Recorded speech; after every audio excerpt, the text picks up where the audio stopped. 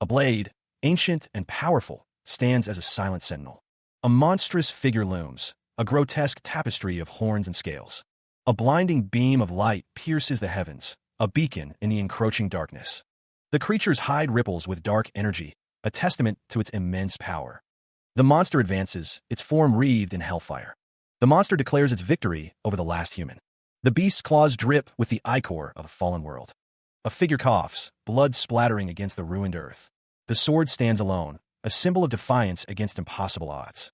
Zephyr stands, battered but unbroken, his sword gleaming with ethereal light. The world had met its end. 1 year has passed since the war against the demonkind was lost. A vast majority of humans have been massacred. The surviving population was captured and used as hosts. As the last survivor of the resistance, he continued his lonely fight up until this moment. The demon lord sits before him, radiating power. The end of the line has been reached. The demon lord Tartarus, the monarch of demons, surveys the last survivor. Tartarus observes, noting that he looks pained, and offers to help him with that. The flow of power slows as Zephyr struggles against the demon lord's influence. Tartarus believes that he can carry out this conversation for a little bit longer. Tartarus recalls his name being Zephyr, the last flicker of resistance. Tartarus states that Zephyr is the first human who has been able to bother him this much in a long time. The demon lord applauds Zephyr's tenacity, while believing that fighting an unwinnable fight is foolish. Tartarus finds those who are weak and without perseverance just weak. Tartarus explains that Zephyr must understand, since he was one who had climbed to the top of the human world, and that's why he will give him an offer. Tartarus's crimson eyes narrowed, his expression a mask of calculated dominance. He commanded, "Work underneath me." Tartarus proposed a grand ambition, a conquest that extended beyond their current world. He continued, "We will go beyond this small world to other worlds." Tartarus's voice boomed, the promise of shared power hanging heavy in the air. "With my power and yours," he declared. Zephyr's gaze remained fixed, his expression unreadable as he considered the proposition. The silence stretched, thick with unspoken thoughts. Zephyr's response was a mere breath, a hesitant acknowledgement of the weight of Tartarus's words. "Huh." Tartarus pressed, seeking confirmation, his tone laced with a hint of disbelief. Zephyr questioned, "Is that the truth? Are you really accepting me?" Tartarus's face twisted into a smug grin, his confidence unwavering. He replied, "Of course." Zephyr's expression hardened, a flicker of defiance in his eyes. He muttered, "It's not a bad offer." "Nonsense." Tartarus's internal monologue revealed the extent of his injuries, his body shattered beyond repair. "With the impact of the fight we just had, my body has been shattered beyond imagination." Tartarus's thoughts turned to his own desperation, the humiliation of begging for his life. Another way for him to see me beg for my life. Tartarus lamented the loss of everything he held dear, the pain of being stripped of his power and status. "My friends, my loved ones, to see me beg for my life to the one who had taken everything away from me." Tartarus's hand clenched, a surge of determination amidst the despair. The sound echoed softly. He stared down at the outstretched hand, the offer hanging heavy in the air. A memory surfaced, a woman lamenting her own awful personality. She always told him to stop cursing. The memory continued. But since Tartarus never listened to her, she placed an interesting spell on him. The grip tightened, the air crackling with unseen energy. Tartarus's expression shifted, a flicker of surprise crossing his face. He thought that if he did that with his hand, his body would explode. Zephyr declared this was his answer to demon Lord Tartarus. He spat out a curse, his eyes blazing with defiance. Energy surged, coalescing around his outstretched hand. The power intensified, a blinding light erupting from his palm. The force unleashed, a shockwave rippling outwards. His eye twitched, a flicker of surprise in the gray depths. A strange sensation ran through Tartarus as he looked at his hand. He stared at his palm, confusion clouding his features. "My hand? What's this?" The confusion deepened. "What just happened to my hand?" Tartarus's expression shifted from confusion to a simmering rage. His eyes narrowed, the first tendrils of fury beginning to take hold. The rage intensified, contorting his face into a mask of pure, unadulterated fury. A primal scream tore from his throat, a raw expression of pain and outrage. The force of his scream shattered the ground around him.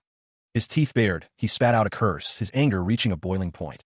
He stood silhouetted against the light, the source of Tartarus's pain. Tartarus roared, "You bastard! You dare dishonor me like this! As a damned human!" He howled in pain, the force of the attack overwhelming him. The dark figure shattered into pieces, defeated at last. And with that, his fight had finally ended. He wasn't able to get revenge for his cherished ones, nor save humanity as they had wished. It ended in vain just like that. At least it should have. A faint sensation returned to his hand. He blinked, disoriented. Huh, what's this? He seemed to be floating in a strange, ethereal space. Didn't he just die?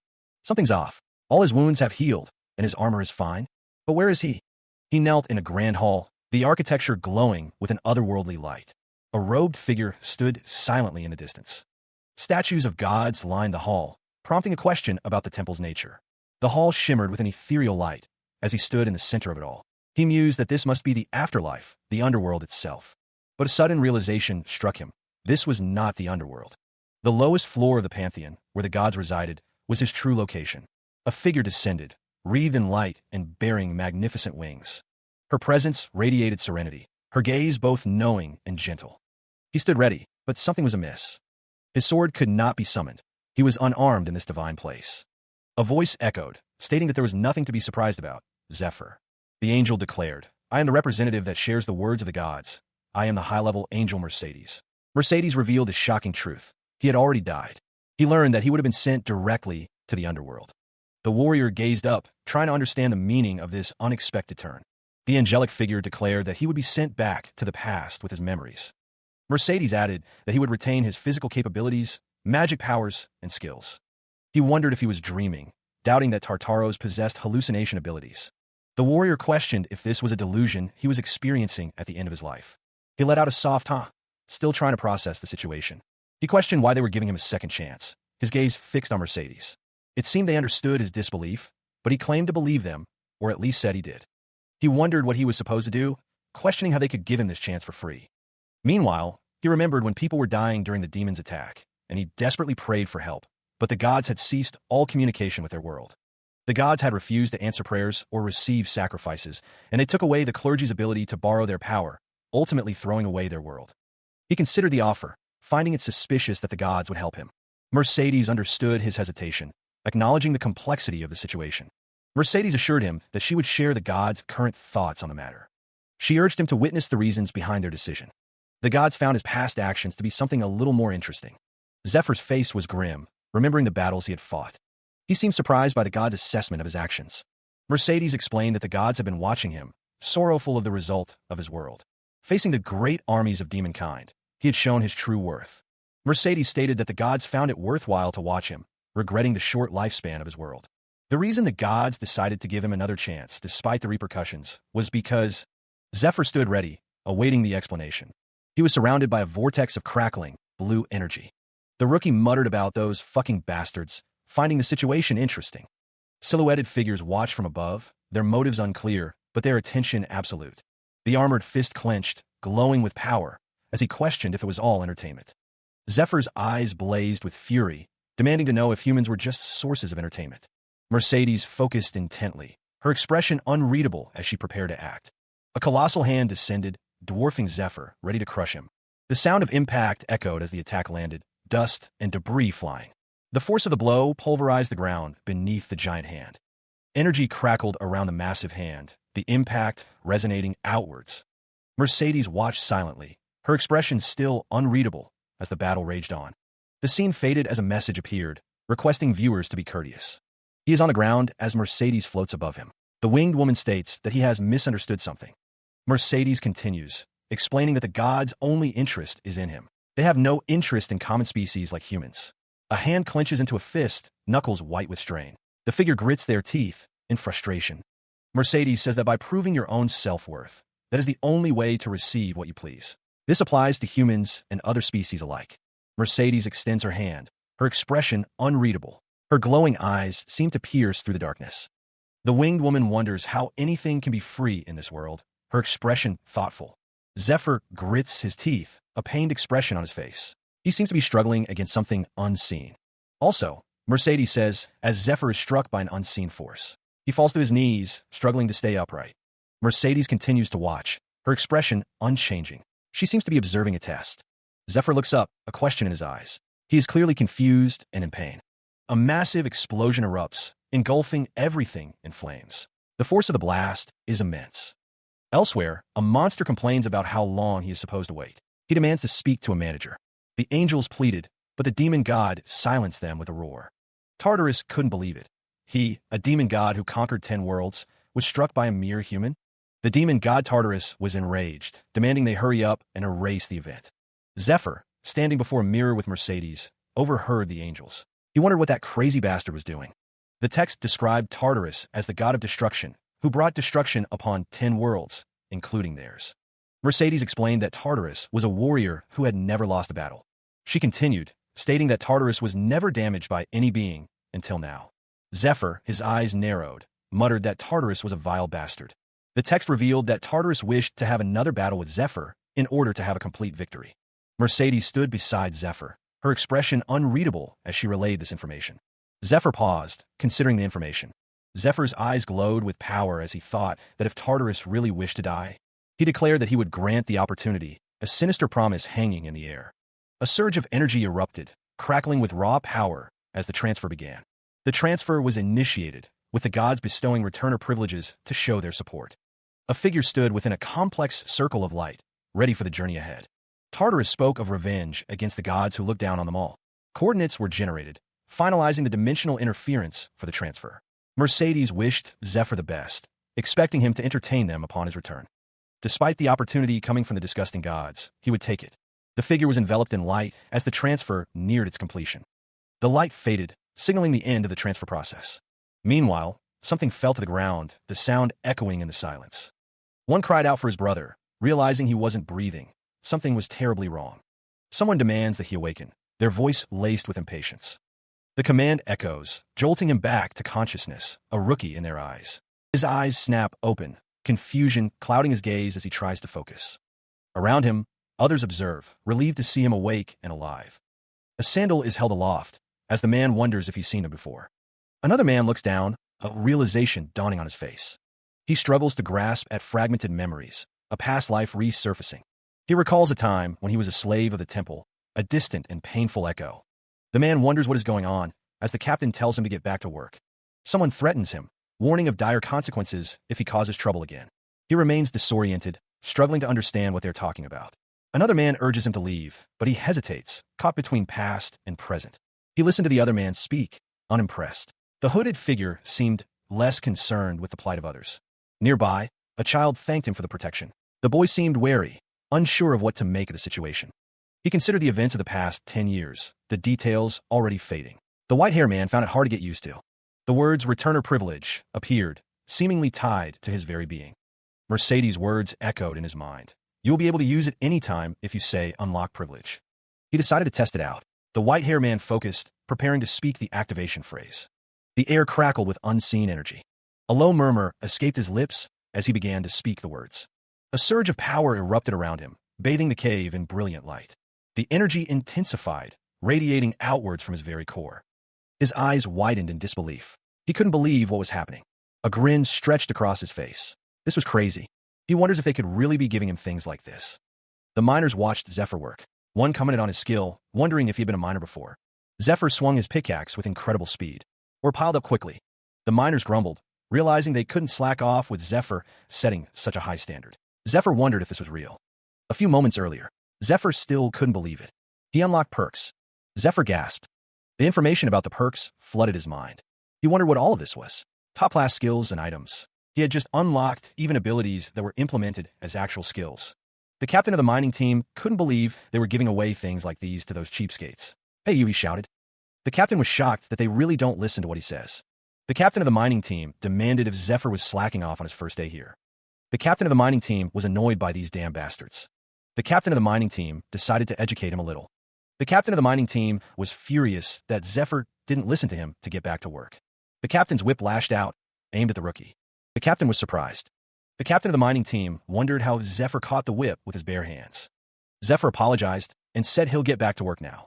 The captain's whip looked slow, probably because of all Zephyr's battle experience up until now. He examined his hand, wrapped in bandages but remarkably unscathed. The skill wall of iron drastically increased his defense, ignoring damage below his power. He swung his pickaxe, showing no signs of fatigue, ready to work all day. Although its conditions were picky, it was a great skill if used correctly. He had received a total of 9 perks, and with his knowledge of the future, he would regain his strength rapidly. A miner recorded the progress, the sound of writing echoing in the cavern. He continued to fill bags with, the work progressing steadily. The overseer declared it was great work, as the system finished calculating the day's workload. Now, the rankings would be announced to the assembled miners. Group F was announced in first place, surprising one of the miners. Oh, so this kid was in my group. In second place was Group B, much to the dismay of its members. What? How are they in? According to the mining team's protocols, the supplies and compensation for the last place group will be divided among the top three. He stood among the others, the weight of their circumstances heavy in the air. Then, the collective would commence their prayer to the great goddess of light, Arya. The voices rose in unison, beseeching Arya to bestow salvation with her eternal light.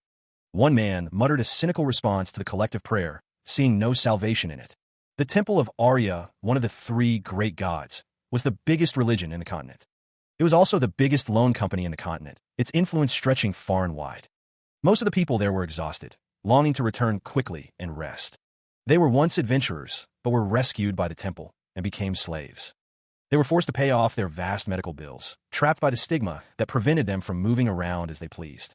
If they went outside the work territory without permission, their heart would stop, and they would die immediately. Demon god Tartarus. One vowed not to let him do as he pleased this time. Revenge would be taken. Also, two hands clasped together, surrounded by a surge of magical energy. The energy intensifies, swirling around the intertwined hands in a vibrant display. The hands belong to a woman, her expression soft as she gazes down at the joined hands. A hand reaches out, bathed in a beam of light. The name Altair hangs in air. Meanwhile, the rookie stands with his head bowed, a bandage wrapped around his right arm. A voice echoes, a promise made. I will protect you this time. Elsewhere, a woman in white robes stands before a bustling marketplace, advertising her store to passersby. Those who will use the store or need a consultation, please come here. Customers clamor for food and drink. One man demands a glass of beer, while another orders 2 baked potatoes. Another patron complains about the prices. They're unreasonably expensive, he thinks. Back with Zephyr, a child looks up at him, a question mark floating above their head. He offers, I'll buy you a drink. Zephyr is taken aback by the child's question. Huh, do you even have money? The child smiles, holding out their hand. I just received mine. He had protected Altair when they were getting beaten up. Altair's group only had the weak people, or so they thought. Altair admitted that they usually came in last place, so this was the first time they'd ever received money. He listened intently to the child's story. That's why they were beating him up, to weaken their group. It just doesn't have to be me, the child thought. Zephyr reassured Altair that he wasn't going to rip off some child, stating that adults have their pride. Altair told him not to come near, finding it bothersome. The shopkeeper asked what he could get for them. Zephyr asked if they had water of recovery. The shopkeeper hadn't seen Altair before, asking if they were new and if they even had money. The shopkeeper stated that it was 1 gold per glass and 4 golds per bottle, adding that if it's bearable, they should just get through the pain. Altair paid 1.5 gold. They resolved to take out a loan to cover the remaining payment. The shopkeeper is asked for the loan forms. A character reacts with surprise, calling out to the shopkeeper. The character exclaims, "Are you crazy?" The loan document is stamped, finalizing the agreement. The shopkeeper warns about the dangers of debt and high interest rates, but Altair silences him. Altair states that they just need to pay them back. A description of the water of recovery appears, highlighting its healing and magic power-boosting effects. Zephyr thinks that with his perk, he doesn't even need elixirs. The Vision of Hermes skill is described, drastically increasing the effect of all potions by 500%. Altair is working in the mines, earning a large sum of money, since they won't be compensated even if they were to work very hard. He pushed himself up, sweat dripping from his brow with each repetition. Altair asked what Zephyr needed to do, his expression questioning. Altair requested that Zephyr contact the hunter team, his tone serious. Zephyr resolved to lead them to where he heard the monster cry, needing to earn money from the dungeons. Monsters were born from warps within magic, their existence a consequence of the world's very fabric. They had caused much damage, but they also gave humans a second chance. Magic stones, crystallizations of magic within the bodies of monsters, became valuable. Before anyone realized it, monsters had become a precious material that humanity couldn't live without. That also meant that dungeons were to be homes for monsters. While dangerous, they were also like treasure chests to be discovered. Footsteps echoed through the stone corridors, each step a deliberate act. Hunters moved as a unit, their armor gleaming faintly in the dim light of the dungeon. Hunters, slaves that were selected and chosen for their combat prowess and specialization in hunting. To compensate for facing the dangers that were monsters, they had a higher base pay and were paid with incentives based on their progress. Elsewhere, he stood with his arms crossed, bandages wrapped around his forearms. He thought there was a reason. An older man gestured emphatically. He asked if Zephyr was listening, adding that they couldn't keep giving him loans anymore. It was because of his current rank. Zephyr couldn't possibly get a single penny more for a loan. He wondered what he should do, considering if he should steal from someone. The text bubble reveals that one can get a loan if they sell their organs. Altair suggests that the temple is currently trying to find sources of fresh organs as research material. Altair asks if Zephyr can show the paperwork. Zephyr confirms he doesn't have to give up his organs if he can pay back the money. Zephyr tells the shopkeeper that he'd like to buy some more potions with the money. Altair tells Zephyr to do whatever he wants, stating that it's him that might die anyway, not her. Zephyr drinks a potion. Altair remarks that he really is crazy, calling him a real man. Altair thinks to herself that this is how another customer gets sold to the laboratory. Rows of potions line the shelves, ready for purchase. Zephyr, a determined look on his face, declares that he's ready to go. A foot stomps down with purpose. A knight asks if Zephyr is assigned to be their guide. The timing, he thinks, is perfect. The reconnaissance team leader, Gerda, introduces himself and his team, Dale and Marco. Although he lacks night vision, Zephyr is confident in his other skills. He shakes hands, ready for the task ahead. Zephyr hopes he can be of some help to the team. The ability to spread mana and heighten senses is crucial for a deep dungeon dive. These skills will be essential. The armored figure reminds him of the money spent on night vision potions, before stating that if he's ready, they should go. Gerda tells Zephyr to carry the supplies with him. The man in dark clothing observes that Zephyr, a miner, uses mana, finding it interesting. Dale is told to shut up. While the others speak, Zephyr remains stoic. He recognized at least one of them, a face from a past life. Transferred to be a hunter, a month after clearing the dungeon, 2 would die if things went the same way. 3 figures walked away, their shadows stretching long behind them. The man with the scar had a pretty good idea on how to use these kids. A foot stepped onto the stone floor, the sound echoing in the darkness. The team approached the dungeon entrance, one of them exclaiming in awe. They descended further, the path winding deeper into the earth. A voice called out, beckoning them forward. "Hey, over here." Hooded figures awaited, one extending a hand. "Team, everyone put out your hands." They stood in a circle, the hooded figures surrounding the team. A hand carefully ties a bracelet, securing it tightly.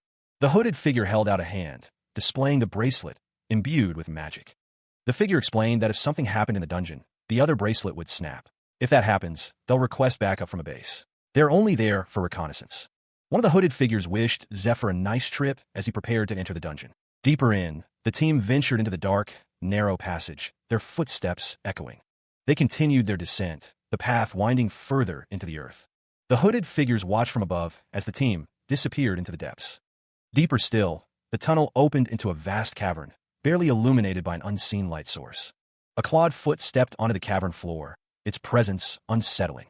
A humanoid canine creature emerged from the shadows, brandishing a crude weapon. More of the creatures appeared, their snarls echoing through the cavern. They paused, the dog-like creatures tilting their heads, equally puzzled by the situation. Zephyr moved with practiced speed, his blade already singing through the air in a lethal arc.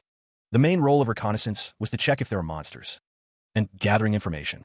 About the inside of the dungeon, the hunter's blade found its mark, severing the creature's head. The team continued deeper into the dungeon, the scale of the cavern becoming apparent. And the attack squad that would have the necessary firepower would clear the dungeon. That's how things usually went. The lifeless body of the dog-like creature lay on the cavern floor, blood pooling around it. Dale spoke, relaying information. There's another breeding ground on the other side of the mine. Of course, since the reconnaissance team was also made up of hunters with combat abilities. Dale called out, "Marco." The hunter grinned, his eyes gleaming. "Hey, why don't we take it over ourselves?" Marco and Zephyr listened to the explanation. If the dungeon seemed easy, some parties would clear it themselves. Zephyr was reminded that they were only supposed to learn about the inside and get out. He considered straying from the plan. The team considered the possibility of stronger monsters. They were only a group of 3, but Marco reminded them that they had 4 people. Zephyr scoffed at the idea of defeating a cobalt dungeon. He pointed out that they were just 3 people and some trash. What were they supposed to do? The man with the hammer told Zephyr to calm down. He asked if Zephyr had a plan, stating he would decide after hearing it. Zephyr's expression hardened, his eyes narrowing as he considered their options. One of the team members suggested they take it out. Another member agreed, saying yes. It was hazelnut leaves and seeds. They would crush these and mix it with the cobalt remnants. Zephyr carefully prepared the mixture, his movements precise and deliberate. Since it was such a strong smell, they could smell it from over hundreds of meters away. A dog-like creature lifted its head, sniffing the air with heightened senses. Saliva dripped from the creature's maw, its tongue lolling out. He held a small, carved object to his nose, inhaling deeply. The creature's eyes narrowed, a low chuckle escaping its throat. Sharp stakes lay hidden beneath a thin layer of brush. The creature's massive paw plunged into the camouflage trap. The plan was simple: lay out a trap. The creature plummeted downwards, impaled on the stakes below, letting out a cry. Gerda watched the creature fall into the trap. See? Didn't I tell you it would work? Gerda listened to the others. What? Sometimes? Are you joking? Gerda smirked, his eyes gleaming with pride. Gerda's expression hardened. What? Clear. They stand within the dungeon's entrance, the knight listening intently to Zephyr. Zephyr admits he went inside and took a look around by himself. He explains that it's just a dungeon with small groups of kobolds. The knight questions Zephyr's confidence, as Zephyr explains his reconnaissance background. Zephyr wonders if they think he can handle the task. Zephyr is told that the decision is his, but the other man would like to offer the choice. It would be a waste to give up a chance like this to other people. The knight thinks Zephyr is pretty useful. Although hazelnut is hard to find, the knight thinks Zephyr is pretty good at preparing and seems to know how to hunt monsters too. The knight says one word to the Human Resource Department with a manager's authority, and Zephyr can immediately be moved to the hunter team. Zephyr thanks the knight. He surveyed the scene, concluding this was the objective. The knight considered his recent efforts, deciding he wasn't a beggar. He resolved to clear the dungeon as thank for the assistance. The knight declared that they had taken care of most of it. Zephyr chuckled, surprised at how easy it had been. The downside, he mused, was the poor quality of the magic stones from kobolds. It seemed the tunnel was clear. He paused, wondering if something was present. Bones? He wondered if they were just remnants. It wasn't just a beast, but a structure. He realized they were kobold bones. Elsewhere, a figure with blonde hair appeared, moving with great speed. The blonde-haired person slammed into something with great force. Dale's eyes widened, a shout escaping his lips as he sees the danger. A massive, serpentine tail crashes down, pulverizing the ground where it strikes. The tail slams into Dale, sending him flying backwards from the force of the blow. A surge of mana flows into the shield, reinforcing it against the unseen threat.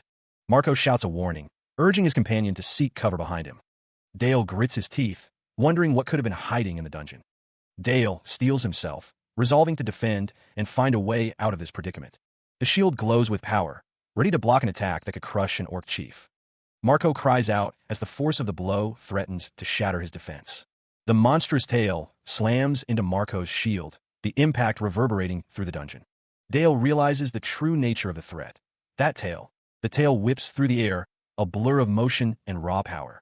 He grits his teeth, eyes narrowed in fierce concentration as the attack commences. A horrifying scream echoes through the dungeon, followed by the sickening splatter of blood.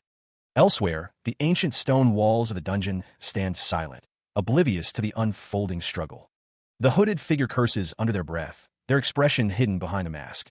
The figure's hand clenches, a string bracelet laced with magic visible on their wrist. The bracelet glows faintly as the figure thinks, if something were to happen to you while you're in the dungeon, the other bracelet that I'm wearing will snap by itself.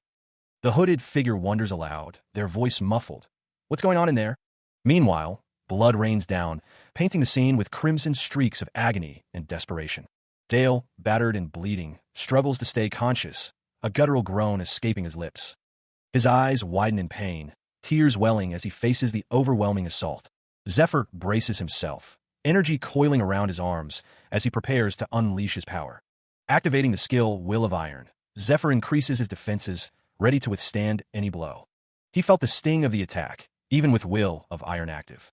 The rookie realized that he couldn't ignore the strengths of the creature species. A monstrous tail lashed out, a blur of purple and black. A cloaked figure stood, bloodied and bandaged, observing the scene. The monster loomed, a grotesque predator ready to strike. Zephyr prepared himself, his arm wrapped in bandages. The monster used pheromones to trick other monsters into thinking it's the same species, and eats the monster that raised it when it becomes fully grown. The cloaked figure spoke, demanding, "Let me borrow that." The armored figure with the spear questioned the demand. "What are you trying to do?" The cloaked figure's hand moved with unnatural speed. Zephyr watched as the cloaked figure moved to intercept the armored figure. A dark blade materialized, humming with power. He spoke only a single word, the declaration hanging in the air. Now. Now then, Zephyr would at least grant his opponent one last wish before the end. The spear materialized in his hand, crackling with energy as Zephyr posed a chilling question. How do you want to die? A new perk manifested before him, its nature still unknown. Perk 3? He recognized the object before him. In other words, a subspace artifact. The artifact pulsed with a soft, ethereal light, illuminating his bandaged hands. Suddenly, a figure in full armor appeared, eyes wide with alarm. The armored figure stood ready, a sword drawn, facing Zephyr. He tightened the bandages around his hand, preparing for a fight. His grip tightened on the makeshift spear, knuckles white. Zephyr knew it would get rough. He steeled himself for the coming battle. The armored figure, shocked, could only utter a single word. What? Zephyr's eyes narrowed as he heard the armored figure's question. What are you doing? He dismissed the armored figure as nothing more than an annoyance. You're not even a combatant. The armored figure, clutching their shoulder, refused to accept defeat. I can't die an embarrassing death behind. He is surrounded by a strange energy, the armored helmet reflecting the light. The air crackles with unseen power, a palpable tension filling the space. The skill, fear, paralyzes the foe with terror, the armored figure sitting in a meditative pose. Yeah, he remembers a story from when he was new to all of this. A story his senior told him when he was new, a tale of a nearby village. A few years ago, a village stood, unaware of the impending doom that approached. A few years ago, an adult predator attacked a nearby village, its shadow looming over the unsuspecting inhabitants. A nearby village, a place of peace and tranquility, soon to be shattered. The adult predator towers over the villagers, its monstrous form a symbol of their helplessness. And they couldn't even move a muscle, paralyzed by fear and the sheer size of the beast. There was nothing they could do, their fate sealed by the arrival of the predator. Except wait for their turns, the armored figure a silent observer of the unfolding tragedy. A monstrous form descends, its presence marked by dripping shadows. A surge of energy explodes outward, a blinding flash against the dark. The attack registers on the face of a helmeted figure, confusion etched in their expression. The monster's assault continues, a swirling vortex of destructive force. The beast unleashes its full might, a terrifying display of claws and teeth. A counterattack begins, a violet energy cutting through the chaos. Zephyr strikes, his spear aimed with precision, a desperate attempt to turn the tide. He notes the skill's effectiveness against fear, a small advantage in a dire situation. Zephyr acknowledges the limitations of his abilities, knowing he can't fully utilize his power. But a surge of determination courses through him, a resolve to overcome the odds. He hopes the monster will force his hand, pushing him to use his full potential. Zephyr vows to save at least one more person, even if it costs him everything. He gripped the weapon tightly, preparing to strike with grim determination. A voice echoes, seemingly content with the current situation. I could ask for nothing more. The figure remains in shadow, the source of the voice still unseen. The weapon pierces through, dripping with a viscous, green substance. He swung the venom-coated weapon in a wide arc, aiming to inflict maximum damage. The attack lands, the venom spreading rapidly across the monster's form. A piercing shriek tears through the air, a testament to the venom's potency. The monster writhed in agony, its form contorted by the venom's effects. The creature thrashed wildly, its pained cries echoing through the battlefield as Zephyr stood firm. The lethal venom burial, made with common herbs, enters the bloodstream and spoils the organs. It also causes excruciating pain. Zephyr's expression hardened, remembering the Venom King. 3 minutes remained until the venomous beast's attack concluded. The monster's entire body pulsed with venom, a deadly weapon. He knew he had to stay alive until then, no matter the cost. The rookie focused, channeling his energy into a concentrated point. The monster's tail writhed, a grotesque display of power. He stood firm against the onslaught, his resolve unwavering. The venomous beast lunged forward, a terrifying predator. Its jaws opened wide, revealing rows of razor-sharp teeth. The monster loomed over him, a dark shadow against the sky. The venom dripped from its fangs, a deadly poison. Zephyr held up a potion, declaring this was for the monster. He gripped his weapon tightly, ready to strike. Energy slashes tear through the air, a silent prelude to violence. He knew with his current abilities, outrunning the monster was impossible. Zephyr gripped his weapon, preparing for a final, desperate stand. He thought he either had to wait until it died in a minute or more energy slashes cut through the air, closing in. He resolved to lay the finishing blow, no matter the cost. Zephyr shifted his weight, preparing to strike with all his might. The air crackled with anticipation, the final moment drawing near. His eyes narrowed, focusing on the monstrous form before him. Zephyr tightened his grip, knuckles white against the worn leather. With a final surge of power, he launched himself forward. The venomous monster roared, its grotesque maw open wide in anticipation. He grits his teeth, pushing himself to the limit. The venomous monster looms below as he descends with deadly intent.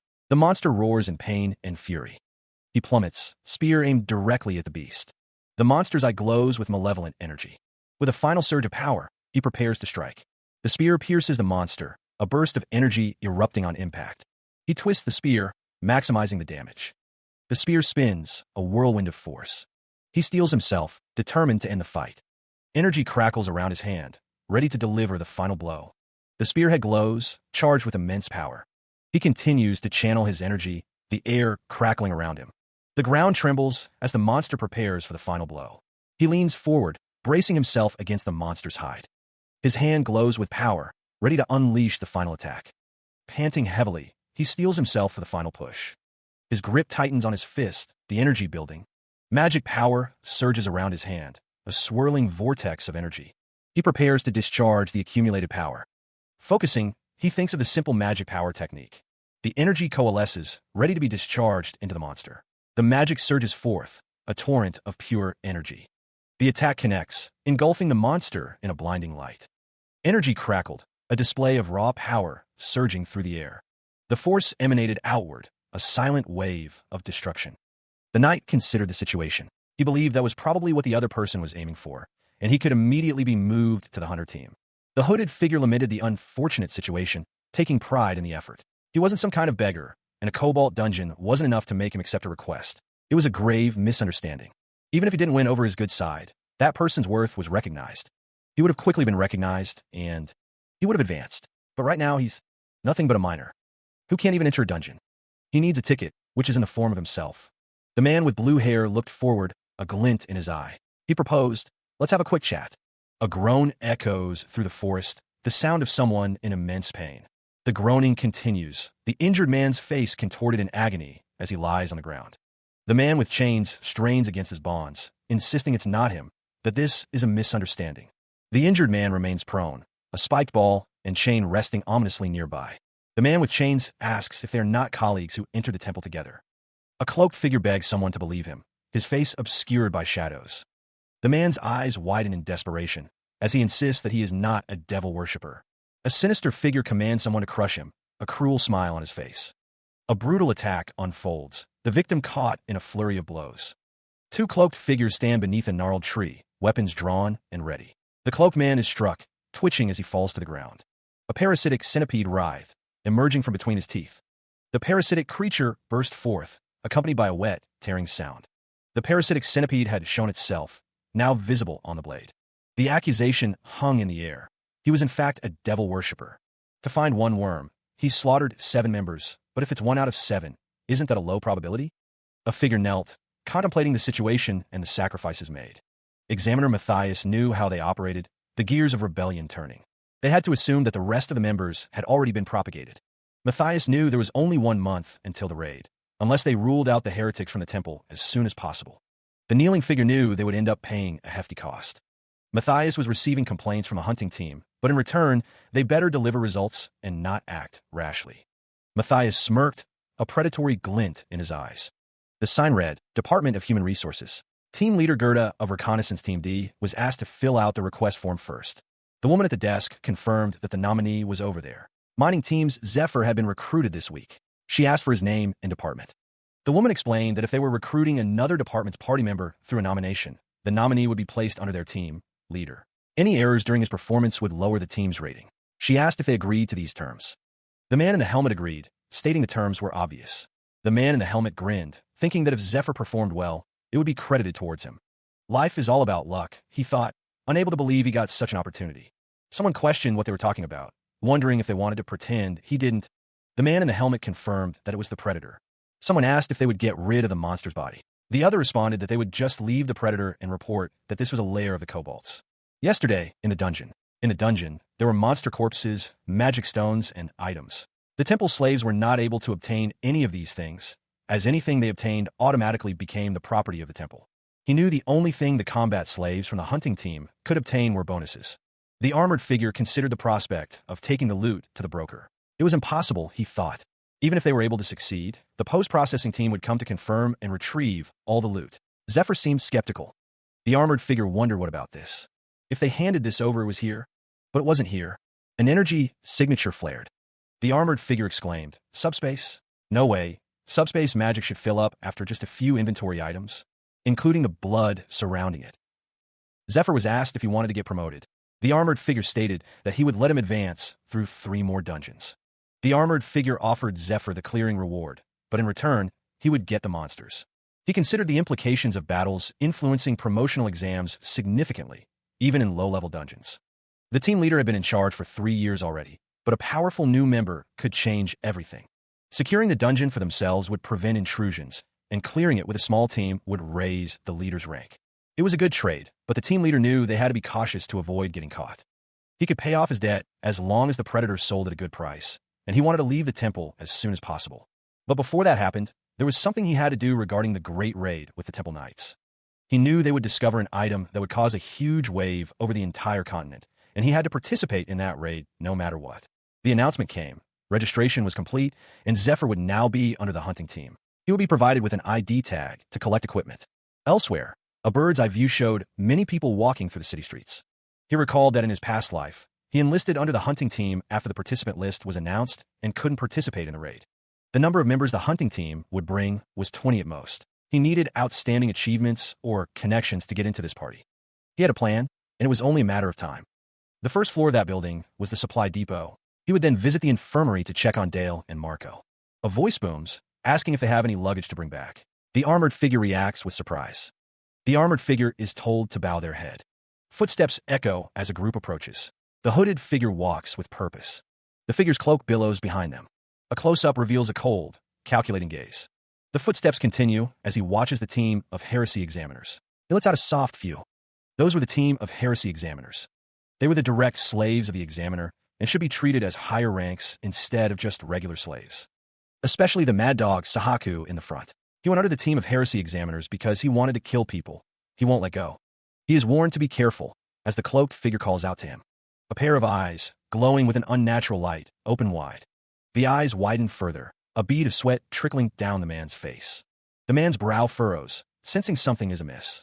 The cloaked figure approaches, his footsteps echoing in the corridor. The cloaked figure remarks that he is dressed like a miner. A man introduces himself as Sahaku of the heresy examiners. The man with glowing eyes stares intently. The cloaked figure introduces Zephyr, who has just transferred to his team. The man with glowing eyes looks up, his expression intense. Sahaku demands that someone state their name and department. He emanates a presence, a palpable force that silences the air. A murderous aura, thick and suffocating, fills the space around them. The others take notice of the shift in the air as Zephyr stands among them. It is certain the power he possesses is undeniable. There is no room for error, even when he is simply standing still. But he has been known to have extremely heightened senses. This bastard is a high-level expert. Blue energy crackles around him, a visible manifestation of his strength. The energy swirls, forming intricate patterns that hint at the power within. Dressed like a miner, he transferred over to the hunting team. All new slaves are performance tested prior to being assigned a department, a test in strength, magic. But such a high-level expert was in a mining team. The nomination to the hunting team was now complete, but something fell off. Sahaku's eyes narrowed, his gaze intense and unwavering. Two hooded figures stood ready, their presence adding to the growing tension. From above, the courtyard seemed a stage for some unseen drama, the hooded figures arranged with deliberate purpose. He was certainly an expert, but not so powerful that he couldn't be questioned. Sahaku's expression hardened, a sinister smile playing on his lips as he spoke. I will ask you a few questions. Sahaku's eyes gleamed with a dangerous light. He continued, his voice dripping with disdain, demanding honest and calm answers. Sahaku's expression was stern. He stated that he had a couple of questions. Zephyr was told to answer quietly and without any lies. Zephyr was asked if he had ever heard about a demon god worshipper. There wasn't anybody that knew about them better than him, demon god worshippers. Believers that worshipped the demon god Tartaros. They were the beings that would lead many to destruction. Betrayers of humanity. As of currently, the only thing that the lower-ranked members should know, there are a couple of facts about them that differentiate them from most other people, Sahaku stated. He speaks of recognizing discrepancies, having decided to work under Lord Marcius. Sahaku demands to be told immediately, declaring that Zephyr is dangerous. Zephyr stands defiantly, a blade held menacingly close to his face. The terms are laid bare. From this point forward, Zephyr must truthfully answer as a member of the Heretics Inquisitors. Sahaku warns him to keep that in mind when answering, his expression severe. Before that, Zephyr's eyes narrow, a flicker of defiance in his gaze. Sahaku is enraged by Zephyr's audacity, his face contorted with fury. Zephyr questions if they should move locations, his tone laced with sarcasm. From above, Zephyr's question hangs in the air, unanswered. Elsewhere, a group of cloaked figures gathers, their presence drawing unwanted attention. Sahaku hopes that Zephyr can continue to uphold his honor as a member of the Heretics Inquisitors. He grits his teeth, a visible fury building within the rookie. Sahaku smirks, his eyes gleaming with a dangerous confidence. He seems to accept the situation, as if this was all according to plan. The masked figure focuses, channeling energy into his hands. A complex, glowing red sigil materializes beneath him. Red energy crackles around Sahaku, the air shimmering with power. The skill Red Field activates, buffing allies within its area of effect. The red energy intensifies, swirling around the masked figure. Zephyr's eyes narrow, a flicker of intrigue crossing his face. He prepares himself, ready for whatever comes next. Zephyr seems ready to accept the challenge, a smirk playing on his lips. He stands ready, legs slightly bent, prepared to meet the incoming attack. Sahaku eyes Zephyr's stance, recognizing it as an unusual martial art. He wonders if he should wait. That's what most people would think, but Sahaku is not most people. Sahaku declares that there's no use in resisting, his form radiating power. Sahaku boasts that he is above everyone inside the red field. With a shout, Sahaku accelerates his attack, his hand glowing with red energy. The force of the blow sends shockwaves through the air. The rookie is struck, the impact creating a burst of energy. He braces himself, attempting to withstand the force of the attack. Sahaku continues his assault, the red energy intensifying around him. Zephyr's hand glows as he prepares to unleash his own power. Muscles tense, he prepares to counter Sahaku's overwhelming force. He is struck, the force of the blow sending him reeling. The attack connects, a crimson aura surrounding the strike. The force of the impact sends the rookie flying backwards. Sahaku's foot slams into Zephyr, the sound of impact echoing. A triumphant grin spreads across Sahaku's face. It worked, but a flicker of confusion crosses his features. A sudden, sharp pain shoots through his leg. He glances down at his leg, wrapped in bandages. The pain intensifies. It's like kicking a steel pipe. The force of the impact reverberates through his fist. Blood splatters as the attack backfires. Sahaku cries out in pain, clutching his injured leg. He clutches at his chest, the force of the blow still echoing. Zephyr stands ready, his stance firm despite the preceding clash. Sahaku crashes to the ground, his sword skittering away from his grasp. An armored figure shouts, "Zephyr, you're right." Zephyr's eyes widen, a flicker of surprise crossing his face. He braces himself, preparing for another attack. Zephyr's brow furrows, a bead of sweat trickling down his temple. A whirlwind of motion and impact fills the air. Elsewhere, a muscular man with white hair swings a spike ball and chain. The man's face contorts into a wide, crazed grin as he says, "Hey, come and play with me too." Zephyr glances sideways, his expression unreadable as he hears the man's words. "Try talking to other people. They might think you're a pet they're raising." The man with the chained weapon approaches, a dark aura surrounding him as he says, He narrowly avoided the incoming strike, the chained weapon whistling past him. The force of the blow shattered the ground, sending debris flying in all directions. The onlookers scramble for cover. "There's rocks. Dodge them," someone shouted, fear evident in their voice. One of the men watching muttered, "Scary guy." Sahaku lay prone, defeated. "I knew he was strong when I saw him fight in the dungeon," he thought. The narration box read, "Although the big guy's morning star flail is breaking apart the ground and filing all of the broken pieces at him." The narration box continued, "He is easily blocking everything." Zephyr deflected another strike, the force of the impact sending shards of rock flying. The weapon crashed into the ground with tremendous force. The man in the helmet thought, what if he wins like this?" The man continued to think, "The upper officers will request an official arrest warrant. If he wins, we won't need to be questioned anymore, and we could just leave." One of the men watching shouted, "Good luck, Zephyr. If you lose, I'll be arrested alongside you for assisting you. Don't lose." One of the onlookers believes it's over, that it's unfortunate for him. He continues to dodge and block with seemingly God-given reflexes, but time is running out. The chain continues to whip through the air, the wielder thinking it should be about time. The chain glows with red energy as it hurtles toward its target. The links of the chain seem to blur as they accelerate. The white-haired rookie continues to evade the attacks, his expression focused. The masked figure swings the chain with immense force, the red energy crackling around him. The red field is being maintained, its power radiating outwards. The masked man roars, his muscles bulging as he controls the weapon. His foot slams against the ground, anchoring him as he continues his assault. Zephyr's eye narrows, a bead of sweat trickling down his face. Everyone else. He is struck, a beam of crimson energy searing across his back. The disembodied voice echoes, promising increased power with the passage of time. Sahaku is wreathed in red energy, the blade in his hand crackling with power. The sound of something breaking echoes through the air. Sahaku's blade drips with crimson energy. Playtime is over now." The voice continues, laced with disdain. "You should have just quietly Sahaku's eyes narrow, the sword held ready. From the very beginning, beg for your life and ask to be sent to prison. I'll make you regret that decision. Crimson energy explodes outwards, engulfing Sahaku as he prepares to strike. The ground trembles beneath Sahaku's feet as he advances, the red energy intensifying. Sahaku lunges forward, the word echoing in the air. Accelerate. The air crackles with energy as the attack intensifies. He is trapped, a cage of crimson energy closing in around him. He remained trapped, bound by the chains, as a sinister laugh echoed. The taunting continued, Sahaku questioning how Zephyr could see anything.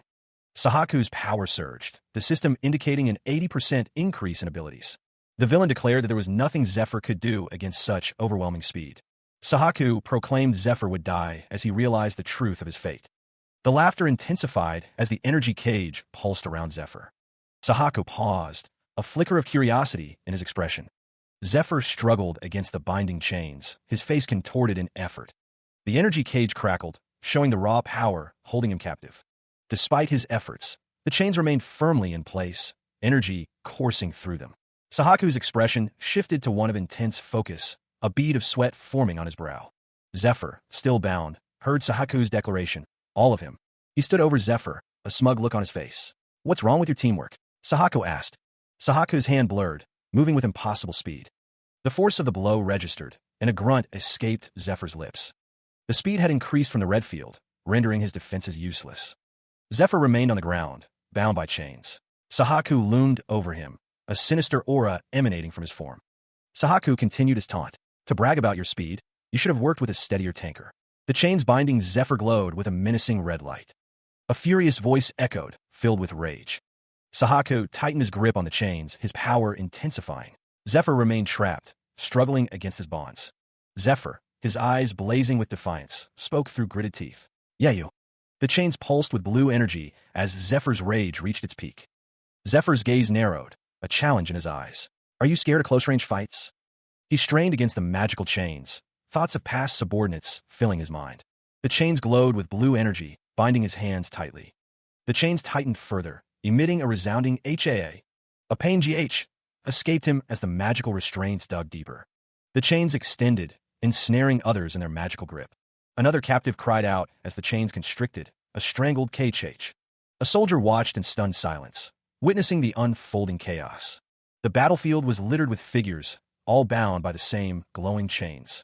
Zephyr, despite his restraints, smirked with grim determination. The soldier on the ground, defeated, questioned his true nature. His identity was now in question. He smirks, unimpressed. It seems they were going to ask impressive questions. Unfortunately, that was the only question they had for him. He retorts that they don't have the right to hear that answer. Elsewhere, a woman with long red hair watches Zephyr from a high window. She realizes that there's no way that guy did he. A man with long red hair orders them to send him here for us. The onlookers murmured, unsure of what they had just witnessed and what had just happened. Sahak had lost. The sound of footsteps echoed in the aftermath. The fallen figure lay prone, his expression unseen. Sweat dripped from his brow, his eyes narrowed in pain. A surge of raw emotion erupted, a primal scream of frustration and defiance. Zephyr's voice boomed, echoing his intent to kill. He had at least finished the first step of his plan, but the problem was when he hears about it. He supposed it was only a matter of time. The next is, Zephyr's muscles tensed, his expression grim. He gasped, struggling to maintain his stance against an unseen force. His body screamed in protest. He couldn't even move a finger as tension gripped him. A tremor ran through him. It was mana freezing. Mana freezing, a side effect of pain and tension when a mana user is depleted. He realized he'd used his mana faster than anticipated with that technique. He cursed under his breath. At this rate, the collection was about to begin. A surge of energy crackled around him, the air thick with anticipation. A looming figure descended, draped in shadows and ornate chains. He struggled to his feet, pushing against the unseen force. The figure loomed over him, declaring its authority under the god alone. Uzra confirmed that the user's mana had fallen to 0. The skill, Wall of Iron, would begin its collection. He faces forward, the words above him declaring the skill's true nature. The reality of the Wall of Iron skill is then revealed. During its use, fatigue and damage accumulate as a debt. When mana reaches 0, the accumulated damage returns in full, like a debt from a loan shark. Many adventurers have used this skill to challenge higher-level dungeons, only to meet their untimely deaths before the god of loan, Uzra. The double-edged sword feasts on the destruction of humans. He glares, certain that someone was drooling as they watched his fight, calling him a goddamn bastard. Blue energy emanates from him. The god of Lone, Uzra, sits upon his throne. A close-up reveals the god of Lone holding a glowing orb. The system calculates the accumulated damages of the user. A figure with chains looms in the darkness. A glowing pendant hangs suspended, chains glinting in the violet light. Below, a figure shrouded in darkness watches as the calculation completes. The countdown continues, the end drawing ever closer. He lies prone, the weight of his own body crushing him. He grits his teeth, knowing he must move, but his body refuses to obey. The countdown ticks on, each second a crushing weight. He cries out in pain, his body screaming in protest. He strains against the invisible force, muscles burning. His eyes fall upon the emergency recovery potion strapped to his arm. The pendant continues its countdown, the moment of reckoning drawing near. Chains rattle, a promise of pain and suffering. A monstrous visage looms, its red eyes burning with malevolent intent. He remains suspended, chains binding him as the countdown continues. The binding chains begin to loosen as he falls through the air. He wastes no time, bringing the potion to his lips. The chains fall away, clattering against the ground. The massive structure that held him begins to retract. A surge of energy emanates outwards. The system confirms the mana count and the removal of the collection countdown. Meanwhile, Sahaka watches, confident in his plans. The system announces the postponement of the collection activity. He lands heavily on the ground. Uzra begins to speak, but is cut off. Sahaka declares that he had anticipated this situation. A lone figure sat amongst the bones of a forgotten world. Maintaining magic was paramount, a bulwark against the encroaching darkness. The effectiveness of mana was key to survival in this desolate landscape. Lying prone, the figure recalled a skill from a past life, one that cost a fortune. It was far too expensive a skill for someone in his current predicament. Zephyr raised a hand, a confident smirk playing on his lips. A voice dripping with sarcasm offered thanks to a monstrous figure looming below. A brutal attack unfolded, painting the scene with crimson. A strange sound echoed in the darkness. The sound persisted, and Zephyr's expression shifted to concern. More sounds, and Zephyr wondered if he had lost consciousness. The sounds continued as Zephyr questioned his location. He awoke to a question, the voice unfamiliar, the situation unknown. The world snapped into focus, revealing restraints and an unsettling greeting. Any sweet dreams? He was strapped to a table, surrounded by gleaming surgical instruments. The implications were terrifying. Zephyr, disoriented and vulnerable, could only ask, "Sister, what is the meaning of this?" The woman in white offered a placid explanation. She said, "Don't worry, this is my workplace." The woman continued, her tone conversational despite the circumstances. Due to that, the loan period as stated earlier is now overdue by without caring for it. The woman's words hung in the air, a chillingly casual threat. Isn't our customer insane? Her expression shifted, a manic grin replacing her earlier composure. The threat became palpable. A glint of steel flashed as a hand raised a knife above a pile of neatly folded clothes. Using our collateral, the woman's voice dripped with false sweetness as she laid out the terms. Now you have accrued interest too. The camera zoomed in on Zephyr's eye, reflecting the terror of his situation. He spat out a curse, struggling against the restraints. The woman loomed over him, her expression cold and unforgiving. She demanded to know if he was planning on paying them back. Zephyr insisted that he would resolve this through conversation. The woman declared that they would be taking everything. She questioned him about the daily loans he had been taking from the store and the interest payments he hadn't paid. The woman's eyes narrowed, asking what he was going to do, suggesting they take his organs now. The woman called out to her men, and one of them responded, affirming her as sister. Zephyr's hand was held down, ready for something terrible. The men prepared to cut off one of Zephyr's fingers. The woman stated that cutting off just a finger was for the customer, and that their temple was easily overlooked. Zephyr seemed to recognize the woman, exclaiming, "Sister, that name, what was it?" He struggled to recall the memory, the stakes painfully clear. The woman in white demanded a sacrifice. Cut it off. A muscular man raised a gleaming blade high above his head. The blade descended with brutal speed. He screamed in agony as the steel bit deep. The severed finger tumbled away. Another piece of him was gone. His eyes widened in disbelief and pain. The knife dripped with fresh blood. The woman's expression shifted to stunned silence. The man with the knife cursed him under his breath. This bastard. She could only stare, mouth agape. Did he just? He reclines, a smirk playing on his lips.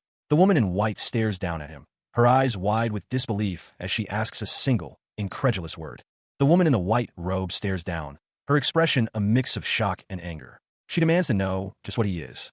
A hand trembles, reaching out towards her. Two muscular men stand behind the woman, one questioning what seems to be the problem, addressing her as sister. The woman in the white robe, now visibly enraged, orders everyone to get out, her voice sharp and commanding. A voice yells, acknowledging the order with a mix of fear and compliance, noting that the sister's mad. The woman in the white robe turns and walks away, her silence heavy with unspoken anger. The hand reaches out desperately, as if trying to grasp something that is slipping away. The woman in the white robe demands to know how he knows that name. The man in bed retorts, questioning how she could think he wouldn't know that name, sister. She wonders if she should call him the monster broker, White Rose, instead. The man remains reclined, a smirk playing on his lips as he listens to her. The image shows Anna Primrose, a sister of the Shrine of Light, and the name of her other persona. It is said that White Rose is a broker who has a connection with the underworld and exchanges monster corpses, equipment, and information regarding people. It's crazy to attempt to clear a raid dungeon with only the cheap equipment you can find from the hunters. That's why he'll need to negotiate with this. Anna Primrose tells him that women need to get some gear. The man responds that he was already on the way to go look for it, and couldn't be happier to do so. He asks why she doesn't untie him first, wondering if she doesn't think he deserves it. The man states that it's awkward to negotiate while he's lying in bed like this. She stood over the tied-up man, illuminated by the moonlight streaming through the window. Why don't we have a productive talk between the two of us? Elsewhere, a building sits nestled amongst the trees, lights flickering from within its windows. A sudden commotion erupts, sending the healers scrambling in terror. A sharp cry pierces the air as chaos unfolds. The man in bed, agitated, is being attended to by the healers. Please calm down, Lyle. A man with white hair clenches his fist, his eyes filled with fury. You don't have the right to carry that. His rage intensifies, a murderous intent burning in his gaze. I'll kill him. He vows to take matters into his own hands. I'll make sure I kill him myself. A figure approaches the scene of the disturbance. What's with all this ruckus? Who decided to cause a scene in the hospital? The figure is revealed to be Sir Ned. Sir Ned addresses the man in bed. You're here. I'll just lie down. Healers, you may take your leave. I'll take care of this. The man with long dark hair states that he has heard stories. The man with the head bandage admits to making a mistake. The man's eyes widen as he holds a knife to someone's throat. The man with long dark hair says that the other doesn't need to worry about it. The man with long dark hair continues, saying that everyone was talking about it. The man with the head bandage recalls what Lord Matthias told him. The man with long dark hair says that the other dares to do this in front of all those slaves. The man with the head bandage is asked if he wants to get beat up like a useless dog. The man swings his knife, grunting. When Sahak first found the demon god worshipper, he thought he had a special talent. However, even if they include the one, he stands over the kneeling figure, unimpressed. The number of demon god worshippers found is just 2. The upper echelon feels a sense of loss towards him. They're asking how much longer they have to put up with him. Now, he makes their holy department a laughingstock in front of everyone. A bead of sweat rolls down his face. A faint sound echoes. The kneeling man begs, just once, sir. He pleads, asking for one more chance. The subordinate says he'll do anything. So please. The man's feet are bandaged. Let's go with what they have always done. The kneeling man says he brought them shame live. Sahak says they'll decide what will happen to him after he does that. The subordinate says if he can't do even this, that would mean they would strip his crimson uniform off him. He presents the wrapped object, commanding the other to use it. The man's eyes widen, a bead of sweat trickling down his brow. A disembodied voice declares it belongs to a demon god worshipper. The orb pulses with dark energy, a malevolent aura surrounding it. The man stammers, recognizing the item as one recovered from a captured demon god worshipper. The voice echoes, leaving the choice of whether to use it up to him. The figure urges him to make a decision he won't regret. His eyes glow with an unsettling intensity, a sinister smile forming. The man trembles, fear etched on his face as he kneels before the figure. The text describes Sahak as a crazy dog and the enemy of all hunters, responsible for the deaths of 26 hunters in the past year.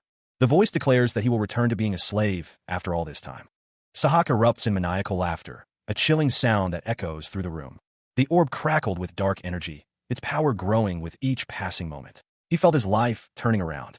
He grit his teeth, a fierce determination burning in his eyes. He couldn't let it end here. The orb pulsed, its dark energy reflecting in his determined gaze. The one who will die isn't him. A figure in a cloak approached, their footsteps echoing through the stone halls. The cloaked figure spoke to Ned, bandaged from head to toe. He was reminded to keep an eye on the orb wielder, lest he cause problems. The cloaked figure narrowed their eyes, assessing their situations from an objective viewpoint. A sinister smile crept across the cloaked figure's face.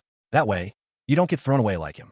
The cloaked figure's eyes gleamed with a hidden purpose. He doesn't understand the true reason why we decided to take. Ned considered the cloaked figure's words. It was because Sahak was messing around that the knights had reduced their suspicions toward them. Elsewhere, under the light in the name of the demon god, Ned Streer, disciple of a demon god worshipper official, stood with Ned. The scroll detailed an important mission, one that would change everything. The symbol pulsed with dark energy. Disturbances could not be tolerated. The order came down. Investigate the martial artist as well. The hooded figure acknowledged the command, a hint of surprise in his tone. He was using their school's martial arts techniques, a dangerous sign. The man with long hair wondered if he had been sent by the master. He found the martial artist suspicious, deciding to confirm his identity using Sahak. The man resolved that if he wasn't on their side, he would be dealt with. His hand tightened around the hilt of the dagger, anticipation building. His eyes narrowed, a cold determination hardening his features. Confusion clouded the hooded figure's thoughts. He didn't understand.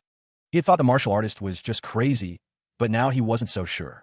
He stood before the massive predator corpse, its size truly incredible. Zephyr watched Ned Streer's reaction. The sheer scale of the beast was hard to ignore, its striped tail hanging limply. Zephyr, arms crossed, tilted his head slightly. He asked, "So do you like it?" Ned Streer's tone shifted, a sudden edge to his voice. "Do I fucking like this?"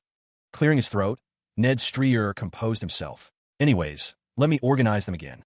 A sale list detailed the goods, a predator's corpse, noting the brain and bone were partially damaged. The purchase list included advanced holy enchanters, rosaries engraved with miracle heal, and salamander stones. Blessed sun's herb, blessed moon's herb, deer antlers, and other ingredients were carefully arranged. Ned Streer held up a hand, counting. "There's nothing on this list that we can't get. But the problem is money. A total of 5,000 gold. The solution was clear. They needed to capture 3 more predators. Zephyr listened intently as Ned Streer outlined the plan, arms crossed. The rookie considered their options, his gaze distant as he processed the information. He turns, his expression firm. Zephyr asks if he could ask for another favor. Then, the group gathered around the table, ready to introduce themselves once more. A large mug sat on the table, accompanied by bread and cheese. Tanker Marco smiled, introducing himself with a friendly greeting, "Nice to meet you." The speaker noted that Dale, though only 3 months on the team, had skills worth taking note of. The atmosphere remained tense, despite the introductions. Someone urged the group to relax and enjoy themselves. Another voice called out, questioning what was wrong with everyone and encouraging them to lift the mood. Marco was described as someone who would be a big help later on, though he seemed unsure if he was liked. The speaker wondered if the welcome ceremony wasn't grand enough, despite their best efforts to provide good food given their debt. Dale had been trying to lighten the mood, but Zephyr had something else to say first. The man with white hair reached under the table, producing a large bottle with a clinking sound. Zephyr declared that he doesn't drink horse piss. He slammed the bottle down on the table, the impact echoing in the room. The others looked on with surprise and anticipation, eager to see what he had produced. One of the men exclaimed, wondering how Zephyr had acquired such a fine bottle in a shabby town.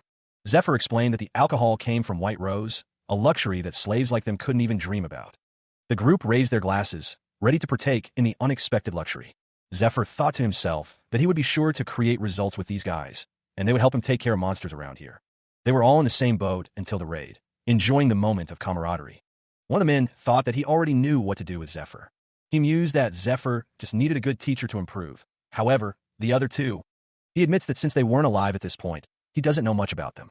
The man wonders if he should get rid of them as soon as possible. He supposes he has enough time to figure that out. The narrative reflects on giving money to those who want money and providing results to those who want to succeed. The narrative continues, discussing giving respect to those who are proud of themselves, but notes there are always exceptions to this rule. Even if that's the case, he thinks he's not the type of person to be nice to those who constantly try to fight with him.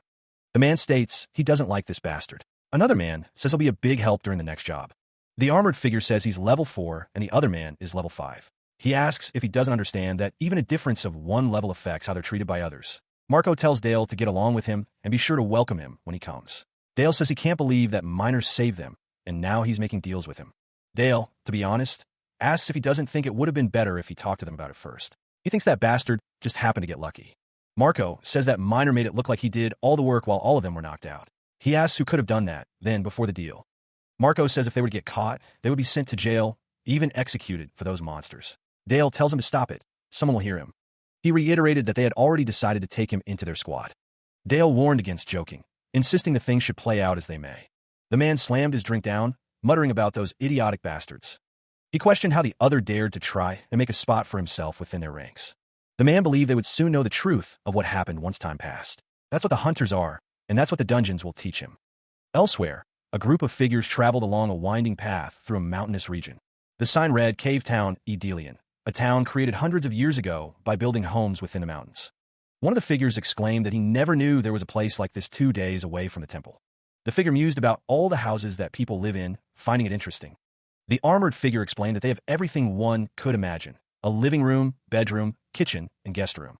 The figure continued, explaining that those sent in this direction from the temple use the inn here to treat others, recalling his own stay as a newbie.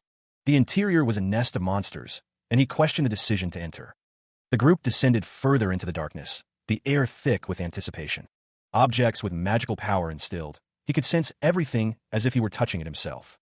Zephyr moved cautiously through the web-filled dungeon, his senses on high alert.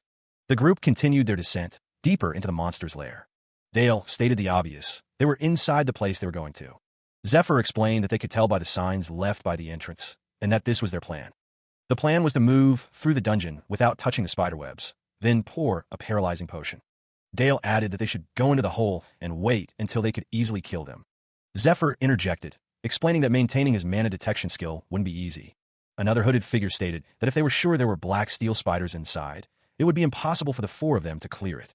Black steel spiders, a spider-like monster that has a hard, steel-like shell on the outside. The nest of black steel spiders was more dangerous than a grown predator. The man in the hooded cloak declared this wasn't a place for the 4 of them. Zephyr considered that to be a good idea. The man in the hooded cloak seemed surprised by his agreement. Zephyr stated that he could easily clear it by himself, a confident smirk playing on his lips. The blonde-haired man didn't think he would come out like that, but he was more certain now. The blonde-haired man thought that the other man was a scammer. Solo hunting a predator, a duel with the heresy examiner, Sahaku, were things he didn't see himself. He was confident that he would be able to clear the black steel spider dungeon by himself. That meant that this dungeon wasn't as dangerous as it seemed. He would see how long the other man could keep up the act. An exclamation escaped his lips. To make a mistake like this, why wasn't it coming off? He cursed, struggling to free his hand from the sticky web. A cluster of spiders, their eyes glowing ominously, descended upon him. His eyes widened in shock as he realized the danger he was in. The spiders lunged, their fangs bared and ready to strike. He screamed, bracing himself for the onslaught of the arachnids. Zephyr steeled himself, a grim determination hardening his gaze. Here they come. He clenched his fist, ready to meet the spiders head-on. The spiders swarmed, their numbers overwhelming. Zephyr spun into action, his movements a blur as he fought off the attacking spiders. He struck with precision, each blow aimed to eliminate the threat. A cluster of spider-like creatures scuttled forward, their multiple eyes gleaming menacingly. The blonde-haired man's eyes widened in terror as one of the creatures lunged toward him. Zephyr extended his hand, a surge of power emanating from his palm. The spider-like creatures swarmed around Zephyr, their sharp legs clicking against the ground. One of the creatures grabbed the blonde-haired man, its claws digging into his arm. The spider-like creature lunged, its fangs bared, ready to strike. Its leg, tipped with a razor-sharp point, descended with deadly precision. Zephyr smirked, unfazed by the creature's aggression. Why? Are you surprised because you couldn't bite me with your teeth? Power crackled around Zephyr's fist as he prepared to unleash his attack. Energy blazed around him, a testament to the force he was about to unleash. The blonde-haired man watched in stunned silence as Zephyr's power reached its peak. He shouts, commanding his allies to close the distance. The spider-like creatures scuttle closer, their glowing eyes fixed on the group. A foot slams down, crushing the dungeon floor. The team advances, ready to engage the monstrous spiders. The team stands ready, weapons drawn, prepared to face the swarm of arachnids. They are surrounded by the dungeon's gloom. A spider descends, its web glistening in the dim light. The creature is ready to strike. The spider-like creature lunges forward, its mandibles snapping. The air crackles with energy. The team knows they're walking into the unknown. They prepare for combat, aware of the dangers that lurk within the dungeon. Marco is instructed to cover his hammer with a scarf. He considers the task, readying himself for the fight. The scarf is wrapped around the hammer's head. It will be difficult to cut their strings with a normal knife. The covered weapon is swung with force, shaking off the spiderwebs. The team relies on their preparations. The hammer connects, and the spiderwebs are shaken off. Although the spiderwebs are getting stuck to the hammer, they're weak. Individually, he can keep swinging. But damn, how many are there? Dozens? Hundreds? He can't catch a break. The sheer number of enemies is overwhelming.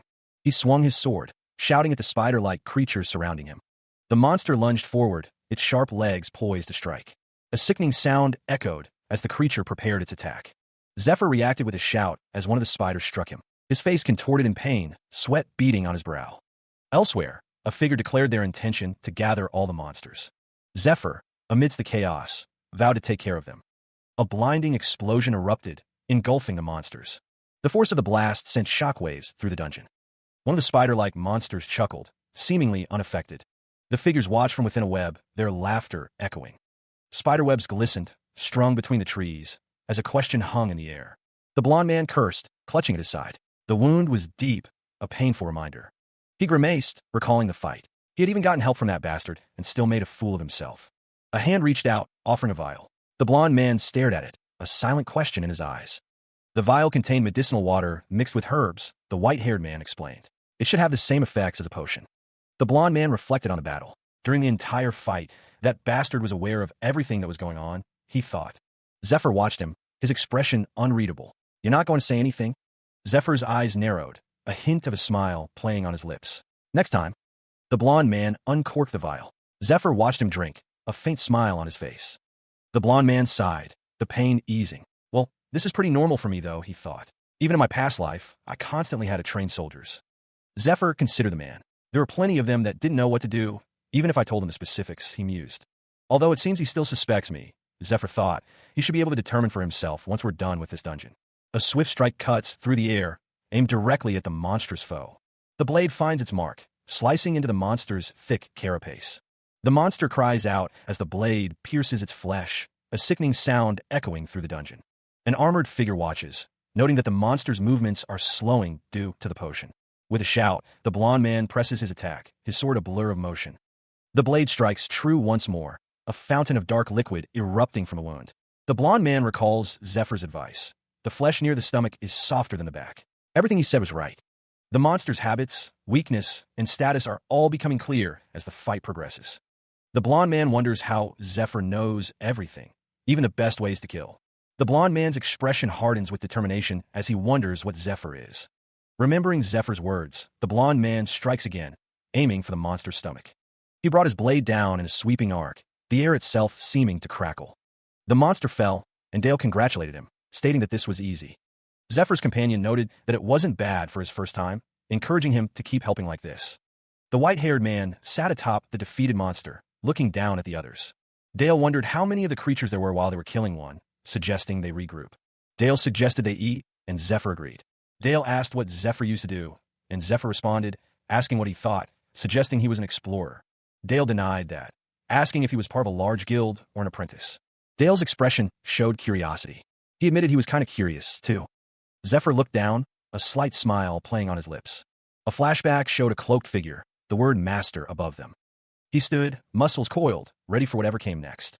The darkness seemed to press in, a suffocating blanket. His gaze narrowed, a storm brewing behind those gray eyes. Before that, one of the hooded figures spoke. "The only thing left is the boss room." The white-haired man stood over a fallen figure, sword in hand. "Then, what should we do now?" With a mighty squeeze, the stone shattered in his grip. He held the scythe, its curved blade gleaming in the dim light. Zephyr's face was grim. "This is as far as you go. All of you get out now." For years had passed. That was the time he spent as a hunter, navigating a world fraught with peril. During those years, many hunters had died, but luckily he had survived. He spent his days as a hunter. During those 4 years, many hunters had died, but luckily he had survived. There was one main reason for this. He always avoided dangerous bridges, ensuring he only traveled on paths that were clearly safe. That was the time. He only followed those who were stronger than him, never thinking it would be so easy. Thanks to that, he wasn't able to rank up as fast. But what was he supposed to do? It's not like anyone was going to protect him. The hunter's expression was stoic, reflecting a pragmatic acceptance of his circumstances. Here now, Zephyr's face contorted with anger as he commanded everyone to get out of his way. He was thinking of clearing the boss by himself from the beginning. Well, I guess we should just leave him be since he decided to do that in order to not be disturbed. Okay, Zephyr cleared his throat, a subtle indication of his resolve. He heard his name mentioned as the group discussed their next move. The armored figure wondered if they could stay with Zephyr until the end. Confusion filled the air as Marco's name was spoken. Marco demanded to know what they were saying. Another voice chimed in, suggesting it would be better with more people. The armored figure exclaimed, surprised that even Dale felt that way. Marco urged everyone to wake up, insisting they would die if they tried anything risky. Someone shouted to try and stop them, or do something. Zephyr. He stood with his arms crossed, a cold expression on his face. Weren't they useless to him? A misunderstanding, perhaps, flickered in his eyes. Zephyr told them to get out, but clarified that didn't mean they weren't doing anything.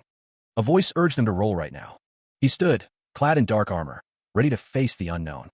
A vast network of spiderwebs filled the cavernous space ahead. He ventured deeper, the path ahead shrouded in shadow and webs. Each step crunched on the cavern floor, echoing in the oppressive silence. The armored figure pressed on, deeper into the spider's lair. Zephyr steeled himself. He thought, almost there, just right ahead would be this dungeons. The sign declared this area the breeding room for the queen spider. Giant spiders lurked in the shadows, their eyes gleaming menacingly. The spider's massive fangs dripped with venom, ready to strike. Night spiders, the bodyguards who protect the queen's breeding room. Queen Spider, master of the spider dungeon. He narrowed his eyes, focusing on the dangers ahead. A foot presses down, testing the ground. The room is vast, and the spider knights are vigilant. The knights protect the breeding room, ensuring the queen spider can lay her eggs, never leaving their posts.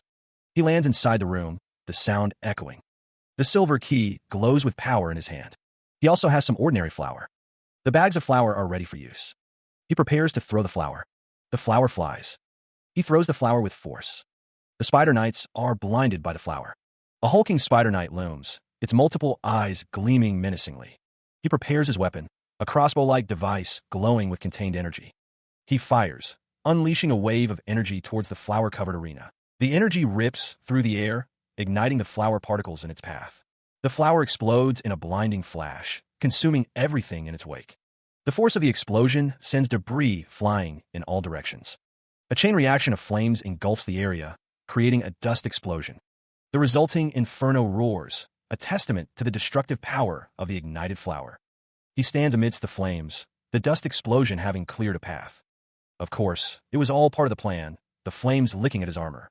The spider-like creature screeches, its form radiating heat and energy. An arrow pierces the creature, but it seems unfazed by the attack. A voice declares that the arrows are indeed poisoned, as the spider-like creature continues its assault. The creature is identified as being affected by one of the 72 toxins of Poison King Fade, causing extreme pain. Despite the poison, the spider-like creature continues its assault, undeterred. The spider-like creature moves with incredible speed, its form a blur of motion. The creature's multiple eyes gleam menacingly as it advances. The spider-like creature continues its relentless advance. Zephyr explains that the black steel spiders produce webs, and squeezing a pouch will shoot them out. The armored figure asks if the webs will work on the spiders, and Zephyr confirms they will stick unless the spiders secrete a special liquid. The plan is revealed. They need to lure the spider-like creatures outside. He aimed a crossbow, the specialized webs ready to deploy. The webs shot out, thin strands flying through the air. The specialized web connected with the spider-like creature's armored body. Zephyr watched the web connect, a plan forming in his mind. The web pulsed with energy, adhering tightly to the creature. The spider-like creature struggled against the sticky threads, its movements becoming restricted. He readied his stance, preparing for the next phase of the trap. He steeled himself, knowing the fight was far from over. Now it's just the one-night spider. Zephyr's gaze hardened, his focus solely on the trapped creature. The spider-like creature thrashed violently, emitting a guttural cry. Its struggles intensified, the creature's rage palpable. The creature's thrashing only tightened the webs, further immobilizing it. He sprints forward, a sense of urgency driving him onward. Something is coming. A dark tunnel looms, a silhouette barely visible within its depths. The feeling of dread intensifies. A guttural sound echoes, a monstrous cry that chills the bone. The air crackles with unseen energy. A grotesque figure emerges, its multiple eyes glowing with malevolent intent. It is a creature of nightmares. He continues his desperate flight. The message is clear. The queen is coming. An armored figure stands ready, a spear held firm. They prepare for the inevitable confrontation. The monstrous figure oozes a viscous substance. It bubbles and writhes, a sign of its vile nature. The substance drips, a trail of corruption left in its wake. The air grows heavy with its presence. He is surrounded by the queen's poison. Its tendrils reach out, threatening to consume him. The queen's poison is described as a strong acid, but its special effect is what truly makes it terrifying. The poison has an innate curse that will disintegrate your defense and regeneration capabilities, a voice explains. People with low magic resistance won't even have a chance to be scared before they fully melt. If you want to live, don't let it touch you. Dodge it for your life, a voice booms as something approaches. The ground trembles, the air thick with anticipation of what's to come. He leaps away from the crumbling stone, barely escaping the unseen danger. A monstrous appendage slams into the ground where he once stood, shattering the earth. He backflips away from the creature's attack, the air shimmering with displaced energy. The appendage strikes again, leaving trails of destructive energy in its wake. The monstrous creature reveals itself, a hulking silhouette of claws and malice. Dust and debris rain down as the creature's attack obliterates the surrounding terrain. A figure watches the chaos unfold, his expression grim and determined. The creature continues its assault, each strike carrying the force of a collapsing mountain. He narrowly avoids another blow, the creature's power threatening to overwhelm him. "Everyone to their places," the figure commands, his voice cutting through the din. They watched with bated breath, the armored figures bracing for impact. He moved with blinding speed, a fiery aura enveloping his form. Falling like a comet, he descended towards the monstrous form below. The strike was imminent, poised to cleave through the beast's armored hide. The impact zone glowed with searing energy. His blade flashed, a blinding arc of light aimed at the creature's core. He landed with precision, ready to deliver the final blow. The monster shrieked in agony, its armored shell beginning to crack. He pressed the attack, his movements relentless and precise. Each strike landed with earth-shattering force, the ground trembling beneath them. The air crackled with energy as the battle reached its climax. He unleashed a final, devastating wave of power. He unleashes another strike, the force of it rippling outwards. His expression is one of grim determination as he faces the monstrous foe. The monster roars, a guttural sound of pain and fury. He declares that he will be tanking from the front line. He knows that he is the only one who can take the boss head-on. He states that he will be drawing the attention of the boss. The armored figures are told that they will be dealing damage to the boss to defeat it, and they express their confusion. A hand grips a weapon tightly, ready for the coming battle. The armored figure stands ready, weapon in hand, safety being a top priority. One of the armored figures insists that's what they did, know what they did. The armored figure's grip tightens, the sounds of exertion echoing. A voice wonders if it's even possible to defeat such a thing. He stands on the cracked earth, gazing up at the colossal beast. Zephyr narrowed his eyes, a plan forming in his mind. He knew what he had to do to distract the enemy. A monstrous, spiky creature loomed, its form radiating heat and menace. The air crackled with unseen energy. A lone figure stood against the desolate landscape, spear in hand, ready to face the looming threat.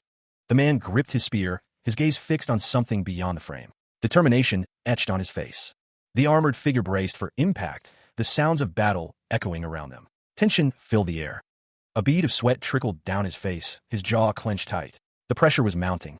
In the shadows, orders were barked. Food and equipment were demanded, their voices laced with arrogance. One of the figures scoffed, questioning if the other was a hunter. He mocked their ability to fight, declaring their usefulness was limited. Frustration boiled over. How much longer would they have to endure this treatment? He swallowed hard, his expression a mask of barely suppressed rage. The injustice burned within him. His eyes narrowed, a fierce determination burning within. There was no need to be afraid, not here, not now. He stood ready, sword in hand, declaring that they could fight this threat. From behind a helmet, Dale's voice called out, filled with urgency. Dale's expression hardened, a grim determination settling over his features. Zephyr engaged the monsters, knowing they had never faced such creatures before. However, the situation was more complex than it initially appeared. Something had changed since the silver-haired figure decided to join them. The monstrous figures loomed, their multiple eyes glowing with an eerie light. Dale recalled that Zephyr had been able to predict everything up to this point and urged them to believe in him one more time. With a shout, Dale charged forward, brandishing a massive hammer. Frustration boiled over as Dale struggled with the situation. Dale's anger flared, lamenting that no one would listen to him, questioning what he would become if they continued down this path. Dale screamed, a desperate plea to be joined in this fight. The armor shatters, the explosion rippling outwards with immense force. He swings his axe, the blow carrying tremendous weight and speed. "We can damage him once we get inside," a voice declares, revealing the plan. "Her outer shell is the only hard part." Zephyr smirks, his eyes gleaming with determination. "Try out then," he challenges. The blade glows with heat, ready to strike with precision. The air crackles with energy, a silent prelude to the coming strike. With a grunt, he slams the hammer down, the impact sending shockwaves through the ground. A voice echoes, pinpointing the vulnerability. "This is where you aim for." The bundle of nerves located at the center of the leg is exposed. "We'll cut it with the blades covered in the paralyzing potion," he declares, preparing to strike. A blonde-haired figure smiles with anticipation. "Have a good feeling." The blade descends, poised to sever the exposed nerves with deadly accuracy. He raised his sword, ready to strike the exposed nerves he had discovered. A flicker of panic crossed his face. He realized he couldn't dodge the incoming attack. With a burst of speed, Zephyr managed to narrowly evade the monster's assault. The grotesque face of a monster filled the space, its eyes glowing with predatory hunger. Again, he was forced to dodge, narrowly avoiding the creature's snapping jaws. A man with white hair glared, his expression filled with contempt. "What are you staring at? You fucking insect." He focused, preparing to strike with renewed determination. Zephyr's blade finally found its mark, slicing through the monster's defenses. He grits his teeth, determination etched on his face. This skill is truly unbelievable. Someone is blocking all of the queen spider's attacks. It's so fast, it's hard to keep up with the movements. They believe they are too weak to do anything significant. It would be better if someone else dealt the damage. A man with white hair declares that it is enough, as long as the attack lands successfully. The queen spider keeps her focus on him while he burns all the eggs. She won't pay any attention to the others. The man with white hair stares intently, his expression unreadable. He knew it. It's just like he said. It's already been 5 minutes since the battle started. Zephyr faces the massive queen spider, his sword raised, ready to strike. The battle continues. The black steel queen spider has one special characteristic. Queen spiders usually stay in the breeding room to lay eggs. Because queen spiders usually stay in the breeding room to lay eggs, they have a habit of limiting the movement of their back legs. Because of that, the space behind their legs are usually safe, excluding the stomping attacks that they do in their spider webs. Most of their attacks will be focused on targets in front of them. Zephyr prepares to exploit this weakness. He leaps toward the massive queen spider, dodging a sweeping attack. The knight recalls the spider patterns he learned from battling in dungeons. It's also revealed that Zephyr is drawing the queen's attacks. The man shouts that if they can stop her with the paralyzing potion, they'll be done soon. The knight steels himself, declaring that they can do this. The knight repeats his declaration, his eyes filled with determination. The queen spider's leg is struck, splattering green fluid. The knight swings his weapon, preparing for another strike. He lands gracefully, ready to continue the fight. The queen spider's legs twitch, reacting to the attack. Zephyr is sent flying as the queen spider roars in pain. The queen spider's glowing green eyes focus on her attackers. The queen spider's monstrous maw gaped open, unleashing a deafening shriek. He stood his ground, weapon ready, bracing for the inevitable onslaught.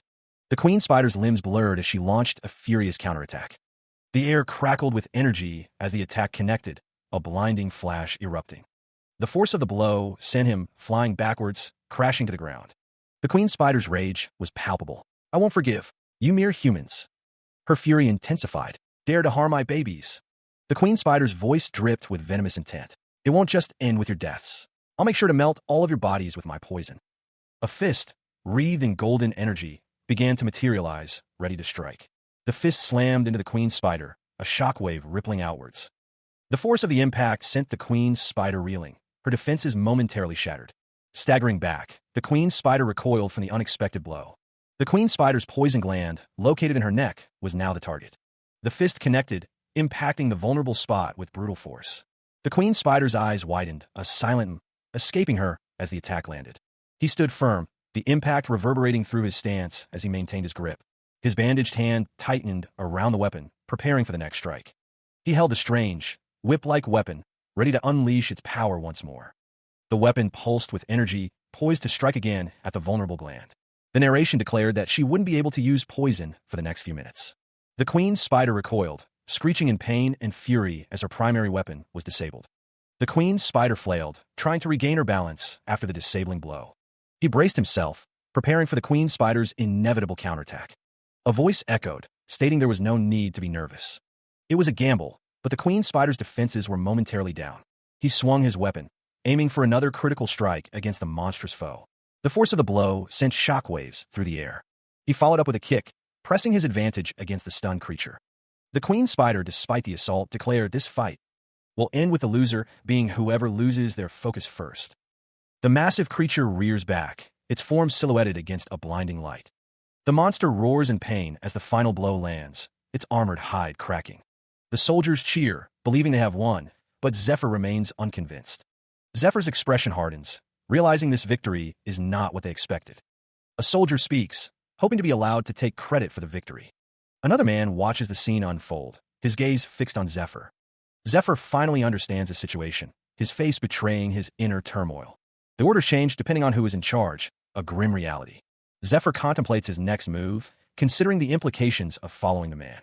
The man explains that they cannot take all the loot because of the queen spider signs. A hand clenches, deciding to give a couple of the bigger spiders to White Rose. He listened to the man's words, only wanting to take what they needed. His subordinates insisted he rest, offering to take care of everything. Zephyr brushed off their concerns, stating he was good at dissecting monsters and offering them water. The men questioned if they were making Zephyr wait, but he simply chuckled. Zephyr mused that if things continued this way, they wouldn't have to worry about getting killed by Usura while hunting. He considered his team, thinking that the three of them weren't too bad. However, Zephyr knew that his current allies were all they were.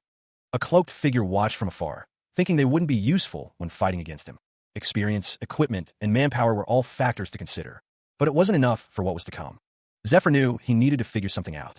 The speaker marvels at the sight, confirming that it is indeed a temple. A voice calls out to the predator, surprised they returned with something so precious. The speaker states that what was promised has been delivered, urging the recipient to put it to good use. A hand reaches out to receive a bulging sack, seemingly overwhelmed by the sheer quantity of its contents. A woman thanks the individual for their act of kindness, assuring them the goddess will reward them. She offers subspace pouches if needed. The bag is transferred, its weight evident as it changes hands. Someone observes the shady dealings within the temple, finding it quite interesting to witness during the day. Temples are thought to be holy places, untouched by corruption. The money donated by worshippers to temples continues to pile up, resulting in entire cities being constructed around them. Temples thrive because the temple knights and battle slaves ensure that monsters don't approach them. A suit of armor stands as a silent sentinel. Zephyr acknowledges that safety is an expensive luxury, but a necessary one. A warning echoes. Securing safety will become difficult, even at a great personal cost. They were fortunate that the buyers for both the Predator and the Black Steel Spider arrived on time. The woman mentions they received a good price for the Black Steel Spiders as they walk together. The woman's words impress Zephyr as she inquires about the next steps. The woman explains that 48% of the target has been reached and 20% of the sales went to paying off the temple's debt. Zephyr states that he requested the lab to be cleaned. The woman presents the work clothes and entrance pass, along with a purchase list for a Silver Alchemist set, rental. She explains that since alchemy sets are big and have important pieces of equipment, she couldn't borrow it, but everyone gets off work at 7, so he can use it then. Zephyr agrees, stating that this is safer than trying to steal it anyway, and to clean up after he's done. He mused that they might call him to clean up the lab. With no other choice, Zephyr walked alongside the woman in white. The woman assured him that she had paid well, so he shouldn't worry, adding that this was where he was. A sudden realization struck. He had been looking for someone. A man with long, dark hair asked if Zephyr would mind making time to talk and share some news. Zephyr turned his head. The man shushed, a sinister smile playing on his lips. Zephyr was surprised, never thinking he would meet him now. The man revealed himself to be Ned, a member of the Heresy Examiners. Ned was one of only 12 Class 1 examiners, a skilled member acknowledged even by the temple. And when it came to his journey, the woman in white robes wonders what she should do. She recalls that Ned is the Sahaku's superior, the one beaten by the guy behind Zephyr. They are pretty bold, she thinks, to fight with a member of the clergy present. The woman in white robes suggests they talk another time, offering a lower interest rate. The woman with red hair asks if she can at least ask about something urgent. The woman with red hair asks Zephyr why he doesn't come too, asking how that sounds. The woman with red hair says that now that she thinks about it, he has a nice relationship with her Sahaku. Zephyr wonders who that is, remarking that his memory isn't that good and he can't seem to remember useless people. His gray eyes narrowed, observing the unfolding magical display. Streaks of orange and blue energy collided in a dazzling explosion. The magical energy intensified, creating a blinding light and powerful gusts of wind. Dark silhouettes of birds scattered as the magical forces surged around them. The blonde-haired figure exclaimed, surprised by the sharp magic energy present. She crossed her arms, noting the strength of the reaction to the magic. The observer realized he was not just a normal battle slave. The long-haired figure considered that he might even be beyond the Temple Knights. Now that he was close, the figure understood why Sahaku couldn't stop himself from going against him. The figure clarified that although he was close, he was not there to fight today. A hand crackled with magical energy, its purpose yet unknown. He and another figure stand side by side, crackling with opposing energies. The red-haired man seems eager. Hell, let's have some fun. A voice echoes with contempt. The unseen speaker directs their anger at someone they consider a bitch. A booming voice commands absolute obedience. The unseen figure demands, both of you kneel. The two figures, now kneeling, face a woman bathed in golden light. She stands tall, radiating power as she looks down on them. The text describes this slave's engravement, a right given to followers of light to mark slave. Those marked must follow their orders. Zephyr kneels, a mark visible on his arm. He appears defiant despite his position. The woman in white stands over the kneeling figures, her presence commanding. Dust motes swirl around them. The woman's hand glows with power. Her expression is stern, her intentions unclear. Zephyr remains kneeling, his face partially obscured by shadow. He grits his teeth. The unseen speaker's voice is filled with rage. What do you think you are? Are you crazy? Do you want to die? The woman in white addresses the kneeling figure. That's it. I need to teach you a lesson. Follow me. He stood beside Ned as the woman spoke, adding Ned's name to the list. The woman's expression hardened, declaring the boy to be her toy. Ned's eyes narrowed, a silent promise of violence hanging in the air. He would kill anyone who tried anything. A hollow laugh echoed through the stone halls. The woman, standing on the steps with a small dog, admitted that the bastard was dangerous, her voice tinged with a hint of fear. She was still shaking. Ned's assessment of the situation was grim. He knew the person was a Class 1 examiner, strong, and fought in a way no one understood. The woman spoke, her words hanging heavy in the air. Anyways, seriously, the woman scolded Zephyr, frustrated by his dangerous actions. She threatened to kill herself if he caused any more trouble. The woman's expression was stern as she reminded him that he was her money printer and needed to take care of himself. He felt a gentle touch on his cheek. She urged him to be careful, concern etched on her face. She admitted she wouldn't be able to protect him outside the temple. Ned clasped his hands together, a sinister smile playing on his lips. His eyes glinted with an unknown intent. Ned remarked that he was just saying hi. He added that if Zephyr really tried to start something, he wouldn't have been able to do anything. Ned mused that the fact that Zephyr was showing himself must mean that they're almost ready. The woman in white stated that she needed to hurry too. Zephyr asked where she was going, and she replied, the lab. Ned asked Zephyr to grant him one more favor, a sly grin spreading across his face. The woman in white looked back, a confused expression on her face. She wondered what was happening now. Meanwhile, a cloaked figure approached, muttering to themselves about how serious the situation was. He was clearly not pleased with the current situation. The figure with blue hair questioned the meaning of the order. The figure seemed incredulous at the idea of becoming a slave. Ned acknowledged his grudges against those people, but still considered the plan. Ned revealed that 2 infiltrators disguised as priests had been exposed and executed. The figure with blue hair reported that security had been increased. The figure stated that the previous option was no longer viable. Ned paused, considering another approach. Ned declared there was still one way to get their people in. The figure with blue hair explained that the followers of light wouldn't suspect those who'd been marked. The figure with blue hair outlined the plan. Get marked, infiltrate the Temple of Light, and steal the loot. A mission, it seems, is the only thing that he can do. Ned's expression hardens as he listens to the unseen speaker. The followers of light won't have a clue, as they have found a way to nullify the mark. However, Ned acknowledges that they can't use it now. He is told to wait until they have the perfect timing, then they'll make sure that they pay those dirty followers of light. Elsewhere, the sounds of construction echo through the village. Figures move about, reinforcing the village's defenses. One of the villagers suggests they get some food first, asking if it's already time to eat. Another villager laments that this is what they do every month, questioning why the barrier keeps getting damaged. A villager explains that they have no choice. A small village like theirs can't pay for protection from the temple anyway. That's why they need to build a barrier like this. One of the villagers says to come on. Once they see a monster, he'll just go for the head like this. One of the villagers believed someone from the temple had arrived. A strange, ornate pendant hung around the neck of the robed figure. A stitched scar bisected the man's cheek, a grim line etched into his face. Ned stood, his gaze fixed on some unseen point, as a villager stood behind him. He questioned what brought them to this lowly place, his tone laced with disdain. The villager with the hat asked how many people were present, seeking information. Another villager responded, estimating around 50. Ned's expression shifted, a sinister smile spreading across his face as he held the pendant. A surge of dark energy crackled around Ned, the air vibrating with unseen power. The dark energy intensified, swirling around him like a shroud. Tendrils of dark energy lashed out, striking fear into the hearts of the villagers. Ned's form contorted, his features twisting into a monstrous visage. The transformation completed, Ned stood as a being of pure darkness and malice.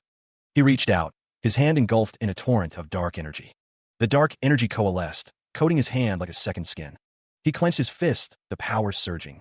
This was his new power. Images flashed through his mind, the humiliation he had suffered. His eye twitched with rage. He would never forgive that. A sinister grin spread across his face. He would make sure they paid 100-fold. Laughter erupted from him, a sound of pure, unadulterated madness. The Temple of Light Laboratory stands ready, a facility dedicated to the research and creation of potions and equipment. Among the ingredients are blue herb residue and lita tree bark, components for concoctions of unknown purpose. Rotten cobalt body fluid, bark covered in fungus, gray centipedes, and corpse mushrooms are also present, hinting at darker applications. The recipe calls for boiling these ingredients together with the queen spider's poison, a deadly combination. The concoction is complete, its creation shrouded in mystery. The 72 deadly poisons of Poison King Fade, number 61, Zagan, are now ready, a testament to alchemical skill. Elsewhere, Zephyr stands shirtless, a fresh scar visible on his shoulder, as he listens intently to the woman before him. The text speaks of death if Ned and other inquisitors interfere. Ned is told that he said he would protect her in the temple. She asked if he will lose money if she dies. The woman in white looks off to the side, seemingly in thought. A diagram of a human body is shown, with various points marked on it. What in the world is this?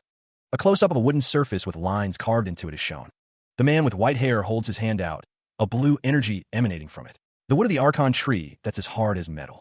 The man's hand slams down onto the wood, breaking it into pieces. The man's hand is now covered in needles, sticking out in all directions. The woman in white thinks to herself, amazing. The man with white hair holds the needles over a flame.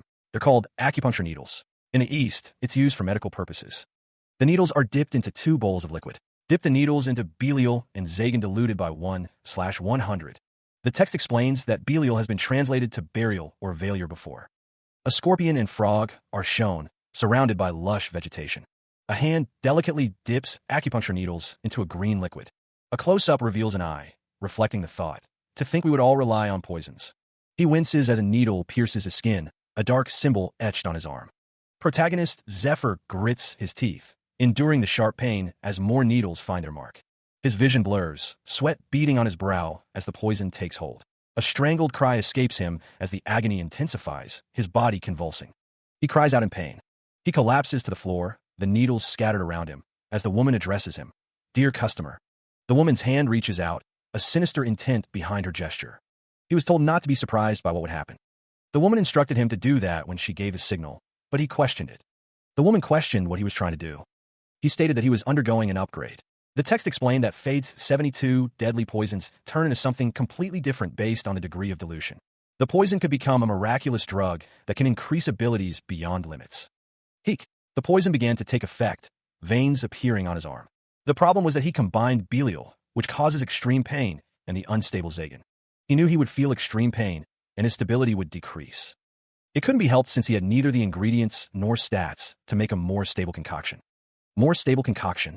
Internal energy flow. He sat in meditation, focusing on the flow of internal energy. Internal energy flow quells the poison by circulating magic power. He thought that he could increase his stats to the next stage if he succeeded. But if he failed, his physical body would shatter into pieces. This much is nothing. This can't even be called a crisis, nor can it even be called pain. The pain seared through him, but he steeled himself against it.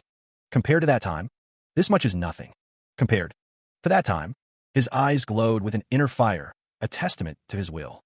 The power surged, threatening to overwhelm him. Blue energy crackled around him, the air thick with anticipation.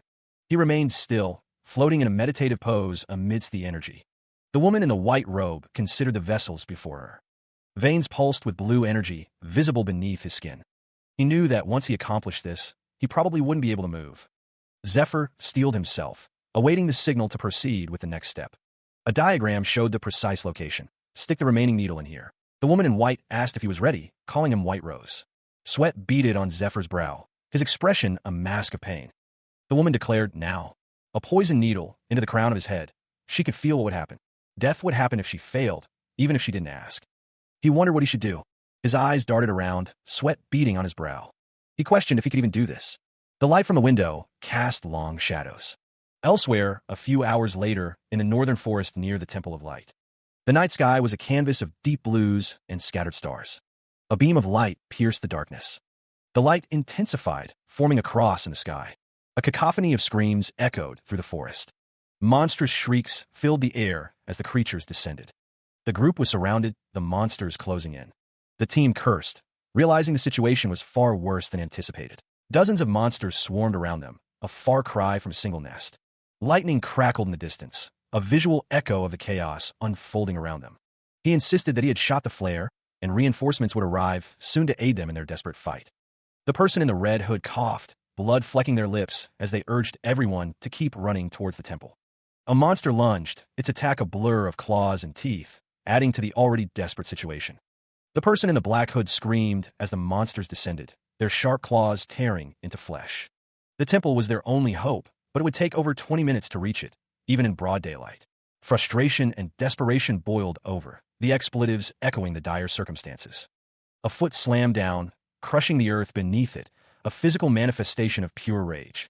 The sounds of battle filled the air, a cacophony of violence and desperation. Sarcasm dripped from the words, a bitter acknowledgement of their dwindling chances. Sweat poured down his face, his eyes wide with fear as the reality of their situation crashed down. He narrowed his eyes, the monster's gaze burning with predatory intent. The flock of monsters descended upon the man, their claws outstretched. The man raised a shield, bracing for the inevitable impact. A guttural scream tore from the man's throat as the monsters crashed against his defense. The force of the blow reverberated through the ground. The monsters pressed their attack, their razor-sharp claws tearing at the shield. The man cried out, the shield barely holding against the onslaught. A blinding flash of energy erupted from the ground. The energy surged outward, a wave of pure force. He channeled the energy, his body crackling with power. Power coalesced around his fist, ready to strike. Zephyr's eyes glowed with determination, his gaze fixed on the enemy. He is beset on all sides, the screech of the monsters deafening. The bird-like creatures descend, talons extended, ready to strike. He is surrounded, but the energy emanating from him intensifies. A monstrous cry echoes through the dungeon. The blue energy crackles around Zephyr, forming a protective barrier. The energy solidifies, becoming a tangible force. The air vibrates with power. Zephyr is engulfed in a swirling vortex of blue light. The monsters recoil, sensing the shift in power. The monsters shriek, as a disembodied voice notes that 12 remain outside the dungeon, and that the amount of bird monster neck bones totals 12. The energy coalesces around his hand, ready to be unleashed. The transformation is complete, the power is perfect. His eyes narrowed, the intensity of the impending battle etched on his face. The monsters swarmed, their forms blurred by speed as they closed in on him. The winged beasts descended, their claws extended, ready to tear him apart. Elsewhere, a cloaked figure received a report. Reinforcements from the temple. The cloaked figure gasped, his eyes widening in disbelief at the news. The message echoed in his mind. Reinforcements were arriving from the temple. The figure considered the situation. They're already here, but he's alone? Where's the nest? The cloaked figure's expression hardened, a plan forming in his mind. W.H. Yes. Meanwhile, Zephyr stood firm, listening to the instructions. If you just continue down this path. He acknowledged the information with a simple, okay. He braced himself, a surge of energy emanating from his body. His eyes widened in shock, sensing an unexpected shift in the battle. It had been a purely reflexive action. He had felt an irresistible intimidation from that young man, as if taking orders from superior. And so, he reflexively told him the location of the dungeon entrance. After he regained his senses, he regretted not telling him one important thing, but that was long after he disappeared. 4 out of 7 of his party members had died in that dungeon. It was dangerous there. He should have stopped him. He knew they needed to wait for reinforcements, but he should have stopped him from going alone. Shit. What should he do? His mind raced, panic setting in. His eyes widened in horror, the weight of his decision crushing him. The sounds of battle echoed in his mind, each crash a reminder of the danger. The chaotic energy of the dungeon swirled around him, amplifying his fear. Arcane energy crackled, the air itself vibrating with unseen power. The surge intensified, a blinding flash momentarily obscuring everything. The raw energy dissipated, leaving a lingering heat in its wake. A figure watched from afar, his expression unreadable in the dim light. A beam of light pierced the sky, signaling a monumental shift. Elsewhere, Zephyr stood amidst the fallen, the air thick with the stench of death. His eyes widened in disbelief. How could this be? Before him lay the corpse of a monstrous beast, its form radiating residual power. He was the boss monster, yet he stood victorious over its remains. He exhaled slowly, a wave of relief washing over him. Examining his hands, he felt a surge of energy coursing through his veins. His body felt light, stats increased. It was successful. With the right equipment, it was worth a shot. Well then, a hand gripped a flare gun, ready to signal. What kind of equipment should he get? The flare shot into the sky, a green signal piercing the night. The flare, a signal for emergency crisis resolved, illuminated the landscape as he stood with another figure. Elsewhere, something stirred in the darkness, a subtle shift in the air. Monstrous shapes began to coalesce, their forms still indistinct in the gloom. A figure emerged, cloaked and menacing, surrounded by the gathering shadows. Soon, a grotesque face filled the darkness, promising a grim future. A few days later, the Temple of Light stood tall, its spires piercing the heavens. An uncontrolled cockatrice nest posed a significant threat, especially with a 30-meter-long boss leading it. The dungeon was cleared by just one slave. Both the field investigations and the survivor's testimony matched. He's really making himself appealing in order to participate in the raid about 20 days from now. It's obvious he wants to be put in the raid party. Senior Heresy Examiner Matthias Grimmer wondered if they should interrogate him to check if he's a demon god worshipper. No, just leave him be. Head of the Temple Knights, Lucius Giornetti, stood tall, his expression unreadable. Matthias stated that if they don't properly filter out those suspected to be demon god worshippers before the raid, there could be consequences. No matter how thoroughly we investigate, we can't filter all of them out. Lucius explained that they're useful, and he doesn't care if they're demon god worshippers. They don't have the strength to reach the boss room anyway. He spoke of using the powerless to reach the boss room. Lucius Giornetti clarified that he spoke not as a leader, but as a friend. Matthias Grimmer reminded Lucius Giornetti of his opposition to the plan from 20 years ago. Lucius Giornetti approached a large, ornate door, ready to move forward. Standing in the doorway, he spread his arms wide, revealing glowing symbols. Matthias Grimmer's eyes widened, realizing what was happening.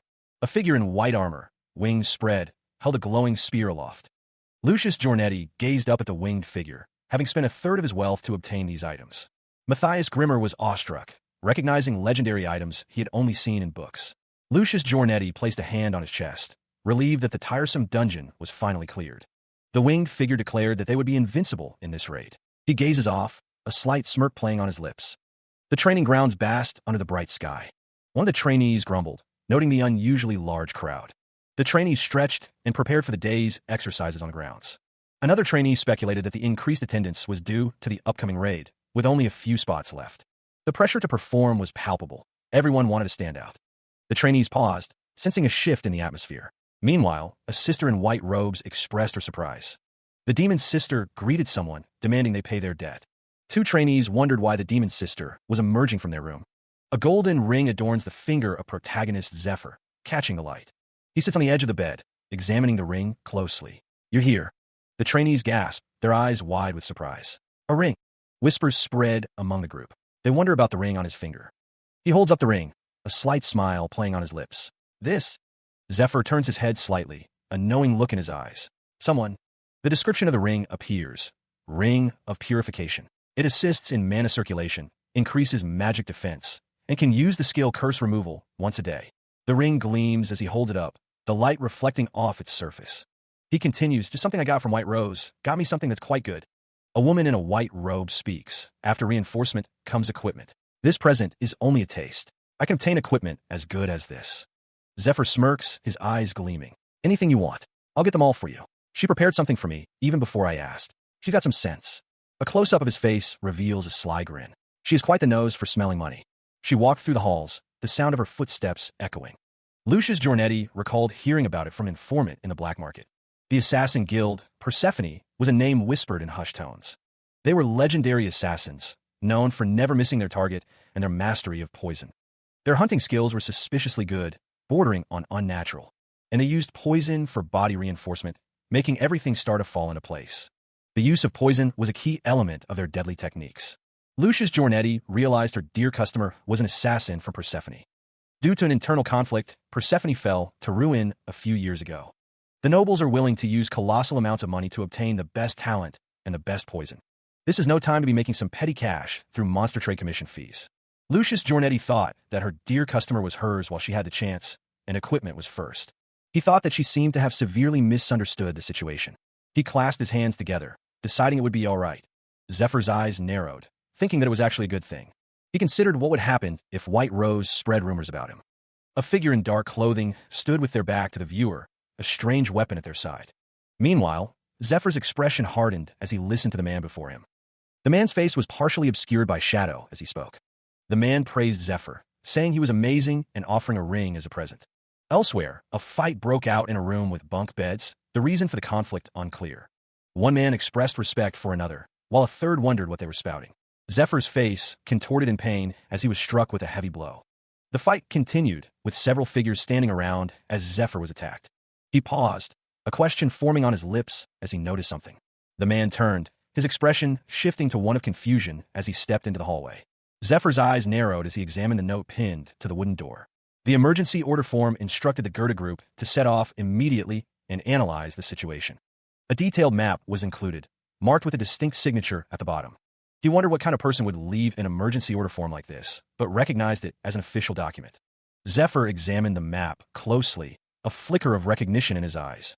His hair shifted to a stark white, a sign of his resolve hardening. The signature was indeed his, confirming the authenticity of the message. The contents of the note were written by Ned, a revelation that steeled his resolve.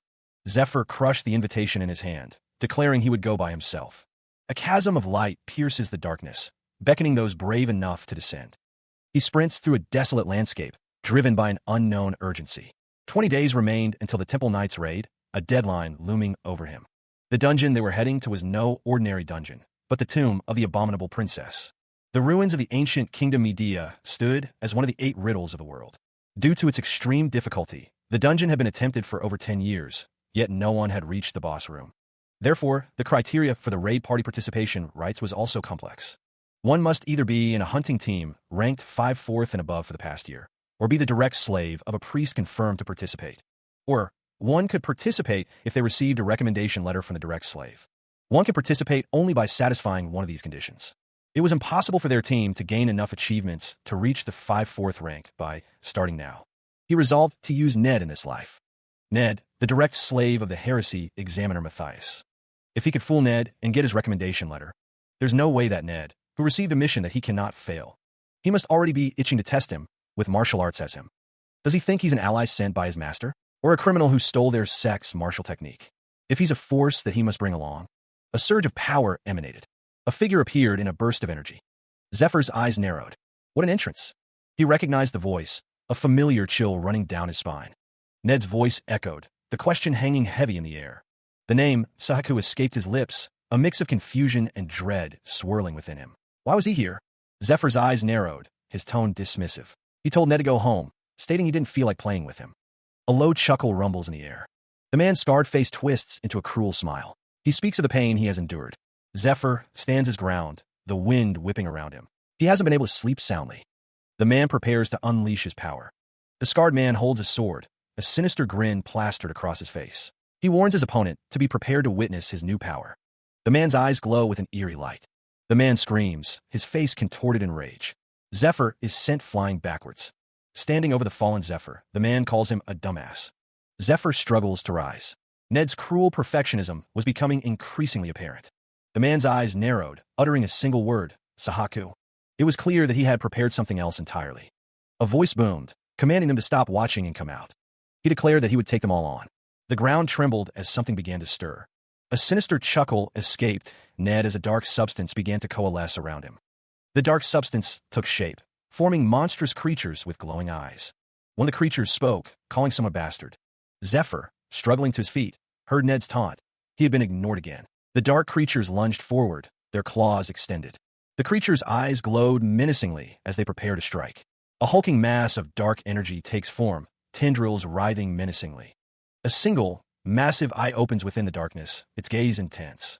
Ned, eyes glowing with power, promises to slowly and painfully rip his enemy to shreds. The command echoes, devour him, Shoggoth. The summoned entity, a grotesque collection of eyes and teeth, looms. He turns, sensing the shift in the air, the oppressive weight of dark magic. Energy crackles around him as he prepares to face the unknown threat. His eyes widen in disbelief, muttering what the hell and why is this thing here? The dark entity lunges forward, a blur of claws and malice. The attack crashes into the ground, sending debris flying in all directions. Ned, grinning maniacally, shouts for his enemy to die. A startled face looks on in disbelief. He is engulfed by the dark creature, its power radiating outwards in jagged arcs. The Shoggoth looms over Zephyr as Ned watches from a distance, confident in his summoned monster's power. Zephyr can only utter a single, stunned question as the creature bears down on him.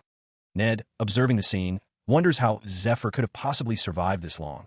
The Shoggoth's shadowy tendrils lash out, poised to strike the defenseless rookie. Within the darkness, eyes gleam, hinting at the monstrous form lurking within. Ned reflects on Shoggoth's nature as a biological weapon of demon god worshippers, surprised to see one here. The Shoggoth, they hibernate in the form of an egg. They awaken when they hear the sound of an instrument imbued with the power of hypnosis. The Hypnos Ocarina, an instrument used to control the Shoggoth, allowing the user to issue commands based on sound combinations, while also protecting the user from Shoggoth's mind corruption. A Shoggoth is a mindless creature with an infinite appetite. Physical attacks have no effect on it. The Shoggoth grows stronger by absorbing the mana of the humans it devours. The monstrous Shoggoth looms, its form a grotesque amalgamation of teeth and tendrils. Tendrils of dark energy swirl around him, the Shoggoth's influence tightening its grip. His eyes narrow, a storm of determination brewing within their gray depths. These features already make it a tremendous threat, but they're not what makes the Shoggoth truly terrifying. The Shoggoth induces terror, similar to fear, and starts to hallucinate when your mind corruption reaches 100%. You enter a state of frenzy. Humans in a state of frenzy lose their reasoning and start killing everyone around them. It is the most optimal method of indiscriminate massacre. An artificial monster made by demon god worshippers to slaughter other humans with ease. Ned's voice echoes with cruel amusement. He taunts, declaring that Zephyr must want to die. The disembodied voice continues, stating that he doesn't even know what's about to happen to him. Those red eyes are a sign that you're about to enter a frenzied state. He was on the verge, the tendrils of corruption tightening their grip. A voice echoed, promising a swift end once the corruption reached its peak. His eyes glowed with a menacing light, the crimson hue a sign of the encroaching madness. A memory surfaced, curse removal. Golden light flared, a beacon of hope against the encroaching darkness. He was bathed in the purifying light, a desperate attempt to stave off the inevitable. The ring of purification, a tool to aid in mana circulation and bolster magic defense. The curse was being purged, the dark energy writhing as it was forced out. A long time ago, he had choked the life from another, his grip unyielding. The victim gasped, struggling for air against the brutal assault. Zephyr's hand, adorned with the ring of purification, tightened around the man's throat. He had only ever thought about keeping himself and those around him alive, believing it was the obvious thing to do in this cruel world. But one day, other thoughts started to appear in his head. A figure stood tall, a massive sword held in their gauntlet hands. What would have happened if he had more comrades that knew how to fight? If that had happened, the people that he loved, would they have lived a little longer? What would have happened if the remaining humans started working together more? This guy, what's he talking about? This time, he saved people that he could save and gave those that have desires to get stronger a chance. However, you won't be one of them. His eyes glowed with determination. The man's face contorted in anguish, demanding to know how many had been sacrificed. His opponent's eyes narrowed, the unspoken answer hanging heavy in the air. Zephyr's gaze burned with righteous fury, questioning the cost of another's satisfaction. The air crackled with unspoken judgment. You don't deserve to live. He channeled power into his fist, blue energy swirling around his hand. The punch, charged with energy, was about to be unleashed. The blow connected, sending the man reeling back from the sheer force. Zephyr followed through, his fist glowing brighter as he prepared another strike. The man coughed up blood, the impact of the previous blow taking its toll. Another punch landed, the force shattering bone and spraying blood. Zephyr stood his ground, ready to deliver the final blow. The skill description detailed a barrage of blows culminating in a final palm strike. This ruptures the drops of blood, generating lightning. Dragon's roar, feared by many in the East. Dragon King-style secret art. He unleashes the thunderclap palm. The figure stands over the defeated form, electricity crackling around him. He declares it a fitting end for a bastard like the one beneath him. A hand extends, holding a strange, red instrument. It appears to be some kind of flute. Dark energy swirls around the figure, a visual testament to the power he commands. Physical attacks are useless against the Shoggoth. The figure raises the instrument to his lips. He knows that to kill it, he needs to use elemental attacks, such as electricity or fire, or with holy power. The instrument is small, but the figure knows it will be obliterated if he attacks again. The dark energy pulses, but the figure thinks there's no need for him to waste his magic power. The figure prepares to play the instrument, his expression focused. The air crackles with anticipation. A scroll appears, revealing the name of the technique, Shoggoth's breakdown chord. It breaks the connections of magic power that connects the Shoggoth's cells. The figure, Zephyr, is surprised that he knows how to play that song. The secret song, it was said, belonged to their demon god cult. The temple intelligence, it seemed, had been unable to acquire it. He watched as the figure descended, a red-haired warrior poised to strike. The warrior's form was a blur of motion, a dark silhouette against the light. The red-haired figure's eyes narrowed, a glint of amusement in their depths. You know quite a lot of things. The figure's voice echoed, a challenge hanging in the air. Ned. Zephyr's expression hardened, his gaze unwavering. Finally, the scene shifted, a dark and foreboding landscape stretching out before them. Ned's thoughts raced, considering the situation. There was no way he could ignore Zephyr. Ned knew that Zephyr used the same martial arts as him. The time had finally come. Zephyr's resolve hardened. He would pass Ned's test, and make it believe he was one of the demon god worshippers. And that was the only way to change the future. He stood ready, facing Ned, the dim light casting long shadows. Ned's face remained hidden, but his eyes glowed with an eerie light. He thought of the debt in his heart. The figure's hand clenched as he declared his intentions. He wanted Zephyr to face a different end this time. A chance was needed, a chance to get even. The pressure mounted. The rookie stood firm, resolute despite Ned's words. No matter what, he would face him. Ned revealed that he had been watching Zephyr. He had been observing him until now. The antagonist's expression was cold, his eyes narrowed. He had come to a decision. With a swift motion, Ned drew his sword. The blade gleamed in the dim light. Ned declared Zephyr a target. He was now a target for elimination. The dark figure stood poised, his sword crackling with energy. The air grew thick with anticipation. Energy surged, crackling and sparking. The air vibrated with power. The sword glowed intensely, ready to strike. The moment of truth had arrived. He lunged, his blade a blur of motion, aimed to cleave his opponent. The rookie focused, blue energy crackling around his outstretched hand. The sword slashed through the air, leaving trails of light in its wake. Streaks of red and orange energy arced through the air, narrowly missing their target. The attacks continued, a relentless barrage of light and steel. The swordsman was shocked. He thought, the feeling in my hand. All of my attacks missed. The swordsman launched magical projectiles, but they were easily dodged. The projectiles flew wide, leaving the swordsman open. Ned thought, impressive. He continued to think he would slip through all that and even counterattack. There shouldn't be many people in this continent aside from my master that can surpass my sword with speed. He must have used another method. Zephyr held a small stone in his hand. He asked, hey, you're fighting an unarmed person with a sword. His golden eye narrowed, a fierce determination burning within. The blade vibrated, humming with barely contained energy. He shifted his stance, preparing for technique. The man's movements were precise, each gesture deliberate. He began to channel power, the air around him shimmering. The energy intensified, swirling around him like a vortex. Power surged, crackling with raw force. Using the same principle as the thunderclap palm, the Dragon King style's secret art wrapped his body in explosive acceleration. Due to this, Ned gained an enormous boost in speed and power. Electricity danced across his palm, a tangible manifestation of his might. The Dragon King style secret art, flowing cloud, crackled around him. There is yin and yang electricity, which attract. But this defensive art uses the principle that the same type of electricity repels. He matched the attack flowing with yang electricity, protecting the points of contact. This allowed the attacks to slip past him. Electricity crackled around him, a visible manifestation of the power he now wielded. Ned thought it could be done, but only in that instant. He had poured him with attacks that can't be followed with. The principle was simple. If you don't wrap yourself in enough electricity, the attack will not bounce off and hit its mark.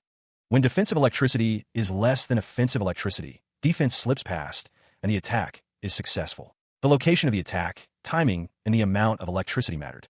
Ned's eyes narrowed, a bead of sweat trickling down his temple. He thought that Zephyr was a real deal. Zephyr stood, crackling with power, his hands outstretched, ready to unleash another wave of energy. Ned's brow furrowed, the display of power only deepening his confusion. But that makes it even more confusing, he thought. Ned recalled the teachings of his master. Only my senior brother and I have been taught the secret art of the Dragon King, he thought. Ned gazed down at Zephyr, a complex mix of respect and apprehension swirling within him. A figure emerged, a demon god worshipper, rank 9. This was Jin Riang, the master of the East and the Lone Dragon. He was a man from the East who crossed the demon-infested Saraha Desert. He rose to the executive rank of the demon god cult, mastering the mysterious Dragon King style. The Dragon King had 2 successors, unlike the hundreds of regular apprentices who only scratched the surface of the martial arts. One is the biological son of Jin Riang, Jin Gang, also known as Strong Dragon.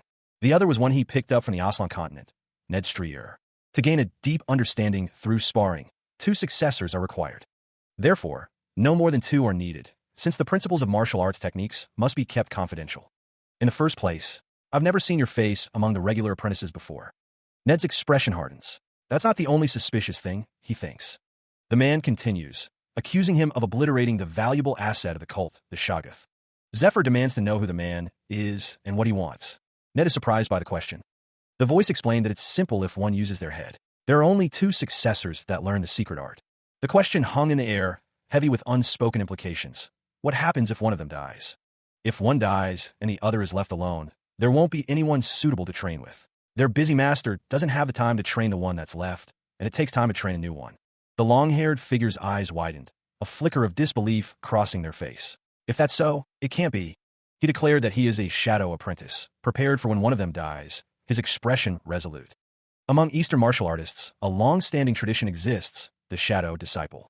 Even insiders don't know about the shadow disciple, secretly trained in case something happens to the official successor. But if the official successor safely develops and inherits their master's position, the shadow disciples are killed. This is to eliminate concerns that such a disciple may cause problems if left alive, since they receive the same training as the official successors. The man states that this isn't something he just made up.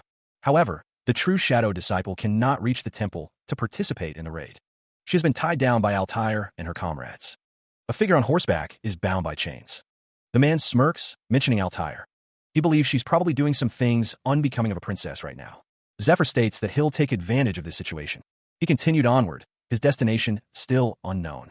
Ned considered the situation. If the disciple was telling the truth, his existence should be a well-kept secret. Ned had already contacted his master to confirm the disciple's identity, but his master claimed to have never sent anyone like him. This was a lie. But if he was a fake, Ned reasoned, he would come up with some shabby excuse. It was difficult for demon god worshippers in the temple to contact the outside. It was normal for an individual to make his own judgment, based on the situation. Ned would eliminate him if he was even the slightest bit suspicious. The orders he received. He was to hide his identity from other demon god worshippers and to participate in the raid with his own strength. He was supposed to take over the mission in case anything happened. You know what his mission is? Ned's expression hardened, a silent promise of violence etched on his face. He smirked, a glint in his eye as he considered the situation. A swirl of energy coalesced, hinting at the power about to be unleashed. There was a magic stone formed in the heart of a dragon, called a dragon heart. It was said to give power comparable to that of a dragon. Legend claimed Princess Eurydice took it to her tomb 1,000 years ago.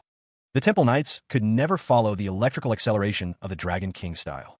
Electrical energy crackled around a group of figures, their movements swift and deadly. The moment one gets their hands on the dragon heart, no one will be able to stop them from escaping. Ned pointed a finger, his expression hardening. He could do that as well. Zephyr smirked, his eyes gleaming with amusement. Master was anxious with just you on this mission. Ned's eyes widened slightly, a flicker of surprise crossing his face. Zephyr revealed, the reason why I defied my orders and lured you here with something flashy. The rookie continued, explaining that the raid participation conditions were more complex than expected. He preferred the easy way. He states with unwavering resolve that he has something to reveal. Something to tell him? Ned's expression hardens, a flicker of suspicion in his golden eyes. Heavy footsteps echo, the sound of impending confrontation. Ned leans in close, whispering, it's about the blood tears. A wave of shock washes over Ned, his eye widening in disbelief. He demands to know how Zephyr discovered that secret. The blood tears, a stolen treasure of Ned's family, sought for revenge on the temple. Ned's voice rises, demanding to know what Zephyr knows about the blood tears. He'll. Zephyr smirks, stating he'll reveal the truth when he deems Ned trustworthy, suggesting Ned make his life easier. Elsewhere, a figure complains about their assignment to the bottom of the hunting team, requesting to join the raid. There was no way he could bring himself to believe it. The man with red hair urged him to follow, promising a destination. They arrived at an abandoned building near the temple, bathed in moonlight. The man with red hair announced to his brothers that he had brought the last one. The man with red hair revealed that his name was Zephyr, sent by Master to assist in the mission. He was instructed to confirm Zephyr's identity. Zephyr stood before the silhouette, who remarked that he was quite eye-catching. He is honored to be assisting the successor of the Master of the East. Matthias Grimmer addresses him as young brother. The man's eyes narrow, a glint of determination flashing within their depths. With this, a hand slams down onto a surface, the impact echoing in the room. The slave rank nominees of the raid party members will follow the heresy investigators and the hunting team. It has been decided that 40 of them are the demon god worshippers. Since there's a newcomer, the man explains that he will once again explain the raid strategy. He emphasizes that they must memorize this, and that there could be no mistakes. It's for the glory of the demon god cult. He thought it would be good to find the demon god worshippers hidden within the party by using, but to think all 40 are demon god worshippers. It's so absurd that it's not even funny. They're different from Sahaku, who completely relied on items and monsters, or the past me, who had nothing but ambition at this time. This time, they're all very strong. They're an elite force. He was created for a singular purpose, a mission that defined his very existence. Zephyr's eyes narrowed, a storm brewing within him as he considered the strength of his allies. Then why, he wondered, would they choose to follow the demon god? Ned's gaze drifted towards Zephyr, a flicker of unease in his eyes. The fact that he revealed himself. He even knew about the blood tears. How close were they to share such confidential information? The one that Master trusts, Ned thought, may not be me, but him. No, I must. Not waver. Master promised me. If you become an important person to me, I will fulfill your revenge. The figure pressed on, driven by an unseen force. For the sake of my revenge, Ned vowed, for that purpose, I will get my hands on the dragon heart no matter what. He clenched his fist, the determination hardening his gaze. It wasn't the shadow he was after, but something far more substantial. Also, he continued, there were other factors to consider, other pieces to move on the board. Ned suspected that if Zephyr was a shadow disciple groomed to replace him, he might desire something to happen to him. Since the rookie would be accepted as an official successor if he died, Ned would divide them all into groups. Perhaps, the red energy seemed to whisper, he'll be aiming for his neck. Now that he'd explained their strategy, the next phase could begin. The escort group would escort Brother Ned and secure a route for his escape, while the attack group would go against Knight Captain Lucius. Zephyr questioned if it wasn't natural to be in the same group, his expression unreadable. If he's aiming to snatch away his accomplishments in his life, Ned thought, a sinister smile playing on his lips. Keeping his distance, he'd be in your care, Zephyr stated, extending a hand. The shattered remains of a past self lingered in his thoughts. Falling into ruin, he had been blinded by revenge, trusting the wrong person. Ned considered Zephyr's nature. Loyal and patient, he had no use for him as an enemy. Rather, Ned wanted him as an ally, extending a hand in partnership. Ned thought, if he could shift Zephyr's trust to him. Zephyr clasped Ned's hand, stating that he would be in his care as well. Ned reflected on countless connections that had disappeared in vain. Among them, the first one he would pick back up is him. A figure gasped, the sound echoing in the darkness. The gasping figure looked up, sweat beading on their brow. A voice commanded, choose. The figure was asked if they would help escape this place by learning the ultimate martial arts technique. Golden energy crackled around the outstretched hand and bare feet. A choice hung in the air. He bared his teeth, his eyes burning with golden light. The question was posed with lethal intent. The speaker's master had taught him the Dragon King style. That master's name was Ned. On the next day, a figure considers the situation, thinking he should settle his affairs. Favorably, the group expresses their gratitude to Zephyr for everything he's done. A voice asks them to take care, noting their accomplishments. They spoke of the many vacancies formed, 40 slaves assigned to the special mission, a raid. One of the men with blonde hair assured another that he would be promoted very soon. The road ahead would be rougher. A voice broke the silence, simply asking, HM, what? The man with blonde hair waved it off, saying it was nothing. In his thoughts, he wished to follow Zephyr and learn from him. He stood in a field of light, reflecting on the past. Although their time together was short, he understood. Zephyr had a goal, one much bigger than anything ordinary people could imagine. The man with blonde hair looked down, thinking that they weaklings didn't have the right to follow him. A voice echoed, saying that as long as you train yourself to death, you'll be strong. The man with blonde hair looked at the man with black hair, saying there would come a day when they could walk alongside him. Zephyr smiled, expecting great things from him. The man with blonde hair thanked him very much. It was noted that 2 people who should be dead by now were alive. These warriors are as good as dead. In 3 years, if the demon god worshippers succeed, many people, including these warriors, will lose their lives in the ritual. To stop that from happening, he must get his hands on the dragon heart. Meanwhile, next up is... The white-haired man looks to the woman beside him. What do you think? Do you like it? The equipment he procured. The woman stands beside Zephyr, looking at the equipment. Zephyr smirks, his eyes gleaming. They're good. She chose blunt weapons that conduct mana well. The tomb of the abominable princess is a dungeon crawling with living and moving skeletons. They do not feel pain since they're already dead. Their bodies are made up of only sturdy bones. Blade attacks are obsolete. Therefore, to defeat a skeleton, one must break them with blunt weapons. The weapons were of high quality. He would buy them all. The grip felt solid in his hand. He particularly liked this one. The Twilight Longsword, an artifact from the Twilight Mansion, pulsed with an unknown energy. The nun explained that she acquired it at a customer's request, but longsword wasn't very effective against skeletons. What he needed to worry about in this dungeon weren't mere skeletons. The Temple of Light was trying to end the 10-year dungeon clearing attempt, and the demon god worshippers would jump into the fray for the survival of the cult. He must push through them all and obtain the dragon heart. In other words, the entire party is his enemy. And one more thing hung in the air, unspoken but heavy with implication. Ned's crimson eyes narrowed. He still did not trust him, not completely. Even if he told him the truth, it wouldn't be easy to convince him, Zephyr knew. Zephyr gripped the hilt of his sword. If he failed to persuade him, and they ended up fighting, it would be until one of them died, Ned thought, his gaze intense. Meanwhile, knock, knock. A woman with purple hair peeked in. She apologized for being very late. The woman introduced herself as Angelia, an enchanter affiliated with the Research Institute, and asked if he was the customer Anna had mentioned. Imbuing an equipment with divine power, magic power, attributes, etc. is called enchantment. The more skilled the enchanter is, the stronger and more long-lasting the power imbued will be. Zephyr remembered correctly. Angelia was one of the greatest enchanters in the temple. The woman's words were directed to him. Ho ho, you sure can, handsome Appa. Angelia clasped her hands together, praying to their glorious mother. She pleaded, asking their glorious mother to bestow her light upon them. A surge of power emanates, crackling with unseen energy. Blessed items lay ready, a twilight longsword, griffin leather boots, and a black steel spider hook. He knew he needed to prepare to fight his party members, and couldn't slack off on preparations for the dungeon. With these preparations, he could endure the malicious energy of the tomb of the abominable princess. The basic preparations were now complete, ready for the next stage. 5 items totaled 3,000 gold. The question remained, how would he be paying? A hand pushes forward a heavy pouch, brimming with gleaming coins. Angelia smiles, accepting the payment. It's all here, Yeni. But only 3,000 gold for a backdoor enchantment by Angelia? It's extremely cheap. Ned observes, musing that White Rose must have pulled some strings to get such a deal. An armored figure stands guard. Our expenses as well? Are you sure about this? Isn't it thanks to you that I barely paid any commission fees? He informs Angelia that there are more than just 1 or 2 pieces of equipment. She thinks to herself that she prepared for some losses to score some points. Zephyr smirks, telling her that she was probably short on time as well, thanking her. Angelia blushes slightly, realizing she may be the first victim of his plan. Angelia clears her throat, as long as he knows.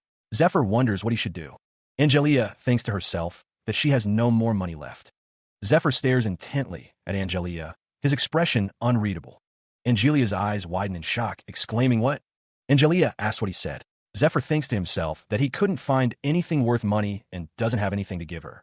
Angelia stammers, questioning what he is if he doesn't even have a penny. So, Zephyr prepares to use some kind of power, a glowing orb forming in his hand. He wondered if it would be acceptable to pay with poison instead. The bottle was labeled as Poison King Fades Deadly Poison number 68 Belial and number 61 Zagan. The deadly poisons of Persephone were being offered as payment. The man with white hair held the vial aloft, as Angelia pleaded for it. Zephyr was told to stop playing around and just give it to her. Angelia asked if he got off on teasing people, demanding that he hand it over. Angelia warned against selling the poisons, saying that the contact named Mole is dangerous. She seemed happy to have the poison. Angelia asked Zephyr to come back safely and visit her again after the raid, promising to give him his change. Elsewhere, someone walked down a hallway. The next morning, a new day dawns, promising a continuation of the unfolding events. A vast assembly of figures stood arrayed before the grand edifice.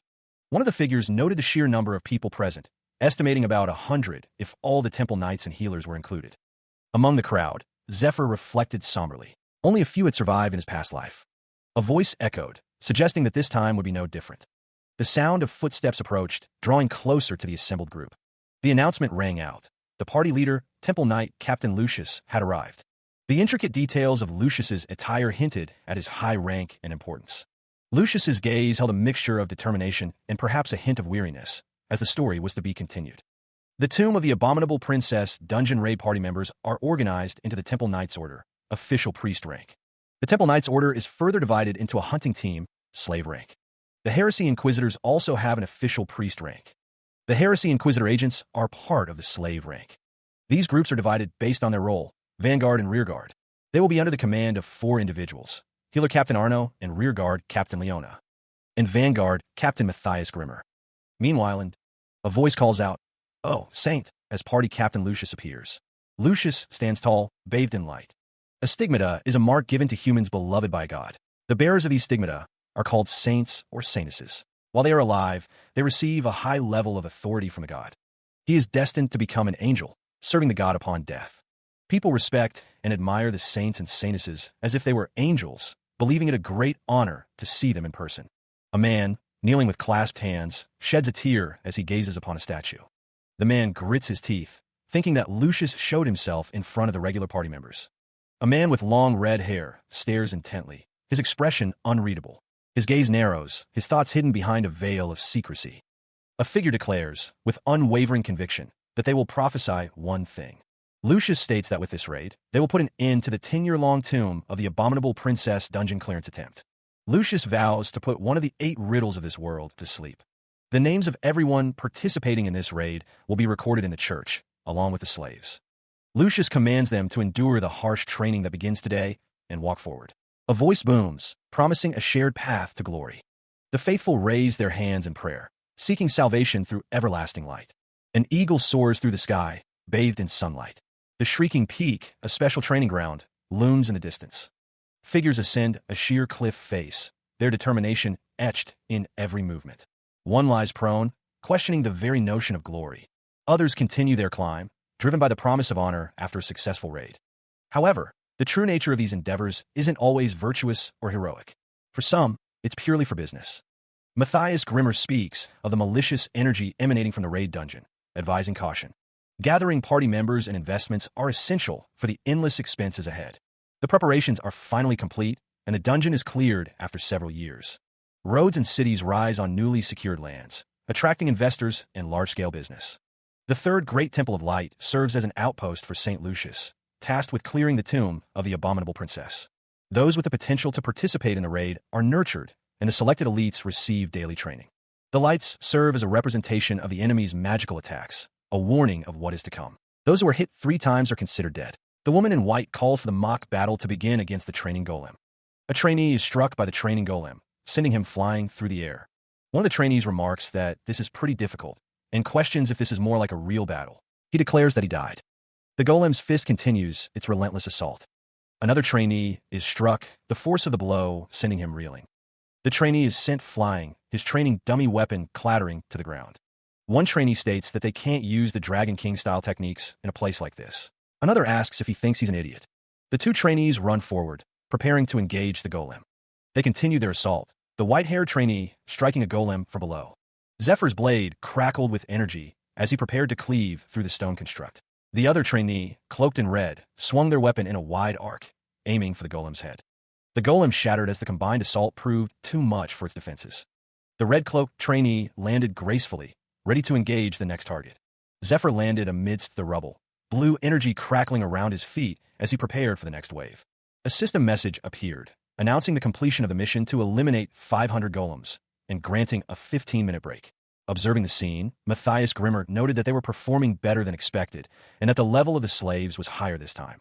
Matthias Grimmer focused on Zephyr and the red-cloaked trainee, commenting on their skills in perfect harmony as he wondered, could it really be possible to clear the dungeon this time? Someone exclaimed, "Almighty Arya." He stands before the trainees. Matthias Grimmer assures them that their injuries and fatigue have been completely treated. Matthias Grimmer explains that they will be able to do 4 weeks' worth of training during these 2 weeks. The night of the last, the training is over, and Matthias Grimmer expresses his impressment that they managed to complete it without being eliminated. A hellish march to the dungeon awaits them starting tomorrow. The city stands tall, awaiting the march. He is asked if he is not eating today either. The other person notes that he hasn't eaten much throughout the training period, and that they're giving him pretty good food since it's the last day. He responds that he's eaten as much as he needs. Another person thinks to maximize their acceleration. He simply humps. He extended his hand, offering something from the plate. The offer came with a veiled threat, a reminder of consequences. Ned's eyes narrowed, a smirk playing on his lips as he questioned the other's intentions. Ned dismissed the suspicion, claiming to have brought a gift. He sat, wary and tense, his gaze fixed on the offered item. The rookie presented a bottle, promising it would help him move better. Ned watched the bottle being offered, his expression unreadable. Ned's voice was low as he questioned how much the other knew about him. He held the bottle, the setting sun casting long shadows around him. Ned revealed his initial suspicions, believing the other was trying to eliminate him. The tower stood tall against the twilight sky as Ned continued his thought. Ned admitted that he realized the other had no desire to harm him during the training period, which made it harder to understand. He spoke of blood tears, the word hanging heavy in the air. The stolen treasure of his family, a temple to be avenged, fueled his quest. Ned pressed, demanding to know what Zephyr knew about the blood tears. He would reveal the information when he deemed Zephyr trustworthy, Ned declared with a smug smile. Zephyr considered what he wanted, keeping his secrets close to his chest. Ned stated that Zephyr could either threaten him or offer something in exchange for the information. Zephyr questioned Ned's statement about trust, finding it unnatural. Ned's eyes narrowed as he asked Zephyr what he truly desired. Zephyr's silence spoke volumes. He was different indeed. Ned recalled how Zephyr had initially tried to kill him, driven by blind rage. Ned mused that being together for 2 weeks had changed Zephyr. Zephyr countered, implying that Ned was asking the wrong question. The cloaked figure insisted that Zephyr was focusing on the wrong details. Ned pressed the point, stating the relevant questions involved the blood tear's location and its wielder. The words hung in the air, heavy with unspoken implications. Zephyr's eyes widened, a flicker of shock crossing his face. A surge of anger began to overtake him. The implications of Ned's words crashed down on him. What? The heirloom of the Strier barony was more than just a sword. The man showed the chained blade to the child, its crimson glow hinting at a dark power. It was a trophy won by their ancestor after defeating the demons of the desert, and once offered to the king. The woman recalled that their family was given the title of Baron because of it. The man declared that one day, the child would become the Baron of the Strier family. He would also inherit the honorable mission when the time came, and must become a knight that befits the sword. The woman affirmed her understanding, her eyes reflecting the weight of the responsibility. He wanted to pass on anything to her, but there needed to be a good return on his investment. Elsewhere, someone demanded the sword back, revealing that they had put up their estate and Baron title as collateral. The priest, Aldine, was caught in a chaotic struggle, as others declared they would take the sword as collateral for the loan, but not the blood tears. Voices echo through the temple as the armored figure demands Aldine to fall back. How could they cause such a commotion? A calm voice cuts through the chaos. Leonard cautions against misunderstanding the situation. The man with long hair explains that the blood tear sword does not belong to them, but to Baron Strier. He reminds them that they gave up their Baron title in exchange for their debt. Leonard's eyes narrow, his expression hardening as he begins to speak. The armored figure's hand tightens around the hilt of his sword, preparing for a fight. Leonard's rage explodes, unleashing a furious cry against his opponents. The armored figure strikes, the blade connecting with Leonard. A surge of red energy erupts from the point of impact. The armored figure stands over Leonard, who is now on the ground, the red energy still radiating from his sword. The battle intensifies, swords clashing in a flurry of motion. Coughing, Leonard cries out for his father, blood trickling from his mouth. Blood splatters on the ground, a grim testament to the ferocity of the fight. She spoke with restrained fury, reminding the unseen figure to be grateful. The words dripped with venom, referencing the Temple of Light. A priest loomed over her, declaring that they would have executed her son as well. Guards marched through the temple, their voices echoing off the stone walls. Meanwhile, she recalled those responsible, especially priest Aldine Lasker, who had coaxed her father into ruin. The scene depicts a past betrayal, friendship used as a cruel excuse. He searched the world for the blood tears, a symbol of his family. Why does Master? The man with long dark hair asks if he has the blood tears. Not long ago, Master told him about the identities of the leader of the demon god cult and the 12 apostles, the executives of the cult. The cult leader and half of the 12 apostles. They are high-ranking priests of the Temple of Light. The man's eyes widen with shock. If you become an important person to me, I will fulfill your revenge. He must have told you this as well. But that is a lie.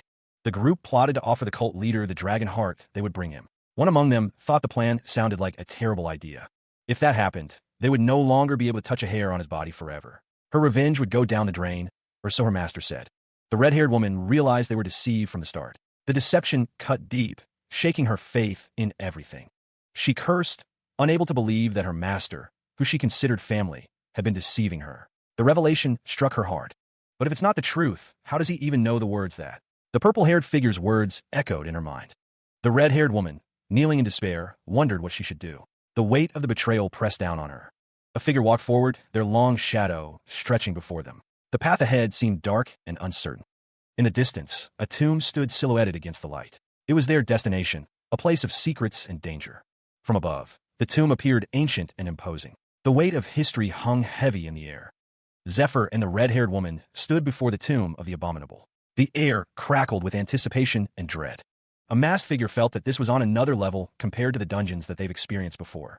The ominous atmosphere felt as if it's scratching the bottom of their soul. A bearded man chuckled, finding the challenge worthwhile. He rubbed his chin, a glint of excitement in his eyes. The towering entrance loomed, one of the 8 riddles of the world. Beyond the threshold, a blinding light promised either salvation or doom. The party advanced, their footsteps echoing in the vast chamber beyond. One of the members stated that this dungeon had been their party's goal for 10 years. The purification tools, set up from place to place, indicated that this floor had been cleared long ago. The dungeon was divided into 9 floors, each presenting its own challenges. The party had succeeded in clearing up to the 7th floor in their last raid. Although they succeeded in hunting the gatekeeper of the 8th floor, ominous energy seeped up from the bottom floor. Monsters still appeared, their forms twisted by the dungeon's dark magic. A skeletal figure rose, its bones animated by an unholy power. The monster's eyes glowed with malevolent intent, promising a brutal fight. The vanguard team prepared for combat, forming up in formation number 3. He brandished his sword, a grin spreading across his face. Let's play. Meanwhile, at the same time, the scene shifts to the Temple of Light. The Temple of Light stood tall, a testament to faith and resilience. A voice echoed through the halls, expressing gratitude for their arrival. 2 figures stood in white robes, their expressions unreadable in the dim light. One of them spoke, explaining their predicament. They had been in trouble since the combatants left for the raid, and they didn't know how to thank them. Alfonso Giornetti, head priest of the Temple of Light, expressed his gratitude for lending them defense forces. Knights clad in armor reassured them, stating it was no problem and they should help each other in times of need. Arriving at the 3rd Parish Great Temple, the knights dispatched from the capital parish were told to be treated as their own hands and feet. Cardinal Aldine Lasker of the Temple of Light was revealed to be one demon god worshipper. A skeletal figure unleashes a piercing shriek, its glowing eyes burning bright. The sound echoes as the skeletons advance, their ancient bones clattering against each other. More skeletons emerge from the shadows, their bony hands reaching out. The skeletons are endless, one of the figures observes, questioning their origin. One of the skeletons declares that the tomb raiders are for him. The mummy-like figure explains that the tomb belongs to the abominable Princess Eurydica, a great magician who appeared once every 1,000 years. She bewitched several thousand of her subjects with magic. The figure wonders if Eurydica dragged them into the tomb alive. The figure notes that there must have been hundreds of thousands of tomb raiders during those 1,000 years, so there's probably no shortage of human bones. The skeletons continue their assault, their numbers seemingly endless. A golem made of bones stands tall, a formidable guardian. The bone golem, a construct made by combining hundreds of skeletons, looms over the scene. It loomed, a monstrous figure of bone and shadow, wreathed in eerie green light. A shockwave of pure force erupted from the golem, scattering the skeletal warriors. The force of the blast sent the skeletons flying. A desperate cry rang out. "Oh, almighty Arya!" A woman raised her staff, channeling divine power. "Oh, chains of light, restrain my enemies." The chains of light materialized, wrapping around the bone golem. It worked. Now's our chance. The armored figures pressed their attack, blades flashing against the remaining skeletons, all entangled within the glowing chains. A skeletal warrior cried out, rallying its comrades. "Don't forget about the skeleton warriors." The chains strained against the golem's immense power, its eyes glowing with malevolent energy. With a mighty surge, the bone golem shattered the chains. The chains broke. "Watch out!" A determined gaze focused on the battle. "The goddess shows me the way." A beam of light erupted from the sword, cutting through the darkness. The chains of light shattered, the bone golem now completely free. Ned watched as the golem towered over the battlefield, its power unleashed. Each step of the bone golem shook the very foundations of the dungeon. Awe rippled through the ranks as the golem's true size became apparent. The armored knight expressed his confidence in Lord Matthias's plan. A commanding voice cut through the din, urging everyone to focus on the task at hand. The camera panned across the seemingly endless horde of skeletons. The group realized that the one controlling the bone golem was also nearby. The bone golem was constructed from a mountain of bones. The group knew that the mage would continue making bone golems if they weren't stopped. The figure in white robes declared that they must destroy the mage. The command rings out, a sharp rebuke against impatience. Ned presses forward, his rearguard diligently replenishing their energy. The explanation is simple. They must dismantle the defenses one by one. Ned's brow furrows, his thoughts consumed by a more pressing concern, the location of that. The group knows that they have to get to their goal, no matter what. Someone has found it, whatever it may be. A voice booms out, commanding everyone to stand aside. Eurydica stands tall, her staff radiating power.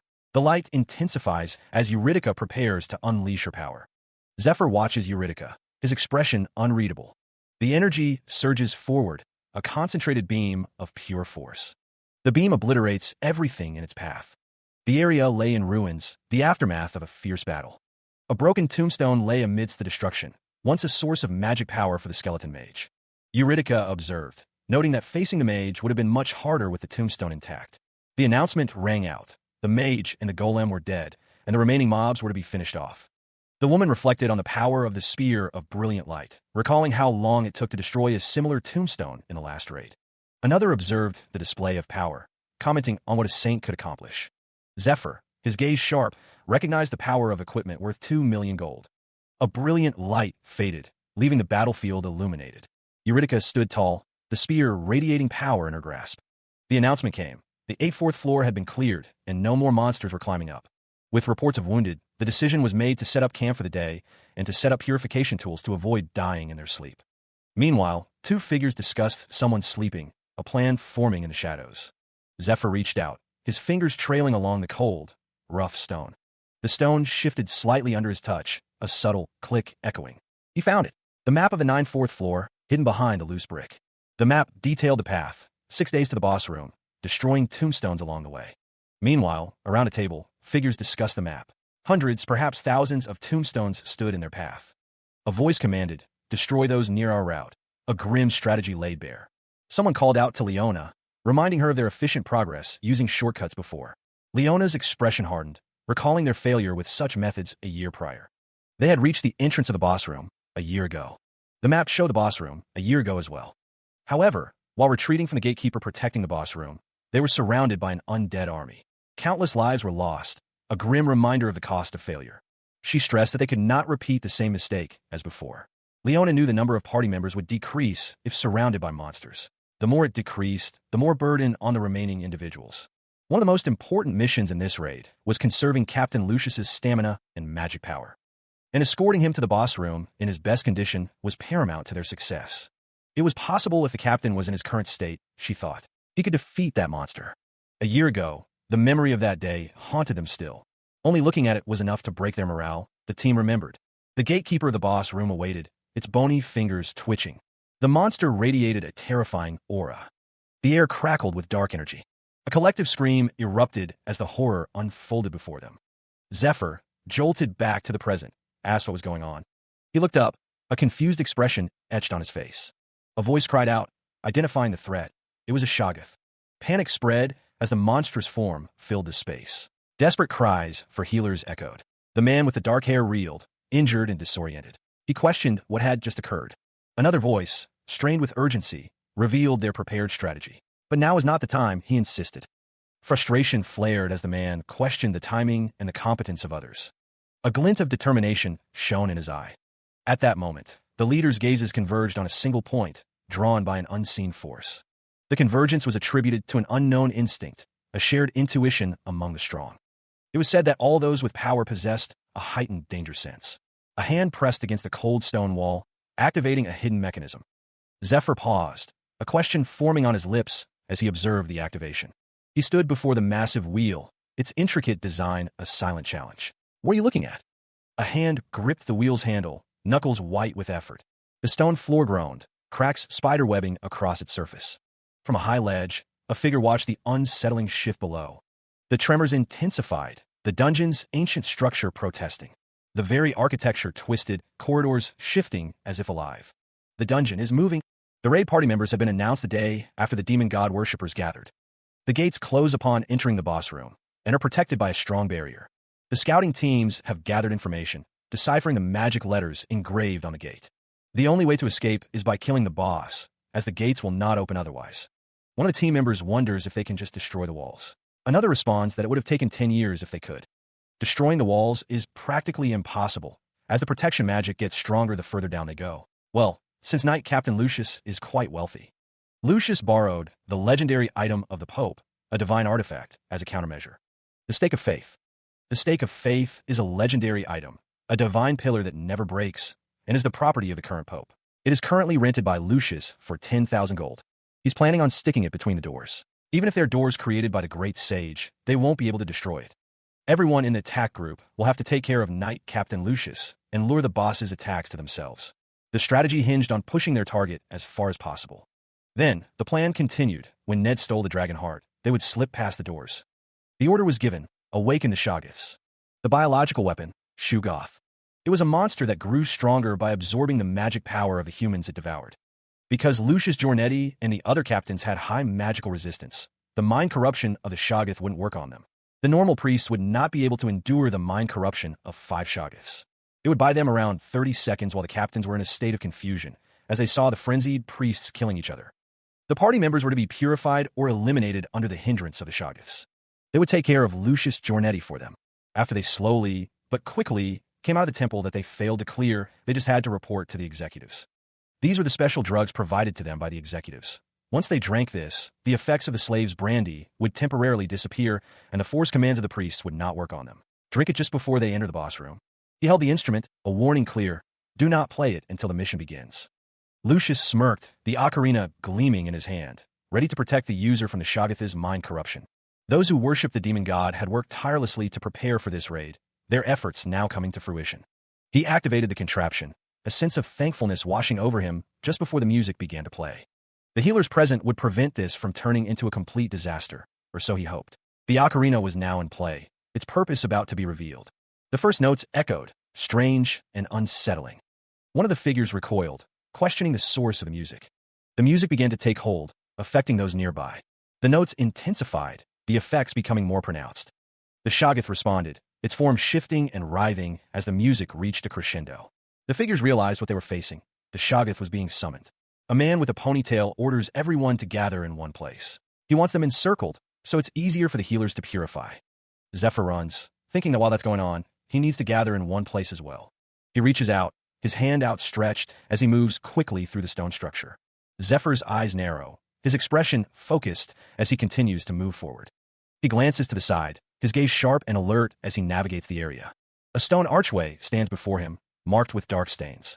Healers stand in the distance, their figures illuminated by a soft glow as they prepare to purify the area. The man with the ponytail reveals that his name is Zephyr. He explains that he was sent by Master to assist in a mission. A man with a beard wonders if he's the supporter that Ned brought. Someone wonders what he is doing over there, as a hand reaches for a wheel mechanism.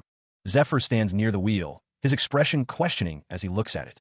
He gripped the wheel, the cold metal biting into his palm. This contraption was found, its purpose yet unknown. Meanwhile, 3 years after the raid, the scars of battle remained etched in stone. A structure pulsed with ominous purple energy, a silent threat. From above, the tomb's layout became clear, a deadly maze of corridors and chambers. By moving every single structural material in the tomb, the path forward was revealed. Because he'd spent time in this place with his comrades before, he knew its layout very well. He cleared a berserk cockatrice nest by himself, a feat of considerable strength. One man observed that he's really making himself appealing in order to participate in the raid about 20 days from now. Another wondered if they should interrogate him to check if he's a demon god worshipper. The man thought he's the slave that Matthias was talking about back then, wondering if he was a demon god worshipper like they thought. But it doesn't matter as long as the slave's brand is engraved on him. He has no choice but to follow the force command. Zephyr was surrounded by crackling energy, his path illuminated by an unknown force. He advanced, his eyes narrowed with unwavering determination, ignoring all warnings. Ned explained that the executives provided special drugs. These drugs would temporarily negate the slave's brand. A guttural cry escaped his throat, a sound of pure, unadulterated rage. The air crackled with energy as he unleashed his fury, a raw, untamed power. Zephyr, channeling the goddess's might, prepared to strike with divine force. The energy surged, a visible manifestation of the impending clash. Amidst the chaos, Zephyr lunged forward, his sword a blur of motion. The blade arced through the air, crackling with raw power. The Urumi, a flexible and terrifying weapon, could tear flesh like a whip. Ned's expression shifted to one of disbelief as he questioned the betrayal. Zephyr's blade, stained with blood, reflected the grim reality of the battle. A piercing scream echoes through the battlefield. A figure leaps forward, unleashing an attack, shouting insults. The attack is blocked, a voice declaring the defense successful. Another figure, observing the fight, warns of another attack incoming. He is urged to evade the incoming assault. The attacking figure is surrounded by crackling energy, poised to strike. Energy explodes outward. The figure continues the assault, shrouded in a blinding light. He braces himself against the force of the attack. The energy surges, threatening to overwhelm everything in its path. The attack intensifies, the air crackling with raw power. A figure looks on in shock, caught off guard by the sudden escalation. He declared that the situation was too bad for his opponent. No attack would work on him right now, he thought, as the strong luck buff activated. The blessing of the goddess of luck, strong luck, was now in effect. The gods had gifted him with regression perks as a form of their support. He recalled the day he returned to the past. The moment he checked the list of perks, this strategy immediately flashed in his mind like a bolt of lightning. The protective contraption reassembles the dungeon by moving all the tomb's structural materials, in other words, for a very short time. A path that was never there is formed, and the gate becomes completely useless. And if you luckily find your way properly, you can reach the boss room. At this moment, he prepared to move. Luck is on his side. He dashed forward, lightning crackling around him. He looks up, a smirk playing on his lips. Wow, you managed to follow me? Ned stands before him, a simple word escaping his lips. Obviously, The corners of Ned's mouth tilt upward, his eyes gleaming with challenge. Whatever you can do, I can do as well. Zephyr's expression hardens, his gaze unwavering. It looks like he's made his decision. The tower looms in the background as Ned speaks his mind. You're going to steal the dragon heart after everyone enters the boss. Ned continues, explaining his theory. But you'll run away with it by yourself instead of taking it to the secret meeting place. That's probably what you're thinking, right? Ned's eyes narrow, a dark promise in their depths. Let me prophesize one thing. If you do that, you'll definitely die. Ned finishes, his expression grim. The only option to stay alive is to clear the boss with just the two of us. Ned's words seem to catch Zephyr off guard. What? He asks, his brow furrowed in confusion. Ned scoffs, his tone dismissive. Bullshit. Defeat the boss with the two of us? Is that bullshit really all you want to say? Zephyr's eyes narrow, his expression hardening. Sit down, he commands, his voice firm. Zephyr leans back, a hint of a smile playing on his lips. I'll let you in on my fucking amazing plan. The meeting concludes, leaving unspoken questions hanging in the air. The cloaked figure acknowledges that the plan is decent, at the very least. He elaborates, stating that it has a considerably high chance of success, but the problem is credibility. The figure considers the risks, knowing that running away with the dragon heart would be a fatal decision. He wonders who could possibly catch him if he actually tried to run away. Moreover, he contemplates what would happen if he became the owner of the dragon heart. He knows two things. First, the dragon heart can only be absorbed using a special method. Reckless attempts would lead to death. He acknowledges that he can't do it himself, but he knows someone who can help with the dragon heart absorption. Second, the one who came to the 3/3 Parish Temple as the carrier is Cardinal Aldine Lasker. The consequences of failure loom large. If they don't show up at the meeting place, Aldine's twin knights will hunt them down. The twin knights stand among the 10 strongest on the continent. The entire demon god cult will hunt them down if they escape. By the entire cult, a figure sits in meditation, surrounded by swirling smoke. That includes their master, the Dragon King-style sect leader, his expression intense. The man with white hair asks if she is that confident. The woman responds, questioning if he is confident he can outrun them all without her help. Blades of energy cut through the air. The energy crackles, a dangerous display of power. The energy intensifies, forming a barrier. Two figures are sent flying through the air, caught in the blast. The woman asks what? Does he want to take the dragon heart to the cult leader directly? Ned asks why she is saying this all of a sudden, after they even entered this dungeon. As the person responsible on this field, he will not accept any deviations from their original plan. Ned wonders, HM? The speaker worried that the Temple of Light would grow suspicious. Something stood out too much. Ned carried the person carefully. He had heard from Master that the carrier would be Sir Aldine, but not how it would be carried. He was told not to worry and to do his job. The supporter had revealed quite a lot of information, in any case. The voice echoed with a sinister undertone. Someone was greatly trusted by their master. Zephyr's eyes narrowed, his expression hardening. All of what he had said was true, it seemed. The man in the white robe held a mask. He was close enough to his master to be. The masked figure with long blue hair was being put into such an important operation. The stakes were high. A voice seethed with resentment. It wasn't enough to destroy their life with a scam. The scene was one of destruction and betrayal. To think they'd been deceived their whole life. Shattered glass lay scattered across the floor, a testament to broken trust and shattered illusions. A skull-shaped object pulsed with an eerie green energy, a symbol of dark power and impending doom. The character with brown hair extended a hand, crackling with raw energy, ready to unleash its destructive force. An explosion of energy erupts, consuming everything in its path. The targets are demon god worshippers within the Temple of Light. Ned, consumed by rage, vows to destroy them all. Zephyr demands that he focus on running, not fighting. Ned knows that they will fail if they are even a second late. The man with red hair grits his teeth, acknowledging the dire situation. Zephyr understands how Ned feels, but time is of the essence. He warns Ned that he cannot afford to be swept along by his emotions. Only 15 seconds remain until strong luck runs out. A surge of power emanates from an unseen source. The force strikes with incredible speed and intensity. The numbers 13 and 12 appear above the figure. A shimmering portal crackles with energy, promising either escape or doom. He stands before the gate, a dark figure silhouetted against the light. The gauntlet on his hand glows with menacing purple energy. The energy coalesces, forming a spectral claw ready to strike. Zephyr, alongside another figure, braces for the incoming assault. He prepares to unleash his power, muttering a dark incantation. A beam of concentrated energy pierces the air, aimed with deadly precision. The figure stands wreathed in shadow, a harbinger of destruction. Zephyr shouts a desperate command, urging someone to take action. The spectral claw descends, a terrifying display of raw power. The attack tears through the environment, leaving a trail of devastation. Zephyr and his companion braced themselves against the onslaught. The gap to the boss room was right in front of them. A surge of energy erupted, shaking the very foundations. The force of the blast was almost unbearable. He was sent flying backwards from the shockwave. The light faded, revealing a strange, empty space.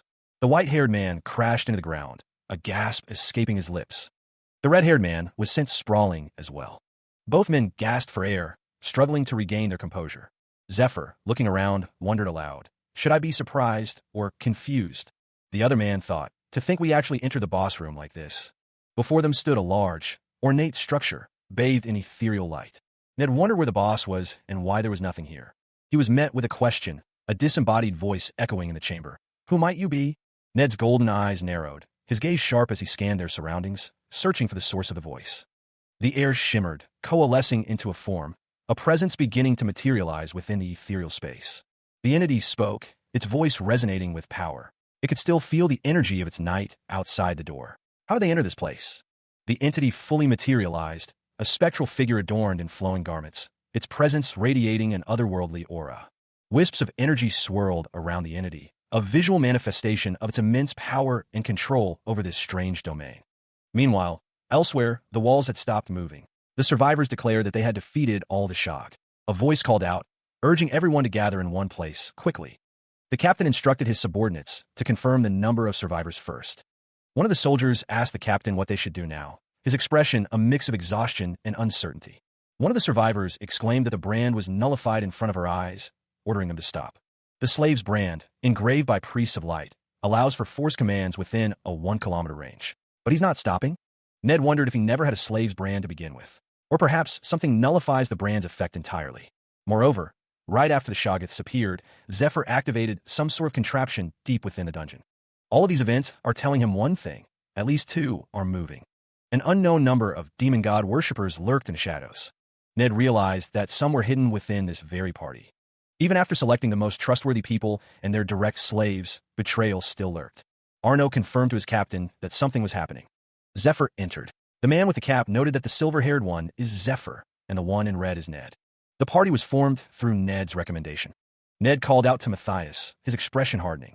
A figure stood silhouetted in the dim light, the tension palpable. A figure stands cloaked, the grip on their sword tightening. Ned's face contorts in fury. He wonders if his underlings fled in terror. A figure thinks this was their chance to be acknowledged in the demon god cult. The figure's perfect plan has been ruined by two bastards. A man orders his brothers to cease the operation, telling them to get ready. The figure's expression hardens, their eyes narrowing in anticipation. Footsteps echo as two figures advance, one heavily bandaged. A figure on horseback leads a group, their armor gleaming in the dim light. The armored figure prepares for battle, their stance firm. The figure on horseback asks if anyone has anything to say to them. A voice wonders if words are really necessary between them. Ned smiles, lightning crackling around his blade. A chilling aura emanated from the depths of the tomb. The woman with purple hair looked on as Zephyr stood beside her. The woman's eyes widened as she realized the owner of the tomb, Princess Eurydica. The woman couldn't believe it, thinking of the princess who massacred her people 1,000 years ago. The woman recalled that Princess Eurydica was such a serene and beautiful person. The woman considered that history must have recorded falsely, as there's no way a person like this committed such atrocities. The woman thought that it's not all to think they were raiding such a pitiful person's tomb just for a dragon heart that may not even be here. The woman's eyes were filled with such sorrow. The woman wished she could lessen her sorrow. He would do anything for her. Zephyr, hearing this, was surprised. A complex magic circle pulsed with ominous energy beneath his feet. He frowned, realizing the illusion was far too simple to fool him. His master's betrayal must have shaken his mentality. A closer look revealed the truth, a magic circle ready to spring. It was a trap-type circle. One wrong step, and it would be the end. A sinister chuckle echoed as the trap began to activate. What a shame. The voice dripped with false regret as the circle glowed brighter. The antagonist's eyes gleamed with murderous intent. My chance to eat you. Hi. He felt it coming, a wave of dark energy about to crash down. The air crackled with anticipation as the trap reached its apex. The antagonist stood ready, a grotesque grin on his face as the trap was sprung. Just as planned, the trap activated. A monstrous maw filled with razor teeth opens wide, promising oblivion. Crimson and azure energies swirl, a chaotic dance of destruction. The swirling energies intensify, threatening to consume everything in their path. He breaks free of the illusion. The The woman in the red cloak taunts, calling him an idiot. The clash of powers sends shockwaves through the battlefield. A skill is activated, Dark Hand. The red hand drains his stamina, leaving him weakened. Lucius fights against Eurydica, who endlessly absorbs stamina and magic power to recover. He miraculously managed to defeat her, leaving her in a half-dead state. His yearning gaze reflects his failure. The figure sat upon the throne, as if he had been waiting. A strange energy emanated from the tower. A monstrous face contorted in what could only be described as rage. The dungeon structure was in ruins. A group of figures moved with purpose. The figures continued their advance. Matthias questioned why someone would ruin their work of the last 10 years. The man asked when the other had joined that side. The voice declared that Lucius wasn't an idiot and was trying to interrogate him with conviction. It was impossible to escape using the slaves, and the dungeon structure had changed. Even if he succeeded in escaping, failing such an important mission would result in his execution by the demon god called executives. The man resolved that he had no choice but to kill him. A glint of steel. To survive, the figure resolves to kill Lucius. Turning back, Ned wonders since when things had come to this. He walks away, the determination clear in his stride. Another man wonders aloud if someone wants to know something, a smug look on his face. What terrible luck. The saint is equipped with legendary grade items, ready for battle. The saint is accompanied by the healer captain and the battle priests, a formidable force. Ned thinks to himself that he has to kill them without the dungeon boss or the Shoggoths. He still has a way. They've registered this side as enemies, but they're not aware of their hidden brothers on that side. The man with the smug expression believes an opportunity will come as long as he creates an opening. Ned snaps his fingers, a silent signal to someone nearby. A hand offers something, saying to drink the drug on the count of 3. The other figure understands. Then they move on to Plan C. The scroll describes a suspicious liquid drug provided by the demon god called executives, temporarily removing the effects of the slave's brand. A hand carefully tilts a vial, the liquid inside swirling gently. The offer hangs in the air. Settle this with a duel, like nobles. Ned's expression hardens, a smirk playing on his lips. If you beat me. Eurydica's eyes narrow, her gaze intense and unwavering. 2 fingers are extended, a silent count begins. Ned continues, a predatory glint in his eyes. If you win. The count continues, the hand now gesturing towards an unseen target. All of you. Eurydica's command rings out, her voice laced with urgency. Attack Matthias. The slave's brand glows ominously, a symbol of forced obedience. Ned curses under his breath, realizing he was a step too late to prevent the attack. With a frustrated grunt, the vial shatters against the ground, its contents lost. Matthias cries out, but is too late. Know this. The figures state that they are not doing this of their own volition. Ned's face contorts in anger as he calls someone useless dimwits. Eurydica states that the priority of the saint's force command is on par with the Pope. Eurydica continues, saying that the slaves carrying out her commands will ignore the commands of all other priests. Eurydica tells Matthias that it's truly a shame. Eurydica reflects on overcoming countless trials together with Matthias until now, as she is 32 years old. Eurydica's expression hardens as she thinks that he betrayed her. Eurydica orders someone to clean up the trap that they made with their own hands. A group of dark figures stand ready, their eyes glowing red. Slashing attacks fill the air. The attacks intensify. The branded worm writhes, its presence a source of power. A grotesque insectoid creature emits a guttural sound. The branded worm continues its advance, its form unsettling. The insectoid creatures clash, their movements swift and deadly. Matthias's expression is one of disappointment. He says, I left the selection of slaves entirely to you, because I trusted you. Matthias continues, his tone laced with regret. But to think all of them were demon god worshippers. The golden armored figure stands tall, chains binding smaller figures below. The intricate details of the golden armor gleam, a symbol of power. But a memory surfaces. Matthias reflects on how quickly he dealt with over 30 slaves. The golden armored figure looms, a stark contrast to the chained figures struggling beneath them. The chained figure's face is etched with defiance, despite their captivity. The chained figure curses, admitting it's harder than expected, but still not easy. The golden armored figure battles, their sword a blur of light against the darkness. A sense of despair washes over the chained figure, realizing the difference in strength. Grit covers the chained figure's face, a testament to their resolve. A stone statue stands silently, bearing the inscription, Decided by God. The chained figure coughs violently, the sound echoing in the darkness. Spitting blood, the chained figure laughs, mocking the situation with dark humor. He coughed, blood splattering from his lips as he hung in chains. If something like that was his fate, then so be it, he thought, a flash of defiance in his eyes. Matthias demanded to know why he had been betrayed, needing to hear the reason at the very least. The chained figure chuckled, asking if Matthias was seriously asking that question. If Matthias was so curious, the chained figure seemed to imply, he would get his answer soon enough. The chained figure spat, telling Matthias to go ask his goddess in the afterlife. A monstrous visage grinned, its eyes gleaming with malevolent intent. Matthias's eyes widened, a flicker of fear crossing his face. The chained figure's grin widened, shards of something breaking around him. Chain snapped, and a red aura exploded outwards. The sound of shattering echoed through the chamber. This, it was revealed, was the hidden trump card of the demon god worshippers. It was an item that allowed one to resonate with the branded worm. It could even turn humans into demons. The stone of revelation pulsed with dark energy, a silent promise of forbidden power. A voice echoed, a dire warning hanging heavy in the air. Use it only in your final moment. The warning continued, the price of power laid bare. Once you use it, you will never be able to return to being human. A monstrous form began to coalesce, a terrifying visage of what was to come. Lucius declared that everything was supposed to be his, a statement of bitter entitlement. A desperate plea arose, a defiance against fate. If his fate was to be manipulated by the hands of God, and being human didn't allow him to resist them, the monstrous form solidified, a terrifying figure born of desperation and dark power. Matthias Grimmer, now in demonification form, vowed to have no attachments to his life as a human. Someone screamed in order to attack, revealing that Matthias had only just demonified, and his power was still unstable. A desperate prayer was uttered, a plea to the almighty Arya to grant them power, a light on the battlefield. The soldiers advanced, their weapons raised, ready to face the newly transformed demon. He unleashed a barrage of chaotic energy, the air crackling with power. The demon's form towered, a grotesque silhouette against the light. The transformed Matthias declared the futility of resistance. The energy blasts intensified, a storm of destruction aimed at Lucius. His eyes narrowed, focused on the approaching onslaught. Lucius prepared to meet the demonic assault head-on, his resolve unwavering.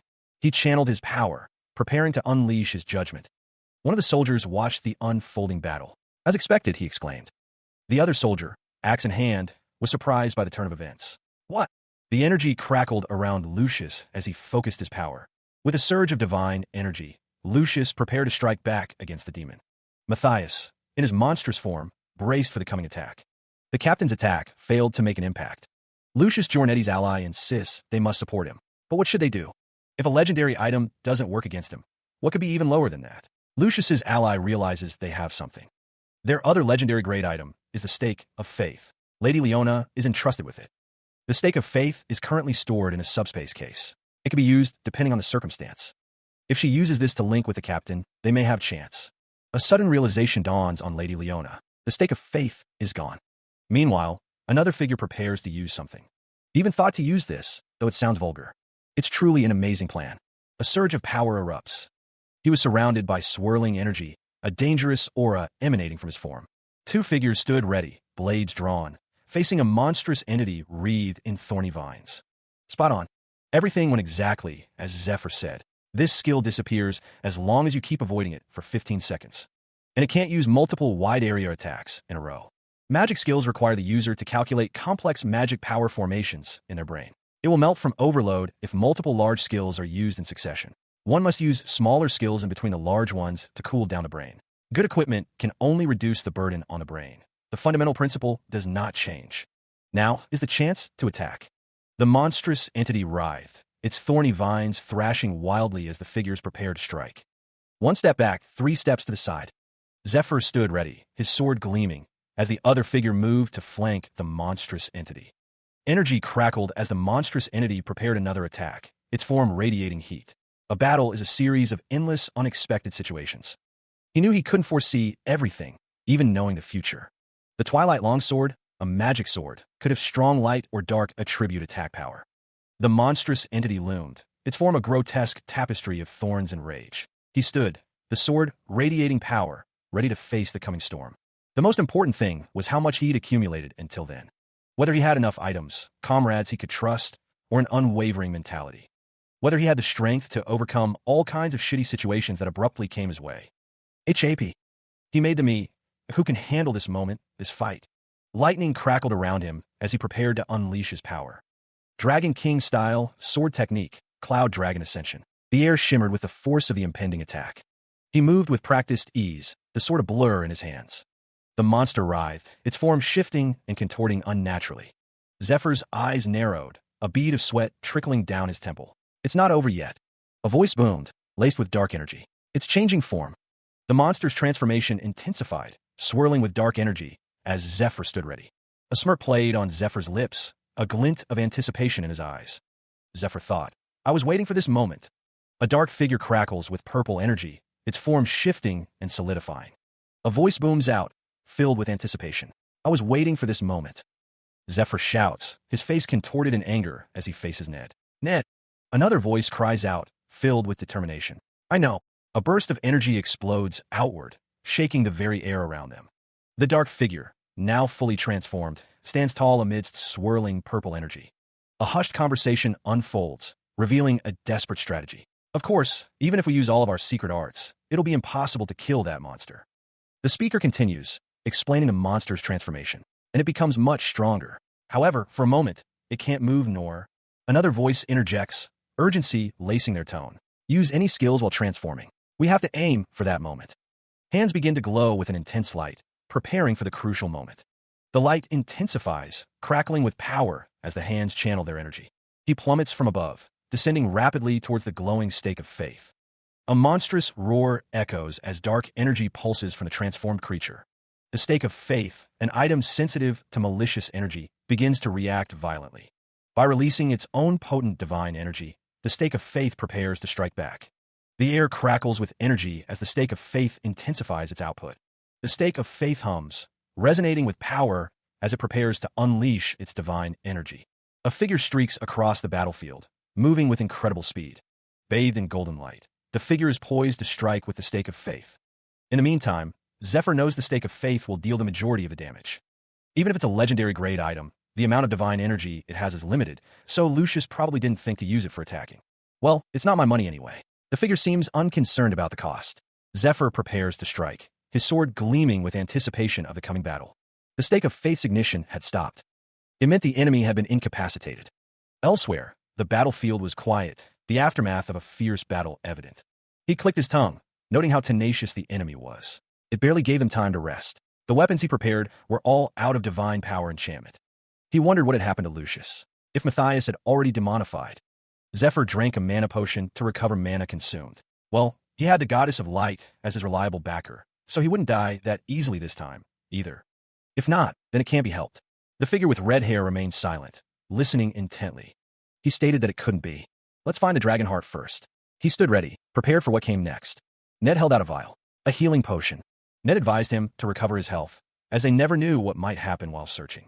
Ned mused on the miracle of defeating a dungeon boss, one of the 8 riddles of the world, with only 2 people. Zephyr considered himself quite strong, but nowhere near strong enough to create such a miracle. It was all because of Ned's plan. The pair continued onward.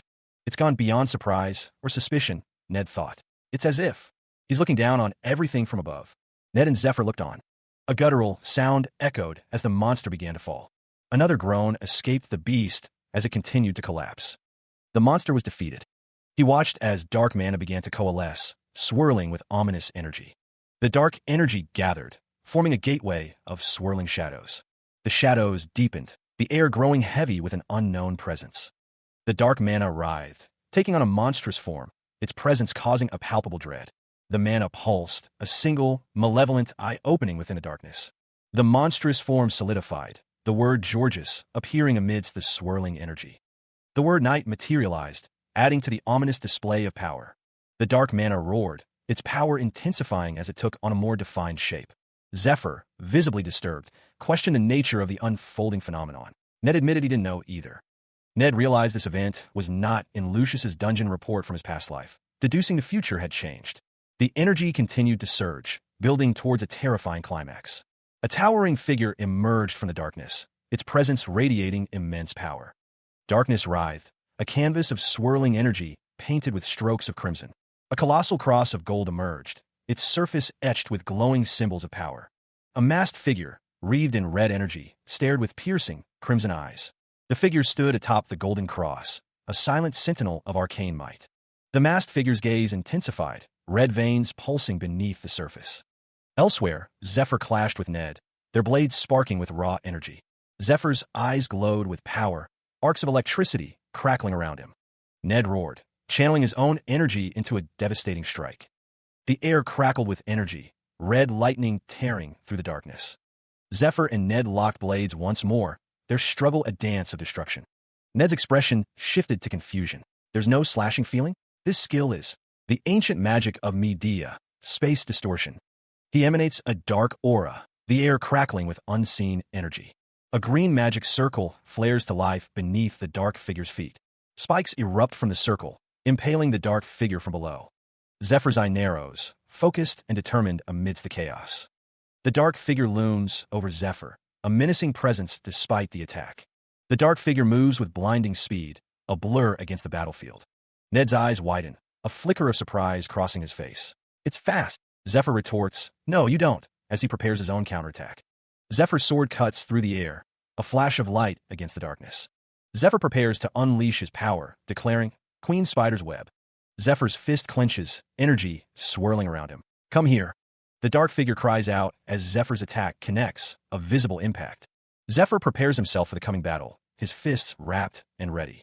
He calls out, beckoning his opponent to approach. A guttural sound echoes as the space around the enemy contorts, a visual testament to their power. The energy around Zephyr intensifies, crackling with raw power as he prepares to unleash his technique.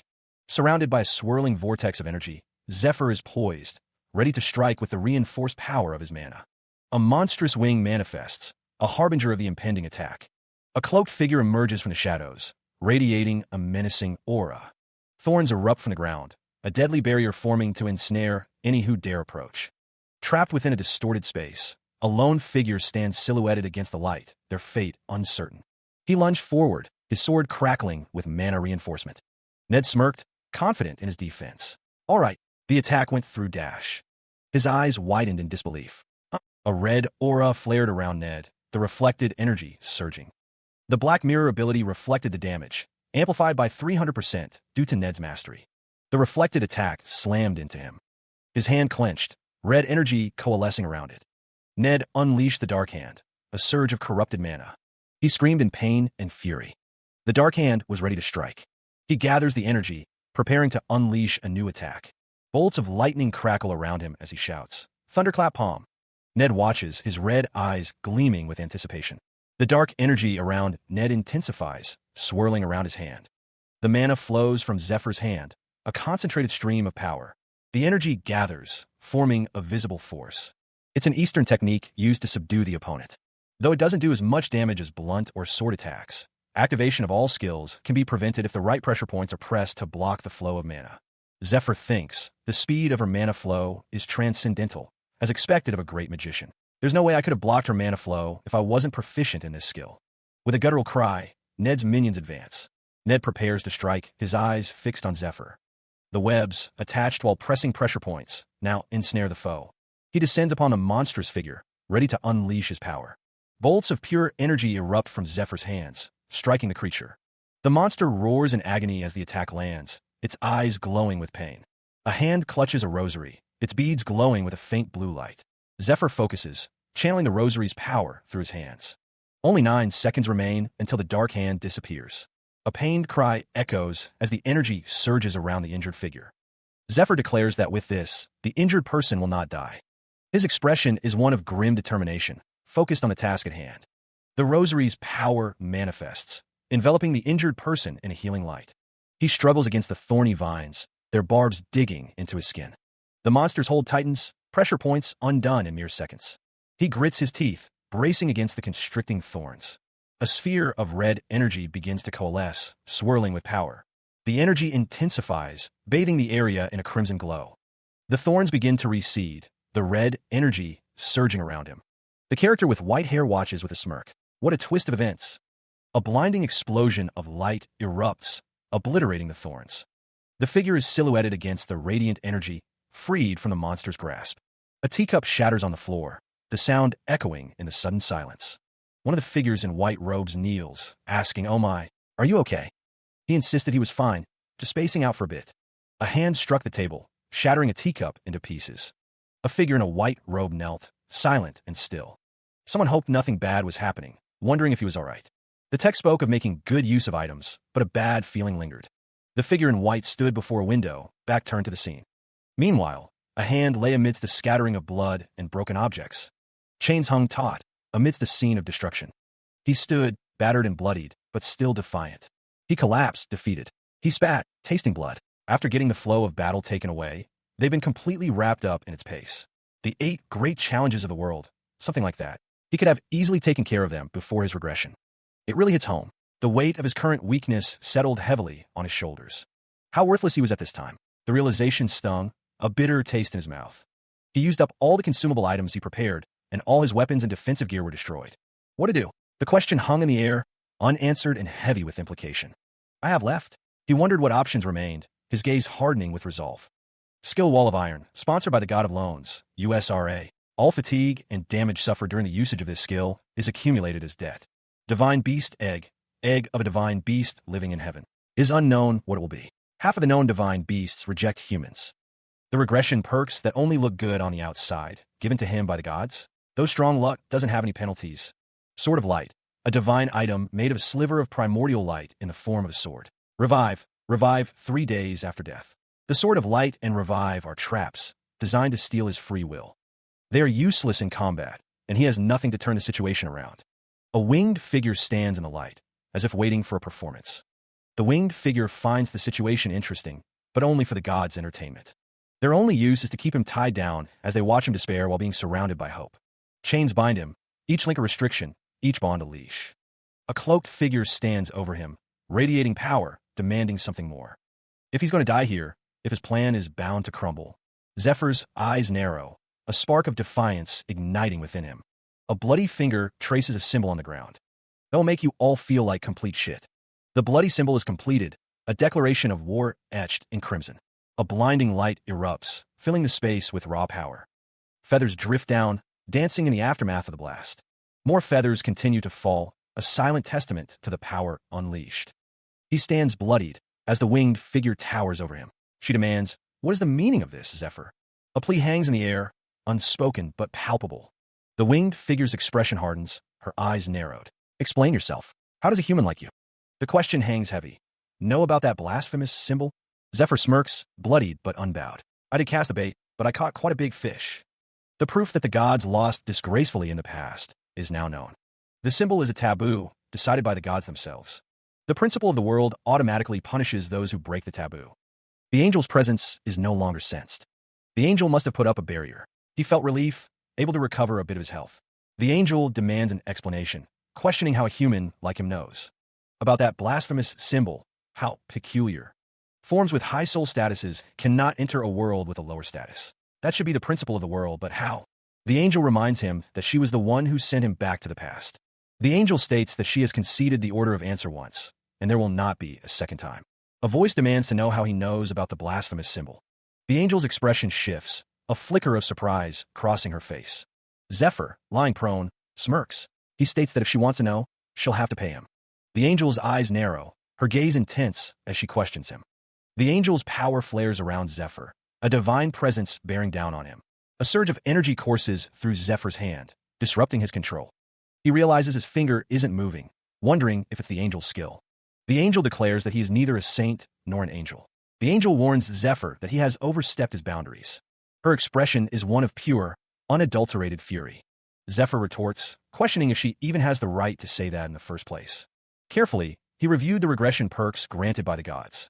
The perks included revival after 3 days, with his soul becoming the property of the god who provided it. The god's desires became clear, a double-edged sword for an interesting death while struggling. Another god offered great power, seeking to claim him as their own. Whatever it was, the gods would not want the symbol to happen. The angel had been hurriedly sent down before the symbol was completed. Exactly. What is it that they want? Zephyr wondered, his expression grim. He couldn't endure these perks the gods had given him. It was probably better if he just died here. Zephyr questioned if the gods were listening, considering the gains and losses among themselves if he died. He assured them that if they lost him now, there would be no other human to entertain them. Bet big while you have the chance, he thought, his eyes glowing with determination. Zephyr declared he was giving them all a chance, his body radiating power. The goddess of luck calls out to Zephyr, her expression unreadable. The goddess of light remains silent, her gaze fixed on something unseen. A soft chuckle escapes the goddess of light, her amusement evident. The goddess of light finds the situation amusing, her lips curving into a smile. A blinding light erupts, filling the space with an intense energy. Zephyr stands amidst the radiant glow, his body battered and bruised. His vision blurs, the pain almost unbearable as he struggles to comprehend the situation. The goddess of light questions if this is what they all desire. The intense energy surges, crackling with raw power. The world distorts, reality itself seeming to warp and bend. A dark presence manifests, tendrils of shadow reaching out like grasping claws. Red eyes glow menacingly from the darkness, promising untold horrors. He stood amidst the swirling mist, a figure emerging from the haze, calling out. A man with light blue hair regarded the figure with a slight smirk. "Did you wait long?" he asked. A monstrous presence roared, its red eyes burning with malevolent energy. Dark energy swirled around the monster, crackling with power. The dark energy surged outward, engulfing Zephyr in its wake. The monstrous figure's energy intensified, a crimson aura blazing. The energy exploded outward, a shockwave of raw power. The monster unleashed a torrent of energy, its form radiating intense heat. The monster's red eye narrowed, focusing its power. The energy coalesced, forming a conduit of power. The energy surged into a fist, crackling with electricity. Zephyr stood, now infused with the dark energy, lightning arcing around his body. The Sword of Light, a divine artifact, had its usage restrictions removed. Arya, the goddess of light, found the human amusing. Arya declared that the sword was now his, promising even better artifacts. Another being questioned how Arya could let a human wield a divine artifact so easily. Arcturus, the god of the sky, wondered what it mattered. He thought he had done something unbecoming of one of the great gods. Arcturus considered his actions one of the three great gods. Moreover, Arcturus was wary about why the god of death showed such interest in that human. As long as he didn't know what the god of death was thinking, he couldn't hand that man over to him. A shadowy figure stood opposite Zephyr, a strange energy crackling between them. Space distortion manifested around the shadowy figure. The shadowy figure's power intensified, swirling with dark energy. He raised the Sword of Light high above, its power radiating outwards. A shadowy figure stood before him, seemingly unfazed. The Sword of Light, an exclusive skill, glowed intensely in Zephyr's hands, ready to unleash its divine power. A beam of pure light erupted, a testament to the sword's legendary power. Let there be light. The light exploded outwards, consuming everything in its path with divine energy. The shadowy figure remained, seemingly unaffected by the Sword of Light's power. Its hand, cloaked in darkness, twitched slightly, as if testing the boundaries of the light. Arya's red eyes narrowed, a hint of concern etched on her face. Arya looked up at Zephyr, her expression unreadable. "Have you come to?" she asked. Her white dress, adorned with intricate patterns, seemed to glow faintly in the aftermath of the light.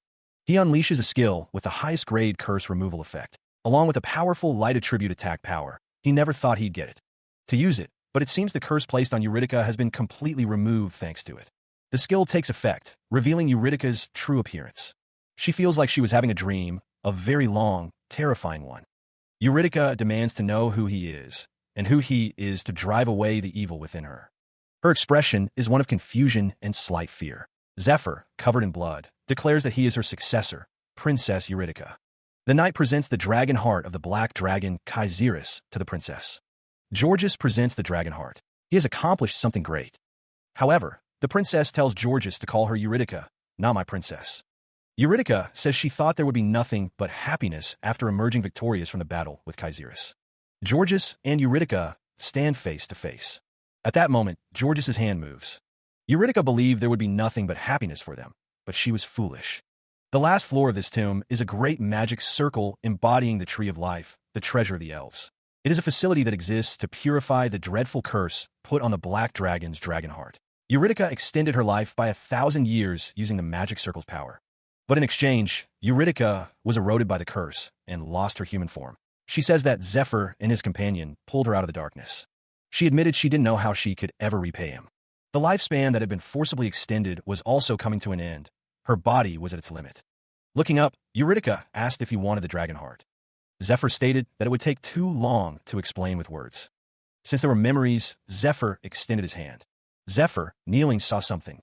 Eurydica also saw it, questioning what it was. He was surrounded by a torrent of swirling, green energy. The energy crackled, a silent prelude to the storm about to break.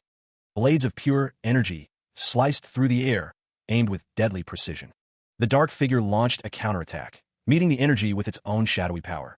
Zephyr stood firm, bracing himself against the onslaught of attacks. The dark figure grinned, reveling in the fight. He taunted, asking why Zephyr looked so frantic when he was having so much fun. Zephyr, struggling, thought that Arno shouldn't be facing this much difficulty against him. The dark figure noticed something, realizing that the strengthening buff disappeared the moment that dark energy touched him. The dark figure felt a sense of omnipotence, as if he had become a god, reveling in the power. The dark figure questioned if Zephyr was enjoying something this great all by himself. A massive explosion of fiery energy erupted, engulfing everything in its path. Zephyr cried out as the blast struck him, the force of the impact sending him reeling. The priests are overwhelmed. Georgia states that they are busy enough dodging attacks. The priest with the staff thinks that the power of the demon race is what the demon god worshippers seek. The dark figure plots to kill a few of the priests, especially the healer captain and rearguard captain. The dark figure declares that their choice of religion led to their death, and they should not resent him. The dark figure draws a sword. Dark energy surrounds the dark figure. A red energy circle appears. The red energy intensifies. A priest is attacked by worms. Georges is shocked, realizing there were many demon god worshippers among the priests. The worms writhe. The hulking figure chuckled, relishing the power being offered to him. He promised to make good use of their worthless lives, a malevolent red orb glowing in his grasp. Georges realized the skill being used was dangerous, urging everyone to maximize their defensive skills. A figure was engulfed in flames, the heat intense. He was surrounded by a radiant light, bracing for the attack. The flames intensified, consuming everything in their path. Georges focused his energy, preparing to defend against the fiery onslaught. A voice cried out for the attack to stop. Georges, his face contorted in anger, yelled at Matthias to stop committing evil. The demon-like figure questioned what was considered evil. The figure wondered how anyone could say that, as it was revealed that Lucius of the Giornetti family received a stigmata, despite being only 7 years old. It was the tradition of the saint candidate, but Lucius wasn't even the saint candidate. Lucius stands alone in the snow, seemingly lost in thought about the stigmata. One figure wonders what will happen to them, now that Lucius Giornetti has received the stigmata. The other figure silences them, stating that it is not important right now. According to the scriptures, if a non-candidate suddenly receives a stigmata, it is a sign that an era of chaos will begin. In other words, the peak season for their Temple of Light has returned. The figure asks what Lucius's father did after he was chosen as the saint. The other figure states that Lucius's father advertised blessings at high prices, telling people that they can only overcome chaos if they receive his blessing. He extorted the assets of the devotees. The figure continues, stating that Lucius's father did everything he could to get as much as possible, causing some to commit suicide because they had no money.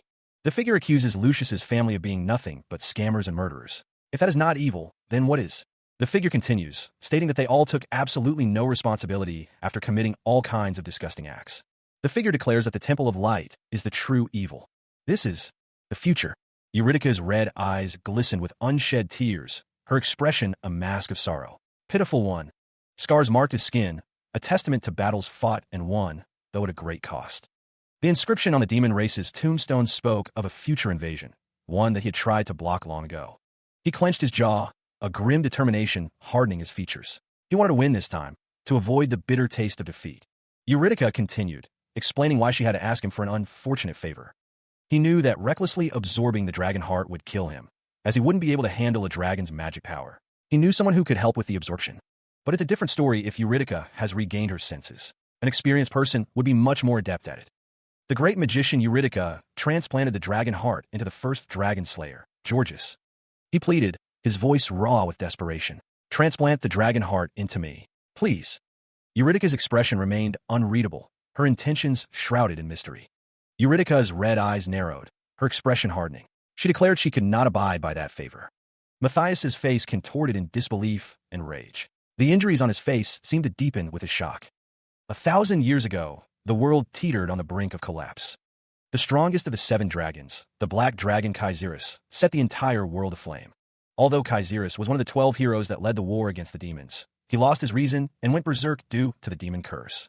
The Archmage, Princess Eurydica, along with other strong individuals such as the Knight Georges and the Gold Dragon, stood on the side of humanity. The remaining 11 heroes had no choice but to face their old comrade Kaiserus to protect the world. After fighting desperately, the battle with the Black Dragon went on for an entire year. A figure knelt, sword in hand, whispering, "Forgive me, Kaiserus." The battle came to a close with a strike from the Knight Georges.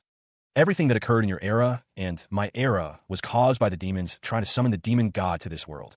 Gods are restricted by the rule that aside from the world within their territory, and that is the demon god Tartarus. He stood resolute, a grim determination etched upon his scarred face. Of the demons who sought to summon the demon god, an organization called the Demon God Cult was created. They sought to summon the demon god into this world. Their goals aligned with those of the past. Now, knowing, since you looked into the memories of my past life, nobles, priests conspired with the demon god worshippers, while countless people indulged in earthly pleasures, oblivious to the impending doom. And then, everyone fled from the demon god's might. Only he and his comrades tried to stop the end of the world. He didn't return to the past to live a good life. It was to fight once more. Princess Eurydice, the greatest mage in history, as well as the leader of the 12 heroes, the one who brought them together. He asks this favor of you, a hero of the past. Please give him the power to protect this world, he pleaded silently.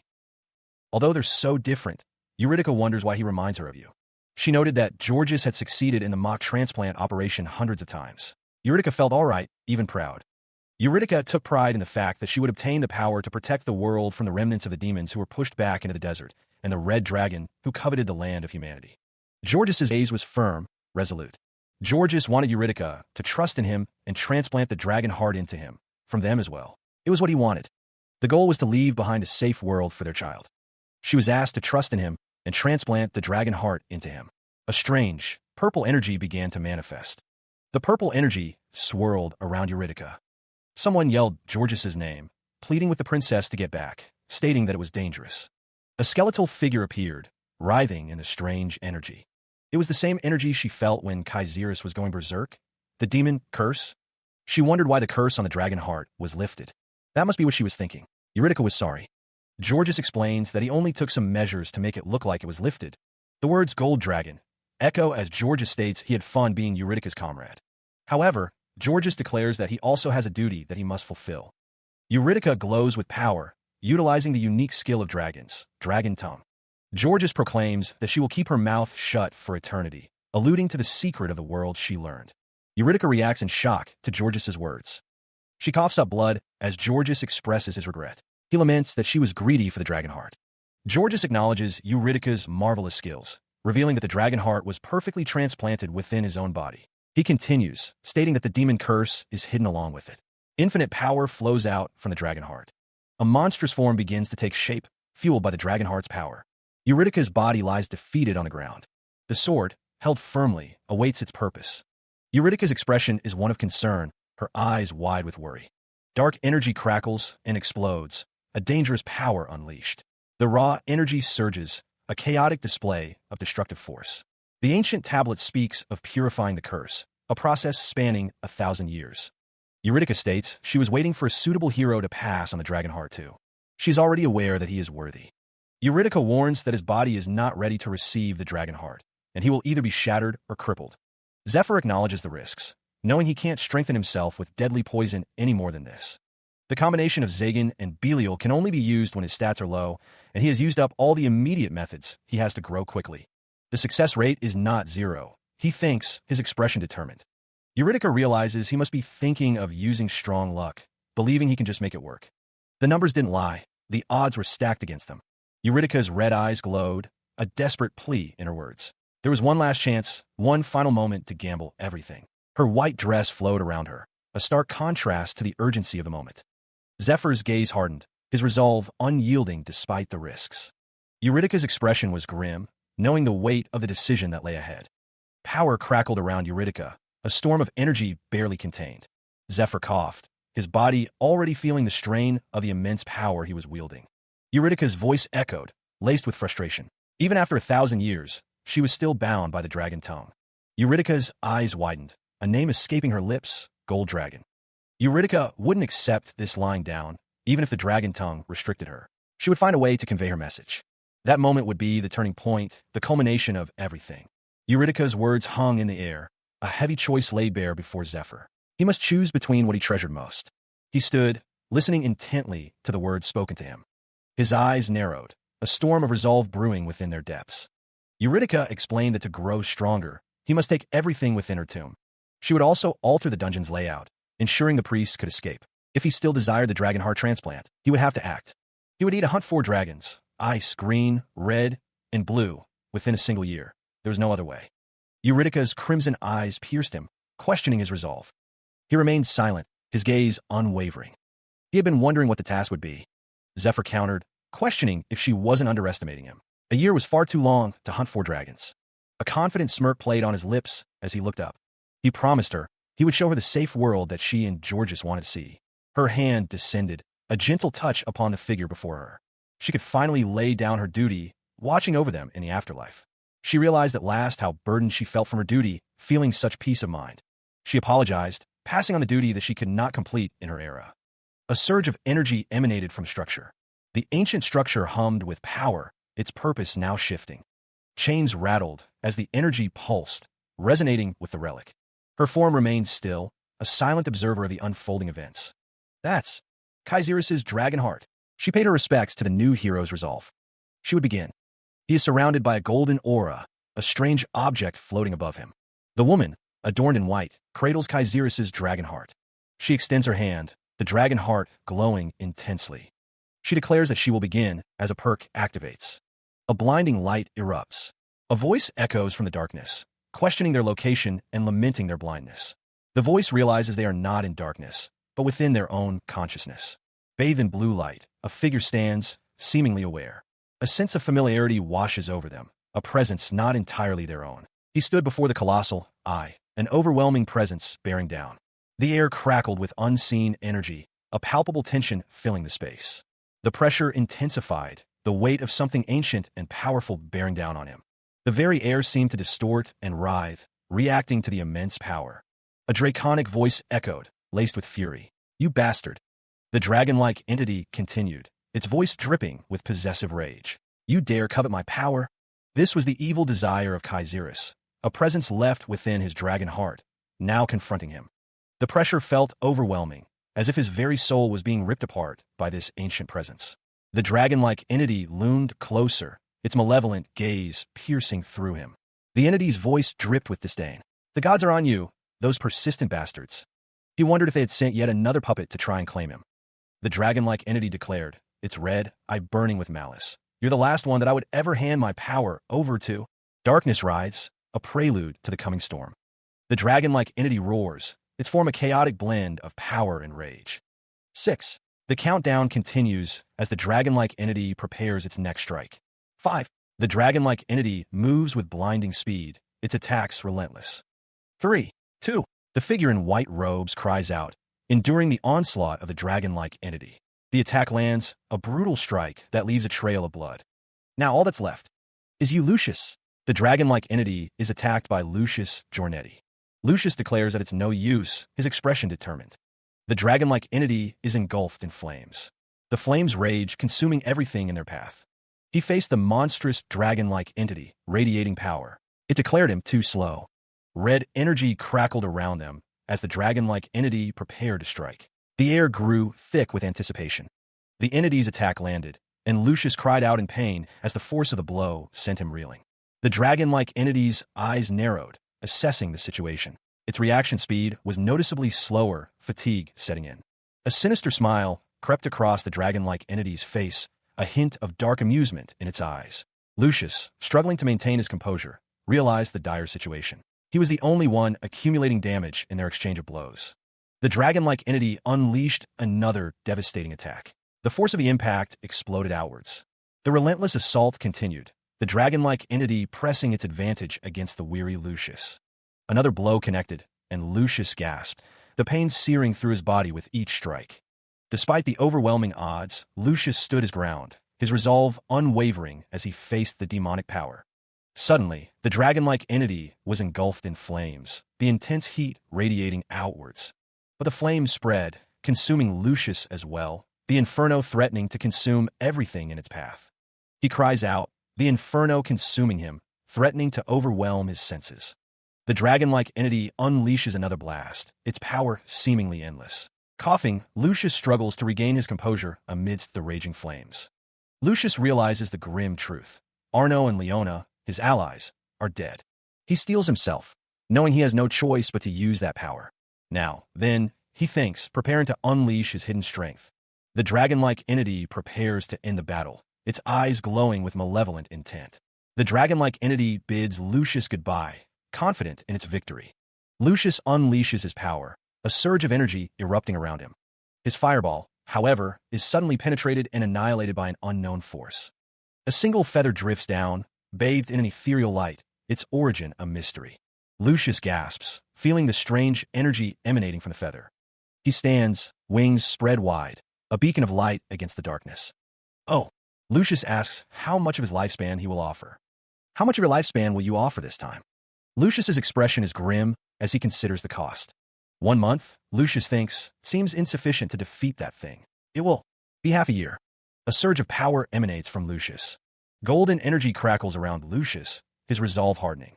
The power intensifies, radiating outward. The demon wonders what that is and why he, a demon, is afraid. There's no way. The demon thinks, that's impossible. The hulking demon declares that someone like Lucius is no match for him now.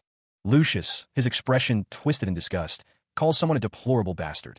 Lucius notes that someone has been hiding their power for 20 years, tight-lipped. It's a closely guarded secret of the temple that only the Pope and a portion of the cardinals know. Lucius explains that the average lifespan of a saint is around 30 years. The position of a saint is a brutal one. They're nothing but jesters being played around by the temple. Lucius states that it was something like this. You can only say that because you were chosen. Did he truly believe he was the only one playing this game? Lucius Giornetti spoke of a goddess, one who acknowledged the worth of a life. But the goddess did not acknowledge his. That was all there was to it. High hopes, perhaps, but why did it all end up like this? The goddess still refused to answer, her silence a cruel torment. A strange, golden object floated in the air, radiating an otherworldly light. Blood stained the hand, a grim testament to a recent struggle. Consciousness flickered, a desperate question echoing in the void. An unsettling silence had fallen. Where's the boss? That's a realization dawning with horror. The dungeon boss. When the world was happening now. A surge of power emanated, a healing energy flowing into the fallen warrior. Coughing, choking on the dust, Arno and Leona lay injured. A desperate voice called out, seeking their captain. A grim realization settled in. Only 3 members of their party had survived the brutal raid. The declaration hung heavy in the air. This raid ends here, a finality echoing through the ravaged landscape. A somber suggestion was made. Let's go back, retreat from this place of death and despair. Power crackled, energy coalescing around a figure, a surge of raw potential unleashed. A malevolent energy pulsed, a crimson eye glaring with ominous intent, a dark force awakening. Light erupted, a dazzling display of power, illuminating the aftermath of destruction. A voice marveled at the spectacle, awestruck by the sheer intensity of the light. He observes the phenomenon, a strange luck seemingly protecting him. A surge of energy emanates, a protective aura surrounding him. A voice echoes, declaring there's no need for intervention, dismissing a momentary lapse. He reflects, understanding this is a world of consciousness, not reality, where his spirit is paramount. Power gathers in his hand, a manifestation of his will. He is urged to recall it, to remember. The question hangs in the air, who he was. Energy crackles around him as he confronts his past. The energy intensifies, swirling and taking form. A surge of power erupts as he faces a monstrous visage. Lightning courses through him, a raw and untamed force. He stands defiant, channeling the energy against the looming threat. Energy crackles around the arena as a monstrous roar echoes. He stands firm, bracing himself against the dragon's overwhelming power. Zephyr's sword glows with power. He thinks, did you think it was my first time? He recalls past battles. He thinks, including the ones in my previous life. The sword pulses with energy as Zephyr prepares to strike. The dragon scoffs, you dragons are so annoying. If you're dead, then just be. Zephyr's sword absorbs more power. He thinks, you go out of your way to test people. His eyes narrow, focused on the task ahead. It's time for me to educate you. The dragon retorts, your mouth is the only top-notch thing about you. Cool me. The dragon's form crackles with red energy, ready to attack. Zephyr stands his ground, his sword glowing brightly as he prepares to meet the dragon's challenge. He was down, seemingly defeated. When the world was going on, Zephyr seemed to be unconscious. Had he been defeated? The boss was so busy with Zephyr that she wasn't paying attention to anyone else. Could this be his chance to attack? The figure with white hair continued to focus on Zephyr. The figure felt a sudden chill. Mana was freezing at a time like this. All his mana had been absorbed by the dark hand before he fainted. He mustn't lose this chance. The white-haired figure spoke, telling someone not to get up yet and to rest. The figure's red eyes narrowed. The figure experiencing mana, freezing struggled to maintain consciousness. He coughed, his hand covering his mouth. He coughed, each convulsion racking his body with renewed pain. The coughing intensified, a violent, wretched sound echoing in the chamber. A slick, pale worm, marked with a crimson sigil, slid from his grasp into a pool of dark liquid. Eurydice's eyes widened, a flicker of recognition and horror crossing her face. Eurydice stated that she expelled the fragment of evil within his body, noting that he never used the branded worm's power. She marveled at his strength, stating that he obtained that level of strength purely through hard work. Eurydice assured him that he would recover after a long nap, but he seemed confused by her words. He felt tired, wondering if the boss had helped him, but he didn't know. Meanwhile, the purification device, once on the 5th floor, had been dragged all the way to their current location. The group needed to find their way from the beginning, as the dungeon's layout had completely changed in the 2 days since the battle. One of the men asked the captain what they should do next, seeking guidance in the altered dungeon. Eurydice speaks, suggesting a course of action, seemingly taking charge. She declares that they will look for the stake of faith, despite the danger. One of the others suggests that only the 3 of them should prioritize escape.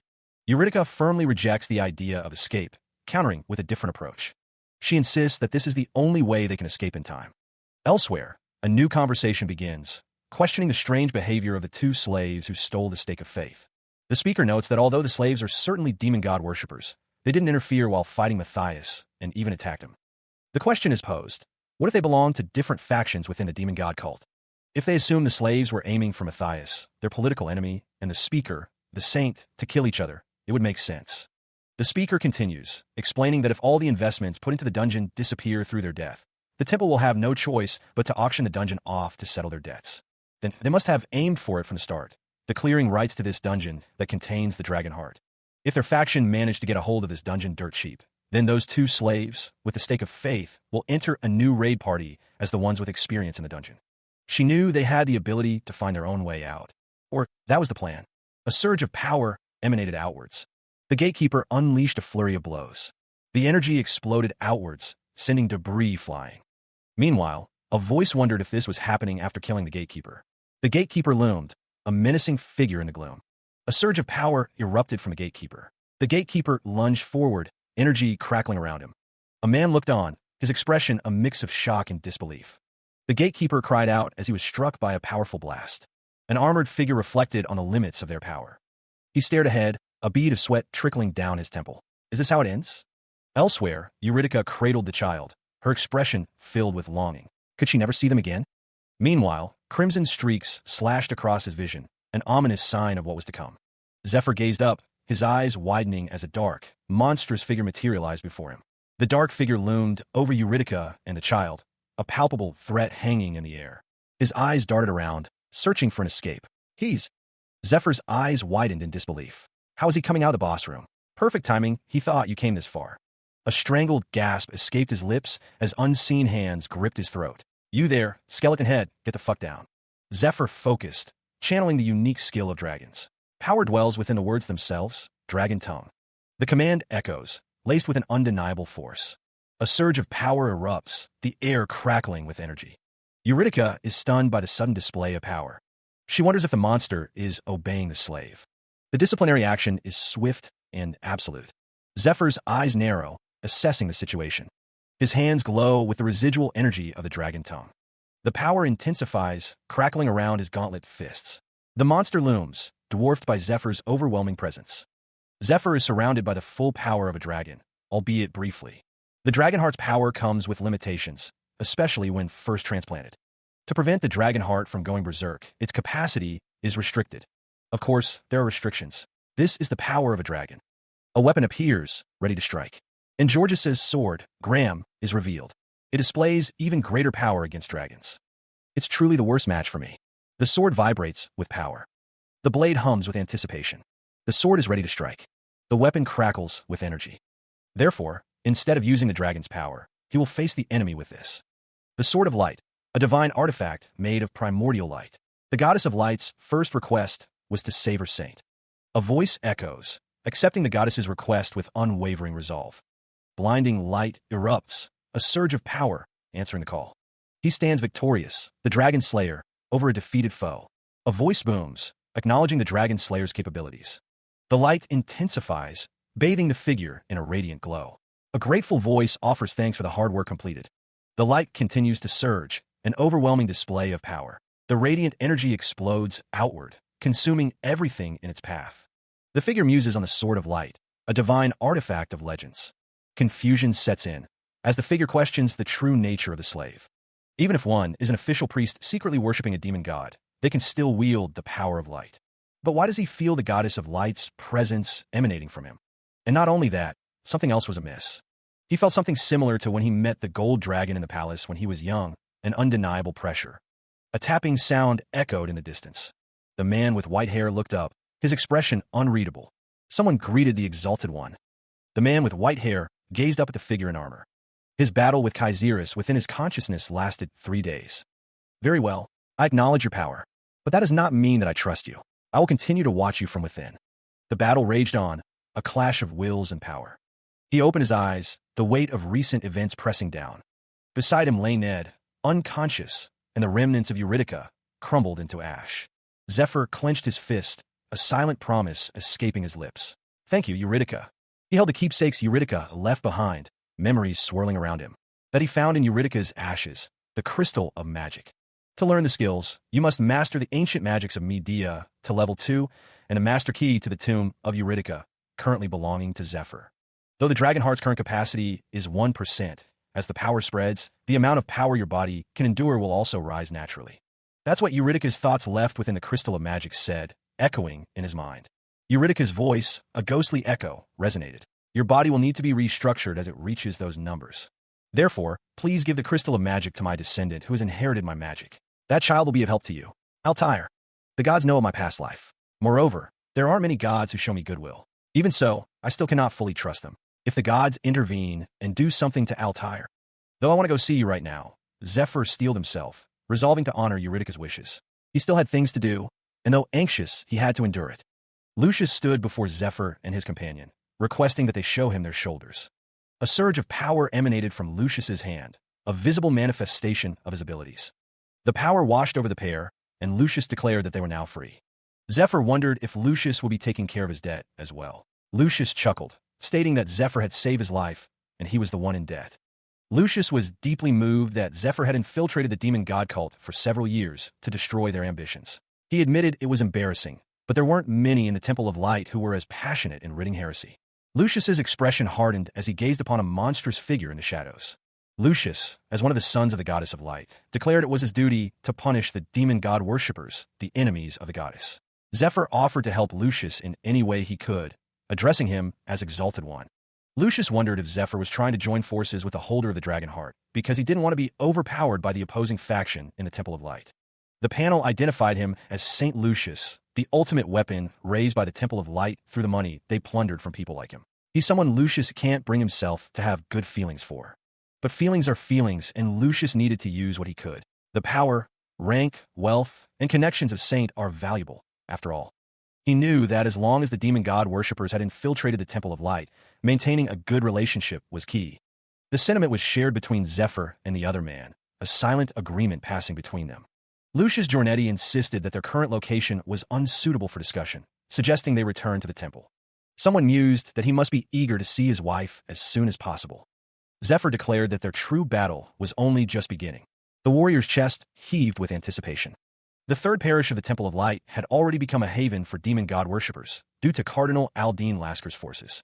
A masked figure stood ominously above 2 armored knights, 2 of the strongest on the continent. The declaration caused visible shock. Though Zephyr had obtained the power of a dragon, he acknowledged the constraints on its use, requiring ample preparation. The situation wouldn't be resolved easily, especially if Aldine was involved. It seemed that this would not be resolved with just a battle. Since it had come to this, a hand summoned a glowing blue gem. A group of figures stood in a space crackling with otherworldly energy. Jagged, glowing crystals jutted from the ground, their points razor-sharp. The crystalline forest stretched into the distance, obscuring the path ahead. Dim figures moved within the glowing depths. He stood before the entrance to the treasure room, a doorway promising untold riches. Zephyr declared, "Let's all gear up first." A doorway, glowing with an ethereal light, stands before the group. This is Eurydica's treasure room, one that no one has been able to enter for 1,000 years. He wonders what awaits him inside. The group is shocked by what they see. Crystals of all shapes and sizes fill the room. One of the figures exclaims, wondering what all of this is. There are items inside the crystals, dozens of high-grade items at a glance. So these are Princess Eurydica's tomb relics. He holds a glowing object in his hand. He sees, so you take them out like this. He listened as the others discussed the challenges of extracting items from the crystals. They lacked the skills to clear the boss. The blonde-haired woman declared that the man owned all the items here. She then asked who was supporting who now. The blonde-haired woman reflected on how arrogant she had been. The blonde-haired woman exclaimed that she could do it as well. The blonde-haired woman explained that the ancient kingdom Medea was a nation with highly developed magic. The quality of their magic items far surpassed the items of this era. The red-haired man noted that though they cost a fortune, not many of them were for sale. They had a scarcity value so high that they couldn't be bought even if you have money.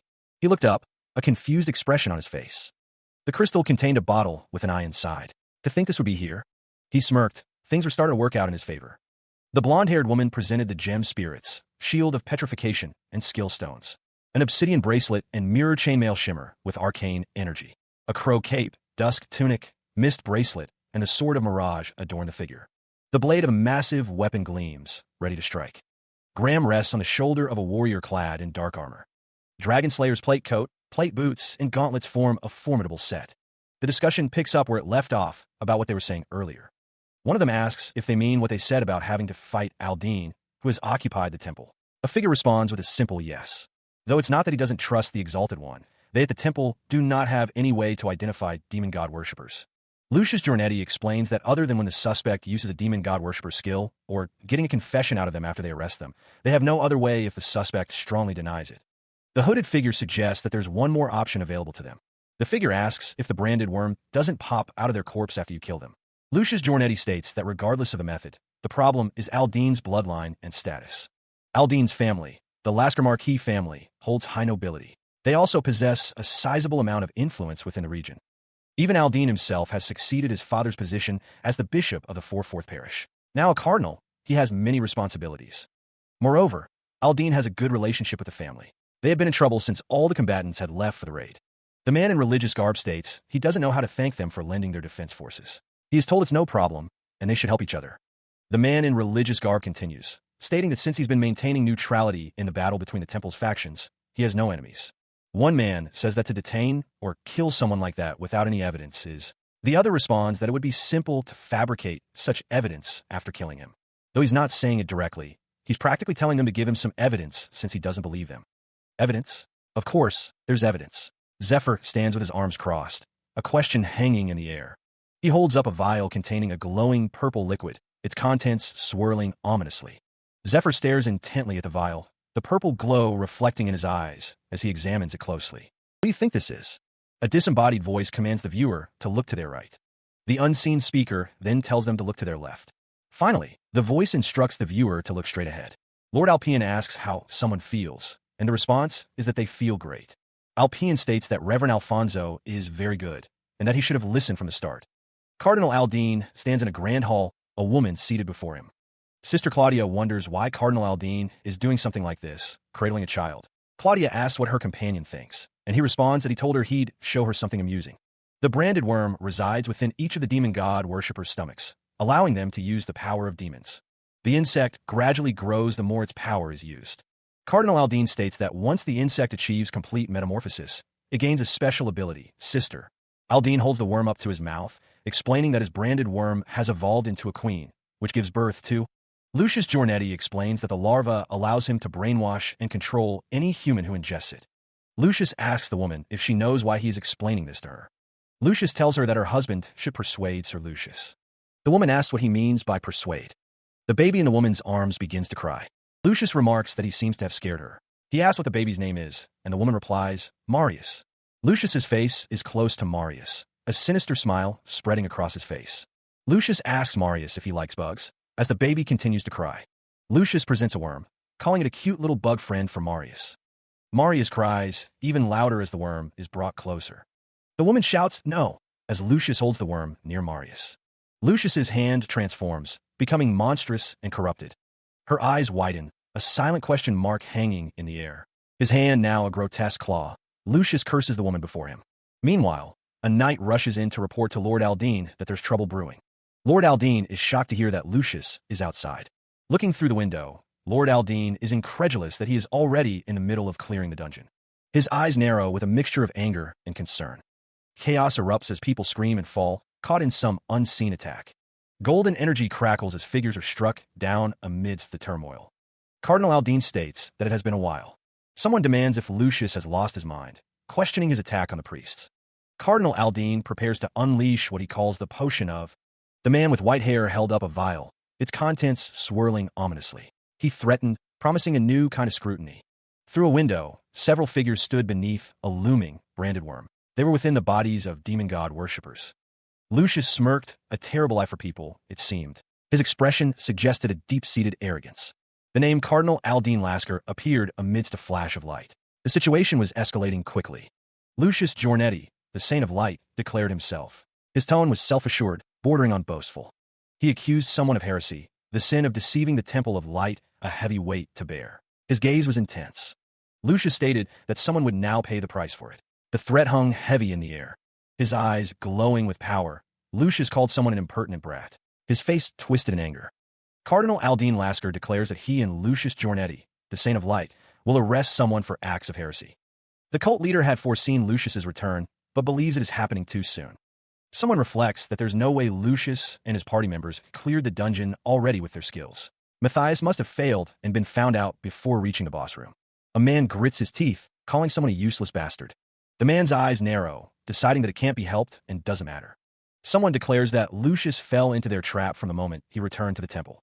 Footsteps echo as someone questions what blasphemy this is. Giornetti questions what evidence someone has to accuse the cardinal of heresy. Bishop Alfonso is present, referred to as uncle by someone. A figure in shadow is observed to be in someone's uncle's body, and it's speculated that Aldine's ability is controlling him. Cardinal Aldine Lasker is told that even a saint has limits. The man with the beard presents the evidence that Cardinal Aldine wants so much. That's the evidence. The potion of scrutiny must be kept a secret for now. There's such an item, and the platform is moving. The group decides to go get much more secure and surefire evidence. Eurydice's tomb is a great labyrinth that covers an extremely wide underground area. That's why, if you move to the right location and dig through the ground to get outside, the base that Matthias used, where the demon god worshippers held their assemblies. The evidence that was found in the abandoned mansion. These are the letters that you exchanged with Matthias, Cardinal Aldine. Your plot to seize the dragon, heart, and your acts of worship to the demon god. Everything is recorded in these letters. He grimaced, reading the instructions that the document should be burned immediately after being read. It seemed as though he had held on to them in case he would be betrayed. Lucius Giornetti held a letter, his expression unreadable as he considered its contents. Your underlings sure trust you very deeply. Laughter echoed, a manic sound that hinted at something sinister. A man leaned out of a window, exclaiming that Lucius had gotten him good, and he thought he was thorough. Did he feel some sort of fidelity toward him and blurt out everything? A hand clenched, a sinister chuckle escaping as the person agreed. A figure declared that they were an executive of the demon god cult. It was revealed that Aldine Lasker was rank 11 of the demon god worshippers. Lucius considered what he would do with this information. A woman held a knife to another, questioning if he would even be able to lay a hand on her. A woman's anguished cry pierces the air as she calls out, "Claudia!" Another woman, her face etched with worry, cries out for Lord Lucius. The man holding her speaks with cruel confidence. He says it'll be easy to make a hole in her neck. He boasts that his branded worm is unique, and whoever ingests its offspring will become his loyal dog. A knight stands guard, cradling a baby. The woman asks, her voice trembling, "Your son?"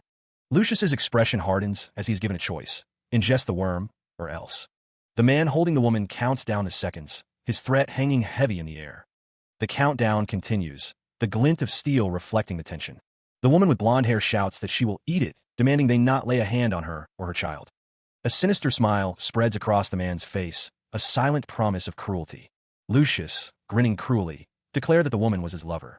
Suddenly, a blade pierced through him, erupting from his chest. Zephyr's blade found its mark, the attack swift and silent. Lucius's eyes widened in disbelief, unable to comprehend the sudden assault. The armored figure noted that the entire floor was being monitored with a detection skill. They couldn't sense him at all. Zephyr, cloaked in shadows, had used a mist bracelet to evade detection. The force of the attack sent shockwaves through the immediate area. Lucius was sent flying backward from the sheer power of the blow. The woman reached out, her expression a mix of shock and fear. Zephyr stood protectively in front of the woman, who could only utter a bewildered, "Pardon." The armored figure, enraged, shouted a curse. He is caught in a blinding flash of light and energy. The older of the twin knights faces him, finding him incredible. The blade glows with immense power. The armored figure stands ready, his sword raised high. A surge of energy erupts. Golden energy crackles around the armored figure as he prepares to strike. The armored figure shouts, revealing himself as Lord Aldine. The force of the attack shatters the ground. Lord Aldine's attack slams into Zephyr and Lucius. The shockwave rips through the environment. Lord Aldine stands amidst the chaos. Zephyr clutches Lucius, shielding him from the worst of the blast. He grits his teeth, the recent attack having clearly taken a toll. The rookie can't believe what's happening. A memory surfaces, a question echoing in his mind. How could he have known what was coming? The image of a woman holding a baby flickers in his mind. The past haunts him, even now. Energy crackles, a sign of power unleashed. The air itself seems to vibrate with anticipation. Lord Aldine stands amidst the chaos, seemingly unfazed. His power radiates outwards, a palpable threat. A sense of dread washes over the scene. How could this have happened, they wonder. The figure considers Lucius's possible fates. Killed or run away. Why is he appearing now, getting in the way? A masked figure with long blue hair seems disturbed. Did the Eastern One deceive me, he wonders? A grim determination hardens his features. He won't let his plan be ruined by pretending to cooperate. Lord Aldine speaks to Castro, acknowledging the danger to the hostages. He leaves things in Castro's hands for now. Getting out of here is best. A voice cuts through the tension, a plea and a promise. Please leave it to me. The determined character stares forward, a resolve etched on his face. He will take responsibility. He approached, the sound of armored footsteps echoing through the hall. The air crackled with unseen energy. The figure spoke, his expression unreadable. A sword was drawn, glinting in the light. He advanced, his purpose clear. Why are you by yourself? He asked, suggesting they should have come together. The armored figure declared, I'm more than enough for the likes. He was ranked 20 of the demon god worshippers, the eldest son of the Vigo Count family. The figure threatened, I will teach you a lesson. Lucius Giornetti, affiliate of the Temple of Light's 3/3 parish, introduced himself as the first son of light. The first son of light challenged, accept your challenge. Come. The knights were in the middle of training, and entry was prohibited for regular devotees. One of the people gathered at the gate questioned the seriousness of the situation. A group of people watched as smoke rose from the main building. They wondered what was happening and what was causing the smoke. Two members of the mining division looked on, equally confused by the unfolding events. They wondered what was going on. Lucius Giornetti observed the scene, stating that there was no way that was training. Something else was clearly afoot. A figure, silhouetted against the light, asked someone to visit them again after the raid, promising to give them their change. Lucius Giornetti considered the situation. They suggested loaning money in the mine for a while, as a big shot was coming, making black market dealings dangerous. Lucius Giornetti revealed they had a bad feeling and had been spending all their time in the slave district. They wondered if their dear customer knew this was going to happen. The building continued to billow smoke, the scene prompting the question, what in the world was going on? Someone yelled, their expression a mix of pain and fury as events unfolded. They stood defiant, the priests ready to defend their parish from the armored figures. One of the armored figures slammed their shield forward, a red energy emanating from its center. The shield of petrification threatened to turn those facing it into stone, while other skills slowed and weakened their targets. An obsidian bracelet reduced the skill cooldown time, allowing for more frequent use of their abilities. The priest declared that the enemies were brainwashed by the larvae and were, in fact, their parish's priests. The armored figure insisted that they had to restrain them without killing them, a difficult task given the circumstances. A priest hurled a skill stone, hoping to feint the armored figure it struck. Another priest questioned why he was so good at throwing, to which he responded that he was a handball athlete back in the academy. The armored figure looked worried, perhaps realizing the gravity of the situation. The skill stone impacted with tremendous force, sending shockwaves through the area. The steeple was struck, but the temple's buildings had protection magic placed on them. Despite the protection, the steeple showed signs of damage, raising questions about the effectiveness of the magic. He stood before the towering, golden cross, lightning crackling around it. Neutral Lucius Giornetti leaped from the structure, energy swirling around him. The armored figure grimaced behind his helmet. Annoying son of a bitch. The armored figure clashed with him, sparks flying as their weapons met. The force of the blow sent tremors through the air. A blue energy shield flared to life, deflecting the attack. The armored figure's eyes widened. To think you lured me into an opening, I was completely fooled. He regarded his opponent. Why you twins managed to rise to rank within the strongest 10 in the continent. He declares that much is enough, his armored foot slamming down. Golden energy crackles as the armored figure is struck by an unseen force. Neutral Lucius Giornetti stands firm, his power overwhelming the armored figure. The force of the blow sends the armored figure's weapon flying. The armored figure is sent hurtling backwards, unable to withstand the assault. The helmet of the armored figure is knocked off, revealing long blonde hair. Golden energy continues to surge around the armored figure as they struggle to regain their footing. The figure is sent flying through the air, cape billowing behind them. Neutral Lucius Giornetti stares intently at the armored figure, assessing the situation. The armored figure thinks that a divine being, such as a saint, cannot dare to be placed in the rankings of mere humans. Neutral Lucius Giornetti says the word humans, and thinks if it wasn't for that, you too would. The armored figure thinks that they would never have risen to rank within the strongest 10, and the word judgment appears. He is engulfed in a blinding explosion of light, the force threatening to tear him apart. The radiant blast expands, consuming everything in its path with searing intensity. Coughing, the armored figure collapses amidst the shattered remains of the arena. Elsewhere, a figure stands atop a rocky outcrop, surrounded by robed individuals. The armored figure struggles to breathe, each gasp a testament to the damage sustained. His armor is visibly damaged, a gaping hole revealing the extent of the attack. His blue eyes narrow as he mutters about the onslaught he just endured. Clutching at the wound, he realizes the damage reflection is limited to his torso. He estimates that the reflected amount is only around 50 to 60%. The armored figure reveals he was stalling until Lord Aldine could escape, but changed his mind. With blood trickling down his face, Lucius Giornetti declares that his opponent brought this upon himself. A blinding light erupts, signaling a powerful attack. He is struck, the force of the blow sending blood flying. The golden armor of his attacker gleams ominously. The armored figure's gauntlet drips with Lucius Giornetti's blood. The armored figure declares he will send Lucius to his goddess. Meanwhile, Castor calls out, demanding to know where someone is. Castor activates the skill, Queen's Message, ordering someone to come to him now. The skill description states that the holder of the Queen Worm can transmit their voice and location to the holders of the Princess Worms. Elsewhere, chains erupt from the ground. The chains fly through the air, a skill called Chain Hit. The armored figure is surrounded by chains as the skill Stone Paralyze activates. The blonde warrior prepares to unleash a powerful attack, energy coalescing in their hands. The attack erupts in a blinding explosion, sending debris flying in all directions. Lord Aldine Lasker, face contorted in rage, declares his location, summoning Castor to his side. A scream echoes through the forest, a sign of someone caught in a dire situation. A figure stands triumphantly over another, who kneels defeated on the ground. The silver-haired man smirks, confident in his victory. He taunts, saying their beating isn't over yet. He seems concerned, questioning what's wrong and if something happened to his master. The figures reveal their plan, to keep them occupied from the start, separating and killing them one by one. The blonde warrior smirks, revealing that their enemies fell into their trap quite marvelously. The angry figure curses, calling them damn trash as the situation takes a turn. A clawed hand presents the pulsating dragon heart, offering it to another. Aldine Lasker accepts the dragon heart. He confirms that he can easily take control of the third parish temple with his brainwashing ability. Aldine Lasker believes the safest way to transport something is to not transport at all, as he smirks. A cloaked figure wonders why it turned out this way, as they hold out their hand. Aldine Lasker is carried away at high speed. He considers the possibility. Considering the amount of traps that were set, there's no way they could have handled it this quickly. The cloaked figure realizes it was the Eastern One's betrayal.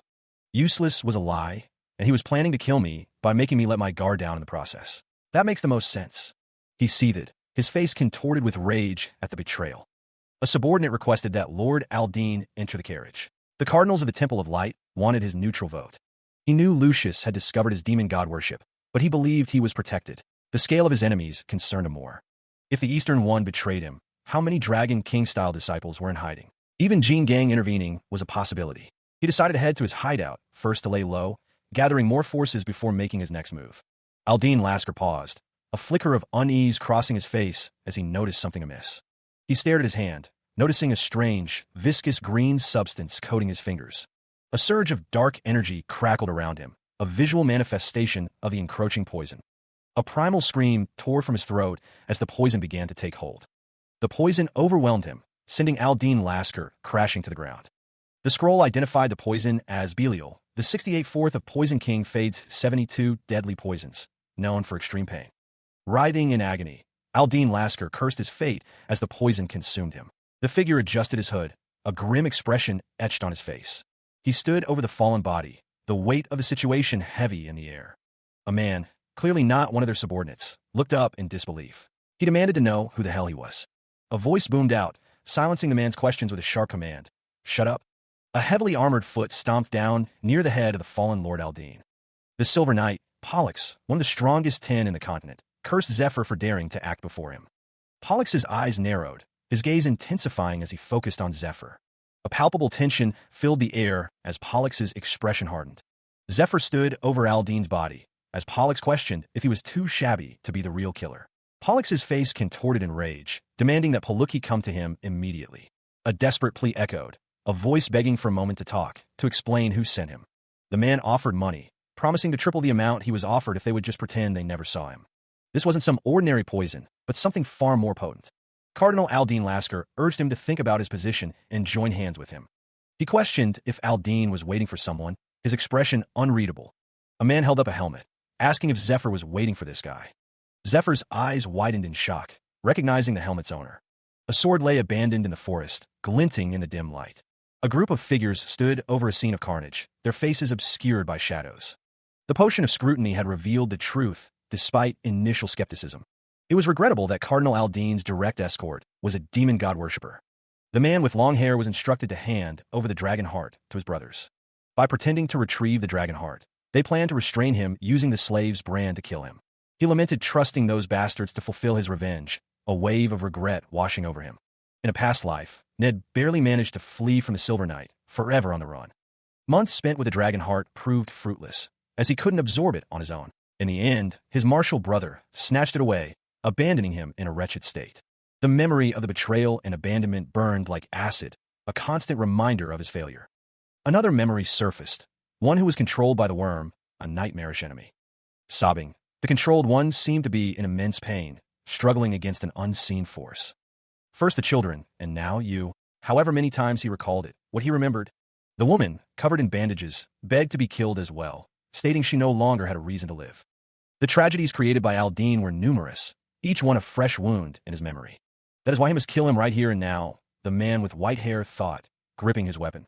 Power crackled around the weapon, a storm of energy waiting to be unleashed. The energy exploded outward, a devastating display of raw power ready to be unleashed. He stood amidst the swirling energy, a storm brewing within him. Zephyr's eyes glowed with an inner light, power surging through his veins.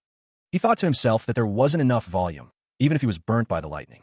The white-haired warrior prepared himself, the air crackling with anticipation.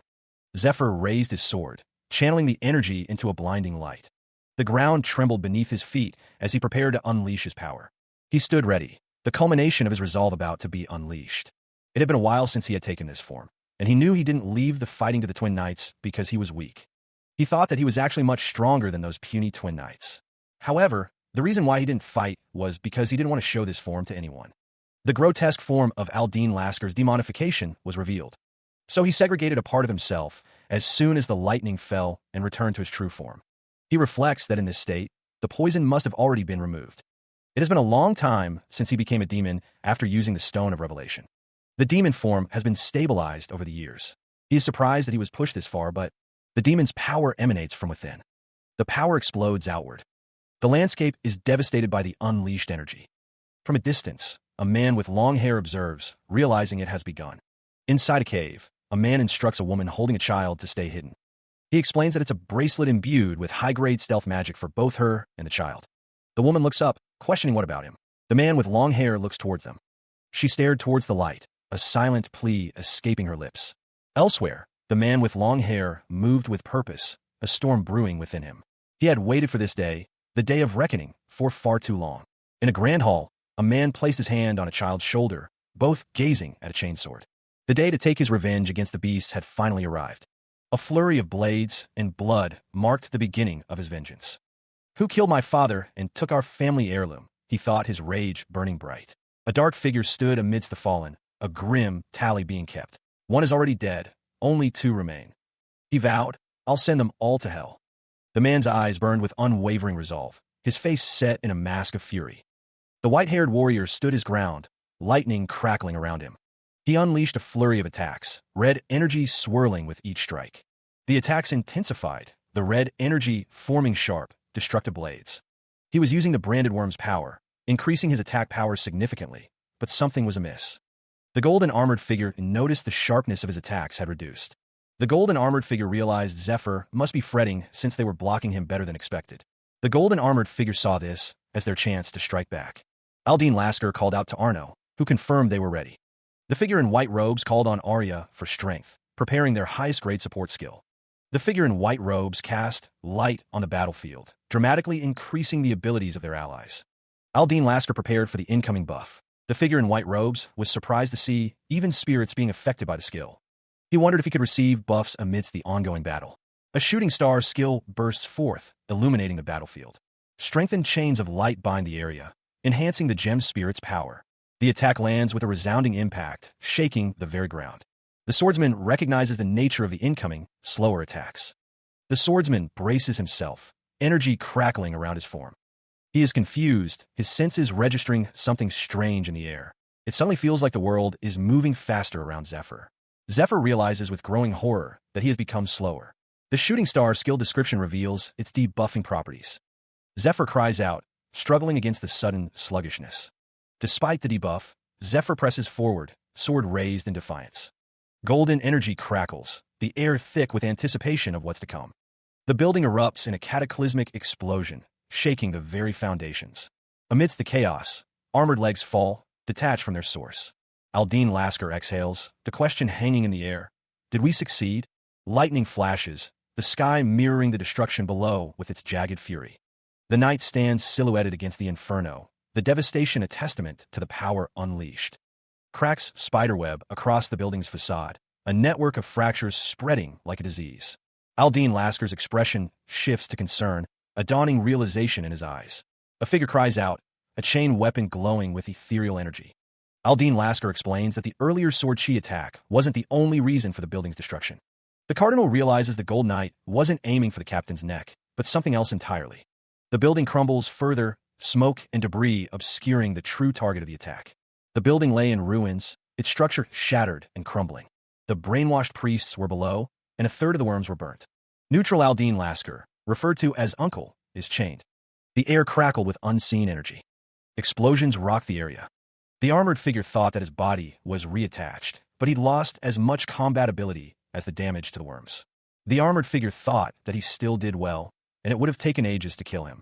The figure declared that this was the best choice for now, and Neutral Aldine Lasker's safety takes priority. Neutral Aldine Lasker was told that the fact that his right to succeed the Count title was taken by his sister is not his fault, and he ended up serving as a priest. Neutral Aldine Lasker was told that it's not because he's lacking, either, but because the world itself is wrong. Neutral Aldine Lasker asked to come with him to right this world. The armored figure stated that they'll help the truly righteous God rule this world instead of having it serving the wrong ones, and become ones who are truly worthy of the righteous world. Energy crackled through the forest, the air thick with anticipation.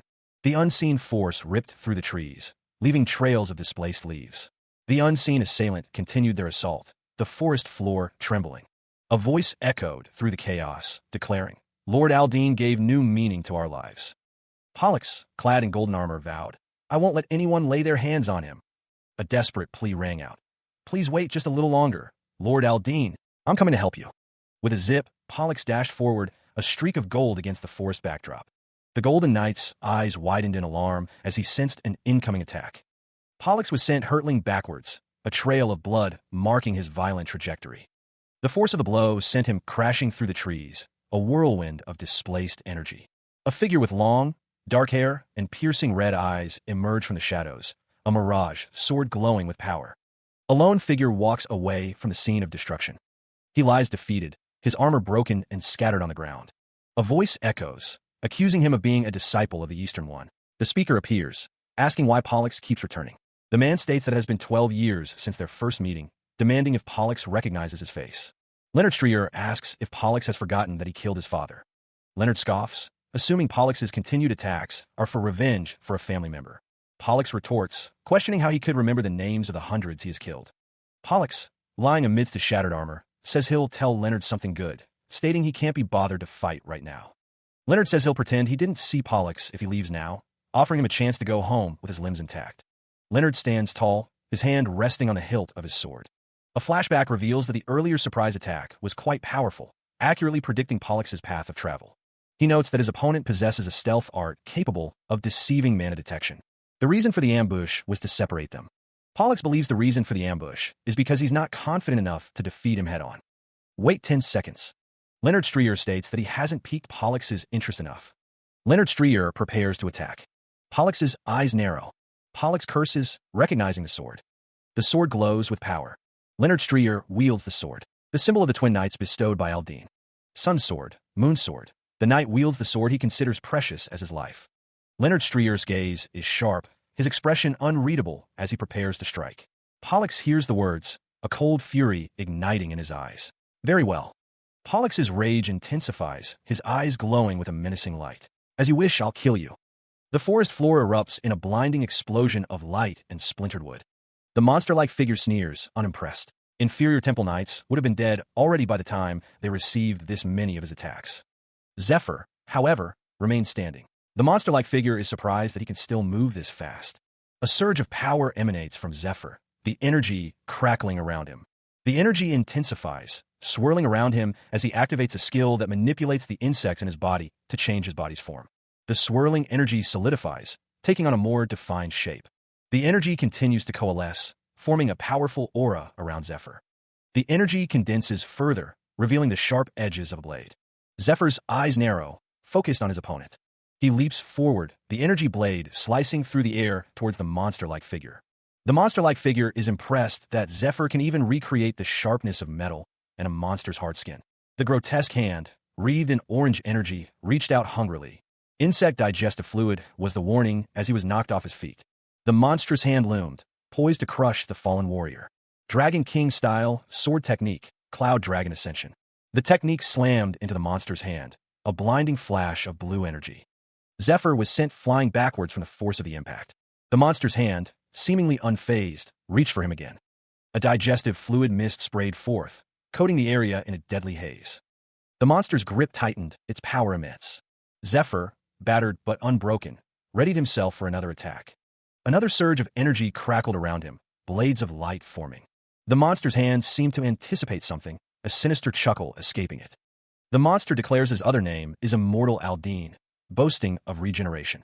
Aldine believes the outcome of this battle was decided from the start. However, Zephyr is struck, recoiling from the force of the blow. Aldine admits he likes Zephyr, praising his attack, defense, and battle sense. Aldine intends to half-kill him, then implant an insect to make him a subordinate.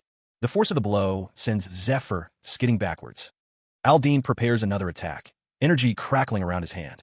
The attack connects, sending a shock wave through the area. Zephyr is sent flying backwards from the force of the impact. The landscape is torn apart by the sheer power of Aldine's attack. Debris rains down as the ground shatters from impact. A blinding green light erupts, the source of immense power. The energy surges outward, scattering rocks and debris in its wake. The landscape is bathed in emerald light as the power intensifies. A monstrous hand, marked with orange spots, exhales heavily. Wealth and glory, an unshakable status, everything a priest can gain originates from the Lasker Marquis house. Aldine, kneeling, holds a cluster of red orbs in his hand, seeking power stronger than anyone else. There's no such thing as a branded worm that makes you all-powerful from start. From that day, he used its power over and over to raise the branded worm. To kill people again and again, he finally succeeded in completing the branded worm's metamorphosis. But the monstrous hand clenches, its power growing. The voice observes that it sees this much power at 1%, not bad. He prepares himself, asking if he's really going all out. How could a mere human accomplish an attack like that? It would be simple to kill all three at once, if that was the goal. But before separating them, there was a task to complete. First, Ned had to be rewarded. There would be no point to revenge if they were simply wiped out with sheer power. And second, at this time, demons are rare. The power coalesced, a swirling vortex of energy. The figure revealed, I just managed to obtain the dragon heart, but there aren't really any places where I can test this power. The data gained from battling demons is especially valuable. An immortal like you is perfect. Dragon heart, impossible. This bastard, an unknown bastard like him who's neither the saint nor the Eastern One's disciple. Impossible. Unbelievable. But what is? An intense pressure emanates from the monstrous figure, filling the air. A figure in a cape unleashes a powerful attack, energy crackling around them. The winged creature cries out, desperate to survive the onslaught. I don't want to die. The creature's plea echoes as it struggles against the overwhelming force. Golden energy surges, a display of immense power and destruction. The caped figure stands silhouetted against the fiery sky, channeling more energy. The landscape is torn apart by the force of the ongoing battle. A figure with glowing eyes watches intently, muttering, "I still have more to test out." A blue energy attack cuts through the air, a flash of light in the darkness. A sword stands embedded in the ground, radiating heat and power. A figure with red hair grits their teeth, annoyed. "Keika, you're giving me so much trouble." The Gold Knight declared this was as far as they would go. An opponent lay defeated, struggling to breathe. The fallen figure revealed how to kill the twin knights. The white-haired character acknowledged that it was not an easy plan. To succeed, it first depended on how much damage they could inflict on the Gold Knight. And second, it depended on something else, as the Gold Knight stood surrounded by treasure chests. Zephyr was told that Ned's role was crucial. 25 years prior, two young boys possessed unique constitutions, allowing their mana to resonate with each other. They acted independently when apart, but mirrored each other when close. It was a rare phenomenon. Because they had a large mana capacity and innate ability to sense mana, they would surely grow to be strong knights if trained well. But if neglected, they would spend their lives trapped in their own little world. He knew he must give it his all. Thanks to the sincere efforts of Count Vigo, his father, Castor, and Pollux grew into knights with promising futures. Aldine, however, took notice of them. Aldine interfered with the Vigo Count family's succession and made the twin knights his subordinates, bestowing upon them the Sun Sword and Moon Sword. The twin knights' notorious skills were perfected through the Sun Sword and Moon Sword. Once he attacks, there inevitably forms a gap in his movements before he moves on to his next stance. It's a weakness that everyone has, but as if making up for the gold. The Silver Knights attack, Eclipse freely pushes and pulls their sword through the connected mana. They transcend their own limits of accuracy and speed to unleash a storm of blades that slaughters the enemy without a single gap. The technique unfolds, its intricacies becoming clear to the observer. With a nod, he acknowledges the explanation, his sword held ready. Aldine explains that it is similar to the Dragon King style's Flowing Cloud technique. The Dragon King style's secret technique, Flowing Cloud, is a defensive maneuver. Whether the source is electricity or mana, the principle involves instantaneous switching for attack or defense. Pollux declares that he can recreate Eclipse by resonating with the Gold Knight through the Moon Sword. He vows to penetrate the Gold Knight's defenses by riding the flow of his attacks. And with a surge of power, he slashes. The attack lands, eliciting a reaction of disbelief. The strike cuts through the air, a testament to the technique's power. It is revealed that only Lord Aldine was ever told the secret of Eclipse. He wonders how that bastard knows the technique. He wondered what sort of atrocity Aldine had faced to know their technique. Aldine, battered and bruised, grit his teeth against the pain. At that moment, Aldine's screams echoed again in Castor's head, but he did not falter. A voice urged him to listen. Time was running out. Only 1 minute remained. Pollux vowed to kill him in that time, his resolve hardening. Red energy crackled around them, a visual testament to the power being unleashed. Just as planned, he thought, knowing Aldine wouldn't ignore the Silver Knight's sword and technique. If the Gold Knight reached Aldine, he'd do whatever it took to let him flee, becoming even more cautious. There wouldn't be any other chances than this, Pollux thought, blades clashing. Aldine's face contorted in pain and determination, blood trickling down his temple. His eyes burned with defiance as he faced his opponent, the taste of blood in his mouth. Pollux moved with blinding speed, his blade a blur of silver against the light. He unleashed a burst of raw power, the air crackling with energy. The blade shimmered, a crimson light cutting through the darkness. Aldine reacted, a flicker of surprise crossing his face as the attack came. The Crow Cape, capable of short-range teleportation after creating a mana clone, might be his only salvation. Lucius's expression hardened, his eyes narrowed as he prepared for the next exchange. The two figures clashed once more, a whirlwind of steel and magic filling the air. Pollux grinned, confident. He thought, I've stopped his movements. This is my chance. Aldine gasped, realizing the danger he was in. The swords locked, a blinding light erupting from the point of contact. Lucius realized he blocked it. No, not just that. The swords are stuck together. It won't move. 2 is 1. 1 is 2. Aldine declared, caught you. The Sun and Moon Sword. The combatants' powers surged, their hands glowing with intense energy. He and Pollux remained locked together, the force of their struggle shaking the very ground. Pollux cried out, the impact of the blow sending shockwaves through his body. Blood splattered, a crimson testament to the ferocity of the battle. A desperate gasp escaped Pollux's lips as he struggled to maintain his footing.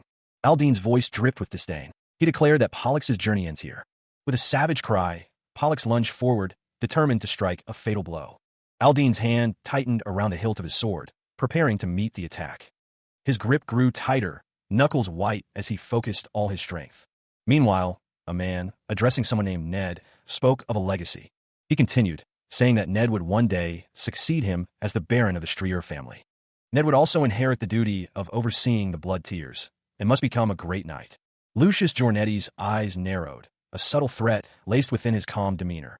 His hand clenched, knuckles white as power surged through him. He focused his energy, vowing to stand firm against any foe. Raw power exploded outward, a blinding flash of light. The force slammed into Pollux, an unstoppable wave of energy. The impact sent him reeling, a guttural cry escaping his lips. Blood splattered as the attack tore through his defenses, leaving him stunned.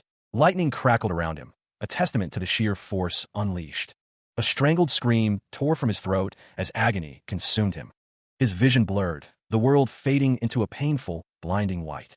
He cursed, realizing the electrical burn was hindering his regeneration. Driven by pain and rage, he vowed revenge, desperately seeking his attacker. He was consumed by a blinding surge of raw, untamed power. The Crow Cape allows the wearer to teleport a short distance after creating a mana clone. Pollux screamed, blood splattering as the attack tore through him.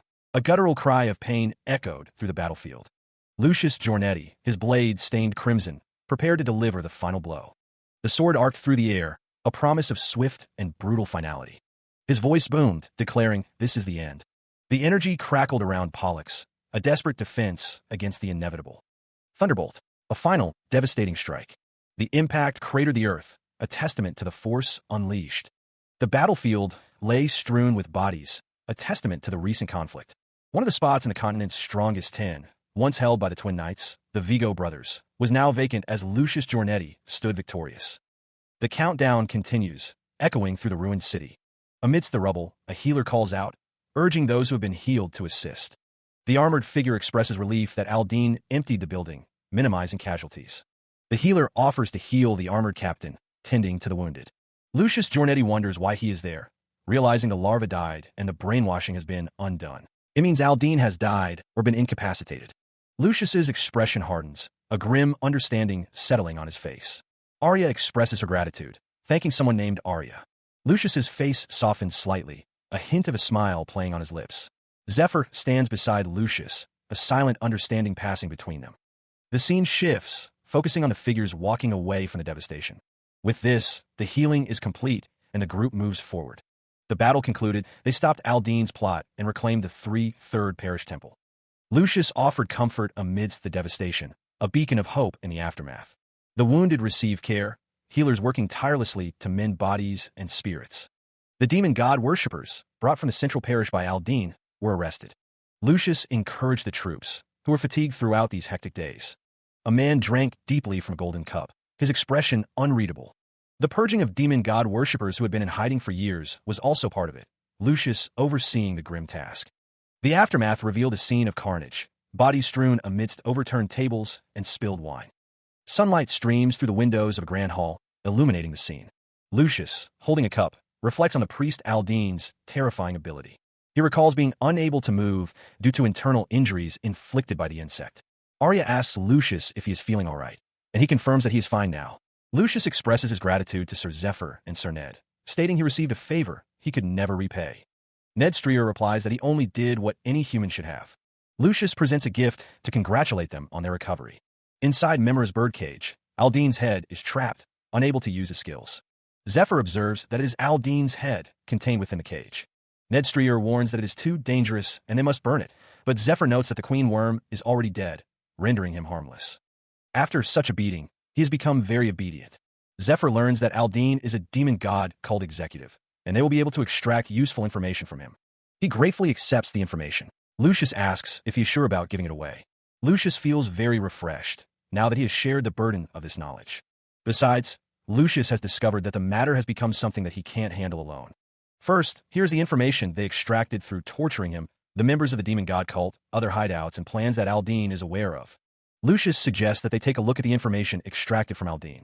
The document details the demon god advent plan, a scheme for the destruction and reconstruction of the world. The ones who are pushing this plan are the Eastern Union, a powerful faction. The document highlights the Eastern Union and their involvement in the demon god advent plan. The document emphasizes the Eastern Union's role in the unfolding events. Meanwhile, in the Kingdom of Kian, which occupies half of the Aslan continent, there are two powers, the Western Alliance of the Western Lords and the Eastern Union. The two powers originally held nearly the same amount of strength, but after the Jornetti Duke House of the Western Alliance produced both the Queen and the Saint of Light, the balance of power collapsed. The Eastern Union, after several difficulties, had been experiencing a continuous slump since the dungeon bubble break. They'd even sold some of their territories to the West. Lucius and Zephyr discuss this information. He considered the difference in strength, the implications weighing heavily. The situation had become too large, even among the nobles of the Eastern Union. As a result, the demon god cult permeated their ranks like ink in water. 2 of the 8 challenges of the world, the blue dragon Artalis and the ice dragon Myrnia. He started to destroy the western territories, according to Aldine. The nobles of the Eastern Union rushed this raid because the West doesn't have much time left. The blue dragon made the continent's largest granary into its nest, and the ice dragon occupied the center of western distribution, the Great Port. If these 2 dragons are left to their own devices, the South will soon wither and die. Even in the West, there's a vicious cycle of people who lost their homes and nobles whose finances are drying up. Turning to the demon god cult, even that was part of the demon god cult plot. According to Aldine, all the demon god worshippers did was stir the 2 dragons to lure them to those locations. It doesn't mean the dragons are collaborating with the demon god cult. In that case, this problem will be over once the blue and Ned declared that he and Zephyr will go slay the dragons. Someone exclaimed, "Out of your mind. Slaying a dragon is outrageous in and of itself." The man with blonde hair questions if they're saying they don't need him, his expression unreadable. Ned states that they have to protect the 3/3 parish, adding that it's over if the headquarters is raided. Lucius warns that if something bad happens to the Saint's family, the scale of the battle may be flipped completely on their heads. In the name of the Saint, Lucius Jornetti declares that he will name Zephyr and Ned Strier as senior temple knights. Lucius's expression hardens as he speaks, his eyes narrowed and his mouth set in a firm line. As thanks for the work they've done protecting the parish, Lucius promises to grant them both gold, jewels, and magic stones. Lucius explains that senior temple knights can enter all territories that the Temple of Light's religious influence reaches. Lucius continues, stating that they can use any kind of commodities they want in the Temple of Light in the name of the Saint. He will even write a certificate that allows them to mobilize troops. Ned looks surprised. Lucius states that they just need to create a high rank for them through documents, since he can't receive a pre-seal due to circumstances. He doesn't want to be tied down to a god. Ned understands, adding that if Lucius ever changes his mind, he will help him to the best of his ability so he can devote himself to the dragon raid. Lucius admits he's worried about a dragon raid, but he can't go against it since the Saint swore upon his name. He'll just keep watch for now. Zephyr asks when they will depart, suggesting they must prepare a banquet. Lucius replies that there is no need for that, stating that there is one more thing. The force of the blast rattled the room and those within it. A cage crackled with pink energy, the source of the disturbance. A monstrous face contorted in pain, guttural sounds escaping its maw. A voice echoed in the mind, noting the disappearance of Aldine's life force. The cage pulsed, and a voice demanded to know if they were responsible for Aldine's death. Lucius, his face a mask of fury, demanded the entity identify itself. A blinding light erupted, filling the space with raw power. A figure was struck by the energy, writhing in agony as the force overwhelmed them. A voice commanded them to kneel, the weight of its authority crushing. The grotesque figure declared itself to be the demon god cult leader. A strange, otherworldly power pulsed with dark energy. The demon god cult leader's plans were already in motion. He was the leader. He saw how it was sensing the unnerving energy. Someone declared that another must be the owner of the dragon heart. The strange power continued to emanate. The demon god cult leader wondered why this bastard had already appeared. As far as he knew, the cult leader shouldn't be paying much attention to losing the dragon heart at this time. It was only part of a much larger plan. Rather, he should have been absorbed in enjoying his double life. That's why he was able to kill Aldine and the Twin Knights without much concern, because the cult leader wouldn't make his move for another 2 years. Pursuing executives one by one and having Lucius engage in a battle of public opinion, but did the indifferent cult leader actually have a special relationship with Aldine? Then there's no way he would have done nothing during the torture. Was it simply on a whim? He stood alongside Ned and another blonde-haired figure, ready to face the coming threat. Ned Strier stepped forward, a grim determination etched on his face. Here first, he declared. The text revealed the demon god cult leader's immense power. He completely ignored the skill usage restriction of the Archmage's birdcage and destroyed it. Lucius Jornetti's expression was strained. He knew it wouldn't be easy, but he had his trump card, a glimpse of glory. Zephyr watched the others, a flicker of emotion crossing his stoic face. These guys, I'm a bit moved. Ned turned to Lucius, a question in his eyes. You know how to use a sword too? Lucius responded, just make sure to keep up with me. Connection magic is undone as long as the medium of connection is destroyed. Electrical energy crackled, a sign of the connection being severed. The demon god cult leader, surrounded by purple energy, declared, "I'll end this in a flash." A complex magic circle glowed with an ominous light, a prelude to the cult leader's attack. The demon god cult leader was now completely consumed by the dark purple energy, his power reaching its peak. The battle erupted in a storm of purple and gold, the demon god cult leader unleashing his full might. He notes that the skill was activated before he could dodge. The demon god cult leader wonders at the absurd activation speed. Ned coughs, warning against doing anything stupid. The demon god cult leader states that this skill isn't something they can undo. The demon god cult leader states that he doesn't feel that woman's presence. He came to see if she would interfere, but it seems to have been a wasted trip. The demon god cult leader declares that there is nothing more to see here, as magical energy crackles around him.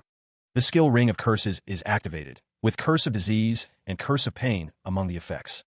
The Curse of Decomposition takes hold, as Lucius is visibly affected by the demon god cult leader's power. Lucius cries out in pain as the curse takes effect, his face contorted in agony. Ned also cries out, seemingly affected by the curse's power. Lucius, desperate, calls out for Arya, hoping for her intervention. A surge of golden energy erupts, accompanied by the phrase, Yehi, or let there be light. The demon god cult leader is struck by the golden energy, sent flying backwards. The golden energy continues to emanate, crackling around the feet of an unseen figure. The dark energy pulsed, a malevolent force reaching out. A surge of golden light erupted, revealing the Sword of Light. Zephyr gripped the Sword of Light, its power radiating around him. The Sword of Light, demanding tremendous stats, could be used with the goddess's permission or request, but neither came. The sword would be used to break that ring of curses. The only method left was to pump up his stats with Dragonification, Meteor's Tears, and Arcanum of Hermes. 10 seconds without the goddess's help. It was the worst-case scenario that he could think of.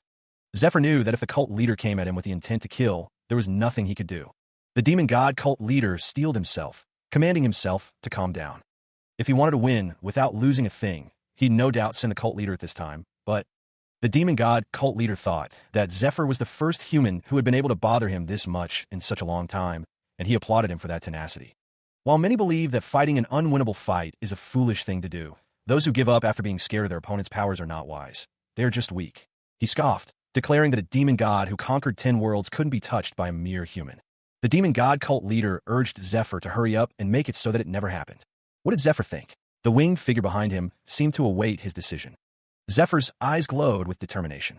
Tartarus wanted a complete victory, to win against him at his complete state. Coming here was the demon god cult leader's own decision, though he thought it was a waste of time. The demon god cult leader wondered how someone who's not a saint had been chosen by the goddess of light. The demon god cult leader asked if Zephyr wanted to know, but the demon god cult leader said it'd be boring to just tell him, proposing a bet instead. He proposes a wager. If he is victorious, he will reveal the identities of Zephyr's comrades. An intense magical energy emanates, focused on an all-seeing eye. The demon god cult leader's identity is questioned. Someone muses that not even Aldine knew that much, but Zephyr knows something like that. He claims he can tell whether someone is lying or not with his mana detection skill. The demon god cult leader believes Zephyr truly knows who he is, warning him not to have any useless thoughts. The demon god cult leader states his comrades would die if Zephyr makes a mess, but it would be easy for him to continuously get in Zephyr's way after he runs away. Zephyr agrees to the terms. The demon god cult leader acknowledges his acceptance. A coin drops. The coin continues to fall. The demon god cult leader watches. The coin spins as it falls. The bet is sealed with a handshake. He stares forward, his red eyes gleaming with determination. Behind him, the demon god cult leader's tails writhe. Zephyr calls out heads.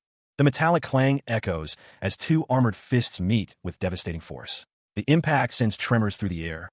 The coin is revealed, its fate sealed by the flip. It's tails.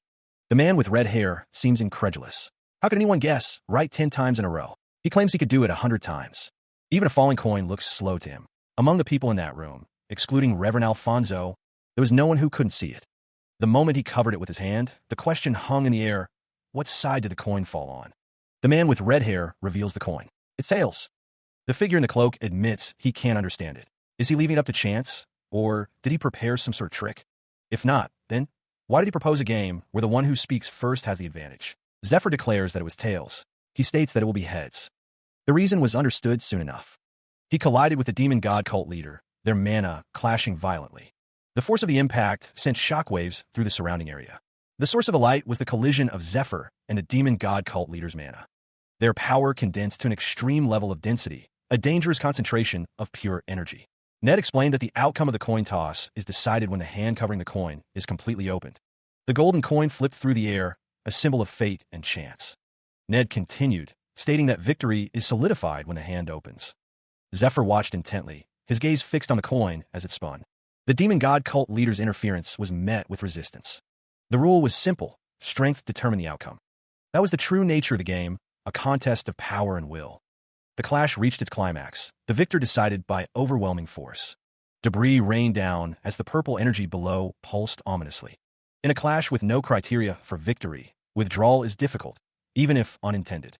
Zephyr was enveloped in a swirling vortex of violet power, and the result was soon determined. The pink energy slammed into him. The demon god cult leader watched with a malevolent gaze. A burst of chaotic energy erupted from the point of impact. The yellow energy expanded outward in a concussive wave. A blinding flash of white and blue light filled the area. He was surrounded by crackling blue lightning, the golden coin spinning before him. The Eastern One's electrical acceleration reached its peak, the demon god cult leader's eye glowing. He plummeted downwards, surrounded by shattered rock and dust. Debris rained down as the clash concluded, the echoes of power still resonating. The ground shook as the last remnants of the battle settled, dust and stone filling the air. His dragonification at an end, the transformation faded, leaving him standing amidst the destruction. Zephyr's expression hardened, a clear indication of his displeasure with the outcome. The symbol of their agreement lay shattered, a broken coin signifying a draw. The battle's intensity left nothing but ruin in its wake, the building reduced to rubble. Meanwhile, Ned reported that the cult leader had retreated unharmed, impressed by Zephyr's grasp of his mentality. The woman with brown hair inquired about the bet, recalling the agreement to reveal identities. She announced that the match was postponed, deciding to hold another contest at a later time. The announcement echoed, calling for Sir Zephyr and Sir Lucius. Zephyr and Lucius stood side by side, their expressions unreadable as they awaited further instructions. The group gathered, the woman with brown hair among them, as the implications of the draw settled in.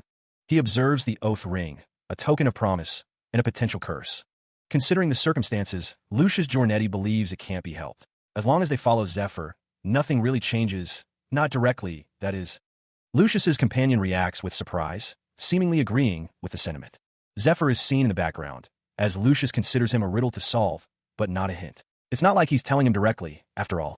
But this subject, it's even more dangerous than the Eastern Union. He can't tell anyone about this, but the people who he truly trusts. The two men react to something, their expressions a mix of surprise and concern. Elsewhere, the cult leader is. Someone walks down a long corridor, the sound of their footsteps echoing in the grand hall. How unexpected. He thought he'd spill the beans about him to them by now, but the oath ring hasn't disappeared yet. Since the cult leader challenged him in such a way, he expected him to be completely insane, but let's make a bet. He proposes a deal. The loser tells the winner one thing they want to know. On the contrary, Zephyr may have an enormous amount of ambition. He looks forward to which one it'll be, hoping it's the one that won't bore him. It's Altair Justina Kian's 24th birthday.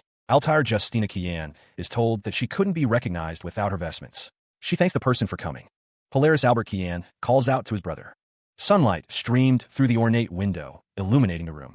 The woman in bed murmured in her sleep, dreaming of the demon god cult leader. If she connected all the keywords Zephyr told her, his identity would be too powerful to handle. She thought of her family, and how she could no longer withdraw from this battle. So, there was no choice but to fight and win, the hand seemed to say as they clenched the cloth. His revenge wasn't over yet, he thought, remembering his master and brother. Ned gripped his sword tightly. He couldn't stop until he'd uprooted the facilitators that Aldine spoke of. If it wasn't for Zephyr, she would forget revenge. Right about now, she would be regretting her foolishness after being thrown away by the demon god worshippers. She owed him a debt greater than her life. He would repay him, no matter how powerful of an opponent he must fight. Zephyr sat in meditation, energy swirling around him. He just couldn't figure out why the cult leader showed up. No one changes easily, whether they be humans, demons, or gods. There is always a reason for the actions of demons or gods. But considering the demon god cult leader, something felt different. It didn't seem like his standard policy to be an onlooker. He was simply annoyed, as if chasing away a few flies. Was he just curious about who took the dragon heart? Or is there something he doesn't know? Or has he forgotten something? Yeah, he'll find out which one it is as long as he keeps moving. Besides that, there's something he has to take care of before he departs. The silver key, currently stored in his left hand, is a key to the door of a room in a forgotten castle. The possessor of this key can freely put in and take out any item from the silver room, or move to the silver room. The angel told him that before she disappeared, back when he threatened the gods in Eurydica's boss room, that she would increase the silver key's power. She also had a message for him, so please come by once everything is resolved on your end. She's rushing him so much. He guesses he should go see what she has to say. He'll put on some clothes first. Meanwhile, he plummeted through the air, the ornate ceiling rushing up to meet him. Zephyr righted himself, landing on his feet. He wondered if this was the space connected to the silver key. The angel confirmed his suspicions, stating that the key was connected to her villa's guest room. The angel extended a warm welcome. Welcome, Zephyr. Zephyr realized that the angel was the one who gave him the silver key. He wondered if an angel like her could provide perks as well. The angel stated that she would be disgraced if he died a boring death. Zephyr was grateful, so much so that he could cry. The angel offered him a seat first. With a burst of light, Zephyr and the angel teleported to a new location. The angel explained that the main point of the message was the addition of rules and rewards, but his insolence of threatening the gods with his life would not be forgiven a second time. He was warned that if he ever did something like that again, the perks he was given would be collected immediately, and he would be designated as prey. They sure used their heads, the voice echoed, adding that if he didn't want them to give his enemies what's his, he shouldn't mess with them. Meanwhile, Zephyr asked about the rewards that the goddess of light said she'd give. He was told that they heard him loud and clear, and to stop stalling and hand it over. The angel stated that she already received one, easing the Sword of Light's usage restrictions. She continued, saying it was an exception among exceptions, never given to anyone who's not a priest, or carrying out the goddess of light's request. Elsewhere, a new rule was established. Carry out the requests of the gods. The additional perks that the gods, not only the goddess of light, have prepared for him will be given as rewards for completing the requests. He was promised that only the best of rewards have been prepared through strict standards. The angel stated that nothing is free in this world. He was told to show them by serving the gods and passing their tests. To prove that he is qualified to possess everything, Zephyr rides forward. Though it's part of the plan, the heroes are being sent off through the back gate. They will receive a warm welcome when they return. Now that the day when the raid is expected to be complete is approaching, informants sent by all kinds of people are watching the temple. The mist bracelet offers a powerful stealth skill. A woman hands Zephyr a lunchbox, telling him he has a long journey ahead of him. The woman healed him with this lunchbox when his stomach was impaled by the Gold Knight, too. He thanks her. A man with white hair tells Zephyr he leaves the rest to him and to keep up the good work. Another man wishes him luck. The group leaves through the gate. It's not only the demon god cult, but nobles, the rich, adventurers. There are countless people aiming for the dragon heart. The plan is to draw their attention by pretending that he secured it and make it easier for Sir Zephyr to act. The gates are locked, and orders are given not to let anyone in. From this point forward, the Great Third Parish Temple would be indefinitely blockaded. The declaration echoed, sealing the fate of the temple and all within its walls. A surge of energy pulsed through the structure, a barrier forming to isolate it completely. A spectral presence noted that Zephyr's presence was growing more distant. The spirit acknowledged that it was time to leave this place behind. Other ethereal figures agreed, stating they would go as well to where they were meant to go. A silent farewell lingered in the air as the spirit prepared to depart. A simple affirmation sealed their decision, a promise of what was to come. With this act, their role was over, along with 1,000 years of loneliness. A final burst of energy marked the end of an era, a transition to something new. The declaration echoed. They would leave it all to the one who was coming. He rode onward, the setting sun casting long shadows as he continued his journey. And so, the messages continue to fly. Doves soar above the city, carrying correspondence. A dove arrives at its destination, bearing a message. The woman reads the letter, questioning, "Brother Lucius?" The letter reads, "Happy birthday, my younger cousin Altair. I'm sorry that I couldn't come to the party because of the raid." Altair continues, "It looks like it'll be hard to see you for a while due to circumstances, so I will send you a birthday gift instead. I'm sure you'll like it." Lucius thinks, He always says things like this and sends me something weird. Startled, Lucius shouts, "Who the hell do you think I am? Act, be careful." Meanwhile, an opponent exclaims, "This bastard's damn strong. He stands over fallen foes, radiating power." Lucius contemplates Altair's message. "My gift to you is something you've always desired. He is someone who will be your strength." Lindell Castle stood as a beacon of hope, its territory awarded to Altair. Lucius Giornetti declared himself as the envoy of the Saint of Light, holding out a sealed letter.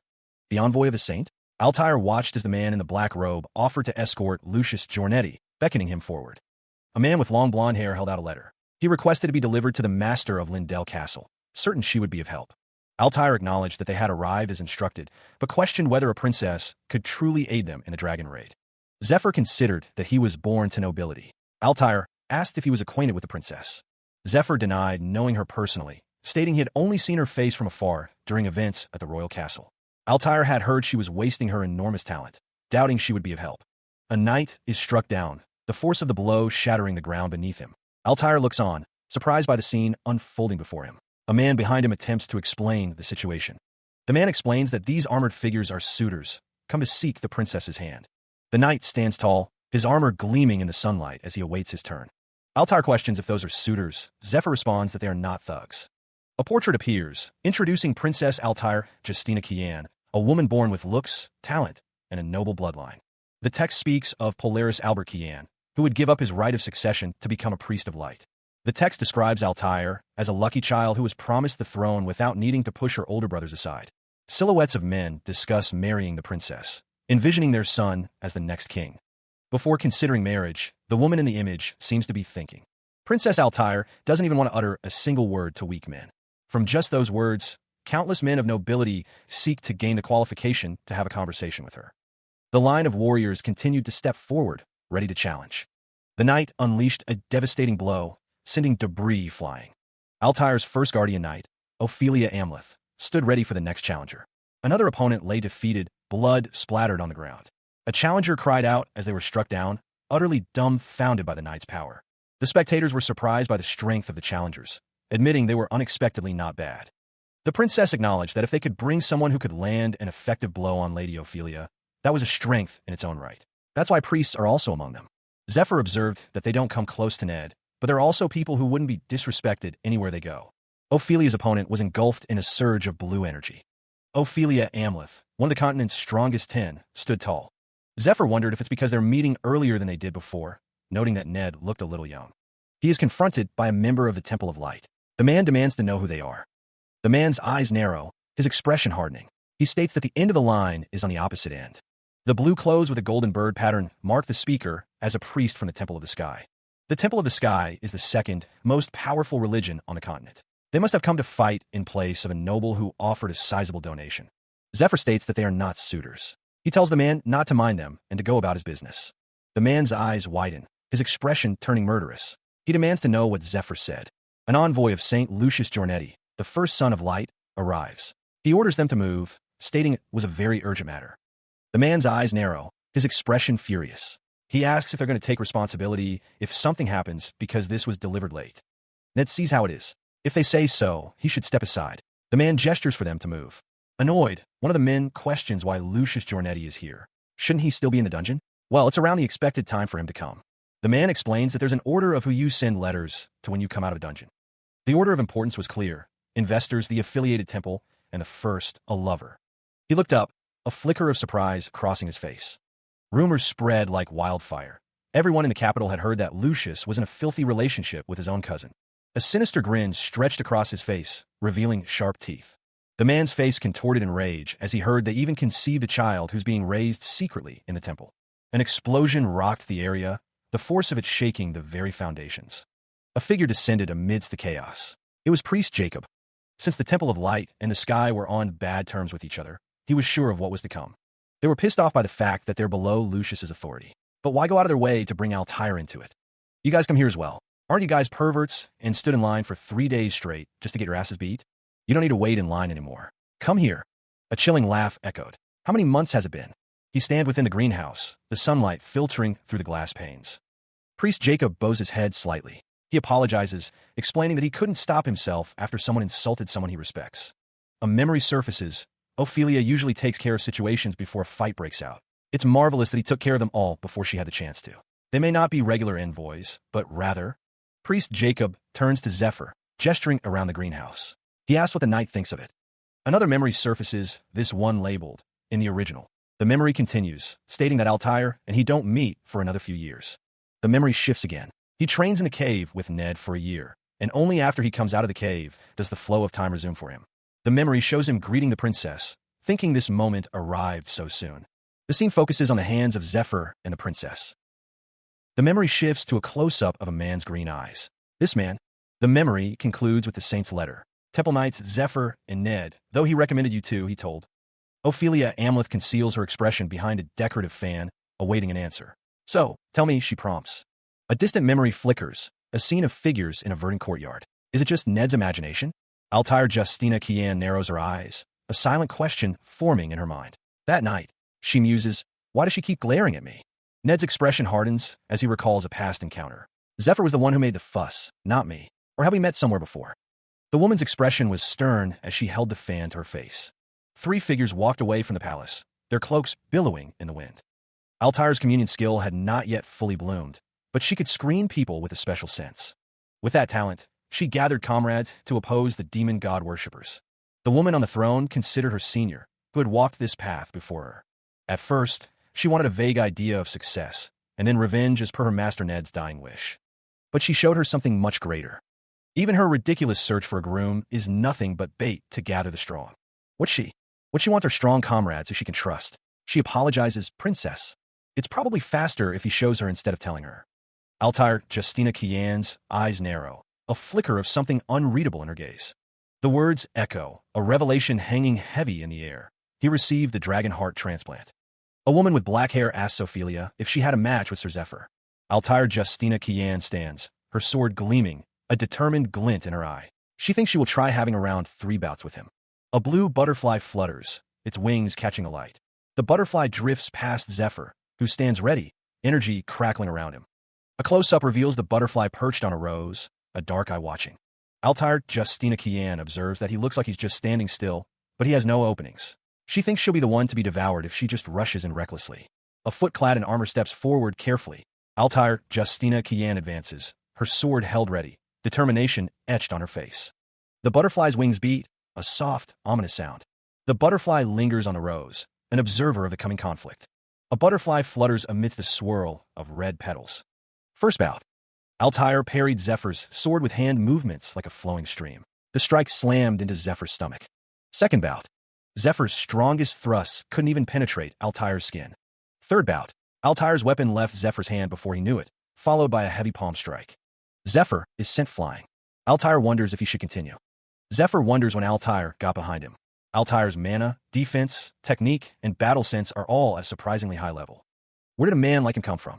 Elsewhere, a woman states she heard someone was trying to find a solution for the blue dragon destroying the granary.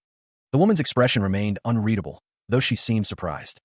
The greenhouse was lush, but cultivating new farmland was a bad idea, according to some. Only by dividing the enemy's attention during the dragon raid could they succeed. If things proceeded as quietly and swiftly as possible, success was assured. A voice promised, I will offer you the blue dragon's head. The man extended his hand, an offer hanging in the air between them.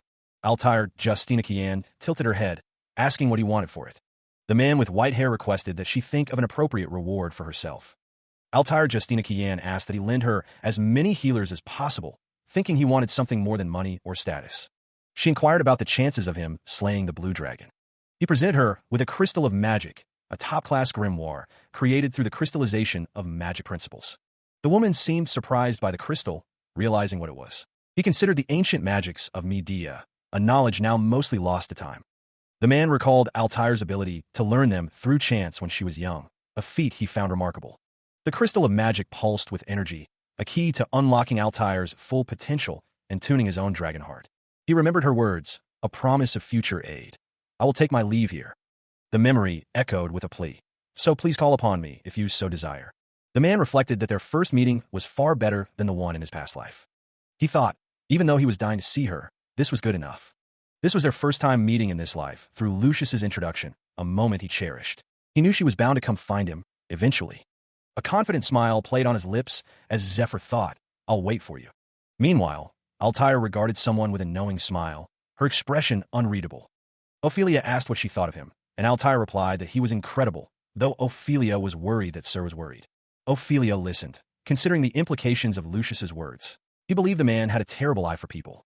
However, the man was close to the talent they desired. Still, he seemed a bit weak for a holder of a dragon heart. The woman in armor remained silent, her expression unreadable as she listened to the conversation.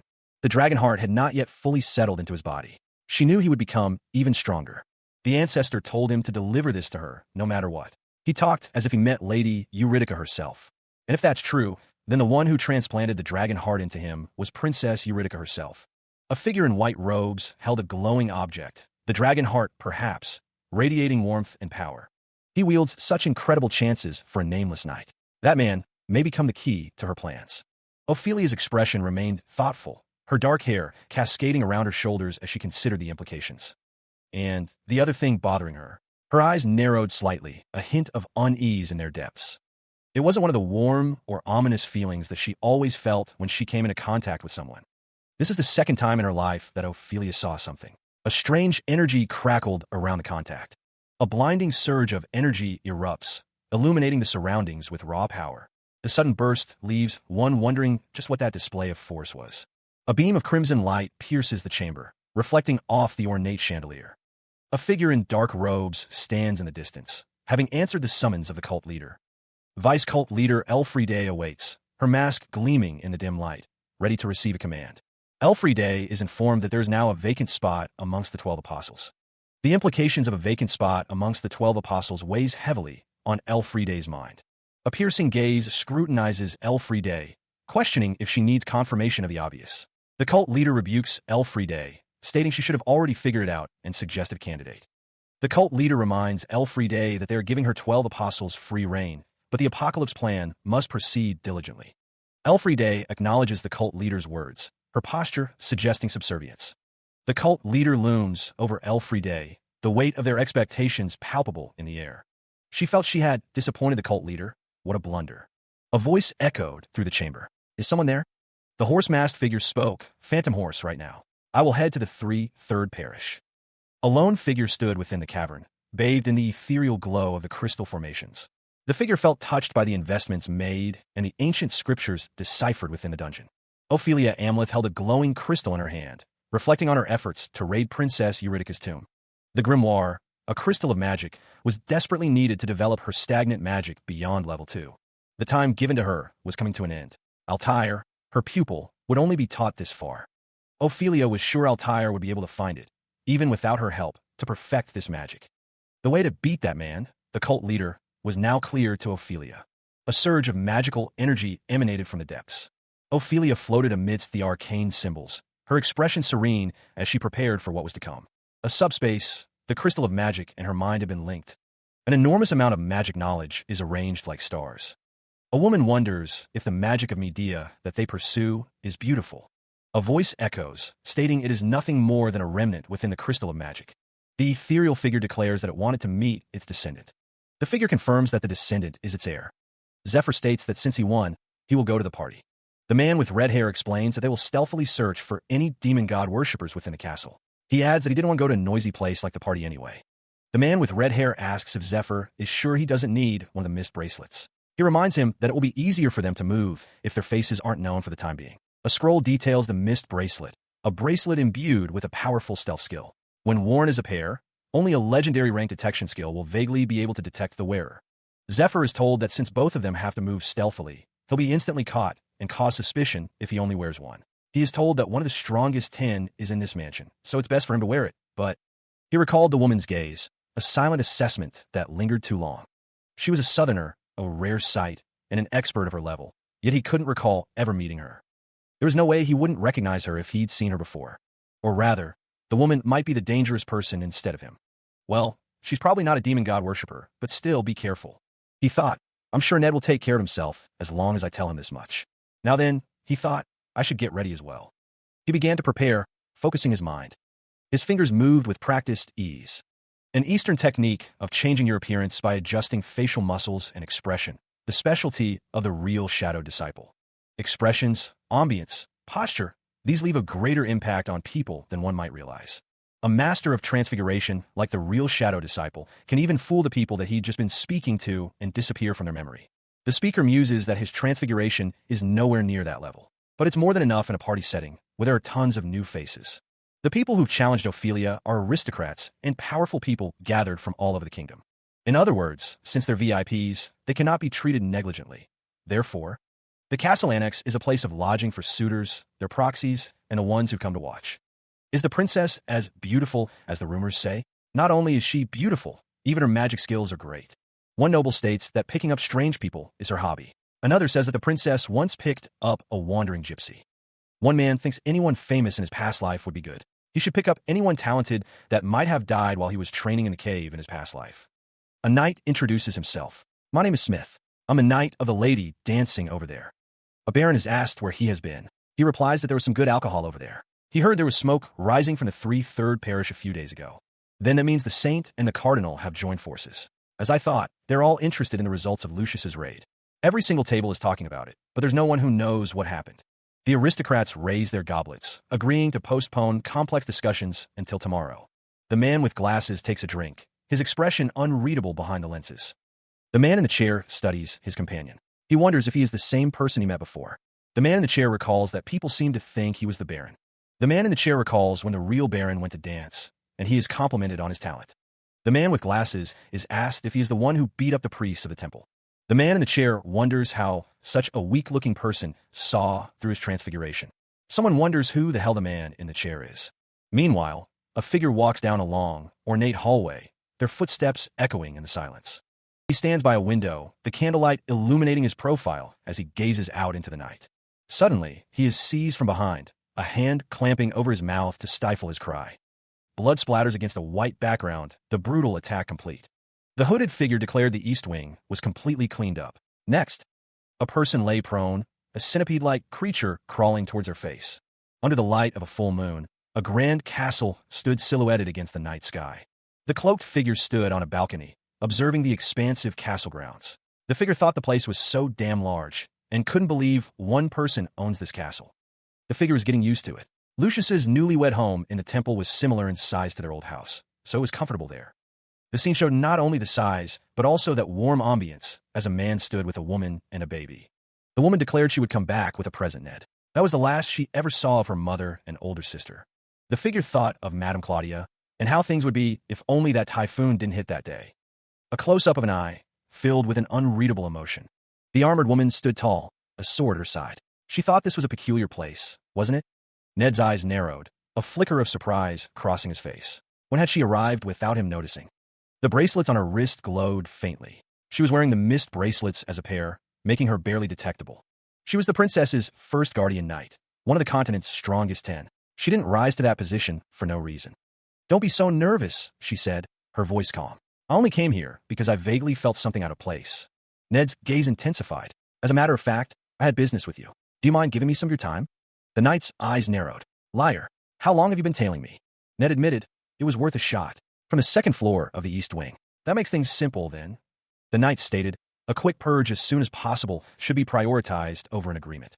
Ned replied, his tone firm, "However, you're misunderstanding." Ned unsheathed his sword, the blade gleaming with cold light. "Why I came to see you." The knight explained. "The dragon raid is the princess's long-cherished wish. She worked very hard to gather exceptional talents to make it a success.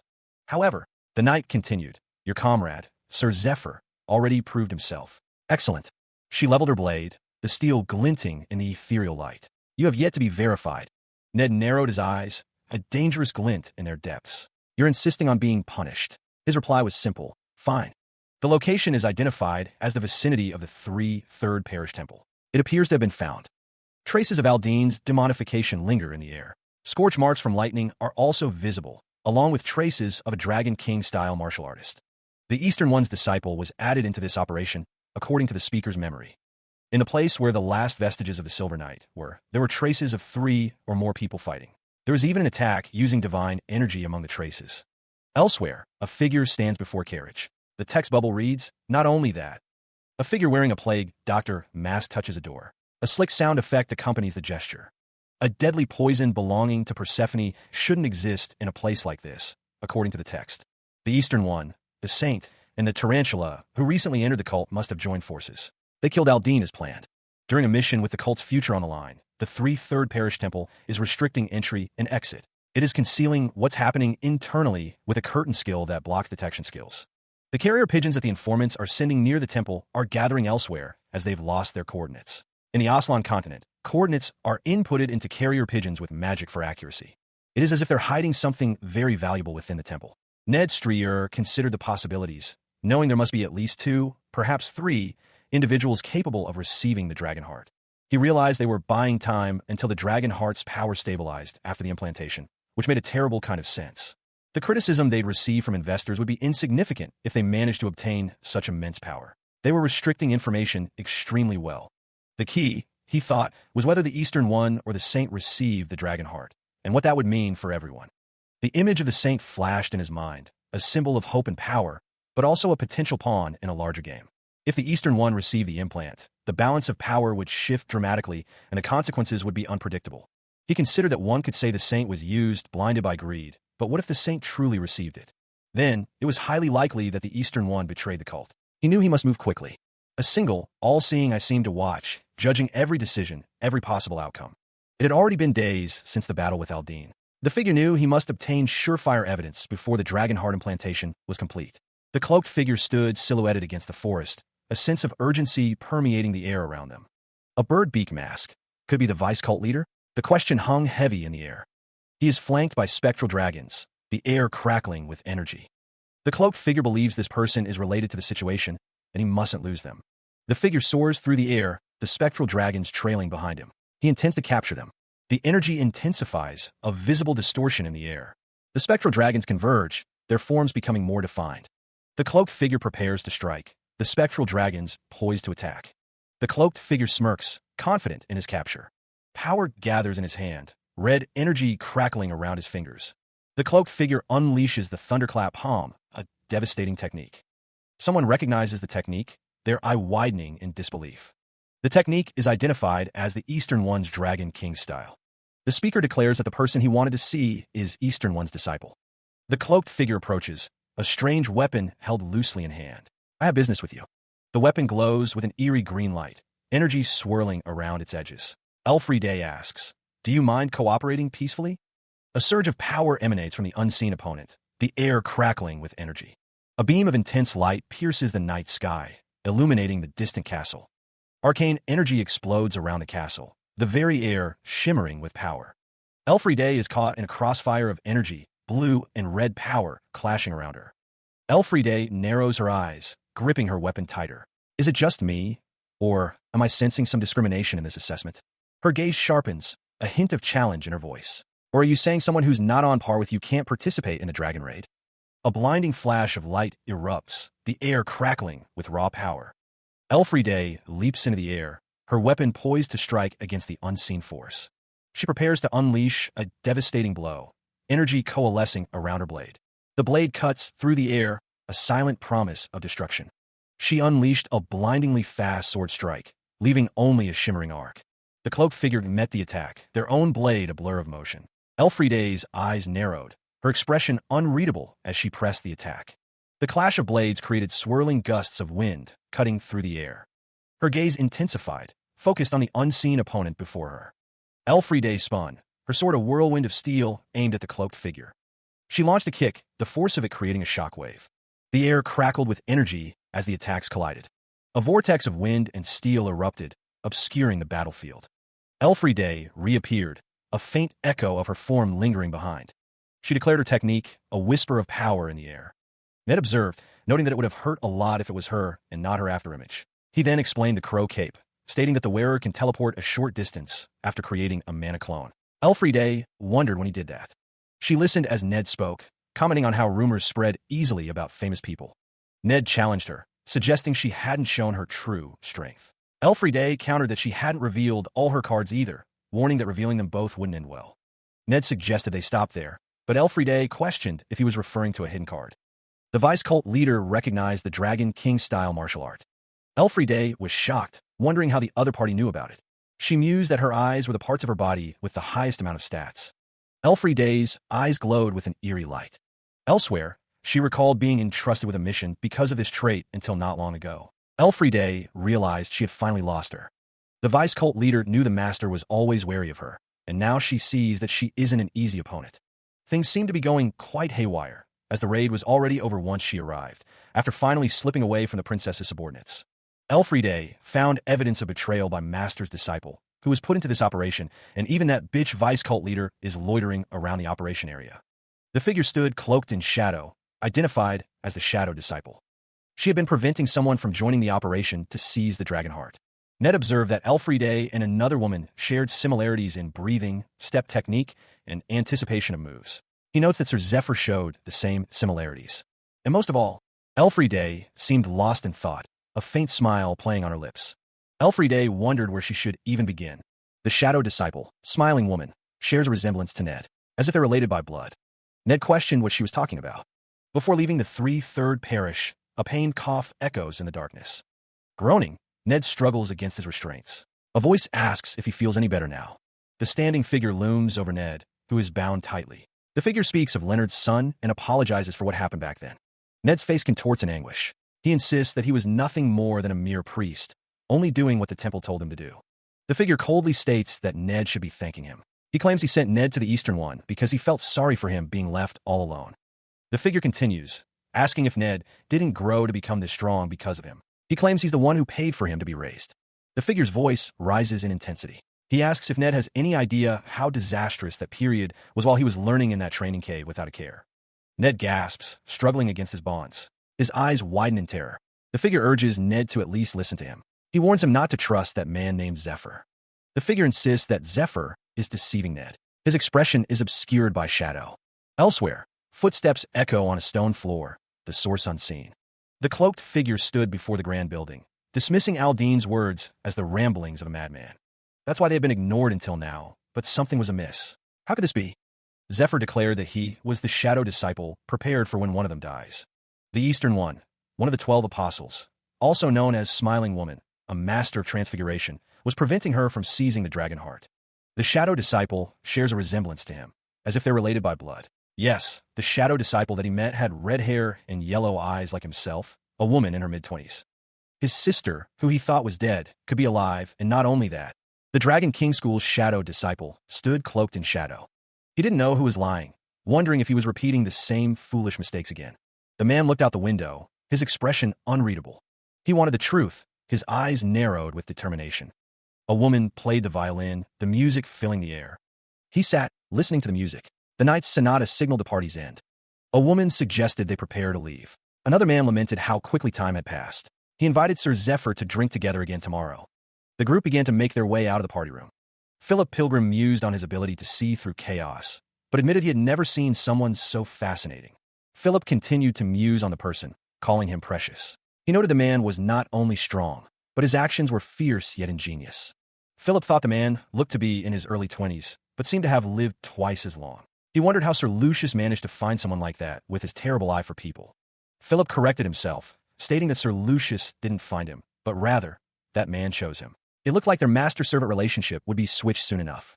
Edwin asked his father, Philip, if he was that amazing. Philip told Edwin to keep in mind that he would be robbed of everything if he got on the bad side of people like that. A man in dark clothing stated that merchants, different from nobles, have no one to lean on if they lose their money, so they must be especially careful of people. The man considered whether they should report to the princess on the observation mission given to them. A title card identified Edwin Pilgrim as the young leader of the Pilgrim Merchantry and Altire's comrade. The text questioned if he was unqualified. Philip Pilgrim stated that losing out on a talent like him was out of the question. They must buy him before any others coveted him. She agreed, stating that securing talents while concealing themselves was necessary. The text identified the woman as Elise Brinta, healer captain of the Temple of Light, and Altire's comrade. They must have Edwin Pilgrim, or break him if they cannot. He reflected that all he knew were the things he'd seen, heard, and experienced in his past life. It was obvious that he wouldn't know about people who died before he started to take an active role in his past life. Philip Pilgrim, the leader of one of the top 3 merchantries, the Pilgrim Merchantry, had attained great wealth through spice. Philip Pilgrim's wealth came through spice trade with the East, and he was famous as a sponsor of Altire, the princess of debauchery. He was one of her 3 mentors. Even royalty cannot do anything without the backing of a supporting faction. It would be difficult even for her to act with the cult leader's interference. Therefore, she should pretend to be sunk in debauchery while slowly growing her strength. He would give her his support so that she could. This was why Philip Pilgrim was one of the high-priority targets of the demon god cult. While Ned was running away from them with the dragon heart, the shadow disciple killed Philip. Philip Pilgrim lay dead. Though Edwin, Philip's son, served Altire well, the sacrifices made to conquer the desert would have been massively reduced if Philip was alive.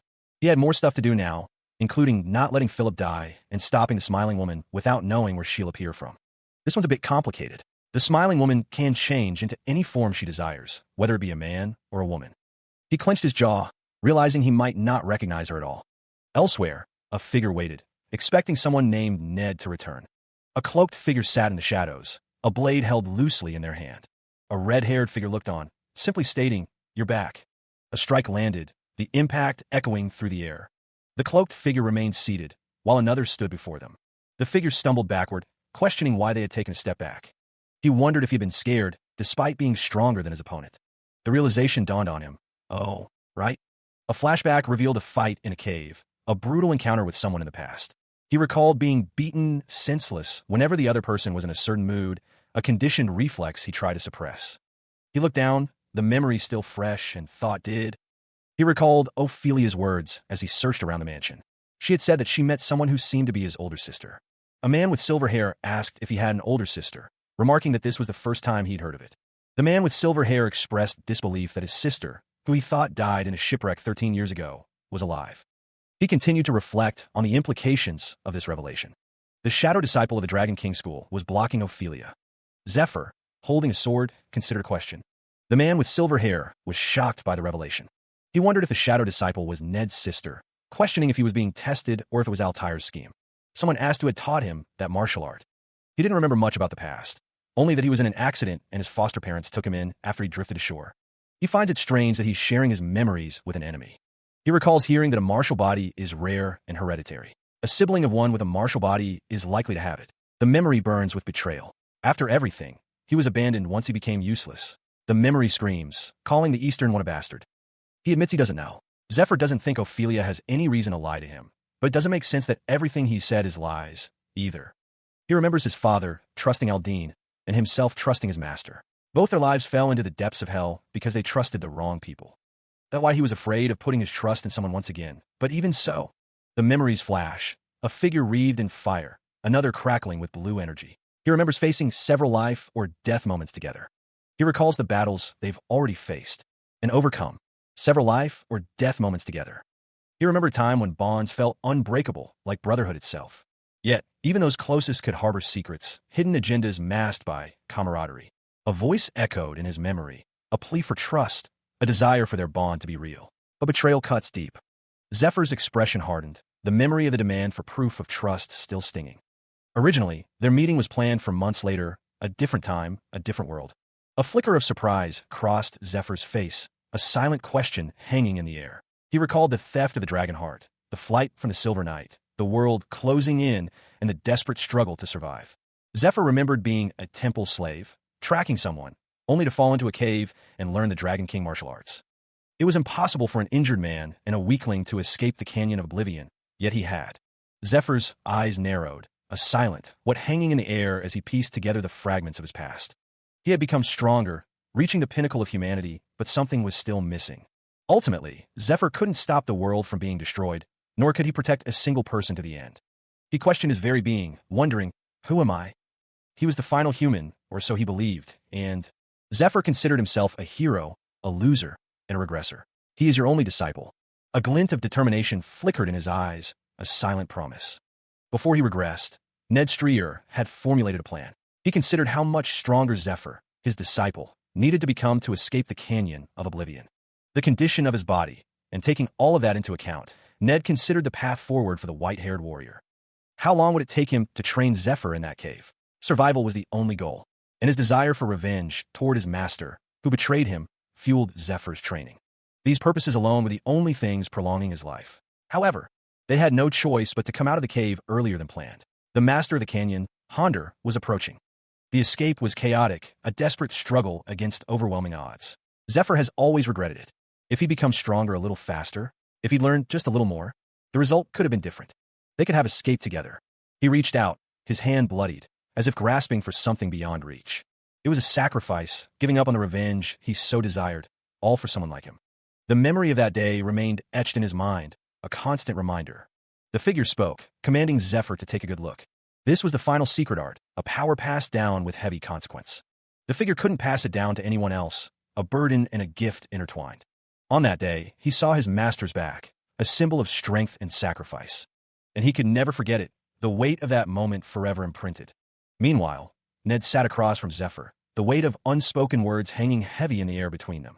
He covered his face, the memories flooding back, a torrent of regret and gratitude. He found it difficult to believe, the weight of the revelation heavy. Yet, it made too much sense to dismiss, the pieces falling into place. The information overload was staggering. Using a divine artifact despite not being a priest, the sword of light, and the perks from the gods. Zephyr admitted it must be hard to believe, but insisted it was all true. He apologized for approaching the other man with lies, speaking of his relationship with the smiling woman. The man in the robe listened intently, as Zephyr confessed he wasn't sure he could make him believe in such a short time. Zephyr paused, gathering his thoughts before continuing his explanation. He glossed over things he couldn't share, stating he needed the man to fight the demon god again. Zephyr's expression softened, revealing his true desire. He wanted him to live. The man in the robe acknowledged Zephyr's words, understanding that revenge wasn't the only reason he kept moving. Zephyr reflected on how he thought it was natural to live as part of his family, for someone like him. His family, and everything else, had been stolen from him, leaving him a shell of a man. If he became an important person to him, Zephyr would fulfill his revenge. He remembered when his master granted him a new purpose, to live as his disciple. Because of him, Zephyr worked himself to death to become stronger, pushing his body to its limits. He willingly took on all sorts of filthy errands, believing there was a just reason for everything his master did. The relationship was akin to family, even if there were no blood relations, trusting and helping each other as natural. Zephyr was reproaching himself for living his life, feeling a sense of regret for past actions. Living his life wrong, he thought, staring out the window, lost in contemplation. But now he guessed his life had meaning in its own right, a purpose he was only beginning to understand. Ned thought back, since he left something behind in this world, a lingering connection to his past. A hand clenched, a silent thank you for a bunch of things, gratitude for the support he received. A hero who returned to the past to save the world, he mused, having taken in quite the absurd disciple. He'd expect nothing less from him. Zephyr extended an invitation. Let's walk together in this life, a shared journey ahead. Everything had been settled with Ned, and he agreed to keep the secret, since nothing good would come of too many people knowing. Mass panic may spark if information of the future were spread, and information is the one true advantage that they have. They went to see Philip's group that morning, formally introducing themselves as regular party members of Princess Altair. The princess has great interest in the two of them. Since the princess is absent, they would like to progress the conversation between themselves. The man with the beard wonders if something happened. Her not suddenly appearing at a time like this would mean that she's asleep because of the grimoire. A crystal form grimoire, different from a book form grimoire, makes a copy of its contents directly into the user's brain. Its only flaw is the side effect. You fall asleep during the time that the magic incantations fuse with the brain. Such as a fever also accompany it. They are sure she's receiving care from a healer, but since it is not an injury, they won't be of much help. It ultimately depends on how quickly Altair can absorb all the magic. Two figures tend to the sleeping princess. Do your best.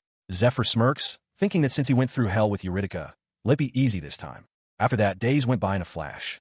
They had to prepare many things for the Blue Dragon raid, researching new fighting methods to match their new items. And with the party members assembled, the call to action echoed. A woman with lavender hair extends her hands, beckoning someone closer. She embraces Zephyr, requesting he make it quick and leave it all to her.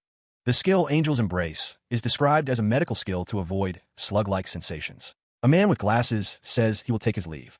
A voice reminds everyone that a health check is mandatory to enter the party, as they can't go on a raid with a sick person. Someone named Ned respectfully declines, shouting for others to stay away. A foot in high-heeled boots steps down, the sound echoing as it lands on a prone figure. Looking down, a woman with white hair and dark skin declares that he looks pathetic. Someone sighs, mentioning Ophelia's name, stating that the princess is calling for her at a time like this. Ophelia's expression is cold as she responds. Elsewhere, someone exclaims that Altair has woken up, unsure of where they are. Meanwhile, a chandelier hangs above, its light casting an eerie glow. The crystal of magic contained a remnant of Eurydica, and she had told him a bunch of things. A hand reached for the door handle, a sense of possibility hanging in the air. Could be. A woman sat in bed, the ornate headboard framing her. Sir Zephyr, Sir Ned, she spoke. He wondered if Altair had been told something. His heart pounded at the thought about him. The 3 stars have aligned, and Altair is congratulated, a sign that Median magic has reached level 3. The basic knowledge of Median magic is now within him, and he only needs to reach enlightenment through training to raise its level. He's sure to accomplish what no human, not even he, could do, reaching level 8 of Median magic. The door leading to the will open, though it's unfortunate. Trust Zephyr, but remember that he has used too much strength and will be falling asleep, forgetting this conversation until he reaches the next level. Elsewhere, a woman with long, dark hair and green eyes stares ahead, a bead of sweat trickling down her face. Attendants exclaim that the princess has finally woken up. The princess lies in bed, surrounded by concerned onlookers. The princess's eyes are wide with confusion as she touches her head. One of the attendants tells her that she has been asleep for a week, prompting the princess to ask, a whole week? She feels like she's heard something very important.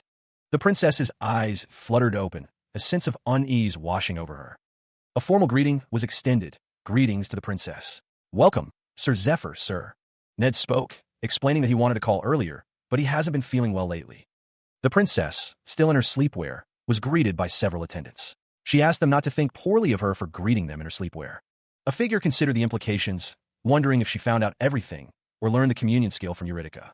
Zephyr stood beside the princess, concern etched on his face as he asked, "What happened?" The princess mused to herself, thinking he was asking if she'd learned the communion skill, recalling the crystal of magic she was given. He listened to the terms, the weight of the task settling in. Sir Zephyr's expression remained stoic as the other party laid out their plan. Ophelia recalled the communion skill, an unexpectedly advanced ability she couldn't yet use. The conversation resumed from a week prior, the stakes now clearly defined for Sir Zephyr. 3 weeks. That was all the time he had to devise a surefire plan to slay the dragon. The woman with long dark hair urged him to try and persuade her. Zephyr was asked if he had eaten, a question that seemed almost comical given the circumstances. The contents of the mission were a lot to take in on an empty stomach, he thought, surrounded by scrolls. The woman watched as preparations were underway, her expression unreadable. A few days later, having swiftly finished preparations, they left to slay the blue dragon with Lindell's knights and healers, all supplies loaded into his silver key and subspace pouches. Altair's official itinerary was travel and shopping, so a servant girl disguised as her headed to a tourist spot on a luxurious carriage, leaving traces befitting the princess of debauchery. Is she excited to be outside the castle? He mused, sure that he was the demon god. Worshippers were in a frenzy, doubting each other. He had thoroughly erased the traces of using the Dragonheart's power. The other people in power were bound to be focused on Lucius's seclusion. That would last around a month. No more than 2 months, he thought. Until then, he must earn as much as possible, as quietly as possible. The first step to that is the blue dragon raid. He was sure he was the demon god, and forming an alliance with them. One more thing he must do. He decided not to tell Altair about his regression yet. Because it's not like she learned communion and she forgot about her conversation with Eurydica. Just think, if someone she's just met says, "I was actually your lover in my past life." It's probably that contact ability or whatever that she has, but she already trusts you. Don't do anything that might make her dislike you, and tread carefully, understood? Why does she trust him this much? He wondered if Lucius's introduction had this much of an effect. Or, by the time that he met her in his past life, she'd already lost many people she cared for. So did she have no choice but to be so doubtful and sharp? "We're here," he announced. After they passed this hill, they'd be at the continent's largest granary, the Danakil Plains. That's why he made some stuff up, but in his father's hometown. "So, you were from here." He'd been here. The scenery of the endlessly stretching golden wheat field was amazing. In Danakil, you can have a lavish meal in whichever house you knock on the door of. He noticed that, but that was in the past, though. Take a look over. The wagon door creaked open, revealing a desolate landscape beyond. Meanwhile, a shocking sight met their eyes. The land was scarred with strange, purple veins. A dilapidated shack stood as a grim testament to the land's decay. The air hung heavy with the stench of decay. 3 years ago, ended up like this since the blue dragon flew here. How gruesome. The blue dragon made its nest at the water source of the river that flows through here and spews deadly poison. Healers were dispatched, but they failed to purify the land. And 80% of the farmland was eradicated in just 3 years. And by next year, the remaining 20% will also become deadly land. It's honestly a miracle that it managed to last 3 years. It's because the river water itself is special. The bigger picture was clear. This was the perfect time. If they lost this chance, the farmland wouldn't be the only thing they'd lose. The priests and merchants were welcomed. The situation inside remained unchanged, as it always had been. Nothing much had changed. The group moved deeper into the village, the atmosphere heavy with unspoken concerns. A soldier sent by the Lord of Danakil was supposed to meet them here. The front lines lacked supplies, but the woman in the hood assured them they could perform maintenance as they waited. Zephyr, breathing heavily, paused inside a building, an exclamation mark appearing above his head. A priest was thanked for his hard work. The priest tended to a wounded man. Someone wondered who the injured man was. The priest revealed that the wounded man was Sir Grimes, a knight. The priest thanked someone for the water. He explained that Grimes came from the Lord's castle, but monsters attacked him on patrol. He took care of them, but was injured. Violet skin indicated that the blue dragon's poison had spread throughout his entire body. These were the symptoms seen when drinking poisonous water or being attacked by monsters from a nest. Just like the land, there's nothing a healer can do to purify him. He can only receive treatment to reduce his suffering and wait until the day he dies. Someone stated that they knew Grimes.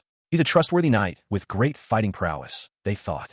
The possibility that he might be the soldier sent by the Lord is considered. It seems he is the one they were supposed to meet. Someone declares that they can make it as tight as the other party wants it. A voice acknowledges the statement, adding the word princess to the end of the sentence. Even if no one can deal with the blue dragon's poison, someone believes they can do something about it. The figure with white hair declares their intention to deal with poison using poison. A voice declares that the place will be a Class 1 restricted area from now on. A scroll details a deadly poison needle, laced with one of the Poison King Fade's 72 deadly poisons. Poison King Fade's mastery of the 72 deadly poisons was something that occurred later in his life. Some of those ingredients had to be collected from him. The deadly poison uses a dragonoid's blood as the key ingredient, Asmodeus. It is a deadly poison that burns your body tissue from within. By adjusting the concentration and receiving heals from a healer, it can burn the poison and heal the patient's body. Poison can also be medicine. It all depends on the way you use it and the user.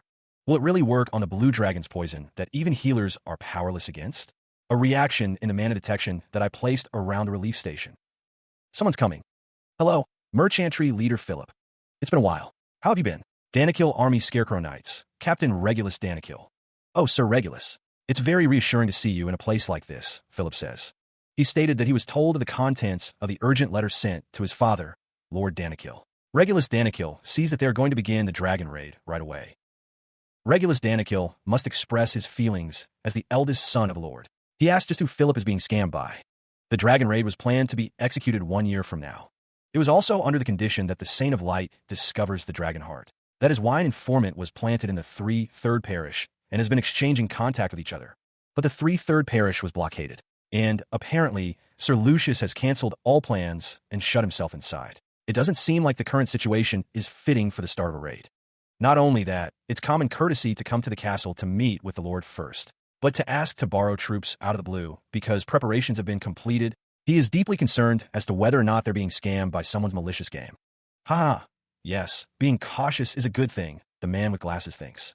He is sure he received a reply from the Lord himself that he'll send them some troops. He wonders if he ordered him to feel him out like this, or if this was his own personal decision. Regulus Danikil yells that it is pointless to stall for time with wordplay, Merchantry Leader. He orders to secure this relief station immediately. GAA. Someone yells, what's going on? His eye twitched, a sudden, sharp pain searing through his body. He coughed violently, blood splattering as the needles pierced his flesh. Dark energy emanated from the wounds, a sinister corruption taking hold. His eyes widened in horror, realizing the insidious nature of the attack. Were those things stuck in his body? Zephyr, observing the scene, recognized the weapon. Poison needles? A voice roared out in fury, a single word cutting through the tension. Bastard. Zephyr moved with blinding speed, interposing himself between the attacker and Sir Grimes. Step away from Sir Grimes this instant. The armored figure was knocked back by an unseen force. The impact reverberated, shaking the very ground beneath their feet. The armored figure was sent flying. You unsheathe your sword in front of her highness. The armored figure, revealed to be Ophelia Amleth, the princess's guardian knight, cried out. Why are you? No. Why did you stop me? Regulus Danikil spoke calmly. I've heard the gist of it using mana detection. Your conversation with Philip. Your questions are valid, Sir Regulus. She declares that no one has the right to reject participating in this raid. The letter Count Danikil received was not a request for reinforcements. Meanwhile, Altair Justina Kian, the princess of Kian, arrives. A man looks on with a surprised expression. Greetings are offered to the princess. Altair Justina Kian is greeted by a kneeling soldier. The soldier thanks the princess profusely, wondering how he can possibly return the favor. Elsewhere, a man sits with his arm being tended to. A soldier apologizes to Sir Zephyr, explaining that he didn't realize Zephyr was trying to save their Knight Order's elite, Sir Grimes. He asks Zephyr to raise his head, begging forgiveness for not recognizing a benefactor. He acknowledged that Zephyr doesn't blame others when apologizing, showing promise. Regulus, Altair asks if he remembers the days back in the academy. A memory surfaces. Zephyr was Altair's senior in the academy. During group assignments, Altair always paid attention to points others didn't care about. Thanks to that, the group she was in never had any accidents. Altair is told that even in this case, as both the young lord and the Knight Order captain, she was not taking responsibility to figure out exactly what was going on. That part of her is very reliable. Altair is referred to as senior, no, young Lord Danikil. As the Grand Duchess of Lindell, Altair will especially let him know of this, since he is a trusted member of their alliance. She is actually the Exalted One sent by Goddess Arya through a revelation. The Exalted One. It is said that because they were blinded by desire, they fell into great danger due to their inability to distinguish the demon god-worshippers. However, Lord Zephyr, who received a revelation from the Goddess Arya, saved them all. Through the goddess's guidance, the dragon heart has been entrusted to Zephyr, who carries the fate of salvation. Regulus is told that Zephyr himself hand-wrote this letter. He sees that they are here to share their glory with him. Regulus states that he, Regulus, will serve Zephyr to the best of his ability. Altair thinks to herself that it is a masterpiece, and that she is a master of bullshit, and she even forged that letter, holding in laughter. He was told that his ability to bullshit was out of this world. It was just an old habit. The poison would start spreading again after a few days. An antidote must be created as fast as possible. Those ingredients could only be acquired here. The Great Elfin Forest, an enormous forest spread throughout northwestern Aslan. The forest was expected to be completely destroyed like the farmland, but it was still a place. The man with long dark hair noted that something like this still remained. The white-haired man added that it was as vast as several estates combined. The woman with long dark hair said it was different from how it looked from the outside. That was because the mana density was high. The horses would get scared by the thick mana in the air. Someone was scared and asked if it was really necessary to enter the forest. The bearded man told him it would be safer in here. How could he possibly leave him alone when the smiling woman must be roaming outside? He considered the implications of leaving someone in the Silver Key. The winged woman stated she gave him the key to that room, but also let him know the previous owner complained. She explained that the comrade left inside the room became crippled and beast-like. The winged woman wondered aloud why she was so curious about the matter. He thought he should keep his comrades by his side, especially since this was that damn Angel Silver Key. The winged woman explained that the remote village used to house 50 residents of Danakil, but now acts as a frontline base. The winged woman stated they should get there first, and she was affirmed by Zephyr. Zephyr seemed to have noticed something, his eyes widening. He wondered what that was, stating it was just for a moment and very subtle, but he felt a gaze from within the forest. The winged woman asked what was wrong, her expression concerned. The winged woman looked on, awaiting an answer. Zephyr stated he had something he'd like to confirm with Her Highness. The last message arrived from the remote village, delivered by a homing pigeon 2 days prior. Mage's dispatch from the magic tower had set up a magical alarm. Red smoke would rise if problems arose. Though it was his first time going there, he had confirmed the area with his eye ability. He detected no signs of ambush or stealth skills, and felt confident with so many capable people present. He knew the Great Elfin Forest was his hometown, but it wasn't all that entertaining story. The forest was a place of both beauty and danger, a place he knew well. The man with blonde hair asked if he still wanted to hear it, though it was nothing more than an old, meaningless story now. He seemed hesitant, but curious nonetheless. How could something he said, even while sleeping, be meaningless? The man with blonde hair wondered, regardless of whether it was meaningless or not, he wanted to hear it. It didn't matter, he just wanted to hear anything. After that, whenever they were in hopeless situations, he told him stories of this forest. Around the bonfire, as if to chase away the darkness, he knew the place very well. Though this place was surprisingly beautiful, it was also dangerous. It was a forest of evil that devours humans, enraptured by its beauty. Zephyr's gaze hardened as he considered the implications of the stories. Ned was called out, his expression unreadable as he listened intently to the unfolding situation. Protect the merchantry leader, an ambush might come at any time. The man with brown hair acknowledged the order, his expression serious. The woman with long dark hair stood beside Zephyr, her expression thoughtful as she considered the task ahead. The forest held many secrets, and they were about to uncover them. The forest's strange flora pulsed with an eerie, internal light. Ned walked ahead, his white robe stark against the glowing foliage. The air crackled with unseen energy, a silent warning. The woman with black hair stared ahead, recognizing the door of the forest. The barrier device was designed to restrict entry to outsiders, a relic from deeper within the forest. The woman wondered why it was here, so far from the village. The forest seemed to hum with an unnatural energy. A spectral face manifested, warning them to turn back, claiming this was not their land. He examined his gauntlet, confirming it was from 2 days ago. The sword pulsed with a blue light, ready for battle. Zephyr gripped his sword, declaring that they had more than enough time. Meanwhile, a group of people on horseback prepared to defend their base from enemies. He demanded to know what had been done with the people from the remote village. A figure, cloaked in shadow, commanded everyone to stop. Meanwhile, a woman stepped forward, introducing herself as Altair, a human princess, and declared she had come to converse with the forest residents. The forest spirit questioned why she brought armed soldiers, dismissing her jokes as absurd, whether in the past or present. The spirit declared that any resolutions through conversation had been severed due to her brother. A voice declared that the river was the border between the forest people and them. The man with dark hair proposed, placing a guard post and a civilian village on each side of the river. He continued, stating that neither side would cross the river or meddle in the other's affairs, ushering in an era of silence.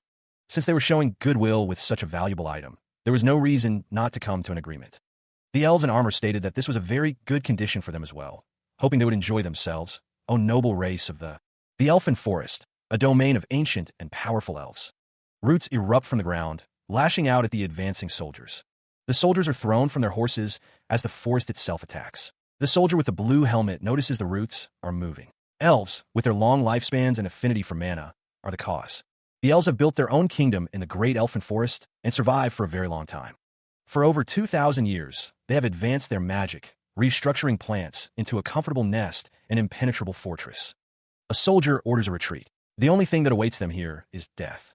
The soldier with the blue helmet is thrown from his horse by the roots. Death awaits. The soldier with red hair is told there is no need for fear, as long as they follow their training. The roots explode from the ground, crushing everything in their path. An elf looks on, remarking on how unfortunate the situation is. The elf stands in the forest, surrounded by a green glow. A blinding green light erupts from the forest, tearing through the darkness. The elves react, one shouting to see if the attack connected with its target. One of the elves declares that a princess is no match for them, warning any who enter the land of elves. Another elf is told not to take their hands off the crystal. A shimmering barrier of light pulses, deflecting the elves' attack. Zephyr stands alongside another figure, the barrier of light protecting them. The Dragon Slayer's cape reduces damage from magic of all attributes. The barrier of light blocks enemy attacks using sacred power, its range and strength increasing based on its mastery. One soldier comments on the skill, while another praises the healer captain. The woman with Zephyr thanks him. The elf declares that the gatekeeper elves that control the door of the forest are nothing but average foot soldiers. The soldiers are unharmed, despite the elves' attack, no matter how well-made the device is. Zephyr states that it is not enough to stop him, ordering the imbeciles to open the door. The skill Dragon Tongue is described as a unique skill of dragons, where power dwells within the words themselves. It can be used on a limited basis due to the dragon heart. The barrier of light pulsed, its energy a palpable force in the forest. He recognized the gaze he'd been feeling. It was coming from within the light. The elf cried out as the barrier erupted, sending her flying backward. Her scream echoed through the forest as she was thrown from the light. Zephyr remarked on her youthful appearance, despite her likely age. He threatened to strike her. The elf, desperate, tried to escape, crying out as she was grabbed. Zephyr tilted his head, a flicker of curiosity in his gaze. He mused that this elf looked different from others he had known. The elf's expression was pained, her singular eye filled with fear. A beam of light shot upwards, piercing through the forest canopy. Zephyr watched the light ascend, his expression unreadable. A blinding flash of green energy erupts, tearing through the forest. A woman's voice cries out, her tone laced with urgency and alarm. A figure plummets through the air, caught in the blast's chaotic wake. An angry voice echoes, questioning the destruction of the watchtower. A disembodied voice promises to send the coordinates again, demanding the target be eliminated this time. A lone figure stands silhouetted against a backdrop of ominous green light, radiating immense power. The man's expression hardens with determination. He is recognized as one of the strongest on the continent. Meanwhile, the divine archer, Dariel, prepares to fire. He is 1,015 kilometers from the coordinates. One of the strongest 10 of the continent was about to strike. The strongest archer, Dariel, prepared to loose an arrow. Dariel intended to finish him off with this arrow. The arrow streaked through the forest, a blur of green energy. The assembled group wondered where the attack came from. A flying golem, equipped with Gree's eye, struggled to pinpoint the source in a dense forest. The other eye tracked the direction of the attack. The golem focused its gaze, finally locking onto the projectile. The arrow continued its flight, leaving a trail of displaced air in its wake. The arrow blazed with power as it hurtled toward its target. The golem registered the impossible distance the arrow had traveled. A blinding flash of energy erupts, illuminating the battlefield with raw power. He stands amidst the chaos, the lingering energy crackling around him. Zephyr raises his sword, preparing to retaliate against his unseen assailant. The air shimmers as he deflects another incoming projectile with a swift strike. Three figures watch with concern, their expressions a mix of shock and determination. Zephyr grits his teeth, pain lancing through his arm as he maintains his guard. One of the women wonders if he deflected the arrow, or if it was just a coincidence. Coincidence or not, his arm is already injured, hindering his movements. Another woman declares that he won't last long and urges Dariel to use a stronger skill, promising support. A close-up reveals a set of arrows charged with energy, as someone acknowledges, understood, Sister Kiera. The crimson meteor attacks streaks across the sky, a fiery barrage aimed at Zephyr.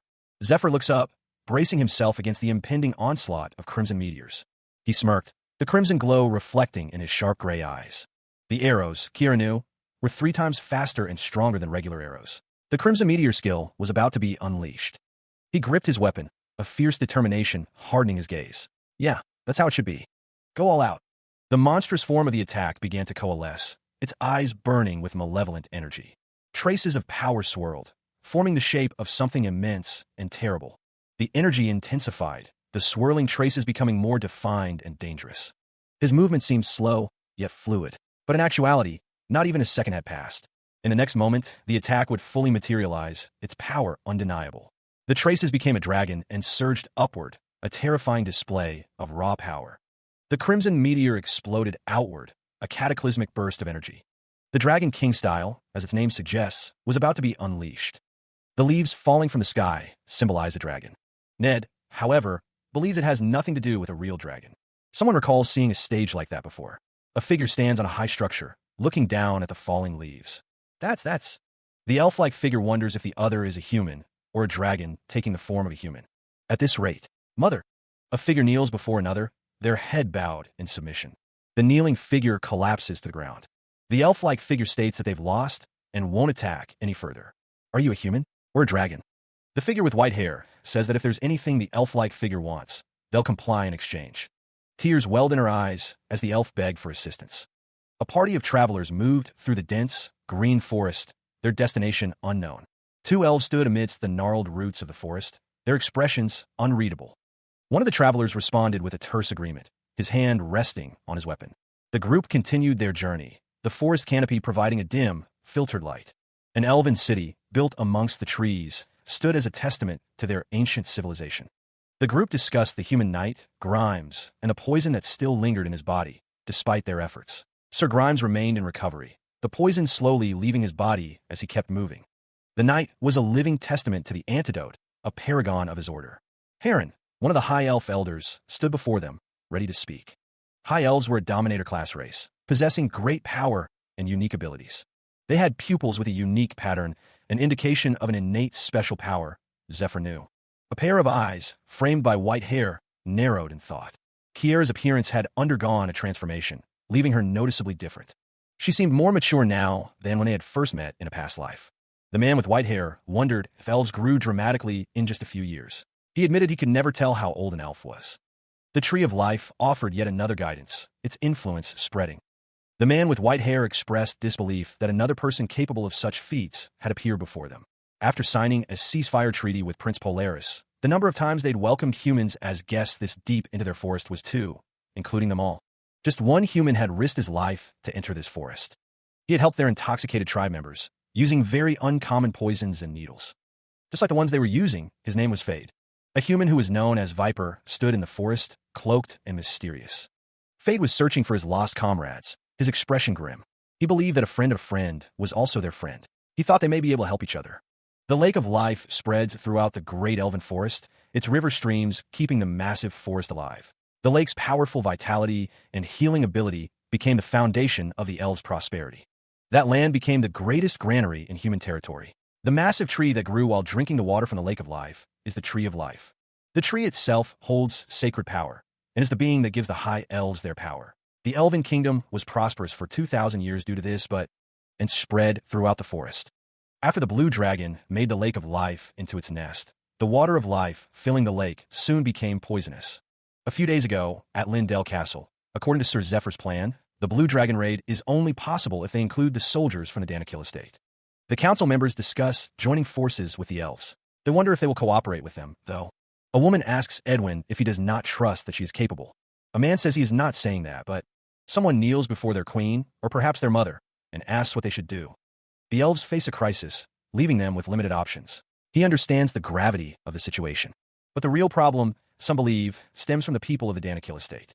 The only people who romanticize elves, it's said, are those who live far from them, since the beautification of elves by the bards is no joke. Nowadays, they've been escalated to enemies, like boars, wolves, bears. No, even worse than that, some say, viewing them as vermin. 4 years ago, a year before the Blue Dragon appeared, 2 high elves known as Scarlet Moon and Black Moon invaded Danakil. The elves declared that all land that the water from the Lake of Life flows through is their land, since the water of life flows through this farmland. The people of Danakil, living directly across from their territory, treat elves as a form of vermin. Overpowered by the elves, they almost lost their land. But at that time, Prince Polaris participated in the battle as a cardinal while leading his temple knights, and the elves fled to the heart of the forest.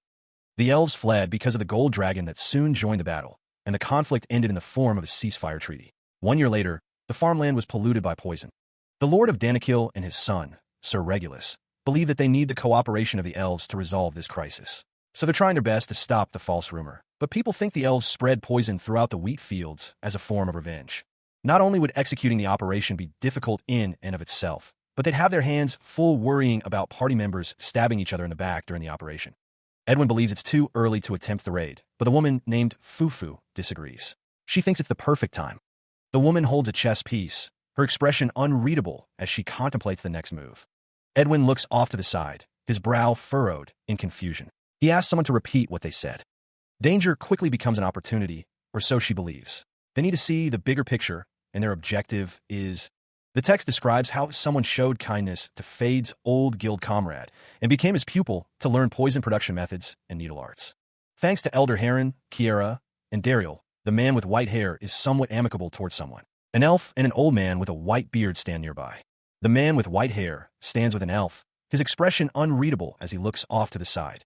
Needles pierce the skin of a hand, drawing blood. The process is precise and deliberate. The elf is amazed, stating that the poison maker is better than Fade. The effect is significantly quicker. The recipe is all that existed for this poison. It had never been made before, according to the text. The man with white hair declares that he is the first one to ever make it. No one was able to obtain the ingredients for it. The text explains that not even its recipe exists right now. Fade will develop it in a few years. Kiera says Fade's name quite intimately. The elf wondered if she could already be here. She was sure Fade would want to meet them all. Persephone, the guild that his mentor and Fade were in, fell to ruin. It was due to an internal struggle instigated by a traitor. He couldn't tell them that until he confirmed he could be trusted with his own eyes. And so, where is he right now? The elf's expression was unreadable. Daryl stated that he's not here anymore. It's already been a year since he came to this forest. Daryl was asked why he was butting in. He heard rumors of this land being polluted by poison and came to investigate his former guild comrades. Someone hissed, thinking what a mess. Those who were poisoned by the blue dragon's blood have been kept alive for the past year. This was thanks to the deadly poison that Fade left. Even that has run out. They had to decide who to give it to and who not to give it to. In other words, which of their people to abandon first. What a stroke of luck for Sir Zephyr to come to the forest during this crisis. His power is on par with Daryl's arrow. No, maybe even greater. If they bring him to their side, they may be able to find it. The Queen's final seal box sat in the center of the polluted zone. 3 years ago, excluding the one in the polluted zone, this was the last one. The seal boxes hidden within the 12 towers held the power that could build a new kingdom. The strongest of the High Elves, those who possessed the titles of Moon, would leave to build their own kingdoms.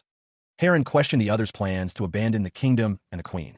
He asked if they seriously thought she had stopped it after seeing the state of the forest. The elf with the staff expressed that the Queen never fulfilled her role as Queen in the first place. Even before the blue dragon's poison, she was nothing more than a patient who could do nothing but lie in bed and twitch her eyelids. That's why she couldn't stop the Scarlet Moon and Black Moon from mobilizing the forces as they liked. The elf with the staff declared that she should have done this from the start and would no longer care for a foolish queen. The Scarlet Moon and Black Moon showed them something good. Even as they were banished for their sin of defeat, they destroyed the tower and ran away with the seal box. The elves bid farewell to Heron, calling them fools for staying in a place with no future, and offered Heron a spot if they ever changed their mind. The reason he didn't follow the others wasn't out of loyalty to the Queen. For him, weak in combat, the seal box was the only thing worth taking. The elf with the beard reflects on choosing the wrong person to follow. He had planned to raise Daryl and bring him to his side. He knew that if Daryl ever found out his true intentions, he would be imprisoned in the underground prison. And so, it was a stroke of luck. One elf states that the dragon must be slain for the sake of both humans and elves. Another agrees, saying the crisis can only be resolved once the blue dragon is slain. Heron thinks to himself that most of the high elves have left, and there aren't many who can fight. He was overwhelmed by his desire to survive. The village beyond the river that humans call the remote village is mentioned. He ordered the soldiers to cross the river to find a place to move to 2 days ago. The land the last remaining tower is in is too polluted to enter. However, since Sir Zephyr knows how to purify the poison, he'll also become a king as long as he has that. The other elves are grateful their poisoned families were saved, and the people of Danakil were. The people of Danakil, so worried, believe the goddess of light guides them through the Exalted One. One man questions why the people of Danakil love the goddess of light so much. His companion notes they thrive thanks to the elves' water, yet worship the goddess. One of them admits he didn't think things would work out so well, having worried over nothing. The other retorts that he's scared because his field of view is so narrow. A man with a sinister smile declares that the real problem starts now. He warns someone not to let their guard down and to keep checking their surroundings. A hand clenches tightly, the owner sighing, clearly pissed off. The unseen figure was already angry about being dispatched to such a remote area. Heron wonders what's with being captured and not being able to bathe for days in a filthy prison. Two scrolls are displayed, one labeled Milia, made from the magic tower, and the other Daisy, made from the magic tower. Not only that, Heron's expression hardens. A woman with black hair says she had to see that stuck-up bitch's face as soon as she got out. Heron contemplates killing her. Daisy, traveling with her until now, is mentioned. The man with dark hair asks if any weaknesses have been found. The Lake of Life spreads throughout the great elfin forest, its river streams keeping the massive forest alive. The land became the greatest granary in human territory. The massive tree grew while drinking the water from the Lake of Life. The tree itself holds sacred power, giving the high elves their power. The elven kingdom was prosperous for 2,000 years. After the blue dragon made the Lake of Life into its nest, the water of life filling the lake soon became poisonous. A few days ago, at Lindell Castle, according to Sir Zephyr's plan, the blue dragon raid is only possible if they join forces with the soldiers from the Danakil estate. The assembled group discusses the possibility of joining forces with the elves. They wonder if the elves will cooperate. Edwin is questioned about his trust in the speaker's capabilities. The man with dark hair responds, indicating he is not saying that, but he knelt beside the bed, his expression a mix of grief and desperation. "My queen, mother, what should we do?" The man's face was grim, his eyes narrowed in thought. The elves are in a crisis, so they won't have a choice. I get that. A group of armored figures stood silhouetted against a fiery sky. But the real problem will be the people from the Danakil estate. Edwin listened intently as the other man spoke. The only people who have fantasies about elves are those who live far away from them. Edwin's expression hardened as he recalled the past. Nowadays, they've been escalated to enemies. The flashback continued, showing a clash of armies. 4 years ago, in other words, a year before the Blue Dragon appeared, two high elves known as Scarlet Moon and Black Moon invaded Danakil. A warrior stood defiantly, her spear raised high. All land that the water from the Lake of Life flows through is our land. Since the water of life flows through this farmland, naturally it's ours, you uncivilized humans. A figure in white robes stood amidst the chaos. The people of Danakil, living directly across from their territory, treat elves as a form. But at that time, Prince Polaris participated in the battle as a cardinal while leading his temple knights. A hand placed a chess piece on a board, symbolizing a strategic move. Ultimately, that war ended in the humans' victory. The flashback showed elves gathered in what appeared to be a ceasefire treaty, and 1 year later, the farmland was polluted by poison. The land was corrupted, the fields now a sickly purple. Edwin continued, his voice grave. The Lord of Danakil and his son, Sir Regulus, believe that they need the cooperation of the elves to resolve this crisis. The woman explains that executing the operation would be difficult. She adds that they'd have their hands full worrying about party members betraying each other. Edwin believes it's too early to attempt the raid. But another voice counters, stating that this is precisely the perfect time to strike. The woman holds a chess piece, her expression unreadable as she considers the situation. The stakes are high, and the timing is critical. A man looks on, questioning what he is hearing. He seems unsure of the plan, seeking clarification. Danger quickly becomes an opportunity. The woman thinks that this may look like a pain to deal with at the moment, but they need to see the bigger picture. Edwin recounts that he happened to show kindness to Fade's old guild comrade. He became his pupil to learn poison production methods and needle arts. Edwin expresses his gratitude, stating that thanks to Elder Heron, Kiera, and Dariel, they are somewhat amicable toward him. He looks down at a body. The elf looks on with a questioning expression. He seems to be listening intently to what is being said. A hand is shown with needles inserted into the skin. The process appears painful and precise, hinting at the application of poison. The elf states that the poison is amazing and better than Fade's. She adds that the effect is significantly quicker and more valuable. The recipe is all that existed for this poison. It had never been made. The implication is that this is a new and dangerous creation. Edwin declares that he is the first one to ever make it. He looks pleased with himself, proud of his accomplishment. He explains that they were able to obtain the ingredients for it. Edwin continues, noting that the recipe doesn't even exist yet, and Fade will develop it in a few years. He adds that Kiera says Fade's name quite intimately. Edwin recalls Persephone, the guild that his mentor and Fade were in. It fell to ruin due to an internal struggle instigated by a traitor.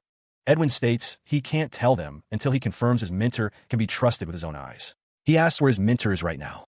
The woman's eyes are wide with shock. Daryl says that he's not here anymore. It's already been a year since he came to this forest. He heard rumors of this land being polluted by poison and came to investigate whether his former guild comrades had anything to do with it. Heron asks why Daryl is butting in. Daryl retorts that Heron was begging him to help earlier, and now he's going, not sure. Kiera asks them to stop picking fights and stay still. Heron hisses, thinking what a mess. Edwin thinks about the ones who were poisoned by the blue dragon's blood. They have been kept alive for the past year thanks to the deadly poison that Fade left. Edwin thinks that even that has run out. It had to be decided who to give it to and who not to give it to. Edwin thinks that, in other words, which of their people to abandon first. He also thinks what a stroke of luck for Sir Zephyr to come to the forest during this crisis, and that at this rate, this place would have collapsed from the internal struggle. His power rivaled Daryl's arrow, perhaps even surpassing it. Bringing him to their side could reveal its location. The Queen's final sealed box rested in the heart of the polluted zone, a beacon of contained power. 3 years ago, excluding the one within the polluted zone, this was the last of the seal boxes. The sealed boxes, hidden within the 12 towers, held the power to build a new kingdom. They were the strongest of the High Elves. Kiera, holding the seal box, declared that they would leave this place to build their own kingdoms. Heron questioned their plan to abandon the kingdom and the Queen. He reminded them that the Queen stopped the blue dragon. Stop! Heron scoffed, questioning if she truly stopped it after seeing the forest condition.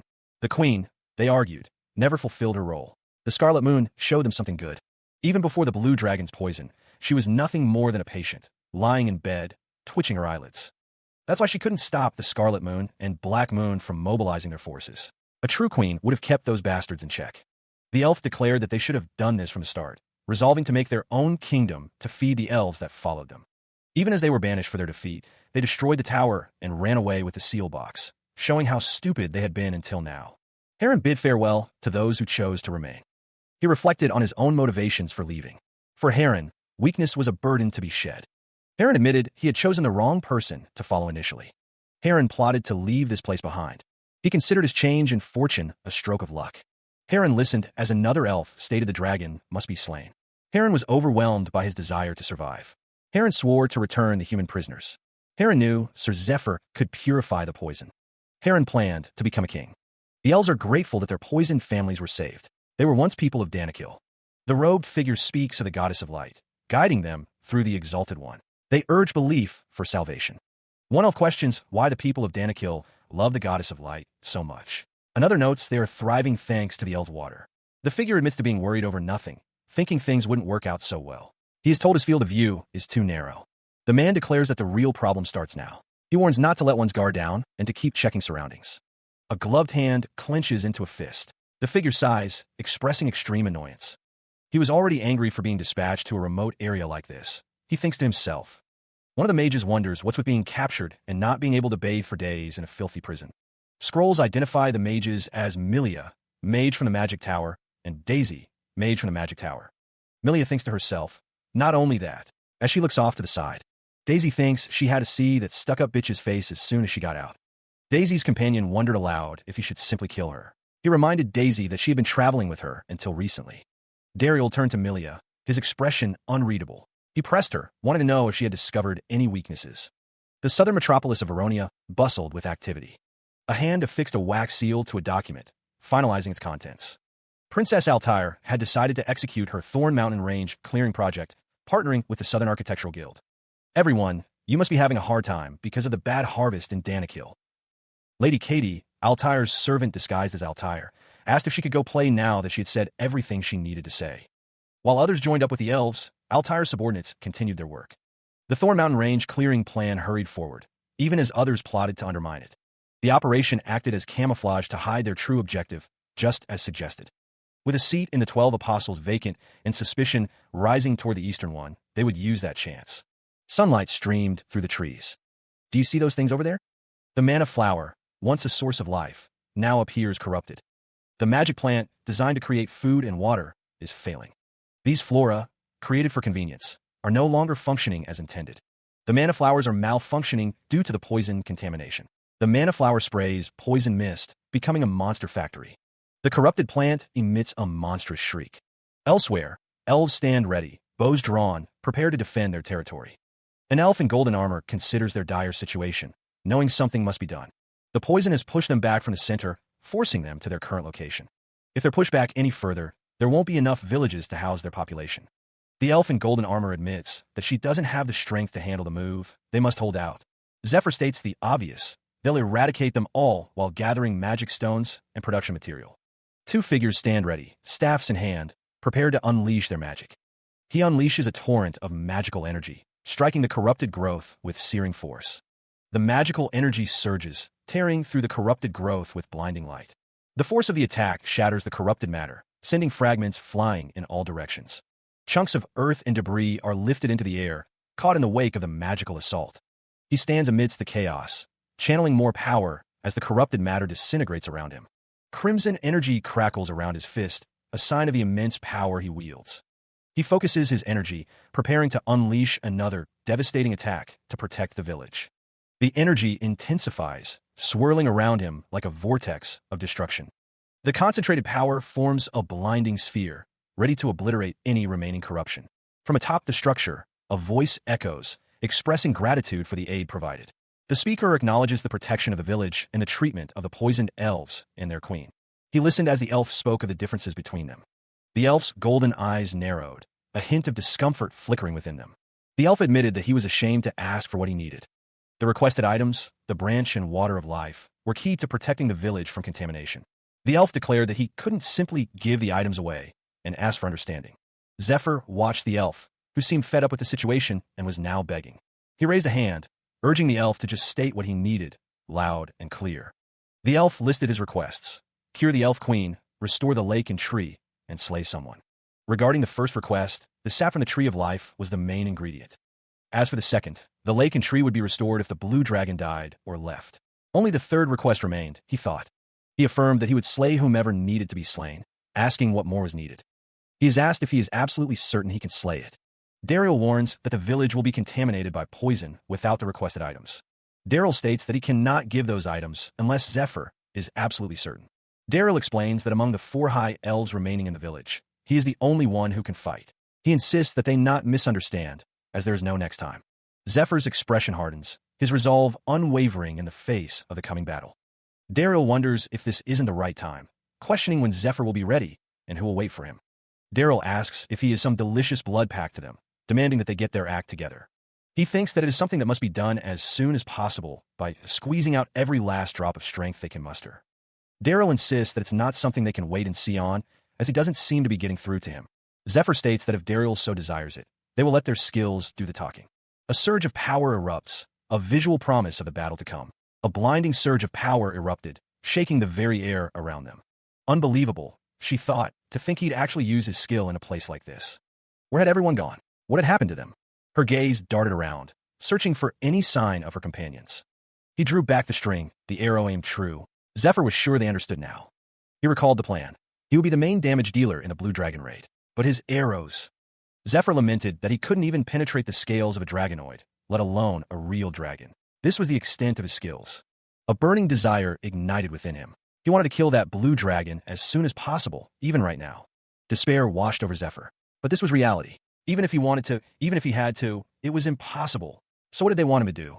A voice echoed in his mind, urging him to get up. The voice continued, promising to reveal why he was weak. Zephyr's eyes narrowed, the voice declaring that first off, his items were trash. A surge of golden energy erupts, blinding and chaotic. The pair reel back, expressions of shock etched on their faces. A voice echoes, promising to craft something since the best materials are present, demanding an end to tears. Elsewhere, the southern metropolis of Veronia sprawls, a testament to architectural prowess and societal organization. A hand adorned with a ring presses firmly, sealing a document with wax.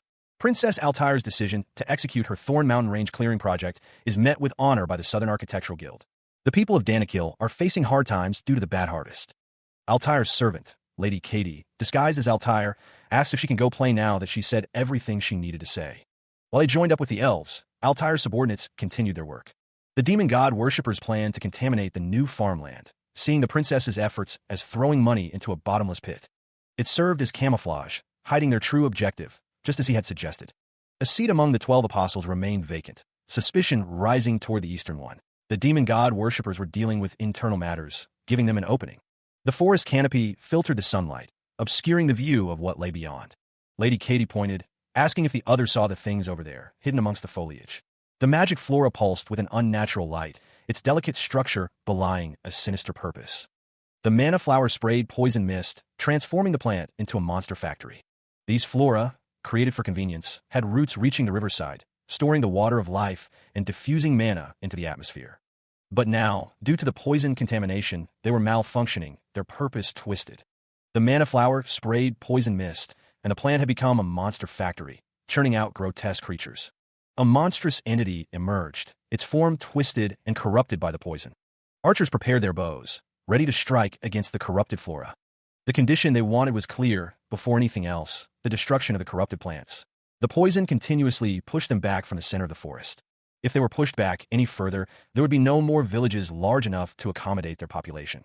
The figure lamented that she didn't have the strength left to handle the move, and they had to hold out from there. Zephyr stated the obvious. They would eradicate them all while gathering magic stones and production material in the process. Two figures, adorned with staves, prepared for battle, their expressions grim as they faced the encroaching threat. A barrage of magical attacks rained down upon the corrupted flora, explosions of light and energy tearing through the twisted vegetation. Bolts of pure energy crackled through the air, searing the corrupted branches and vines with intense heat. A figure descended from above, a blade crackling with blue energy poised to strike a decisive blow. Chunks of earth and debris were flung into the air, the ground itself trembling from the force of the ongoing battle. A figure cloaked in darkness manipulated red energy, preparing to unleash a devastating attack. The figure's fist crackled with crimson lightning, a focused intensity burning in their eyes. With a surge of power, the figure unleashed a torrent of red energy, obliterating everything in its path. The elf begins to speak, expressing his gratitude for protecting the village and treating the queen and other elves. The elf's words echo through the golden halls of his village, a place now safe from the immediate threat. The elf admits he doesn't know how to thank them for saving them from humans. The elf's golden eyes narrow, a hint of reluctance in his gaze. He continues, ashamed to tell them something like this, but the panel shows a branch of the tree of life and water of life, key items that protect the village from contamination. The elf states that he can't give them the items and asks for their understanding. Zephyr sighs, fed up with the elf's hesitation, and begs him to be direct. Zephyr demands that the elf tell him what he really needs, loud and clear. The elf, his expression hardening, lists his demands. Create a perfect cure for the elf queen, restore the lake and the tree of life, and slay someone. He examined the sap from the tree of life, the main ingredient. Daryl explained that the others would be restored if the blue dragon died or left, thanks to the lake's vitality. Only 3 requests remained, and he held up a finger to emphasize the point. He stated that he would slay it, questioning what more Daryl needed from him. The question hung in the air. Was he absolutely certain he could slay it? Daryl warned that the village would be instantly contaminated by poison without those 2 items. Daryl insisted that he could not give those 2 items unless Zephyr was absolutely certain. Daryl explained that among the 4 high elves remaining in the village, he was the only one who could fight. He warned not to misunderstand. There was no next time. His expression hardened, a grim determination etched on his face. Daryl's inner turmoil spilled forth, questioning the timing and the sacrifices he was making. Daryl questioned if he was just a blood pact to them, demanding they get their act together. He emphasized the urgency of their mission, demanding every last drop of strength. Daryl responded, stating that this was not something they could afford to wait on. Zephyr, confident, told Daryl that if he so desired, they would let their skills do the talking. A blinding light erupted, a display of raw power. The energy dissipated, leaving a trail of shimmering particles in its wake. A woman watched, concern etched on her face, as she realized Zephyr was using his skill. She wondered where the others were and what had happened to them. Her expression hardened, a sense of foreboding washing over her. Zephyr, bow drawn, assured someone that they understood now. Daryl stated that he was supposed to be the main damage dealer in the Blue Dragon raid, but his arrows. He lamented that he couldn't even penetrate the scales of a dragonoid, let alone a real dragon, stating this was the extent of his skills. A hand clenched, a desire to kill that blue dragon as soon as possible, even right now, burned within. He was trapped in reality, unable to do what he wanted. A voice commanded him to get up. The rookie declared that he would explain why he was weak. Zephyr stated that, first of all, his opponent's items were trash. A flurry of motion filled the air. An elf and a woman looked on in shock, the elf exclaiming about his bow. Zephyr told someone to stop crying, as they wouldn't be able to contain their strength. The elf with red hair is upset about the broken bow. She is thankful that a new bow is being made for Daryl. The bow is appraised as heroic grade by human standards. The appraiser emphasizes that it's expensive. Someone gasps, asking to wait. The Lauren scale is an item grade classification system. The narrator explains that the bow is indeed heroic grade. Considering the fame of its wielder, Dariel, it would be worth at least 50,000 gold if put up at the Lorne auction. The blonde elf states that Zephyr didn't break the bow, but rather broke his indecision. He finds a price of 50,000 gold rather cheap. The panel shows the ancient weapon and the item that goes with it. The village was protected from contamination. The blonde elf states that there is nothing that he used to rely on anymore, hence he has no choice but to move forward. The blonde elf is a little excited and wonders what sort of weapon Zephyr is going to make for him. Zephyr states that since the best materials happen to be present, he'll make the elf something. He wonders if that's how it is. The panel shows a branch of the tree of life, overflowing with mana. He asked for this to make it into a weapon. The blonde elf wonders if the branch is too small to make into a weapon. He asks if this is right. The chamber was vast, its ceiling adorned with a glowing, stylized tree. An elf, his hair like spun moonlight, offered a delicate glass to another. He accepted the glass, its contents shimmering with an inner light.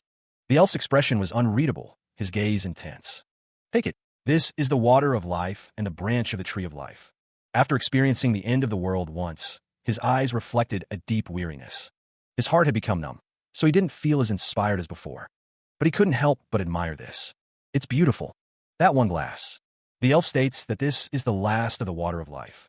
If the raid succeeds and the lake of life is restored, that will no longer be the last glass. The elf looks directly forward, imploring him to make it so. Of course. He raises the ornate glass to his lips, a determined glint in his eyes. He drinks the water of life, gulping it down in one swift motion. A surge of power courses through him as the water takes effect. Energy swirls around him, a visible manifestation of the water's vitality. He is overflowing with vitality, the arcanum of Hermes' skill amplifying the elixir's effect by 500%. It's beyond his expectations. The water is far stronger than he anticipated. The change from internal energy flow to microcosmic orbit begins, a Taoist Qigong energy cultivation technique. Dragonification and microcosmic orbit take hold, temporarily increasing the dragon heart's output. The conditions for the Blue Dragon raid were incomparably tougher than the Eurydica raid. This was not a battle that could be handled with a human body. The only way to do this in a short time was to unleash the dragon heart's output. Considering the burden placed on the user, a great amount of time was needed to slowly extract the dragon heart's power. But they didn't have that kind of time, as the Moirai, the three goddesses of fate, looked on. He needed to raise the duration and level of dragonification, using the skill Moirai, an ancient magic of Medea. Fortunately, all the conditions have been met, including the thick mana density of the great elfin forest. The vitality overflowing from the water of life and the dragon's power strengthened by dragonification. All pumped into the dragon heart. The transformation took hold, racking him with intense power. The dragon heart surged, overwhelming his body. Coughing up blood, he collapsed as Lady Katie prepared to heal him right away. Oh, Adia. The dragon heart's average output is at 5%. The dragonification process continues, but it is clearly taking a toll. Zephyr grits his teeth, blood trickling from his mouth. Lady Katie grits her teeth, struggling to maintain the flow of energy. The recoil is too strong, and the energies are thrashing about. The output begins to drop. Lady Katie cries out in alarm as the energy levels plummet. A hand glows with power, reaching out, as if pleading for something. A figure with crimson hair and a mask observes the scene. Your breathing is all over the place, he notes. Lady Katie places her hand on Zephyr's chest, attempting to stabilize the chaotic energy within him. The one who can best support a Dragon King-style master's cultivation is... The man with crimson hair extends his hand, a knowing look on his face. He is a fellow Dragon King-style master. The crimson-haired man's hand glows with power. I'll guide you. So tame that rampant power. Lady Katie continues to focus her energy, sweat beading on her brow as she struggles to maintain control. Zephyr and Lady Katie are enveloped in a swirling vortex of energy, the outcome still uncertain. He and another figure were enveloped in a blinding light, their forms indistinct. The blonde-haired man looked weary, his hand raised to his forehead as he groaned in discomfort. An eye opened wide, pupils dilated, recognizing the form that was emerging. A dragon-like figure materialized, its form radiating power. A voice echoed, filled with relief. We did it. Ha! Lady Katie collapsed, exhausted. I thought I was going to die, she admitted, slumping against the floor. Another woman, equally drained, let out a shaky breath. Despite the exhaustion, she managed a small, satisfied smile. The white-haired figure looked upon the scene, thinking, you look amazing. The dragon-like figure reflected on its current state. It's still nowhere near the strength I had in my past life, but I feel like I'm finally out of the water. He couldn't waste any time, not with everyone working so hard. Zephyr asked Dariel for a towel. The dragonification process complete, Zephyr declared he would begin prying out the weapon material. He wiped his face with a towel, preparing himself for the task ahead. With a sharp, tearing sound, he began to rip the scales from his body. His red eye glowed intensely as he focused on the excruciating task. Blood splattered as the scales were forcibly removed, each one a piece of his own being. Dariel watched in stunned silence, his expression a mixture of shock and disbelief. He had ripped out his own scales, a sacrifice for the weapon he intended to forge. A dragon's scales cannot be penetrated by regular metal. But what if it's made of those same dragon? It's still at 20% output, but these are scales he inherited from the strongest dragon, Kaiserus. He knew they could definitely get some good blows in with a bow and arrows made from these. He would rip them all out and make one. His first dragon weapon of this life.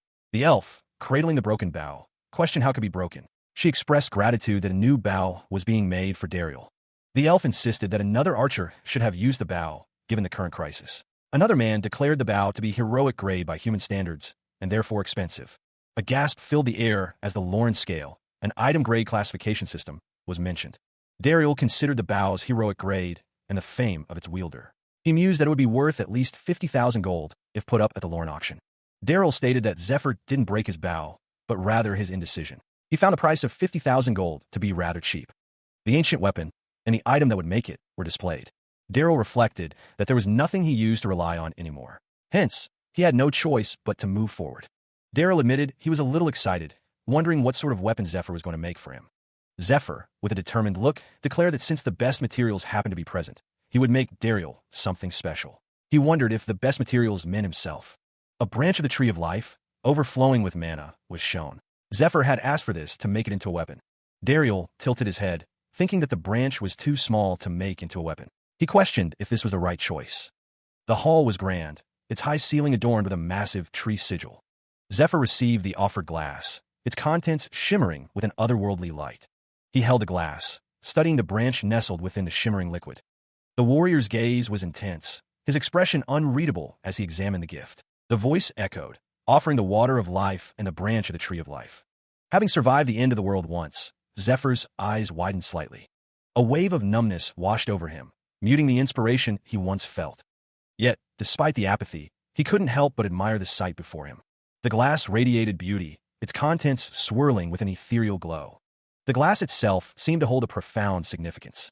He is presented with the last of the water of life. The man explains that if the raid succeeds and the lake of life is restored, it won't be the last glass. The man looks on, requesting that Zephyr make it so. Zephyr responds with a resolute, "Of course." The golden cup gleams as he raises it to his lips. He drinks deeply, the water of life flowing down his throat. A surge of power erupts around him as the water of life takes effect. Energy swirls around Zephyr, a visible manifestation of the vitality coursing through him. He feels himself overflowing with vitality, the arcanum of Hermes amplifying the elixir's effects by 500%. The surge is beyond his expectations. The water of life is proving to be incredibly potent. The change from internal energy flow to microcosmic orbit, also known as the self-winding wheel of the law, begins. Dragonification and microcosmic orbit are activated, temporarily increasing the dragon heart's output. The conditions for the Blue Dragon raid were far more severe than Eurydice's. This was not a battle that could be handled with a human body. The only way to do this in a short time was to unleash the dragon heart's output. Extracting the dragon heart's power would take a great amount of time, but they didn't have that luxury. The Moirai, the three goddesses of fate, were the key. The ancient magic of Medea, Moirai, tuned the subject's mana. Fortunately, all the conditions had been met. The vitality overflowing from the water of life and the dragon's power strengthened by dragonification were ready. All of it was pumped into the dragon heart. The power surged through him. The energy coursed through his veins. He coughed, and Lady Katie offered to heal him right away. Aria's name echoes as the dragon heart's average output hovers at 5%. The dragon heart's power surges, but the recoil is visibly taking its toll on him.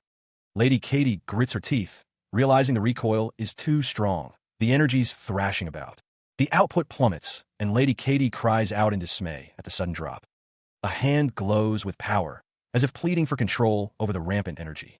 A figure cloaked in shadows observes, noting that his breathing is all over the place. He struggles, the dragon heart's energy visibly overwhelming him. The one who can best support a Dragon King-style master's cultivation is revealed.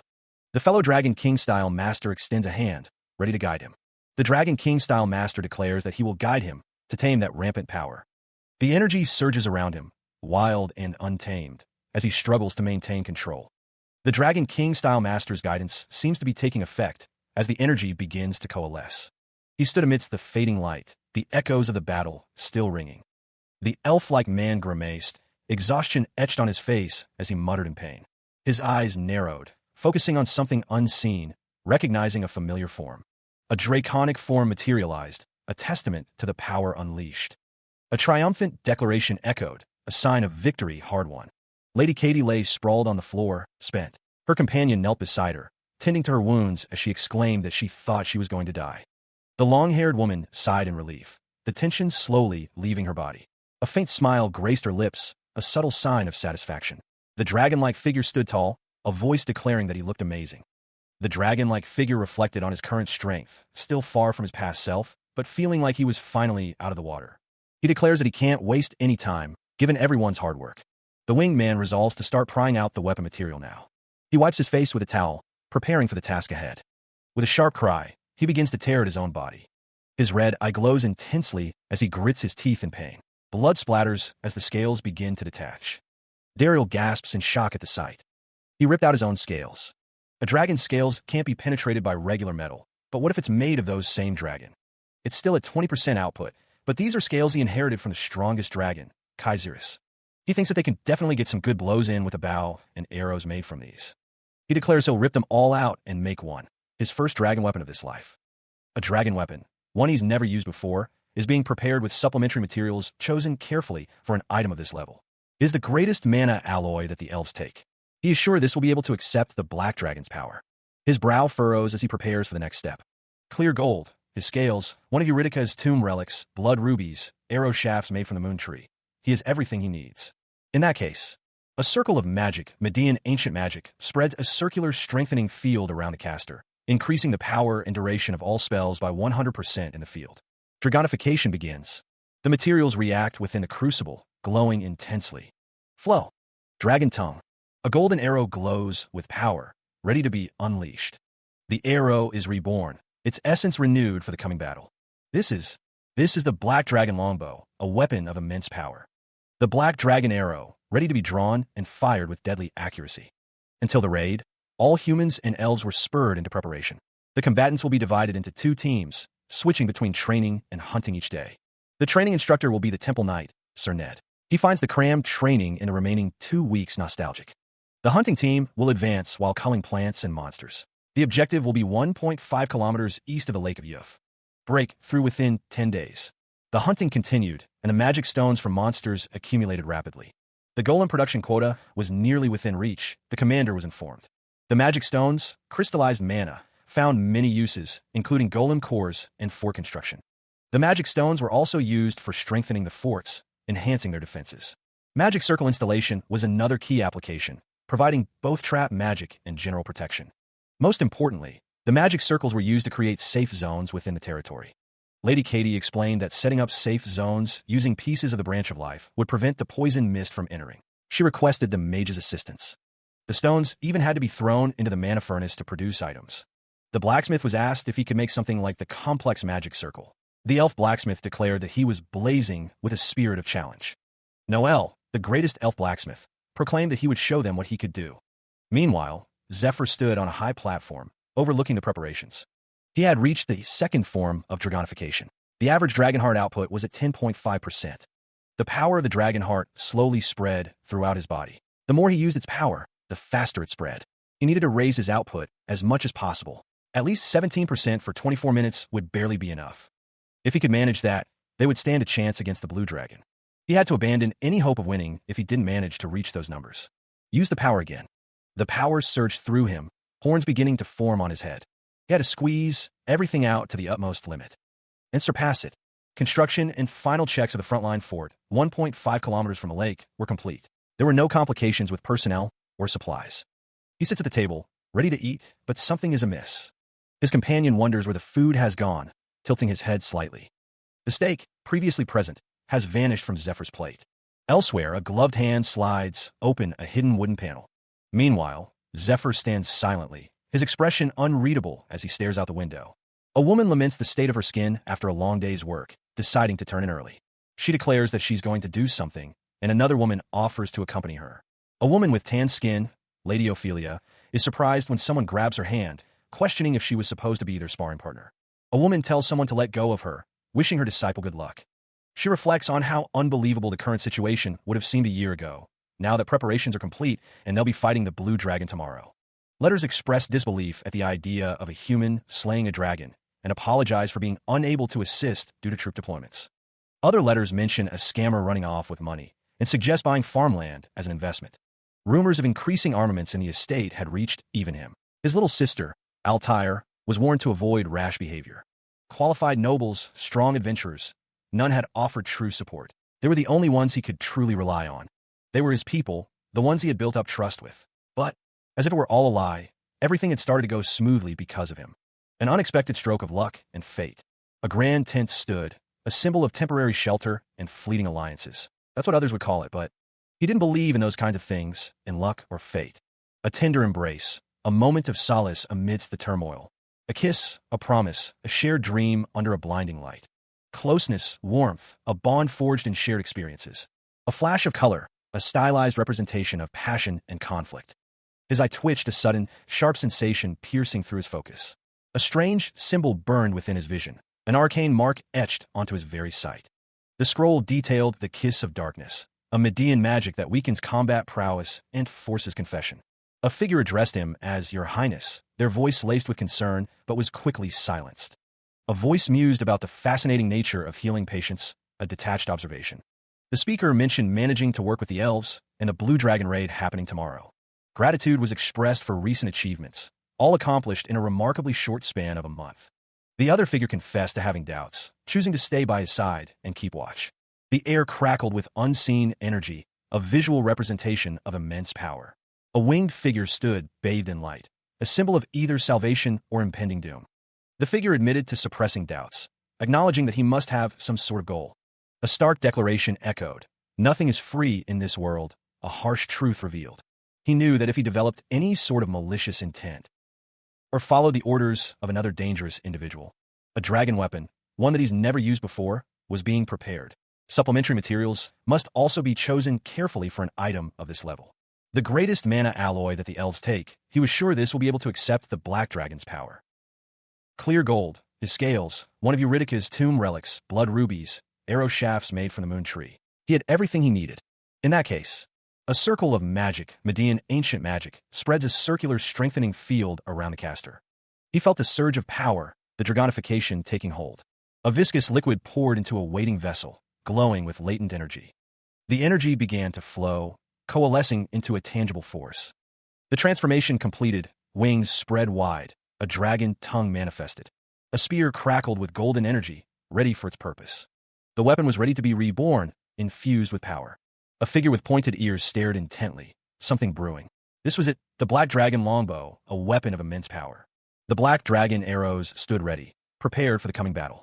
2 weeks later, all humans and elves were spurred in preparation until the raid.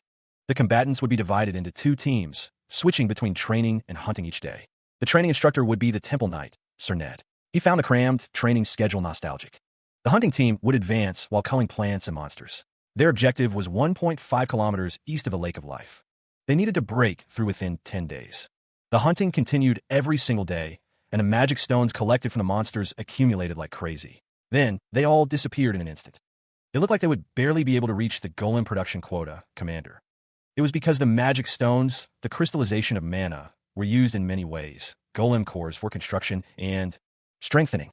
And magic circle installation. A trap magic circle for fort defense. A magic circle for protecting and, most importantly, a magic circle for creating a safe zone. If they set up safe zones using pieces of the branch of life as their core, the poison mist wouldn't be able to enter them. She wanted all mages to assist her. The stones even had to be thrown into the mana furnace to produce items. He questions if the elf can even make this many items. The elf blacksmith is blazing with a spirit of challenge. The elf introduces himself as Noel, the greatest elf blacksmith, and promises to show what he can make. Meanwhile, as for him, he has his own challenges to face. He has reached the second form of dragonification, but the battle will be over before it even starts properly with its duration at 10 minutes. The power of the dragon heart slowly spreads throughout the body naturally, But the more he uses its power, the faster it spreads, and the faster the average output rises. He has to raise it as much as possible in the time that he has, ideally reaching 19% and maintaining dragonification for 28 minutes. At least 17%, 24 minutes would barely be okay. If he can manage that, they stand a chance against the blue dragon. He realizes he has to abandon any hope of winning if he doesn't manage to reach those numbers. He must use the power again. He is determined to reach his goal. He must squeeze everything out to the utmost limit. A warrior's face contorts in a scream, eyes burning with fierce determination. He must surpass it. The frontline fort, 1.5 kilometers from the lake, is complete. No complications with personnel or supplies are reported. Tomorrow's raid requires plenty of food and rest. Meanwhile, Zephyr scarfs down his meal. His companion wonders where all the food went, remarking that this isn't a mission dedicated to high-speed movement. A hand reaches out, fingers gripping the edge of a wooden structure, perhaps a bed or a table. Zephyr walks away, his cape billowing behind him. A woman with long, dark hair watches him silently, her expression unreadable. The woman laments the state of her skin after all the work, deciding she should sleep early and get a good night's rest. Another woman smiles, offering to accompany her, perhaps to her chambers. "Didn't you say you'd be my sparring partner, Lady Ophelia?" The blonde-haired woman asks, grabbing the red-haired woman's hand. She was told to let go. Her disciple wished good luck. She wouldn't have believed the preparations were complete and that they would be fighting the blue dragon tomorrow. Letters piled up, each one declining a request to slay a dragon, citing lack of personnel and the princess's insanity. More letters spoke of difficulties, scammers, and opportunities to buy land, but none offered real help. The person had heard rumors of her increasing armaments, warning her not to behave rashly or risk being suspected of treason. Qualified nobles and strong adventurers were nowhere to be found. Only those she could truly rely on remained. Those who were her people, who she built up trust with. But as if it were all a lie, everything started to go smoothly because of him. No one helped her. It was an unexpected stroke of luck and fate. That's what others would call it, but she doesn't believe in those kinds of things. He tilted his head, a gentle hand caressing his cheek in a tender gesture. A blinding light enveloped them, obscuring their forms in a radiant glow. The woman's long hair cascaded down her back, adorned with an intricate, braided rope.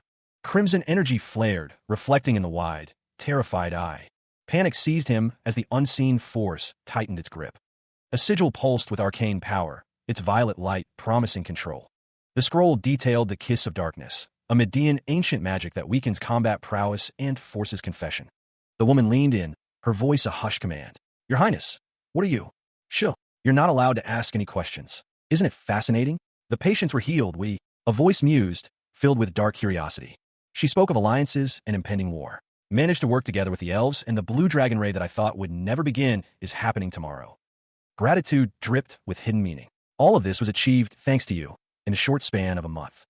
He listened intently as she revealed her motives. "I had my doubts, so I stayed by your side and kept watch of you, but..." He stood amidst falling debris, the kiss of darkness taking hold. The rookie's eyes glowed with a crimson light, a sign of the spell's influence.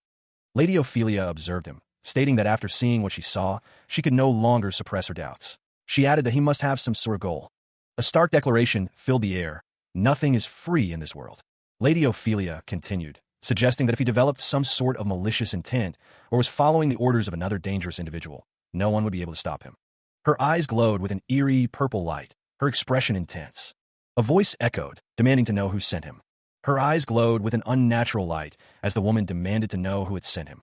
The man with silver hair remained silent, the scroll beside him detailing the Median ancient magic skill, Kiss of Darkness. His expression remained unreadable, his gaze intense. The woman spoke softly, addressing him as Your Highness, confirming the skill was in effect. The skill's influence was undeniable. He was not lying. The man's words hung in the air, a question of intent. What was that supposed to mean? A single candle burned, a fragile light against the encroaching darkness. He embraced her, the woman's words echoing with a painful memory. He had died for her once. Tears welled in her eyes as she declared her purpose. To change that future, she had returned to the past. Her eye reflected a burning determination, a resolve to rewrite fate itself. Red energy crackled around him, a visible sign of the magic taking hold. The woman unleashed her skill, a dark hand reaching out to bind him. Her eyes narrowed. The woman demanded, "Don't screw with me." A smug look crossed Zephyr's face. He knew this skill better than anyone. Median magic, he knew, was considered fraudulent because its activation included an integrity examination. The skill, never used before, would reveal whether he was telling the truth. Her hand tightened around his arm, the magic taking hold. That was why he had waited for her to use this skill. He thought to himself that to make Altair trust him, this was the only way. He looked into her eyes, stating that he couldn't resist telling her the truth she desired. She paused, a flicker of doubt in her expression. What's wrong? Are you not going to ask? The skill's duration was running out, but he knew she could just recast it. You can use it as many times as you like, a voice echoes. The man with blue hair clutches his head, wondering what he's doing here. Milia is asked what's wrong. She retorts, what else? I'm practically that bitch's puppet. That bitch, she thinks, is treating her like some dog. Milia is reminded. The man with blue hair states that they were hired by Lord Danikil to work here. Milia counters that not only is Lord Danikil only lending his name, but their actual employer is Princess Altair. She's their boss, and it pisses her off that she has to obey whatever she says. Meanwhile, she's been a bitch ever since their academy days. She skipped sleep and went on errands for professors just to learn as much as she possibly could. She'll flunk if she skips any more of her classes, Her Highness. She seethed, watching the noblewoman play, making everything seem easy with her wealth and connections. Milia wondered if she mocked those who struggled. A figure in a hooded robe observed Milia, noting that she had completed her work perfectly. They had expected the princess to ruin the party after Milia's complaints. The figure mused that they should soothe her so that she doesn't ruin anything. The hooded figure decided to share a secret with Milia, speaking specifically. Milia was told that if she did well on this mission, she would be recommended as an exclusive mage of a noble in the capital. Milia reacted with surprise, as the hooded figure explained that the Duke and Marquis were looking for a battle mage. The figure continued, explaining that the conditions were harsh, considering age, experience, and everything else. There weren't any good candidates. So they were thinking of sending one of the people dispatched here who fights well. The figure added that most of them provide support from the back. Milia considered the implications. An exclusive mage of a noble in the capital, and if they even slay the blue dragon, there's no question. Milia was shocked at the prospect of it being her. The hooded figure and another in an ornate robe prepared to leave, telling Milia to get a good night's sleep if she wanted to do well tomorrow. Elsewhere, the figure in the ornate robe commented that the humans were finally gone and were so damn chatty. She worked meticulously on the golem, making adjustments to its form. Golems, it was said, acted only in predetermined ways. Their actions were dictated by the magic characters engraved upon their surfaces. The text suggested that if one modified and added a few characters, the golem's behavior could be altered. These golems would become loyal subordinates, listening only to her orders, or so the text claimed. Tomorrow, the drums began to beat, a steady rhythm that echoed through the camp. Horns blared, their calls joining the drums in a symphony of war. Everyone to your positions. The order rang out, clear and sharp. Soldiers lined the walls, their faces grim as they prepared for the coming battle. Even if no one says it, the tension was palpable. Today, the archers stood ready, bow drawn, awaiting the signal. Some will return to the dirt. A turning point in history was at hand, and others would witness it. The golems stood silent, an imposing figure of crafted stone and metal. Zephyr stood at the base of the stairs, looking up at the figures above. Spells were being activated, strengthening Sir Zephyr for what was to come. The woman with white hair prayed to the goddess, seeking her blessing. Another woman beseeched the benevolent tree of life. The woman with black hair seemed to already know what was coming. She already knew. The path he chose to walk was a wretched one filled with blood. It was much more wretched than he expected. How could he walk such a wretched path again? He wondered, already walking down this path, even without any knowledge of the future. Since it was his second time, he could do better. At the end of that path, he was going to... He clutches his hands, determined to seize what he truly desires. The figure raises the staff, invoking the power of the stars above. The figure implores the stars to grant strength to the hero. A promise echoes. All obstacles in his path will be cleared. The command rings out. Defeat all enemies and claim the throne. A figure kneels, pledging to accept him as their king when the time comes. Power surges, a blinding light emanating from an unseen source. Dark energy coalesces, forming a swirling vortex of raw power. He is bathed in arcane energy, his form shifting and strengthening. Zephyr's transformation nears completion, wings of shadow sprouting forth. A break extension notice is issued, signaling a delay in the webtoon's release. Blue Deep offers a sincere apology to the readers for the delay. The extension is attributed to several reasons, including the need to finish the manuscript on time. The overall synopsis details the aftereffects of Season 1's deviations and the continuous manuscript revisions. The most important news is the hope of returning in January, according to the editor, Kim Jae-won.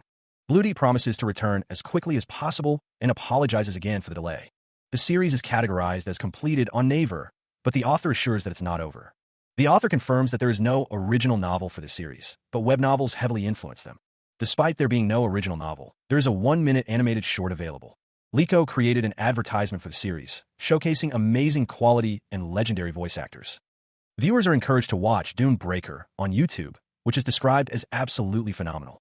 The author admits to barely keeping up with deadlines, which cause the release date to slip their mind. The author expresses gratitude to everyone involved in making the series and acknowledges the emotional impact of the work. A question is posed about the availability of merchandise. The author announces the release of a 2023 acrylic calendar, thanking readers for their support. The calendar is available for a limited time. The author clarifies that the webtoon is on the Korean Naver platform, not. A question is asked about the meaning of the title. The author explains the meaning of the title, Battle God Transfer Life Chronicle, while avoiding spoilers. Further explanation will be provided in Season 2. A question is posed about the identity of someone important, hinting at a character's significance as the series progresses. The author playfully addresses a character, urging them to become a main character and not remain vague. A question is asked about stopping the bullying of Ned and finding him a girlfriend. The author responds with encouragement. The author describes a character who carries soup to help people, though it may appear as bullying. The soup is described as having a mother's touch. The author states they cannot answer much else to avoid spoilers and announces the unraveling of mysteries in Season 2, starting in January.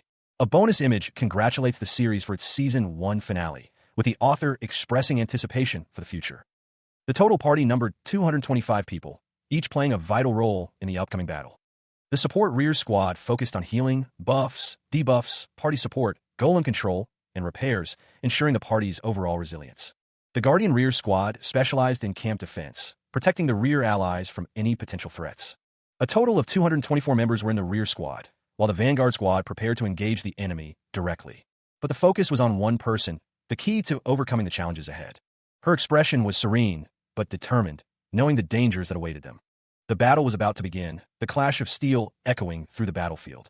An extreme level of composition for the Vanguard and rear squad made this a super long-range party, but it was a ridiculous idea. The closer one gets to the blue dragon, the thicker the poison fog becomes, threatening the party's survival. Gold Tears X3, a secret elixir created from grinding the branch of the Tree of Life, greatly increased poison resistance. That resistance comes from dragonification, making him the only one who can properly fight in the lake. A surge of energy crackled, the air thick with anticipation. Electric acceleration filled the space, a sign of power unleashed. He descended into the fray, facing grotesque monsters head-on. The monsters writhed, their forms distorted by an unseen force. The winged figure plunged deeper, the swarm of creatures closing in. He flew through the chaos, a lone warrior against a monstrous tide. Energy crackled around him, a shield against the encroaching darkness. With a burst of speed, he carved a path through the enemy ranks. The impact reverberated, sending shockwaves through the battlefield. Golden light erupted, incinerating everything in its path. He flew onward, the landscape becoming increasingly alien. This is definitely near the... A clawed hand glowed with power. I'll just release these here. The tombstone-type golems activate, emitting powerful waves of mana. The energy pulses outward, blanketing the surrounding area in a pale light. The golems stand ready, their forms glowing with contained power. These tombstone-type golems disperse any mana wavelengths in a 70-meter radius. If placed every 100 meters in a line, their area of effect would overlap. They'd resonate with each other and create a mana road. It succeeded. From now on, the magic used from the camp will be passed along all the way until the end of the mana road. Because the distance is quite far away, the effects will be halved. Meanwhile, continuing with the expansion of the mana road, all the combat golems dispatched in the forest are functioning normally. Using strengthening magic on the golems, they can be controlled remotely. The woman with red hair thinks there is one more thing to consider. The woman with dark hair says she's seen Daisy's thesis and asks if Daisy can make that within 2 weeks, offering to provide all the required supplies. Daisy is surprised and asks if she can really make it.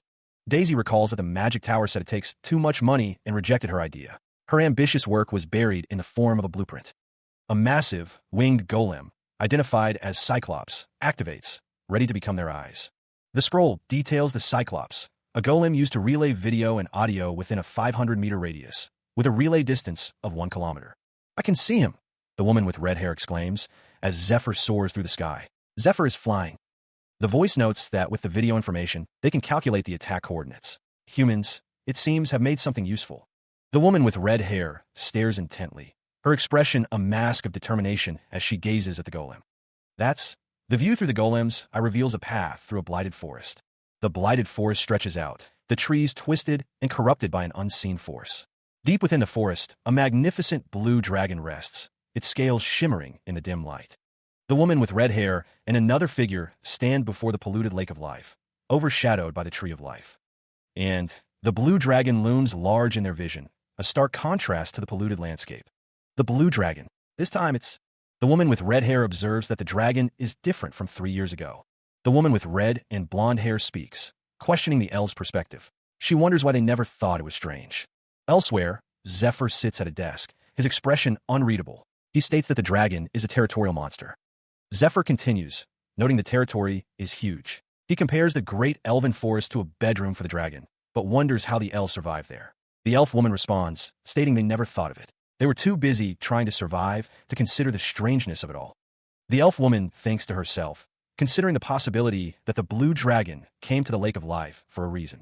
Meanwhile, someone steps onto a large, gnarled tree branch, the sound echoing in the silent forest. A dragon-like figure perches on the branch, its form silhouetted against the swirling, purple-tinged sky. The figure thinks that he managed to come this close without the blue dragon caring about his existence, which is great for him. The winged man stares forward, his red eyes gleaming with determination. He notes that he has a maximum of 28 minutes. Since he used 2 minutes to move and set up the golems, he only has 26 minutes left. The winged man declares that he is starting now, his form surrounded by swirling energy. The black dragon chain, made of zephyr scales and crafted by blacksmith Noel, is displayed. The black dragon chain wraps tightly around a tree branch, pulsing with dark energy. The chain whips through the forest, leaving trails of dark energy in its wake. Massive, dark blue scales shimmer beneath the surface of the water. A voice declares that the blue dragon is not a poison dragon. The world has simply forgotten what the blue dragon is, because elves live an average of 300 years, and high elves 500. The last time a blue dragon appeared was 600 years ago. The Lake of Life possesses a strong healing effect, even compared to the prayers of the priests. The reason it suddenly appeared in this place in tatters is unknown. The blue dragon's eye glows with an intense light. Water droplets cascade down, disturbed by an unseen force. The black dragon chain tightens around the dragon's head. The dragon thrashes violently, surrounded by swirling purple energy. One of the soldiers exclaims that Sir Zephyr has been eaten, and another responds with disbelief. The massive dragon-like creature writhed, its armored hide shimmering faintly. That was because the blue dragon had been poisoned by the demon's poison. The poison coursed through the dragon's veins, its immense form weakened, and it was dying. A figure with white hair and glowing red eyes huffed, his expression grim. He knew the dragon was lying within the lake to try and cure its body. It was the only dragon that he could kill right now, after all. The poisoned dragon roared in pain, its body covered in blood. The attacker grinned, pleased with his progress. He had its jaws bound tightly. The dragon's massive form struggled against its restraints. The white-haired figure smirked, ready for some fishing. A chain appears, accompanied by the word, bind. The black dragon chain is made of the dragon's own scales. A dragon's eye twitches. The dragon is bound by chains. A woman gazes forward. A surge of power erupts, shaking the very foundations around him. The plan hinges on an extreme composition, a vanguard, rear squad, and a super long-range party. It's a ridiculous idea, but their best chance. The closer one gets to the blue dragon, the thicker the poison fog becomes. Other party members would only last 5 minutes, even with every buff. Gold Tears X3, a secret elixir, protects against harmful effects with immense protection energy for 2 minutes, and greatly increases poison resistance. That power comes from dragonification. He is the only one who can properly fight in the lake. The elixir glows, radiating power as it prepares to be unleashed. Electric acceleration courses through the dragon's form. The dragon prepares to strike, its eyes glowing with menacing intent. A strange flower-like entity pulses with an eerie, internal light. The dragon descends, a swarm of smaller creatures following in its wake. Zephyr flies towards the dragon, sword in hand, ready to engage. The dragon and Zephyr clash, energy crackling between them as their battle begins. He cuts through the air, a dark silhouette against the swirling landscape. The winged figure hurtles forward, a blur of motion and dark energy. Golden light erupts around him as he continues his descent toward the ground.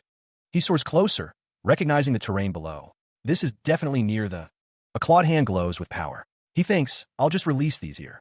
The winged figure releases the objects, sending them hurtling towards the ground. Strange, tombstone-like golems activate, emitting a green glow.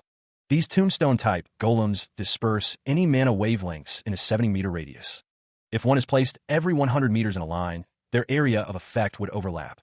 They resonate with each other, creating a mana road. All right, it succeeded. From now on, The magic used from the camp will be passed along all the way until the end of the mana road. Because the distance is quite far away, the effects will be halved. Everyone, please keep that in mind. The expansion of the mana road continues, its magical energy rippling outwards. All combat golems dispatched in the forest are functioning normally, strengthened by magic and remotely controlled. And one more thing, the woman thought, a sinister smile spreading across her face. Daisy is presented with a challenge. Complete a thesis within 2 weeks, with all required supplies provided. The magic tower rejected her idea for being too expensive, burying her ambitious work as a blueprint. A huge video relay golem, a Cyclops, functions normally, ready to become their eyes. The Cyclops golem relays video and audio, sending information to smaller models within a 1-kilometer radius. One of the elves exclaims that Zephyr is flying, able to see him through the golem's eye. With the amount of video information available, they will be able to calculate the attack coordinates. Daisy looks on, thinking the humans are not bad, and that they've made something pretty useful. The golem's eye focuses on a distant location. Zephyr flies through the forest, the trees blurring past him. A massive blue dragon coils, its scales shimmering with an ethereal light. The polluted lake of life and the tree of life stand as silent witnesses to the dragon's presence. The elves observe the dragon, a sense of unease settling over them as they recall past encounters. The words echo, the blue dragon. Daisy recalls, different from 3 years ago. The air hangs heavy with unspoken questions, but it's so quiet right now. A figure contemplates the nature of the beast. The dragon is a territorial monster. The man wonders how they survived in its territory. The territory is freaking huge. Daisy reflects on their past, consumed with survival. She thinks that the blue dragon came to the lake of life for that reason. He steps onto a gnarled tree branch, the sound echoing through the forest. Zephyr moves through the forest, the blue dragon looming in the background. As expected, he had managed to get this close without the blue dragon noticing him. This was great. The figure, with horns and wings, stares intently, his red eyes gleaming with determination. He only has 28 minutes, 26 now, since he used 2 minutes to move and set up the golems. He declares that he is starting now, as the golems activate around him. The black dragon chain, made of Zephyr's scales, blacksmith Noel's masterpiece, is revealed. The black dragon chain writhes and twists, ready to be unleashed. The chain whips through the air, a dark blur against the ethereal forest. The black dragon chain's sharp edges glint ominously in the dim light. Zephyr realizes the blue dragon isn't a poison dragon. The elf explains that the world has simply forgotten what type of being the blue dragon is, because elves live an average of 300 years, and the last time a blue dragon appeared was 600 years ago. The Lake of Life possesses a strong healing effect compared to even the prayers of the priests. The reason it suddenly appeared in this place in tatters is unknown. The dragon's massive eye peers out, a silent observer. A viscous, purple liquid cascades down, an ominous sign. A chain, glowing with power, pierces the dragon's head. The dragon thrashes amidst a pool of the strange, purple substance. One of the armored figures declares that Sir Zephyr has been eaten, but the other denies it. The dragon's face looms, its red eyes burning with intensity. The chain digs deeper, a brutal restraint. The reason for the dragon's suffering becomes clear. The blue dragon has been poisoned by the demon's poison. The blue dragon's majestic form is revealed, weakened but still powerful. The grim truth is revealed. The blue dragon is dying. A horned figure, breathing heavily, prepares for action. The figure intends to prey on the blue dragon, who lies within the lake, to cure its body, but the demon's poison hasn't been detoxified yet and is grinding away at its life. The dragon's massive hand clenches, its chain binding tighter. The dragon roars in pain, blood splattering from its wounds. The chain binds the dragon's jaws tightly, preventing it from fully opening its mouth. The dragon's scales shimmer, reflecting the light as it struggles against its bonds. His eyes glowing red, Zephyr prepares for some fishing. The chain continues to bind, tightening its grip on the dragon. The black dragon chain, made of its own scales, proves more durable than most materials. The dragon's eye twitches, a sign of its weakening state. The dragon struggles against the chains, its form shimmering with power. The blue dragon stood amidst the forest, its form radiating an unnatural, sickly aura. The text reveals that the blue dragon wasn't poisonous to begin with, but was poisoned by the demon's poison and has been stuck in the lake of life. Zephyr, cape billowing behind him, faced the corrupted dragon, ready to fight it. The poison will quickly spread within its body, and it won't be able to recover from its injuries. The dragon roared, its massive form thrashing wildly as the poison took hold. The dragon thrashed, its movements becoming more erratic and desperate. A clawed hand was pierced, blood splattering as the attack landed. Zephyr, surrounded by power, was using 19% output of the dragon heart, but he's still completely losing in terms of strength. The dragon's hand glowed, ready to strike again. It taunted, asking if he thought it would let him swing it around. The attack connected, tearing through flesh and bone with brutal force. Zephyr stood atop the dragon's head, his expression grim as he prepared for the next attack. He knew the insides of the dragon's mouth were softer than its scales. The rookie resolved to stay as close as possible to the dragon's insides to deal damage. The dragon's eye twitched, a sign of the pain it was enduring. The sword remained lodged deep within the dragon's maw. Blood splattered as the dragon writhed in agony. The dragon focused its energy, preparing a devastating attack. A sound echoed as the dragon began to unleash its dragon breath. The dragon breath surged forth, a torrent of destructive energy. Elsewhere, the elf girl gasped, fear etched on her face. The blonde-haired man recognized the attack, that blue flame that burned their forest. The group prepared their skills, ready to assist in the battle. The green-eyed woman reassured herself that Zephyr was safe. The dragon, still reeling from the poison, prepared to retaliate. Though not fully in its right mind, it knew something was missing between its teeth. A sting on the side of its mouth preceded the unleashing of its fiery breath. Its prey, held tightly within its jaws, had vanished. Within the dragon's mouth, Zephyr activated the silver key. The silver key's power surged, preparing him for what came next. He knew that the place he entered and exited would be exactly the same. That's why he intentionally activated the silver key only after he was inside its mouth to dodge the flames of its breath. The opportunity to attack would come right after. He prepared to strike. A thunderclap palm strike. The dragon's roar echoed as raw power surged from within. Another breath attack was primed, ready to obliterate anything in its path. The dragon's throat bulged, glowing with intense energy. The dragon prepared to unleash its next devastating wave of power. Dragon breath. A torrent of energy erupted from the beast's maw. He dodged the blast, narrowly avoiding the dragon's fiery breath. The dragon roared in pain as the attack connected. The dragon retreated into the depths of the forest. Its breath pocket. The dragon's power source was now exposed.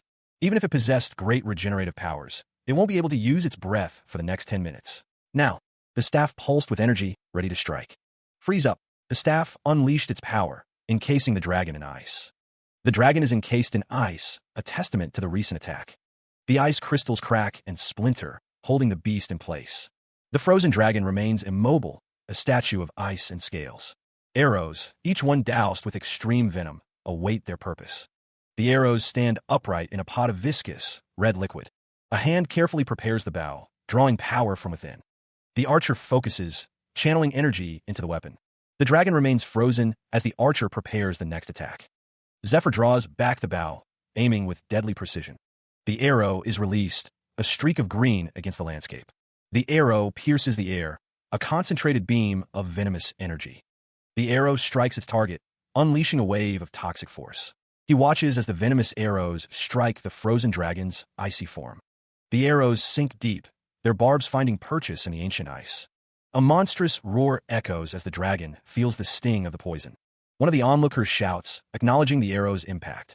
Another observer exclaims that the attack went right into the dragon.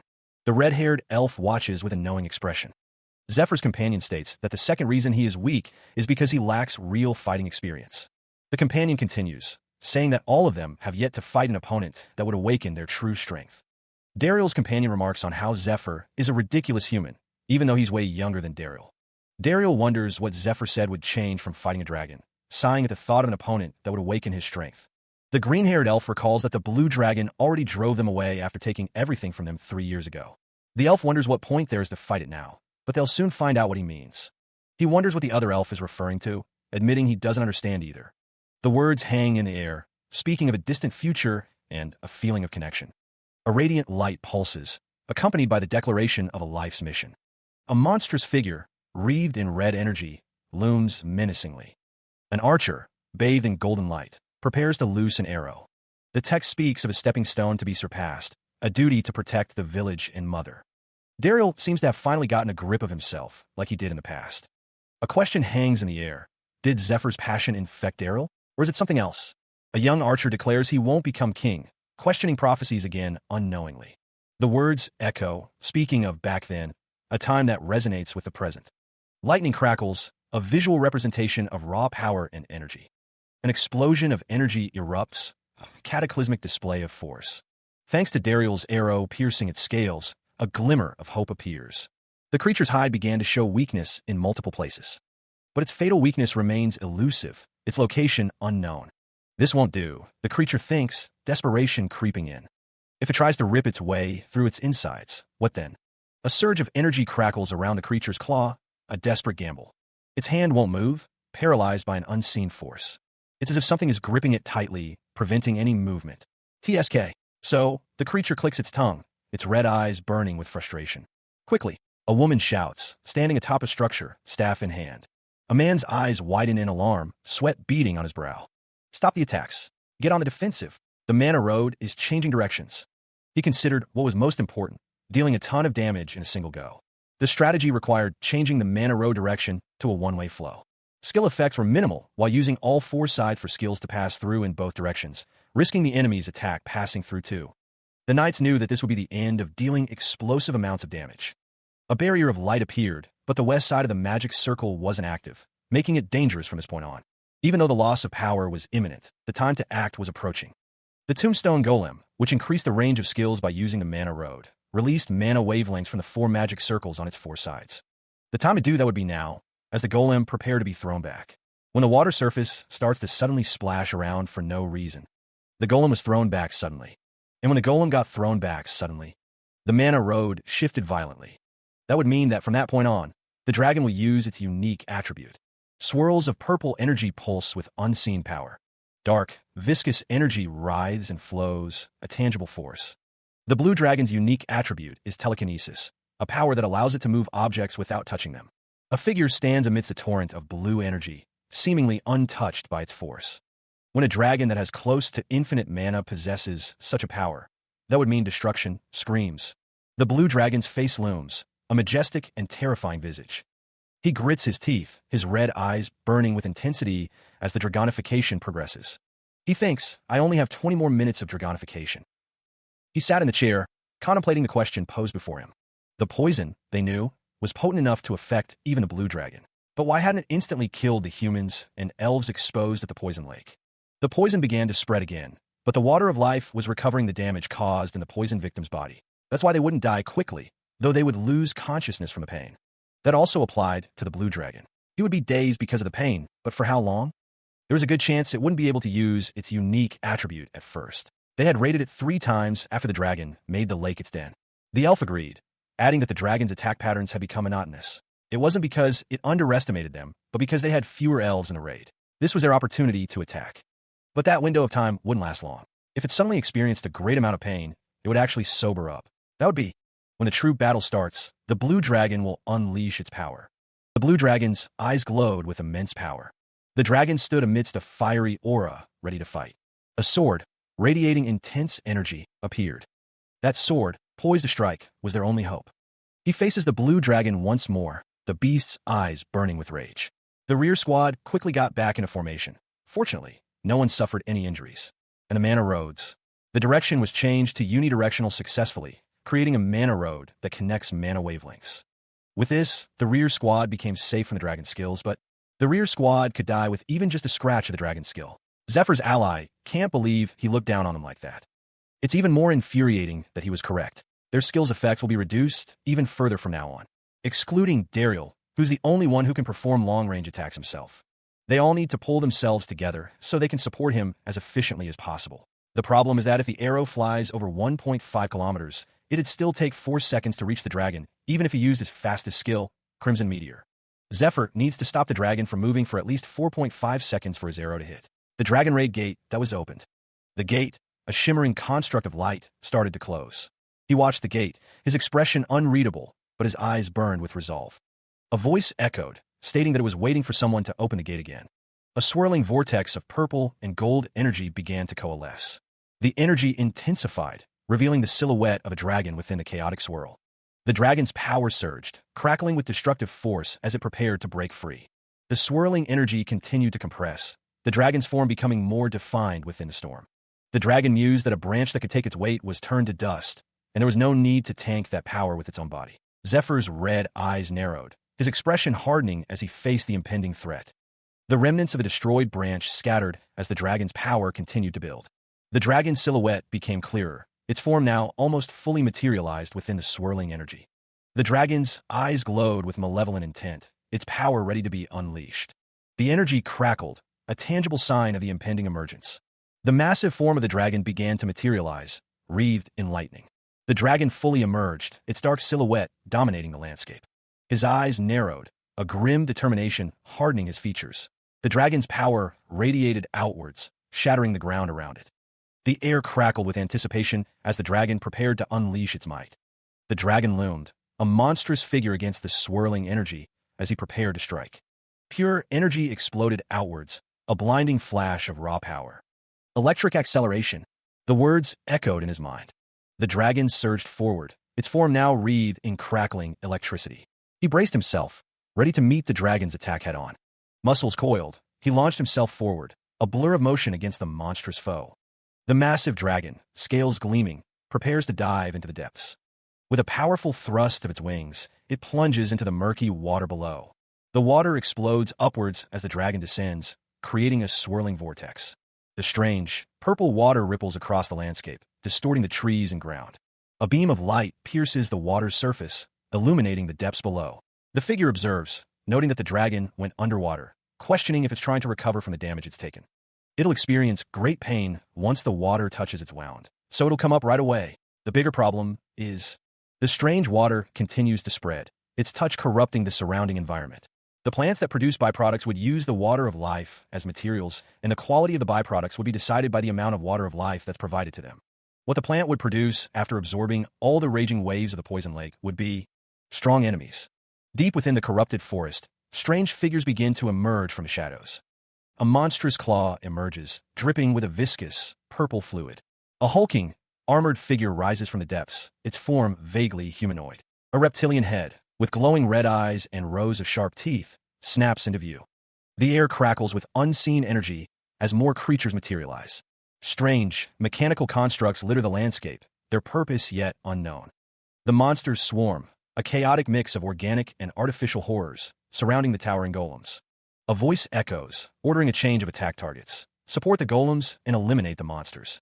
The golems stand ready, their forms glowing with an ethereal, blue light. Too many monsters are appearing, a voice cries out, urging the others to push them towards the lake. The magic tower, the elves, and the princess are mentioned, as the golem's strength is emphasized. The appearance of strong monsters is within expectations, and thorough preparations have been made for this situation. But what? What happened?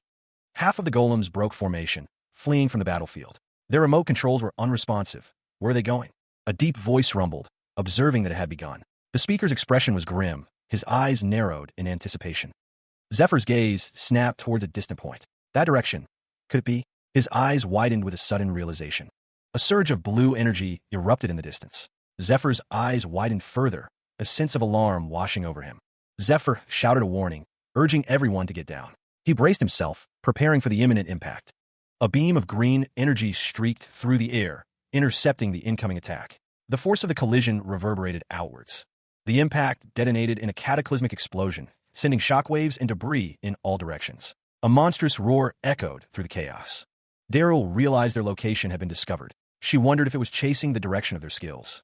A sword was drawn, its polished surface gleaming in the dim light. The wielder prepared for the next attack. Daryl stated that the distance between them and the monster who launched that attack was about 700 meters. They needed to stay on their guard. The monster was definitely on the level of a dungeon boss. Its form radiated power, a clear and present danger. Meanwhile, a figure sat in a chair, a single word escaping his lips, question. His expression was unreadable, his intentions unknown. The poison, they realized, was potent enough to affect even the blue dragon. Daryl noted the poison's effects were spreading again, preventing a quick death. Daryl continued, stating that the poison would affect the blue dragon as well. Zephyr added that the dragon would likely be dazed and unable to use its unique attribute initially. Zephyr recalled their previous attempts to raid the dragon's lair after it poisoned the lake. They realized the window of opportunity wouldn't last long, and a great amount of pain would sober it up. The text declares that the true battle is about to begin. The blue dragon's eyes narrowed, focusing on its prey. The dragon prepared to attack, its form radiating intense heat. The dragon's sword began to glow with a menacing red aura.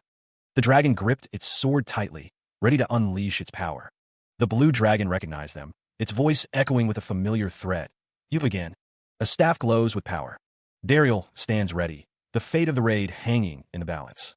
The mana road connects mana wavelengths, transferring damage depending on directionality. The rear squad was now safe from the dragon's skills, but one of them still felt looked down upon. Daryl is the only one who can perform long-range attacks himself. They all need to pull themselves together to support him as efficiently as possible, but the arrow will still take 4 seconds to reach the dragon. The dragon ray gate that was open started to seem like it was closing. He stood, waiting for the gate to open once more. Someone was waiting for that one person to open it again. The dragon's energy surged, a chaotic vortex of raw power. A dark shape was thrown through the swirling mass of energy. The energy exploded outward, sending shards of power in every direction. The force of the blast pulverized everything in its path. A branch that could take the weight of the dragon was turned to dust. There's no need for me to tank that power with my own body. Zephyr watched, his red eyes narrowed, as the dragon's power reshaped the landscape. The trees splintered and shattered, reduced to mere kindling. The dragon's energy continued to surge, obliterating everything around it. The dragon's form materialized, a terrifying visage of scales and teeth. The landscape was now a desolate wasteland, scarred by the dragon's might. He is sent hurtling through the air, a surge of energy blasting past him. The force of the blast sends him spinning, struggling to regain control. His eyes narrow, a cold fury burning within him as he stares ahead. The dragon's attack obliterates the ground, splintering the earth into fragments. The air crackles with raw power as the dragon continues its relentless assault. The dragon looms, a monstrous silhouette against the swirling energy, ready to strike again. A blinding flash of light erupts, signaling an electric acceleration of power. The dragon's form shifts, its claws crackling with destructive energy. He braces himself, preparing to withstand the full force of the oncoming attack. The dragon's strike tears through the air, a devastating blow aimed with deadly precision. The dragon roars, its power reaching a terrifying crescendo. He plunges into the depths, disappearing beneath the surface of the water. The dragon's form is briefly visible, distorted by the water surface. The water ripples outwards, disturbing the strange, purple-tinged plant life. A surge of energy erupts from the depths, disturbing the surrounding environment. Daryl looks on, concern etched on their face. "It went underwater," they exclaim. Daryl continues, "What should we do? Is it try to recover all the damage that it's taken so far? It'll experience great pain once the water touches its wound, so it'll come up right away. The bigger problem is..." The strange plant life continues to thrive in the purple-tinged water, undisturbed by the events below. The text describes the plants that produce byproducts, using the water of life as materials. The text explains what the plant would produce after absorbing all the raging waves of the poison lake. The panel displays the words "strong enemies" above a scene of various creatures. The strong enemies lurk in the shadows, their glowing eyes piercing the darkness. The scene fades to white, hinting at an impending confrontation. A hulking golem stands ready, its stony gaze fixed on the unseen threat. A monstrous lizard grins, its red eyes gleaming with predatory anticipation. The lizard-like monster joins the fray, its allies swarming forward in a chaotic assault. A winged beast screeches, issuing commands: change of attack targets, support the golems, and eliminate the monsters. Through a shimmering portal, a flood of monsters pours forth, overwhelming the battlefield. Daryl observes the unfolding chaos, the magic tower, the elves, and the princess all in danger. Half of the golems are running away from the battlefield, defying remote control. The bearded man's eyes widened, a grim realization dawning on him. It started. He looked towards the disturbance, his expression a mix of concern and recognition. That direction, could it be? A massive, concentrated blast of energy hurtled through the air, a visible threat. The intensity made eyes widen. Zephyr, recognizing the danger, shouted a warning. "Everyone get down." A green barrier flared to life. The energy blast continued its trajectory, a streak of destruction cutting through the battlefield. The attack slammed into the ground, sending a shockwave and debris flying. The force of the impact was immense. The woman with long hair realized the implications. Our location's been found. Was it chasing the direction of our skills? A hand gripped a weapon tightly, knuckles white with tension, ready to strike. The woman with red hair assessed the situation. The distance between us and the monster who launched that attack is about 700 meters. A monstrous figure stood amidst the destruction, crackling with energy. It is definitely on the level of a dungeon boss. In a previous life, the Blue Dragon raid attempt took place 1 year and 4 months prior. They lost the Black Dragon Heart and the card known as St. Lucius. But Altair didn't give up. Gathering the items and strong comrades, they challenged the Blue Dragon. So, a surge of green energy crackled through the air. Zephyr focused, channeling the potent energy. A fierce battle raged against the dragon, lightning illuminating the scene. A blast of red energy tore through the battlefield. The dragon roared, its form wreathed in chaotic energies. Green and red energies collided in a blinding flash. While they did kill the blue dragon, they couldn't obtain its dragon heart because of a grave mistake they made. The Danakil granary was so seriously damaged that it was beyond cure. A failure. That's the only word that could be said of the results. To reach the temple, he struggled, climbing his way up the ranks. He had to become a temple knight to get closer to him, to have a chance at revenge. It would be even better if he could find a weakness. The more information, the better. Aldine, one of Ned's enemies, was in the 3/3 parish. He recalled that they didn't send any subordinates into the great elfin forest. Someone praised, "You're amazing, Sir Aldine." Aldine responded that he didn't do it alone. He wondered what Aldine meant by that statement. The princess failed as expected, which was great. With this incident, she lost her troops, money, and reputation. It'd be hard for her to have any say in the Ice Dragon raid. The Black Dragon and Blue Dragon's hearts were already in the cult's hands. Saint of Light, Lucius, was currently brainwashed by Aldine. If they also got the Ice Dragon's heart, the cult's earnest wish would be achieved. Aldine would make sure of it. He would reward them handsomely, and they should look forward to that. Inside of the Silver Key, this time, the situation's different. The monstrous figure knew the nature of the traps laid out. A vial of gold tears promised protection against harmful effects with immense energy. He had resupplied enough. It was time to see what would happen next. Lucius Giornetti used the video relay golem, Gree, to communicate. While the huge golem relayed his situation, he needed to use Gree to see the camp situation. Working within the Silver Key, the Twister should be stopping about now, so he decided to see what the others were doing. A violent explosion of green energy and blood erupted. A figure stood amidst the chaos, wielding his staff. The figure's gaze was intense, focused on something unseen. Two strange, tree-like figures floated in the air, their forms ancient and weathered. The tree-like figures seemed to be a golem. One of the elves urgently asks how many black dragon arrows remain. The other replies that only 24 are left. The elf laments that they are barely enough to use on the dragon. They can't even be used on the monsters. The focus shifts to the feather arrows, a crucial component in the upcoming battle. A red-haired woman with glowing red eyes holds a vine covered in roses, a source of power or perhaps a weapon. The arrows are now adorned with vines and roses, imbued with a new, unknown power.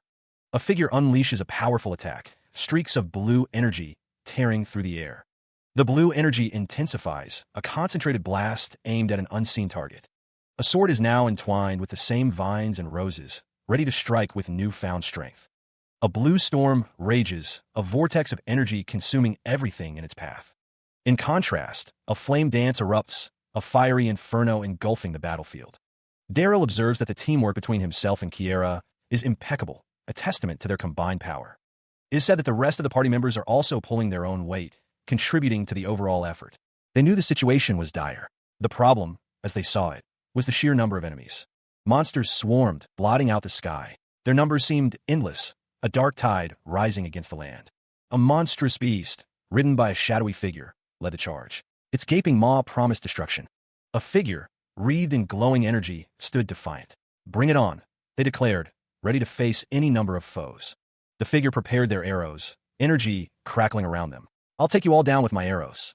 The monsters advanced, their forms grotesque and menacing. An unnatural energy pulsed from their bodies. The monstrous figure continued its advance, a silent promise of violence hanging in the air. Elsewhere, soldiers stood guard, their faces grim. A sudden sound pierced the air, a harbinger of the coming storm. The soldiers exchanged worried glances. They disappeared. One muttered, fear creeping into his voice.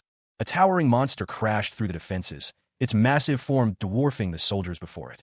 A cry of alarm echoed through the camp. "Monsters are here!" someone shouted, panic spreading like wildfire. Chaos erupted as the monsters breached the perimeter. There in the camp, a soldier yelled, bracing for the onslaught. He stood ready, spear in hand, as the ground trembled with approaching horrors. The monsters crashed into the camp, a wave of claws and teeth against the defenders. The grotesque face of the beast revealed itself, a nightmarish visage of teeth and rage. Madame Ophelia descended, a whirlwind of motion and steel, ready to strike a blow against the monsters. A voice echoed, declaring that someone's head was too high for a monster. Her blue eyes narrowed, a cold command escaping her lips, "Sit." A flurry of slashes tore through the air, a deadly dance of blades against the monstrous horde. The monster's attack ripped through the battlefield, a wave of destruction and chaos. The soldiers cried out, desperately clinging to life as the monsters overwhelmed their defenses. Amidst the chaos, the soldiers stood before a glowing circle, a beacon of hope against the encroaching darkness. The man's face was etched with worry, his eyes reflecting the desperate struggle for survival. The woman in white lays out the stakes. Daryl, also known as Legolas, must protect the tree fragment within the cabin. The safe region is about to disappear, and poison fog will encroach. Daryl struggles with his orders, hearing his knights scream outside. Daryl grits his teeth, knowing this mission is of utmost importance. Grimes looks on, knowing how frustrating this is. The infallible fortress, a Danakil family skill, deploys a powerful barrier. The smaller the barrier, the stronger it becomes. Most importantly, Daryl knows that if he doesn't open it up, no one can come into the room.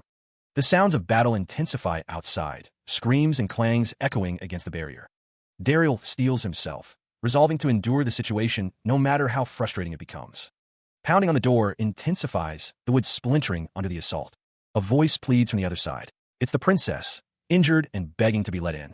Another knight warns Daryl not to open the door, suspecting a monster's trick. Sir Grimes confirms this suspicion. But the monsters are getting closer, their roars and stomps shaking the cabin.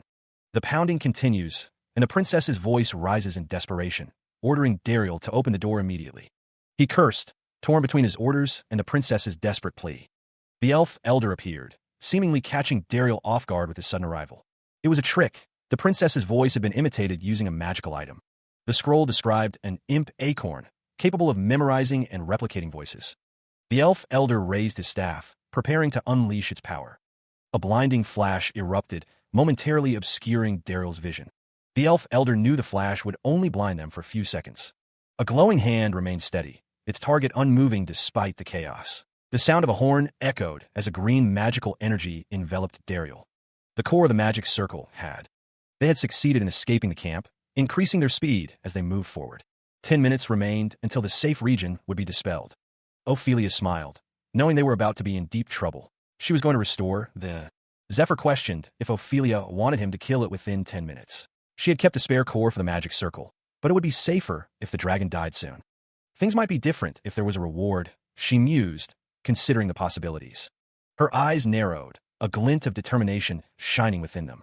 Ophelia stated that if he killed it in 10 minutes, they could continue what they couldn't finish yesterday. She held up a glowing orb, its light reflecting in her eyes as she prepared for the task ahead. What? Ending personal communication, for luck then? A dragon-like figure stood silhouetted against a backdrop of swirling energy. The blue dragon was able to heal its breath pocket because it went underwater. The blue dragon, having recovered, prepares to unleash its devastating breath. But just then, the dragon's enemy stopped moving, distracted by something. Zephyr tells someone to get lost, a golden cross in his hand. The dragon roars, its power building as it prepares to strike. A sign declares an account is overdue by 1 month. Zephyr realizes he can use something first and return it later. Ophelia questions the plan, saying it would put her in a tough spot. Zephyr, with a confident smirk, suggests delaying the payment. She asks if he'll return it to her, a hint of concern in her voice. Ophelia speaks into a calm, requesting a change in strategy. Zephyr holds a glowing orb, telling someone to follow his orders, declaring the dragon already dead meat. In his previous life, the blue dragon raid attempt took place 1 year and 4 months later. They lost the black dragon heart and the card known as St. Lucius, but Altair didn't give up and gathered the items of strong comrades and challenged the blue dragon. She spoke, the words hanging heavy in the air between them. A blade of pure, concentrated energy materialized. The warrior gripped the weapon, its power thrumming in his hands. Another warrior, wreathed in blue energy, roared in defiance. The weapon crackled with destructive force. The armored figure clashed against a monstrous foe. The beast's attack slammed into the warrior, a burst of green energy erupting. Though the blue dragon fell, a critical error prevented them from claiming its heart. The Danakil granary was beyond saving, the mission a failure. To the temple, he struggled, climbing the ranks. One of Ned's enemies, Aldine, resided in the 3/3 parish. He had to become a temple knight to get close to him, to have a chance at revenge. He knew that finding a weakness would be ideal. The more information he could gather, the better. Zephyr's expression hardened, his mind focused on the task at hand. Elsewhere, Aldine listened to the praise. He admitted that his success was not a solitary achievement. Zephyr's eyes widened slightly, a question forming in his mind. What did Aldine mean by that statement? The princess's failure was met with satisfaction. With her troops, money, and reputation lost, she would have little influence, even in the upcoming Ice Dragon raid. The blonde-haired woman revealed that the black dragon and blue dragon's hearts were already in the cult's hands, and that Saint of Light, Lucius, was currently brainwashed by Aldine. Aldine, holding a book, spoke of obtaining the Ice Dragon's heart. He would ensure that the cult's earnest wish would be achieved. The dragon promised a handsome reward. He urged them to look forward to it. Inside of the silver key, the dragon declared that this time, the situation was different. The dragon knew what kind of traps they had placed. He knew everything, but the world they longed for would not come. Gold Tears, a potion that protects against harmful effects with immense protection energy, lasting for 10 minutes due to the Arcanum of Hermes. He had resupplied enough, the warrior thought, as he held the glowing object. The winged figure, surrounded by dark energy, called out to the video relay golem, Gree. He needed to use Gree to see the camp situation, while the huge golem relayed his situation to the rest. The connection didn't work as expected, but he could still see through the silver key. He decided to see what the others were doing. Meanwhile, a scene of carnage unfolded, with blood splattering amidst a burst of green energy. A lone figure descended, a blur against the chaotic backdrop. The creature's eyes glowed with an eerie intensity, piercing through the darkness. Elsewhere, two strange, tree-like figures stood silhouetted against the sky, their forms twisted and ancient. A floating island drifted through the air, carrying strange creatures on its back. One of the elf-like figures asked how many black dragon arrows were left. 24, the other replied, adding that it was barely enough to use on the dragon. The text declared that it couldn't be used on the monsters either. Feather arrows, prepared for swift and silent flight, await their moment. A woman wreathed in vines prepares her own spell, roses blooming around her. The feather arrows, now wreathed in vines, are ready to be launched. A figure unleashes a torrent of blue energy, striking with precision. The energy surges forward, a concentrated blast of power. The vines and roses explode outwards, a beautiful and deadly display. A blue storm rages, tearing through the ranks of monstrous foes. A flame dance erupts, incinerating everything in its path with searing heat. The teamwork between Daryl and Kiera is impeccable, a well-oiled machine of destruction. And the rest of the party members are also pulling their own weight, fighting with skill and might. The problem is, the situation is dire, and the odds are stacked against them. That there are too many monsters, an endless tide of teeth and claws. A monstrous beast, teeth bared, towered over the landscape and smaller creatures. He was surrounded by a radiant blue aura, ready to face any number of foes. Daryl declared that he would take them all down with his arrows. A towering, blue, plant-like monster stood ready to fight. The blue monster radiated an eerie, ethereal glow. Meanwhile, the soldiers exchanged confused glances, sensing an approaching threat. The soldiers realized something had disappeared, heightening their unease. A monstrous creature descended upon them, bringing chaos and destruction. A cry went out, confirming their worst fears. Monsters were upon them. Panic set in as a soldier shouted that they were in the camp. The soldiers were caught off guard, the attack swift and brutal. A fierce battle erupted, a desperate struggle for survival against overwhelming odds. A monstrous creature looms, its glowing red eyes piercing the gloom. Madame Ophelia launches herself into the air, her sword poised to strike. A voice declares the monster's head is too high. A woman with sharp eyes commands someone to sit. Ophelia's blade slashes through the air, leaving trails of energy. The force of the attack explodes outward. Soldiers scream in terror as they are attacked. The soldiers' cries echo through the battlefield. A man's face is etched with worry and determination. Legolas is tasked with protecting the fragment of the Tree of Life. The man, Legolas, knows this is an important mission, but he can't believe he has to stay while his knights scream away. He listened to the princess's plight, but found it cruel. Grimes knew it was frustrating, but insisted he endure it. The infallible fortress, a Count Danikil family skill, deployed a powerful barrier. It protected the building, preventing the user from exiting while active. Legolas knew that if he didn't open the door, no one could enter the room. The defense skill had been passed down through his family. There was no one more perfect for this mission than him. That's why he was chosen for this task. He steeled himself, resolving to endure the situation, no matter how frustrating it became. He had to stay strong. A voice echoed from the other side of the door, calling out to Legolas with desperate urgency. The voice begged him to open the door, claiming to be injured. He thought he recognized the princess's voice. Grimes warned Legolas not to open the door, suggesting it might be a monster's trick. He knew that, but the princess's voice was so convincing. But the monsters were getting closer, their guttural growls and heavy stomps growing louder with each passing moment. The voice on the other side of the door screamed at Legolas, ordering him to open it immediately. It was an order. He cursed, knowing that if he left the princess to die, both his knights and he would be executed. What was he to do? Suddenly, the elf elder appeared, seemingly out of nowhere. What was the elf elder doing here at this critical moment? The group had been tricked. The princess's voice was a fabrication. The scroll detailed the properties of the imp acorn, an item capable of memorizing and replicating voices. He held aloft a staff, its tip glowing with intense light. A blinding flash erupted, and a figure cried out in pain. The elf elder knew the flash would only blind them for 3 seconds. His target remained still, unmoving in the blinding light. The sound of the horn whistle echoed as a blonde woman reacted. The core of the magic circle had. They had succeeded in escaping the camp, but they needed to increase their speed. Only 10 minutes remained until the safe region was dispelled. A dark-haired woman knew they were about to be in deep trouble, and she prepared to restore something. He considers the magic circle and the spare core. Zephyr wonders if it will be safer if the dragon dies soon. He is asked to kill it within 10 minutes, which he thinks is a stretch. Ophelia muses that things might be different if there's a reward. She considers the possibility of a reward. Ophelia's eyes narrow slightly, a hint of calculation in her gaze. Ophelia states that if he kills it in 10 minutes, they can continue what they couldn't finish yesterday. Ophelia holds a sphere, her expression unreadable as she looks off to the side. A sudden exclamation of surprise or disbelief echoes. Ending personal communication. The dragon-like figure stands on a branch above a purple body of water. The dragon-like figure stands tall, wings spread wide, as energy crackles around it. The text explains that the blue dragon was able to heal its breath pocket because it went underwater. The text continues, stating that if it could endure the damage it was taking, it could use its breath. Just at that time, its enemy had stopped moving because he was distracted, leaving him vulnerable to the dragon's attack. A golden cross hovers in the air, a silent command to vanish.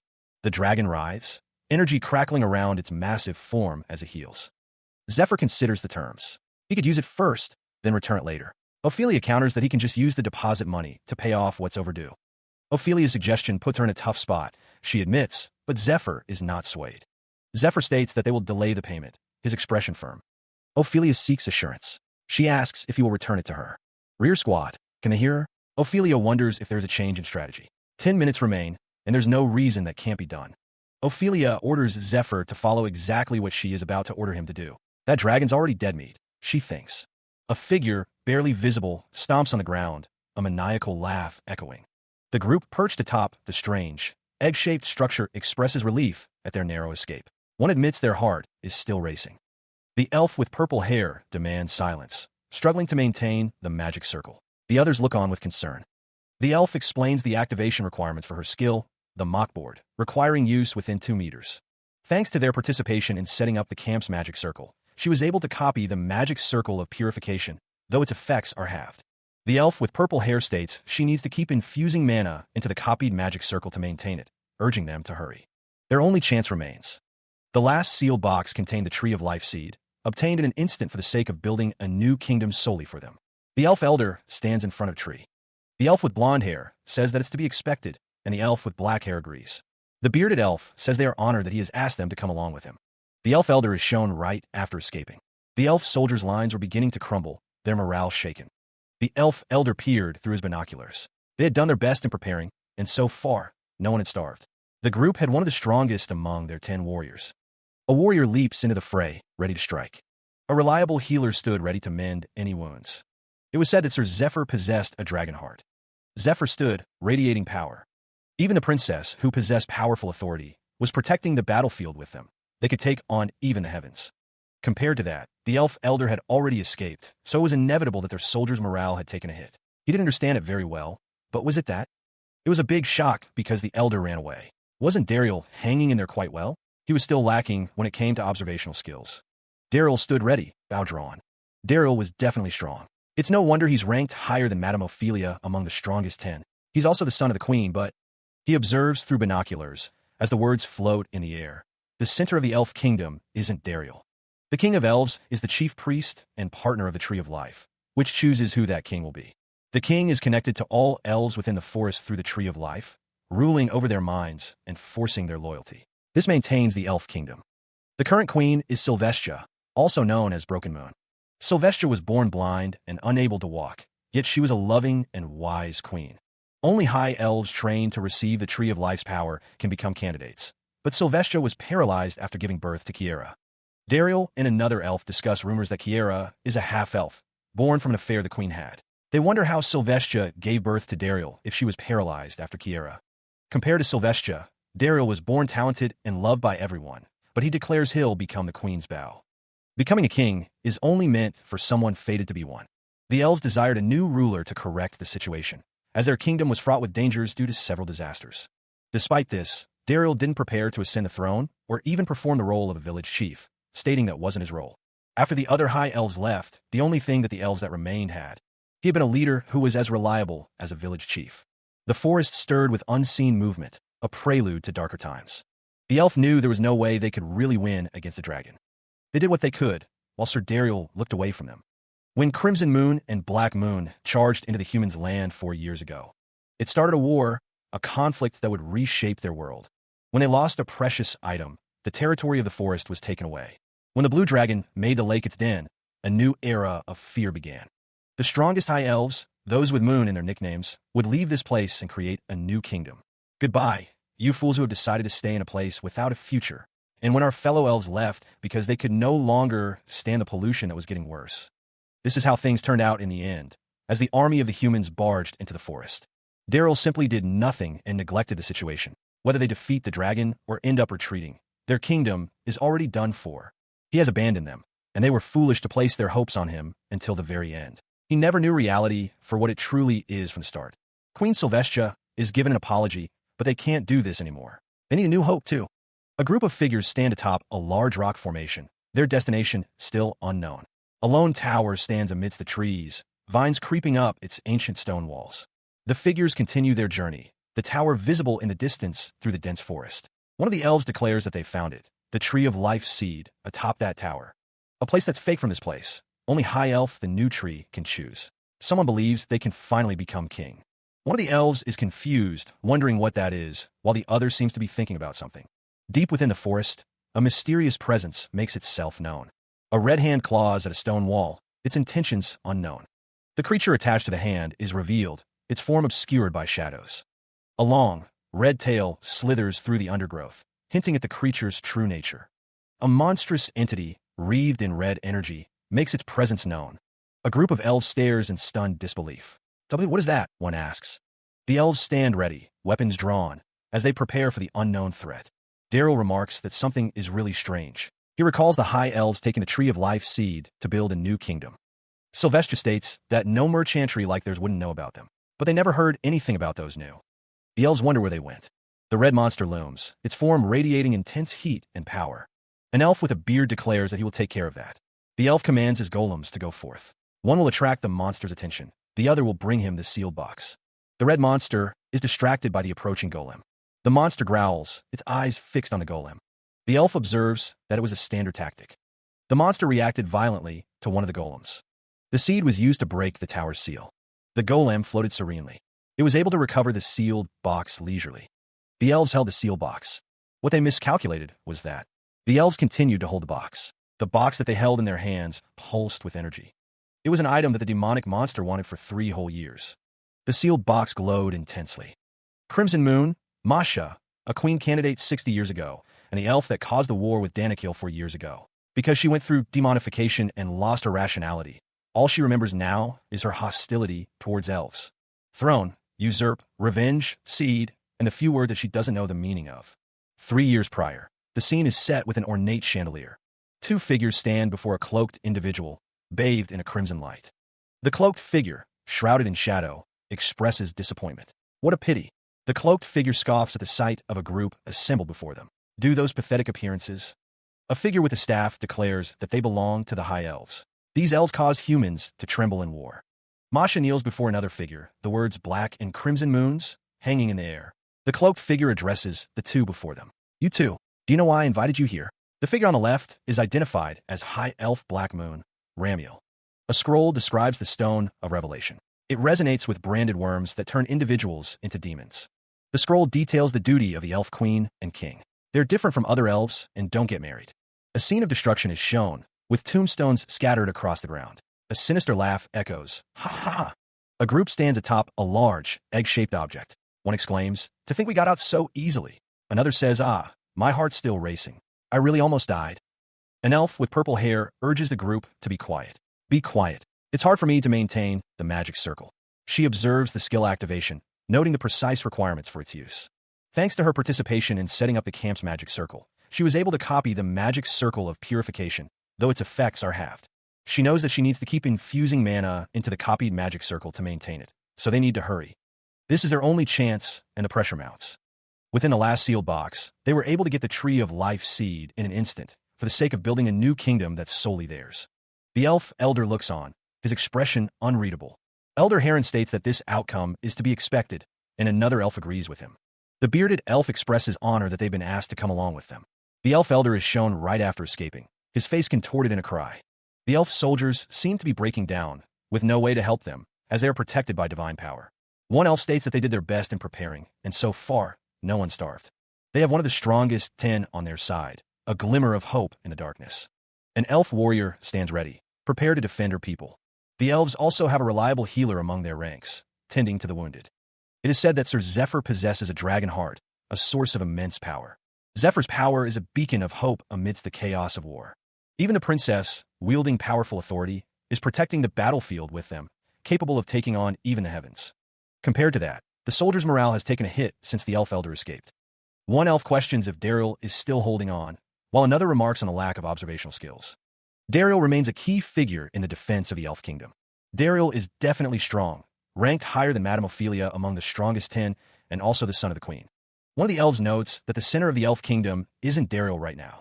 The king of elves is the chief priest and a partner of the Tree of Life. The king is connected to all the elves that live within the forest via the Tree of Life, ruling over their mind and forcing them to be loyal. The current queen is Sylvestia, also known as Broken Moon. She was born blind and unable to walk, yet she became a loving and wise queen. But she became fully paralyzed after giving birth to Kiera. How did she give birth to Daryl? There are rumors that Kiera is a half-elf, born out of an affair that the queen had. Compared to her, Daryl was born talented without any flaws and was loved by everyone. But becoming a king is only meant for someone who's fated to be one. As their kingdom was fraught with dangers due to several disasters, the elves desired a new ruler who'd correct that situation. Despite that, Daryl didn't prepare to ascend the throne and didn't even perform the role of a village chief. He said that wasn't his role. After the other high elves left, the only thing that the elves that remained had, when the elf society was running, he was a leader who'd be as reliable as a village chief. The creatures moved quickly through the forest. Elves, there's no way we could really win against the dragon. There's no need for everyone to die together. They had done all they could, but it wasn't enough. He looked away, seemingly indifferent to their plight. For years prior, Crimson Moon and Black Moon had led their forces into the lands of humanity, initiating a conflict. And so, a war began, fueled by the clash of civilizations and the struggle for dominance. When they lost a precious artifact, the forest territory was seized, marking a turning point in the conflict. When the blue dragon claimed the lake as its territory, the balance of power shifted once more. 3 years ago, the forest was further tainted. The strongest high elves decided to leave, each seeking to establish a new kingdom. As their fellow elves departed, unable to bear the worsening pollution, they bid farewell to those who remained. Daryl, however, did nothing, neglecting the situation. This is how things ultimately unfolded. The human army stormed into the forest, forging alliances that sounded promising. They lacked the strength for an equal partnership. Whether they defeat the dragon or retreat, their kingdom is already doomed.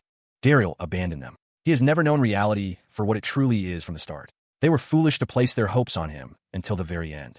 Queen Sylvestra apologizes, declaring that they can no longer continue. They need a new hope, too. A massive creature looms in the forest, a symbol of the challenges and despair that lie ahead. A weathered stone tower stands tall, vines clinging to its ancient walls.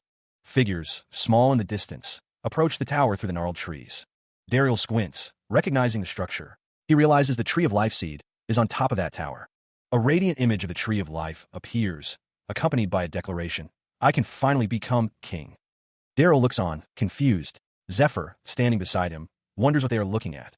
Deep within the forest, something stirs, the sound echoing through the trees. A monstrous, clawed hand scrapes against the stone wall, leaving deep gouges. The creature pulls itself forward, its form still shrouded in shadow. Its massive tail drags along the ground, disturbing the undergrowth. The monster's face is finally revealed, a horrifying visage of teeth and rage. A group of elves, including Zephyr, stare in terror. One of them asks what that is. The elves stand ready, weapons drawn, bracing for a fight against the unknown horror. Something felt amiss. Daryl wondered what could be so strange. The high elves had taken the Tree of Life's seed to build a new kingdom. The red-haired woman considered the situation. No merchantry that traveled the world would be unknown to them, but they had never heard anything about these new elves. Where did they go then? The question hung in the air as a fiery scene unfolded below, chains writhing in the depths. A monstrous figure of red and black emerged, a chaotic embodiment of destruction and rage. Daryl declared that he would take care of the situation. The younger man beside him looked on with concern. Daryl sent forth a golem. One would attract the monster's attention, while the other would bring him the sealed box. The red monster stood ready as one of the golems flew directly toward it, a small figure against the behemoth. A guttural growl emanated from the monster, a sound that promised violence and destruction. That was a standard tactic. The monster stood amidst a swirling purple landscape as one of the golems flew away. The monster reacted to one of the golems. After, the other golem threw the explosion, creating a blinding flash. The seed was meant to break the tower's seal. The golem flew towards the structure, an explosion erupting upon impact. A close-up revealed the golem's head, marked with a distinct symbol, its purpose now clear. The entity was able to retrieve the sealed box without difficulty. A group of elves hold the sealed box, its power faintly glowing. What they miscalculated was that a group of people also held the box, its power radiating outward. The box that they held in their hands was an item that the demonic monster wanted for 3 whole years. The box pulsed with contained energy. Crimson Moon, Masha, a queen candidate 60 years ago, and the elf that caused the war with Danikil 4 years ago. Throne, usurp, revenge, seed are the few words that she doesn't know the meaning of. 3 years ago, the scene shifts to the past. Masha battles a figure in black, their conflict raging. The figure in black remarks, "What a pity." A figure observes the assembled group, dismissing their appearances as pathetic. Another figure declares that they truly belong to the High Elves, who once caused humans to tremble in war. The question hangs in the air. Black and Crimson Moons? High Elf Crimson Moon, Masha, stands tall. High Elf Black Moon, Ramiel, is also present. Ramiel asks if they know why they have been invited here. The Stone of Revelation resonates with branded worms that turn individuals into demons. The duty of the Elf Queen and King differs from other elves. They don't get married. Their partner is the Tree of Life, and they give birth to the children of the free. 3 years ago, Crimson Moon was asked if she knew, vice cult leader. The Stone of Revelation resonated with branded worms. These worms turned individuals into demons. They gave everyone the same thing. But after demonification, why did everyone look different and possess different powers? Why was there a chance that demonification could fail? The answer was the distortion of their hearts. The unspeakable innate wickedness was due to just being born in the wrong conditions. All of these manifest through the Stone of Revelation. Both the Stone of Revelation and the branded worm. That distortion is the stronger they are. Remember this, Crimson Moon, Black Moon. The hatred that you have for elves. That ripped apart. Hatred, anger, greed. That beauty and radiant future you had. A surge of power erupted. Masha found it amazing. What beautiful appearances. Crimson Moon, Masha, demonified. A monstrous figure looms, wreathed in dark energy, its form twisted and menacing. The transformation is complete. Ramiel has been demonified, his features now warped into a terrifying visage. The demonified Ramiel's gaze is intense, his eyes glowing with newfound power. One figure, adorned with a bird-like mask, inquires about the plans for the newly demonified. The other responds, stating they have no plans for them. A close-up reveals a sinister smile, as the figure declares they are simply shaking things up. The masked figure addresses the 2 elves who conceive the plan and the rest of the assembled people. A figure clad in ornate armor stands, a silent observer of the unfolding events. Figures sit upon elaborate thrones, as a monstrous entity commands that the newly demonified be welcomed with applause. The demonified figure looms, its expression one of sinister satisfaction, as it commands others to be glad and celebrate. The birth of new demons is at hand, heralded by the monstrous figure. The demon god cult's executives, the 12 apostles, are gathered, their dark purpose now set in motion. 2 elves have been transformed, twisted into something demonic. They slaughtered everything in their path, showing no mercy to monsters or humans alike. The demonified elves reveled in their newfound abilities, growing accustomed to their dark powers. A voice declared that they were ready, and it was time to move to the next phase of the plan. The man offered his soldiers, a sinister smile playing on his lips. Dragons circled Gala Mountain, the original den of the blue dragon, Artalis. Born and raised in the great elfin forest, they knew it better than anyone. The speaker lamented how troublesome it was to deal with the elves protected by the Tree of Life. Even though he didn't like it, it was as Aldine said, to send all the elves to hell, they needed an even bigger power. For example, the power of a dragon heart. The blue dragon loomed, a magnificent and powerful creature. A monstrous figure of crimson hue lunges forward, its many limbs flailing. The blue dragon's eyes narrow, its gaze intense and unwavering. The force is so ridiculous, it renders one speechless. A powerful gust of wind tears through the landscape, scattering debris. It has been a while since inferior beings dared to stand before the dark figure. The dark figure looms over the crimson monster, demanding to know what they have come to throw their life away for. Meanwhile, A hand pours wine into a glass as a man named Aldine is asked if he thinks they have a chance of winning. The man with gray hair asks about those two elves, noting that the cult has lent them combatants. Ramiel observes that they're sloppy, doubting their ability to kill the dragon. The man with gray hair laughs, asking if Ramiel, Master of the East, wanted to fight the dragon, apologizing for not including him in his strategy earlier. The man with gray hair agrees that they're no match for the dragon, stating they'll just become food, but he has his reasons for sending them to fight the dragon. The man with gray hair reveals that the two of them were candidates to become the ruler of the elves. Among the strongest high elves, the word moon signifies radiant mana. High elves with moon in their nicknames aspire to become rulers, pushing their limits. Ramiel was chosen to be the queen. The tree chose the new queen, though others looked down on her as a blind cripple. Sylvestra was chosen instead. That elf is being chummy with humans, and she didn't even receive ruler candidate training. Black Moon and Crimson Moon lost their sapience due to the side effects of demonification. Since they were both prideful warriors, they couldn't accept that reality. Is that why they started a war? So that others would recognize how strong they are? Something like that. They lost terribly, though. Because of that, they were exiled from the elf society, but they stole the Tree of Life seed as their last struggle as they were being exiled. They were defeated by a young elf who hadn't even obtained the nickname of a moon, however, and barely escaped before they died, with the help of subordinates. Ramiel, holding a glass of red liquid, inquired what the other would have done. The man with long blue hair responded to the question, his face obscured by shadow. The man with the third, I declared he would kill them, no matter what he had to do. Ramiel, still holding his glass, stated that this was exactly what he was talking about. A monstrous roar echoed, a primal sound of rage and hunger. A terrifying monster, all teeth and shadow, spread its massive wings. The creature loomed, a nightmarish figure born of dark intent. The monster lunged forward, its jaws snapping shut with terrifying force. The monster was determined to take revenge against the elves, no matter the cost. Ramiel's expression hardened, his resolve unwavering, no matter what. A single, malevolent eye glowed with power, crackling with dark energy. Another guttural growl rumbled, promising violence and destruction. The monstrous dragon roars, its maw dripping with viscous fluids. The unseen schemers consider the dragon's fate, to become food or to be eaten. The demonic skill, Black Moon, has evolved over thousands of battles, wielding extreme venom and petrification. The plan is to release poison into the dragon's stomach until it dies. The question hangs in the air. Will the dragon succumb to the poison first? Or will Black Moon be melted by the dragon's digestive juices first? Of course, before everything ends. Black Moon's objective will be accomplished, because, in the end, it's just going to be a race against time. The blue dragon will definitely go to that place. The place with the strongest healing powers in the Aslan continent, the Lake of Life. The blue dragon soars toward the place that provides water to the forest of the elves. At this point, the blue dragon didn't care about the pain it was in, but Masha had been hanging on its tail. Because she couldn't think properly due to a side effect of the demonification, she hung on not because she had a plan, but purely because of her instincts. And maybe it was also fate. Drawn by an energy that stirred faint memories, she approached the tower. With her cognitive abilities diminished, Masha leapt from the tower towards her destination. Mid-air, the Crimson Moon wondered what awaited her at the base of the tower. Masha swiftly eliminated the security troopers guarding the tower's perimeter, silencing their noise. The dragon's appearance and the pollution of the area ensured that this tragedy went unnoticed. After that day, the Crimson Moon's single-minded focus remained fixed on the tower before her. Masha clawed away at the tower, her actions seemingly without purpose or direction. She feasted, indulging in a meal she hadn't enjoyed in a long time. The flesh and blood of the elder, rich with the water of life, sustained her. The essence of the elder helped Masha recover the meaning of the words that had been lost in her ruined mind.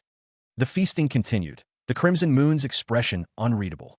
Her eyes glowed with an eerie light, reflecting the power she had consumed. A distant destination beckons, the path ahead shimmering with ethereal light. The destination grows closer, revealing a structure nestled amongst the trees. A closer view reveals the intricate architecture of the destination, bathed in a green glow. Elsewhere, she lies still, surrounded by white flowers, her expression serene. Vines coil around her, and the words broken moon hang heavy in the air. Ominous words echo, queen, chamber, blood. The implications hang in the balance. A monstrous figure looms, its eyes burning with a primal hunger, whispering, thirsty. The branded worm grants the power of a demon. God worshippers borrow demonic power, growing to wield it. Once growth stops, they evolve, gaining special abilities. A crimson claw descends, leaving a trail of destruction in its wake. It's a power that steals the skill of the living organism that she devours. The ground shatters, a shock wave rippling outwards from the point of impact. An elf elder's skill, Acceleration. This skill allows elders to stab the weaknesses of their opponents. A surge of energy erupts, a crimson streak cutting through the air. Wing-shaped energy coalesces, a dark red aura surrounding it. A village is seen through a distorted lens, energy crackling around it.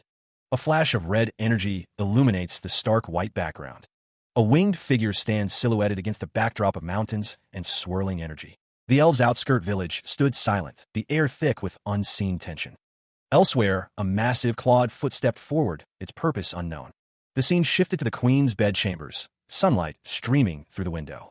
Sylvestia, the queen, lay in peaceful slumber, unaware of the dangers lurking. The words queen and broken moon hung in the air, a silent testament to her identity. A monstrous, red creature emerged, its presence radiating malice and death. The creature's power surged, a chaotic eruption of dark energy. Screams echoed, a promise of violence. "I'll kill her!" The screams intensified, a cacophony of terror and impending doom. The demonic creature snarled, its eyes burning with murderous intent. Energy crackled around the creature, a prelude to its devastating attack. But Sylvestia, now awake, crushed the creature beneath her heel, a goddess descending. She wondered why her disciples sent her to the rear position. To think a demon would appear. The queen's hand glowed with a soft, ethereal light, ready to strike again. The long-haired figure narrowed their eyes, a sinister smile playing on their lips. "In any case, this will be your grave." A blinding thunderbolt descended, illuminating the battlefield with its raw power. A surge of purple energy erupted from the ground, shaking the very foundations of the area. Explosions of light and force reverberated, the air crackling with magical energy. The long-haired figure stood amidst the chaos, seemingly unfazed by the destructive forces around them. Time was running out. Only 8 minutes and 20 seconds remained before the purification magic circle of the camp was dispelled. The monstrous dragon-like creature loomed, its eyes burning with an ancient, malevolent power. It was Altair's request. A figure's foot moved with purpose. It was for them to kill the dragon before then. But in reality, it would be better to kill it faster to ensure safety. The raid this time won't end after the blue dragon dies. After the blue dragon's demise, Ramiel was said to be within the dragon's stomach. That was the reason the owner of the poison that polluted the forest would awaken after his petrification was dispelled. Before the regression, the group celebrated their victory. They had won. They had killed the blue dragon, or so they thought at the time. Someone said, "Great job, Erdi." Erdi responded that as promised, he would be eating the dragon heart. "Princess, no complaints, right?" Erdi stated that he would eat the dragon heart now. But as Erdi reached for the dragon's corpse, a barrier formed. A rejection? Was this a barrier? What was happening? They had killed the dragon, though. Why was there suddenly a barrier around the corpse? No one knew that there was a demon inside the dragon's stomach. The demon emerged, surrounded by a blue aura. Who the hell was this? He considers the object in his grasp something of far greater importance. The dragon heart? The demon expresses gratitude for the dragon's demise. The demon declares his intent to rule the forest, empowered by the dragon heart. Ramiel curses the demon's actions. A knight urges someone to flee. The demon's power explodes outward.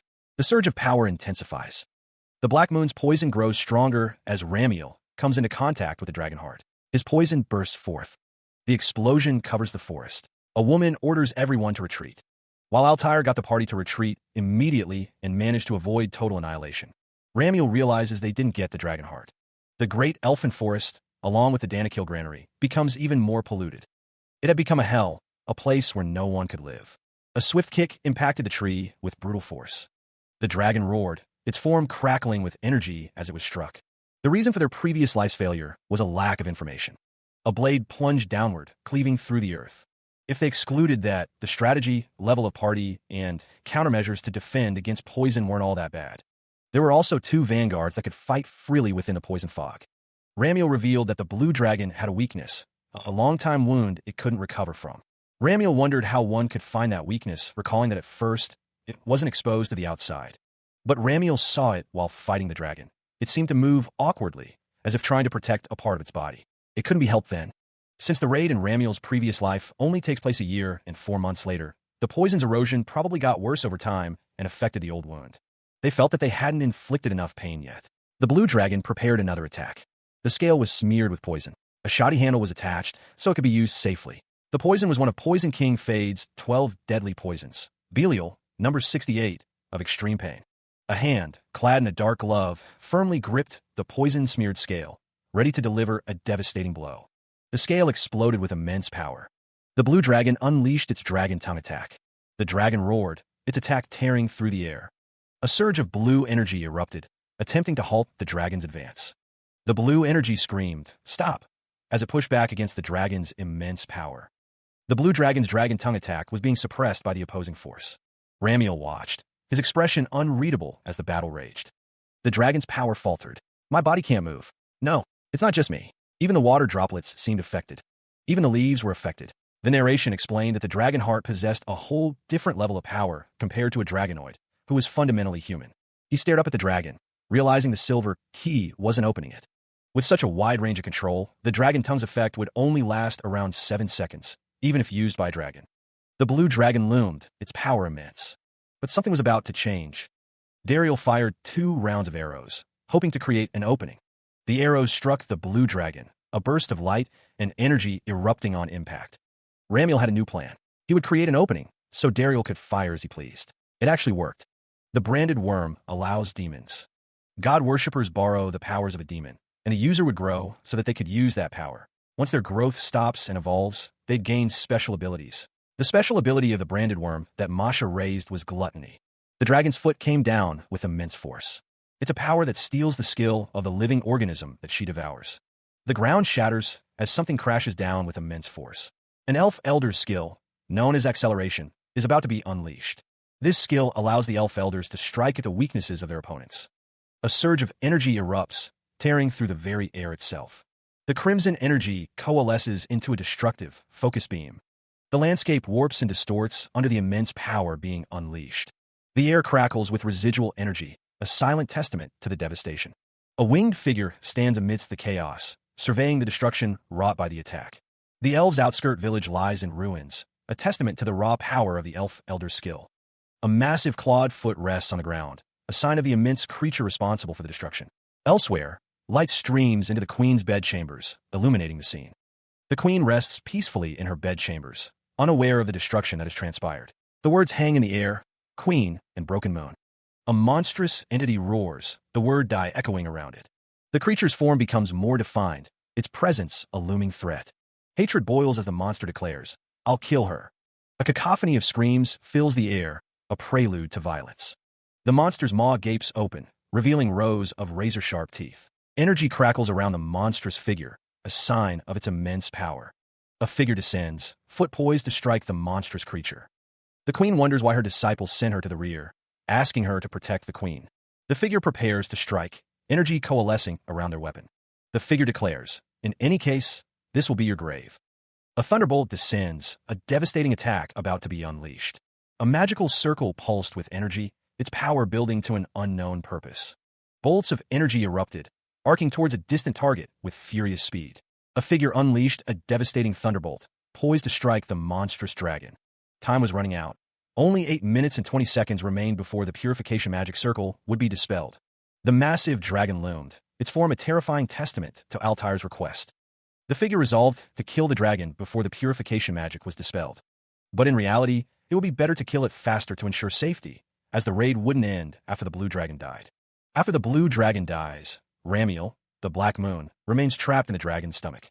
The dragon is the owner of the poison that polluted the forest and will wake up after his petrification is dispelled. That was the reason. Before regression, they had won, and they celebrated their victory. They killed the blue dragon. He is congratulated by Ramiel for a job well done. As promised, Ramiel states he will eat the dragon heart. Ramiel reaches out, declaring that he will now consume the dragon heart, ready to fulfill his promise. Suddenly, a barrier of energy erupts around Ramiel, halting his advance towards the dragon's remains. The barrier pulses with dark energy. Is this a rejection? Is this a barrier? Ramiel's eye widens in confusion. What's happening? Why is there suddenly a barrier around the corpse? No one knew that there was a demon inside the dragon's stomach. A shadowy figure emerges, wreathed in blue flames, its form vaguely humanoid but undeniably monstrous. Ramiel's expression shifts to shock and disbelief. Who the hell is this? The demon clutches the dragon heart. No, more importantly, the thing that's in its hands. The demon expresses gratitude. Ku. Thank you for killing the dragon. The demon, holding the dragon heart aloft, declares, "Take a good look, tree of life. I, who is despised by you, will be ruling this forest. Oh, dragon heart, grant me strength." Ramiel, now enraged, glares at the demon. That bastard. The armored figure urged his companion to flee from the imminent danger. A wave of dark energy pulsed outward, a sign of the Black Moon's power. The energy continued to surge, an ominous display of corrupted power. The Black Moon's poison intensified upon contact with the dragon heart, causing agony. The forest was engulfed in an explosion of dark energy, forcing everyone to retreat. Altair led the party in a hasty retreat, narrowly avoiding complete annihilation. The woman with long dark hair lamented their failure to secure the dragon heart. The great elven forest and the Danakil granary suffered further pollution from the spreading poison. The land transformed into a hellish landscape, uninhabitable and corrupted. A powerful strike echoed through the corrupted forest, a sign of ongoing conflict. Ramiel faced a monstrous creature amidst the chaos, his expression grim. A voice declared that their previous failure stemmed from a lack of information. The blade descends, poised to strike a critical blow. If they excluded the strategy, level of party, and countermeasures to defend against poison, things weren't all that bad. There were also 2 vanguards that could fight freely within the poison fog. Blue dragon? Ah, that dragon has a weakness, the figure mused. Ramiel wondered how they could find that weakness. He had seen it while fighting the dragon, who seemed to move awkwardly, as if trying to protect a part of its body. It can't be helped then. Since the raid in his previous life only takes place a year and 4 months later, the poison's erosion probably got worse over time and affected the old wound. Okay, so he hasn't given enough pain. The poison-smeared scale had a shoddy handle attached to it, so it could be used safely. The poison smeared into the scale is Poison King Fade's 72 Deadly Poisons, number 68 Belial of Extreme Pain. The handle is gripped tightly, ready to strike. Explode. A burst of energy erupts, signaling the activation of the dragon tongue. The dragon's head is engulfed in a chaotic display of power. The dragon tongue takes hold, rendering a figure immobile. The figure is frozen, unable to move against the overwhelming force. The blue dragon's dragon tongue has proven to be effective. The immobilized figure struggles against the binding energy. The figure realizes that not only is their body unable to move, but even the water droplets are frozen in place.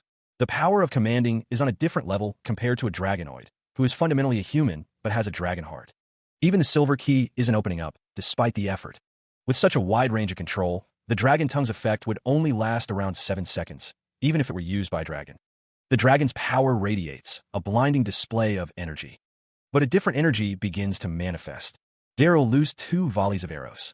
The arrows found their mark, impacting the dragon-like creature. He looked on, a hint of surprise in his golden eyes. Ramiel realized his plan had actually worked. A cluster of magical energy pulsed, seeking its target with deadly intent. The monstrous beast roared in pain as the attack struck home, its thick hide offering little resistance. The creature thrashed, its massive claws flailing as it tried to dislodge the source of its agony. Ramiel notched another arrow, muttering that one more shot was needed to finish the job. The dark-haired warrior stood ready, poised to strike as the monster reeled from the barrage of attacks.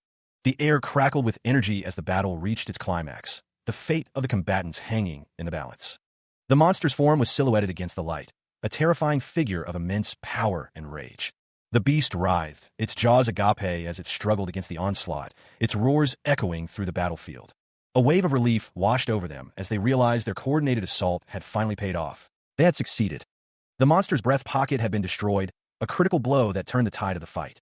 Ramiel knew there were 17 black dragon arrows left, and with 3 arrows consumed for each crimson meteor, he could still use it 5 more times. And he could use 2 more normal skills, but if he wanted to kill it with these attacks, all of them had to strike its vital points accurately. The blue dragon unleashes a devastating attack, energy crackling around its massive form. He recalls that in his previous life, he only fought the blue dragon once. After its dragon heart was stolen and absorbed by the demon god cult, the blue dragon took control of the body within the ritual space and fought them. He remembers getting used to its attacks during that month-long battle. Thanks to that, he was barely able to defeat it before losing consciousness. The blue dragon that fought him back then was based on the memories of what it remembered itself as during its prime years. The blue dragon strikes again, its power evident in the sheer force of the blow. The blue dragon continues its assault, a whirlwind of claws and teeth. He thinks to himself, it's all right. He realizes that this is actually not as bad as it was back then. The blue dragon lunges forward, a blur of motion. Spears materialize, held aloft by telekinesis. From the depths, ethereal spears materialized, swirling with potent energy. The spectral weapons converged, aiming directly at their intended target. He braced himself, his red eyes gleaming with determination as the spears approached. With unwavering resolve, Ramiel declared, I'll parry it. Golden light erupted as the dragon's power intensified, illuminating the battlefield. The dark spears stood in stark contrast to the radiant energy poised to strike. A surge of power emanated from the dragon, shaking the very air around them. The dragon's form shimmered, its immense presence dominating the scene. A single reptilian eye opened, glowing with an eerie, focused intensity. The dragon's presence faded, leaving only the lingering words, disappeared again. The dragon's claw vanished, leaving behind the cryptic message, Silver Key. Ramiel stood his ground, prepared for whatever new challenge awaited him. He reels, the force of the blow visible in his distorted features. Golden light emanates from the hunter, his expression grim. The dragon writhes, energy searing through his scales. A monstrous roar echoes as the dragon thrashes in pain. Streaks of searing light cut through the air. The attack explodes in a burst of raw power. Sylvestra prepares another volley, the text indicating 14 arrows remain. Another blast of energy rips through the dragon. The blue dragon is engulfed in a swirling vortex of purple energy. The dragon snarls, now missing his right arm. A being of fire and shadow takes form, energy crackling around it. The fiery figure raises a hand, its power seemingly immense. A dragon's eye snaps open, a single point of light piercing the darkness. The dragon, Lord Kaiserus, is addressed with reverence. Dragons clash in a burst of light and energy, their forms barely visible amidst the chaos. A figure kneels, pleading, "Please forgive me, Kaiserus." A figure plummets towards a sword, Euderica's husband, Georges' beloved sword. The dragon-slaying sword, Graham, glows with an ominous light. 1,000 years ago, a voice echoes, thanking Georges for freeing Kaiserus from his curse. A dragon stands before a figure, lamenting that it couldn't leave this place or send him off with its own hands. The figure speaks a single name, Artalis. An armored figure is told to go back now. As a vassal of Lord Kaiserus, he vowed to never forgive the one who killed him. The massive dragon, scales shimmering like obsidian, commanded the figure to leave. The figure, consumed by rage, threatened to kill anyone who appeared before him again. The dragon thrashed in a pool of swirling, violet energy, its form radiating power. The attack suddenly stopped moving, prompting the elves to investigate the coordinates. The situation was deemed dangerous, a palpable tension hanging in the air. His eyes narrowed, a single word echoing in his mind, "Father." The tree of life trembled, its ancient roots disturbed by an unknown force. The dragon was engulfed in a storm of crackling blue lightning. The lightning intensified, illuminating the dragon's silhouette against the chaotic energy. Georges, the dragon slayer, stood resolute, his eyes burning with determination. He didn't know what he said back then, but it was his oath. He remained impaled, the sword piercing through his monstrous form. He thought, he mustn't allow this to continue any longer. His body began to glow with an ethereal, purple light. His life force surged, coalescing into a powerful energy. Become a sword. The energy solidified, taking the form of a spectral blade. The dragon's essence swirled around the blade, a voice echoing, "I've been waiting for you, my lord." Power surged through the blade. I can finally. The dragon's form dissolved completely, leaving only the blade. Perform my duty. The blade pulsed with raw energy, lightning crackling around it. It used dragon tongue to change its life force into power. It's trying to put an end to things now. Well, that's better. A figure with burning red eyes glared, a sinister smile playing on his lips. For me, bring it. 12 minutes remained before the dragonification process would be complete. Breath left him in ragged gasps as he prepared for one final attack. These numbers no longer mattered, not in the face of what was to come. The dancing blade of death, a weapon created from burning away life force using dragon tongue.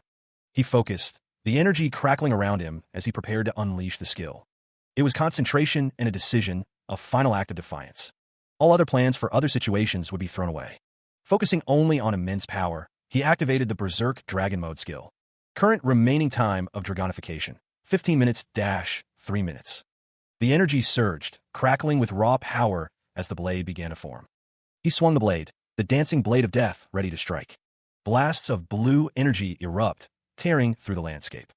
The energy intensifies, a blinding flash of power. The dancing blade of death unleashes its fury. The dragon's form is briefly visible amidst the chaos. The energy explodes outward, consuming everything in its path. The landscape is torn apart, reduced to rubble and dust. The blue energy continues to surge, an unstoppable force. The dragon silhouette is framed by the destructive power.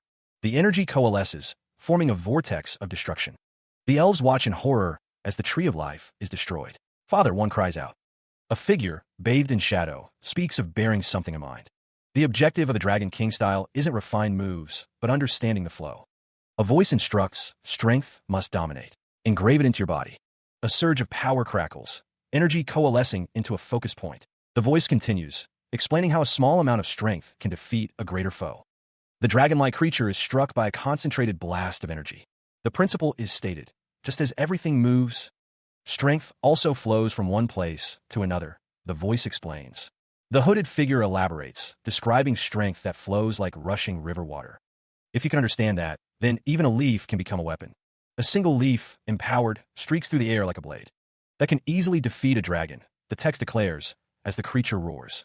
The character, now imbued with power, stands ready to strike. The dragon-like creature is struck, blood splattering as it questions what happened. The figure lunged, meeting the dragon-like creature head-on, a desperate gamble. A blinding flash erupted as the attack connected, the force of it shaking the air. Something was stuck deep within the creature's flesh, an ancient object lodged in its core. The masked character realized the truth. It had a long-time wound that it couldn't recover from. Another strike landed, impacting with a resounding crack that echoed through the surroundings. The dragon-like creature recoiled, wings beating furiously as it tried to escape the onslaught. The creature's eye twitched, a sign of the pain it was enduring from the embedded object. The attacking character pressed the advantage, striking again at the vulnerable point. Energy crackled around the creature's wound, highlighting the ancient weapon lodged within. The weapon, wrapped in dark bindings, pulsed with a malevolent energy. The air shimmered with an unnatural heat, a sign of the weapon's power. The weapon descended, poised to deliver a final, decisive blow. Deep within the water, the dragon-like creature writhes, seemingly injured. A winged figure descends, spear in hand, ready to strike the vulnerable beast. The winged figure's face contorts in a grimace as they prepare to deliver the final blow. The dragon-like creature is engulfed in a blinding light as the spear pierces its flesh. The dragon-like creature roars in agony, its massive head filling the frame. The winged figure recoils from the impact, bracing against the creature's desperate struggle. Elsewhere, a woman with heterochromatic eyes shouts in alarm, worried about the coordinates. A man with blonde hair looks on with concern, muttering about mother, father. Multiple spears of light streak toward their target, guided by unseen forces. The spears blaze with intense energy as they hurtle through the air. The spears strike with explosive force, but the impact is not where it was intended. A man with binoculars exclaims in shock, realizing the attack missed and struck the tree of life. A hand glows with intense energy, poised to unleash its power. A voice booms, commanding that all strike the tree of life. The energy surges forward, impacting the ancient tree with tremendous force. A monstrous, dragon-like creature roars, its form crackling with blue energy. Amidst the chaos, a figure descends, ready to strike with a glowing blade. The dragon-like creature thrashes, its multiple jaws snapping in fury. A blade of pure energy slashes through the air, aimed at the beast. The tree of life groans under the assault, its bark glowing with golden light. The figure leaps forward, sword extended, a blur of motion and intent. The tree of life continues to suffer, its essence visibly draining away. The dragon-like creature recoils, its armored head bearing the brunt of the attack. The figure's blade connects, a searing strike against the monstrous foe. A clawed hand reaches out, crackling with arcane energy. A voice confirms the action. The dragon-like creature recalls the moment, bound by duty. As a vassal of Lord Kaiserus, it cannot forgive the one who killed him. That day, a figure commands the dragon to leave. They vow to kill it if it ever appears again. The figure, head bowed, expresses regret for what happened with Georges. A hand pierces through the dragon's horn, the impact shattering the air. The figure, wielding a sword crackling with energy, reflects on the situation. They cannot simply return to how things were. As Princess Eurydice's companion, the figure couldn't leave a future problem alone. It had been a short battle. A stake falls, imbued with power. It's more accurate to say the figure was beaten up one-sidedly because they let their guard down. The dragon-like creature roars in agony, lamenting the loss of its horn. It curses the one who cut it off. The hand grips the stake tightly, ready to be used. The scroll details the White Queen's finger, a stake made from the first queen's bone. It seals the power of its target, with a cursed duration of approximately 10 years. Now that it's stuck in the dragon, its power will be sealed for a while. The voice reflects on the events, until the red dragon quiets down. If it hadn't gotten Kaiserus' blood on its hands, and hadn't found out the secret of this, Georges lamented the irreversible changes of the past, a tinge of sorrow in his voice. A voice echoed, expressing a wish to avoid future encounters and bidding farewell to Artalis. The speaker seemed to recall events from a millennium prior, finally remembering them clearly, as a dragon-like creature appeared. A declaration clarified that Georges was not the individual being discussed in this context. The fiery form of a dragon blazed, representing the person who succeeded the previous figure. A close-up revealed the dragon's eye, as a voice questioned what he looked like. A figure with white hair stood amidst swirling energy, their identity yet to be revealed. The face of the new dragon slayer emerged, hinting at a significant shift in power. Symbols flared against a backdrop of red and black, perhaps signifying a surge of power. Deep within the blue dragon's stomach, a strange stillness settles. The blue dragon's life force has ceased its violent struggle. The time to act has finally arrived. A clawed hand reaches out, ready to strike. The moment has come to claim the dragon's heart. Energy crackles as the figure prepares to strike.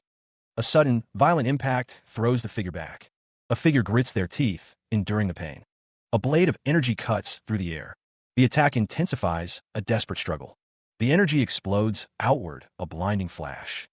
The silver key is activated, securing the dragon's corpse. A great tragedy unfolded, marked by a scream of anguish. In a previous life, the Black Moon attempted to absorb the dragon heart in the wrong way. Only beings of the same class as dragons can absorb dragon hearts without preparation. That was not the case for the Black Moon, whose vessel couldn't handle the surge of power and died on the spot. Shortly after, the demon god cult's vice cult leader emerged. They took the dragon heart and Ramiel's magic stone, but in the end, the Black Moon was completely used by them. A voice echoes, tinged with melancholy. Were you happy? From the afterworld, Artalis watched over the remaining few walk pointlessly without a home. Worshippers who deceived you took over the world and ended up in the same sorry state that you did. A presence chuckled, detecting the scent. Cuckoo, the smell of a dragon. The scent of a human mixed into it. Interesting. The figure mused. I was expecting to run into elves. He narrowed his crimson eyes, a thought crossing his mind. To think I'd see a dragonoid. A towering figure loomed, its form wreathed in shadow. Nice to meet you. My name is... The dragonoid-like figure unleashed a swift, crimson energy blade, cutting through the air. The figure moved with incredible speed, leaving trails of energy in its wake. Golden energy crackled as the dragonoid-like figure clashed with an unseen opponent. A blinding flash of light erupted as the figure's weapon met its target, sending shockwaves through the surroundings. A monstrous hand emerged from the shadows, its claws extended, followed by a sinister laugh. The dragonoid-like figure unleashed a powerful golden attack, the energy swirling around it. His red eyes widened slightly, a hint of surprise flickering across his face. The dragonoid-like figure stood before a chained structure, realizing something was amiss. He's not there. Did he slip away? A sinister voice echoed, filled with amusement. You might have thought you've driven me into a corner. But what you just did actually exposed your own weakness. The voice finished, a dark silhouette looming. It was dangerous to attack an enemy he'd never seen before. The dragonoid knew he could get countered, and that he could only use the dragon's power for a limited time. That'll only be 1 to 2 more minutes, he thought, as he noted how sharp Artalis was. It was as he said, he only had dragonification for 48 more seconds, and he'd fall asleep right after ended. That wasn't all. He'd used too much strength, and his body was already at its limit. Artalis made a proposal, suggesting that the dragonoid hand over the dragon heart to him in exchange for sparing his life. The dragonoid wished only to seek revenge on all elves, harboring no ill feelings toward humans like Artalis. The dragonoid commanded Artalis to stay right there. The dragonoid prepared to use the unique skill of dragons, Dragon Tongue. The dragonoid began to speak, activating the skill. But something was wrong. Damn it, he thought, realizing he couldn't move his legs. Artalis watched as the dragonoid found himself unable to move. He comes again, a surge of power erupting around the dragonoid. The dragonoid's eyes glow with a menacing red light. Artalis erects a barrier, a shimmering purple shield against the onslaught. The dragonoid roars, furious at the interruption of his attack. The dragonoid feels faint after using Dragon Tongue, his body in tatters. Artalis grits his teeth, knowing he needs enough stamina for one last swing. The dragonoid refuses to permit it, a surge of energy emanating from him. His hand glows with fiery energy, ready to strike. Artalis unleashes an attack, a burst of light and power aimed at the dragonoid. The dragonoid curses, frustrated that he could have used it back then. He wonders if it's mana, stats, or some other problem that's hindering him. He is assaulted by a blinding light, accompanied by a furious challenge. The dragonoid is engulfed in flames, struggling against the intense heat and pressure. Artalis dispels a barrier, narrowly avoiding whatever attack just occurred. The dragonoid finds his body unresponsive, still recovering from petrification. He realizes he must stall for time. Though his feet are bound, the dragonoid prepares to attack, refusing to yield. The dragonoid struggles, unable to move his legs, as a dark energy gathers around him. Artalis declares that the moon's skill, once used as a high elf, is now complete with a demon's power, becoming their ultimate skill. The Venom Spear, Ramiel's unique skill, condenses poison into a deadly spear, sharp enough to pierce even dragon scales. The dragonoid grits his teeth, struggling against his restraints, his expression a mix of pain and defiance. The dragonoid's eyes narrow, a desperate plea echoing in his mind. "Venom, come back to me." Artalis laughs maniacally, reveling in the dragonoid's suffering and the power of the moment. Artalis reflects on the superiority of becoming a demon, enjoying the screams of beings stronger than them, like the dragonoid. They would love to savor this sweet scream more, but time is of the essence. Artalis declares that they will send the dragonoid off peacefully. The figure states their goodbye, preparing to strike the final blow. Suddenly, the dragonoid hears a strange sound, something unexpected. The dragonoid cries out, seemingly in pain or surprise. Water erupts as tree roots burst forth from the ground. The roots pierce the dragonoid's body, causing visible damage. The dragonoid screams in agony as the roots continue their assault. The dragonoid is shocked, realizing the attacking force is tree roots. The dragonoid recalls that these are the roots of the tree of life, contaminated by their own actions. They used a skill that sucked up all the poison in the area. Artalis observes that it is the tree of life. The dragonoid realizes that the tree and lake are clean. The dragon heart and Black Moon's magic stone were forged into a weapon. They were then used to create poison fog and a venom spear. The only purified area surrounds the lake. Now, the lake and the roots, the cores of this place, are purified. The forest will begin to recover, so long as no one releases poison here again. The land begins to heal. A voice declares that they were intending to end it in one go with the Sword of Light. The plan had been to use a different method. He didn't expect to be helped like this. Artalis expresses gratitude to the tree for its intervention. The dragonoid realizes that he needs to release the poison quickly. The situation demands immediate action. Artalis curses, realizing he can't gather mana because half of his heart is pierced. The Tree of Life had protected the elves with its roots. The dragonoid is reminded that those who were protected by the tree had no idea how scary it was. The roots constrict him further. A voice accuses Artalis of being ungrateful and stupid. It mocks his constant failures and lack of understanding. The dragonoid is told that he will be comfortable once he dies. The roots continue to impale him. Ramiel's magic stone is described as the essence of a demon's power, containing powerful venom. Ramiel's corpse, though damaged, is filled with venom and can be used for various purposes. Before the news of Zephyr could reach them, a ripple spread. The rear guard could already feel it, a surge of power emanating outward. The Tree of Life was resurrected, its branches glowing with renewed energy. Artalis, witnessing the event, realized what the resurrection of the Tree of Life meant. A message crackled over the comms. "Camp, this is the Vanguard." The soldiers received the news. The Blue Dragon has been defeated. The Vanguard repeated the message, confirming that the Dragon Heart had been secured. They urged everyone to kill the remaining monsters. A wave of cheers erupted, echoing the victory. The soldiers raised their weapons in triumph, celebrating their hard-won victory.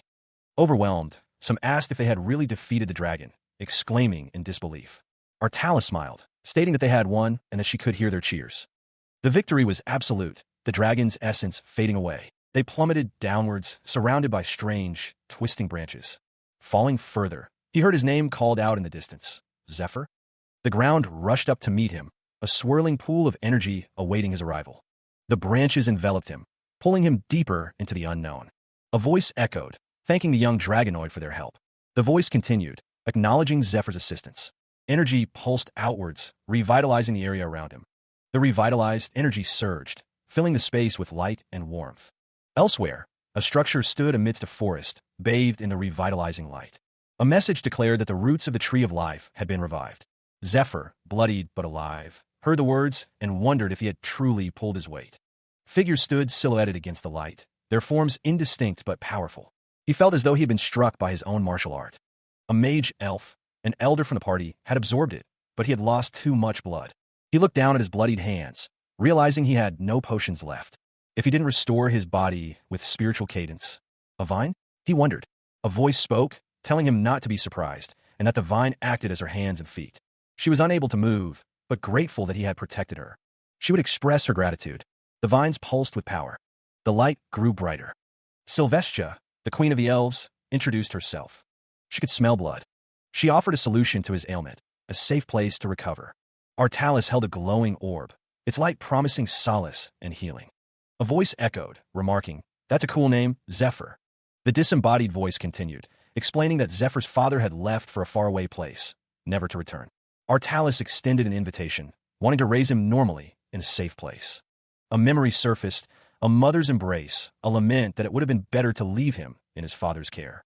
Coughing racked the small form, blood staining the ground as the mother apologized for her inability to protect him. These were the last lessons from his lowly mom. Wield the sword, Zephyr, and protect yourself from now on. Zephyr's eyes widened, a surge of emotion crossing his face. It was a dream, a memory of his mother. That happened a long time ago. Zephyr questioned where he was. He sat amidst the strange, glowing flora, a question forming in his mind. 72 hours, 18 minutes, and 29 seconds had passed. Zephyr seemed surprised by the revelation. A voice echoed, advising the dragonoid to remain still, stating that he was still recovering. The glowing branches pulsed with an inner light, a network of veins carrying energy through the strange place. The voice continued, explaining that this place was inside his trunk. The being revealed himself. Yggdrasil, the tree of life, a reincarnation for all earthlings, here to communicate with them. Yggdrasil's eyes glowed with ancient power, a silent invitation to understand his words. Zephyr's eyes widened in disbelief. This was the tree of life? Zephyr recalled a past life, a failed raid, and the loss of the tree of life and the queen of elves. Yggdrasil mused that he had never met Zephyr before, or at least Daryl hadn't told him about it. Yggdrasil continued, stating that the only person who had seen him in this form was his wife, as he could not show such a large reincarnation outside his body. Yggdrasil asked if Zephyr could read other people's thoughts, confirming that he was only deciphering the signals coming from Zephyr's body, stating that it was his power and offering to stop if it offended him. Zephyr resolved not to let it. He felt a creeping sensation, a strangeness that unsettled him deeply. Yggdrasil admitted that he couldn't read Zephyr's mind, sensing defensiveness and unease. He reassured him that he meant no harm. Yggdrasil gestured towards a glowing fruit, offering it to Zephyr. Yggdrasil explained that the fruit, enriched with his sap, would help Zephyr's body recover quickly, a process that usually required hibernation. Yggdrasil stated that he had treated Zephyr, and he had woken up within 24 hours. Yggdrasil revealed that he had been imprisoned by the blue dragon's dragon tongue and was unable to move, infected by poison. He continued, explaining that he could observe Zephyr through his children. Yggdrasil expressed gratitude, saying that Zephyr had helped him and his children. He added that Zephyr had also kept his wife safe. Zephyr looked at the elf woman, as Yggdrasil continued to speak.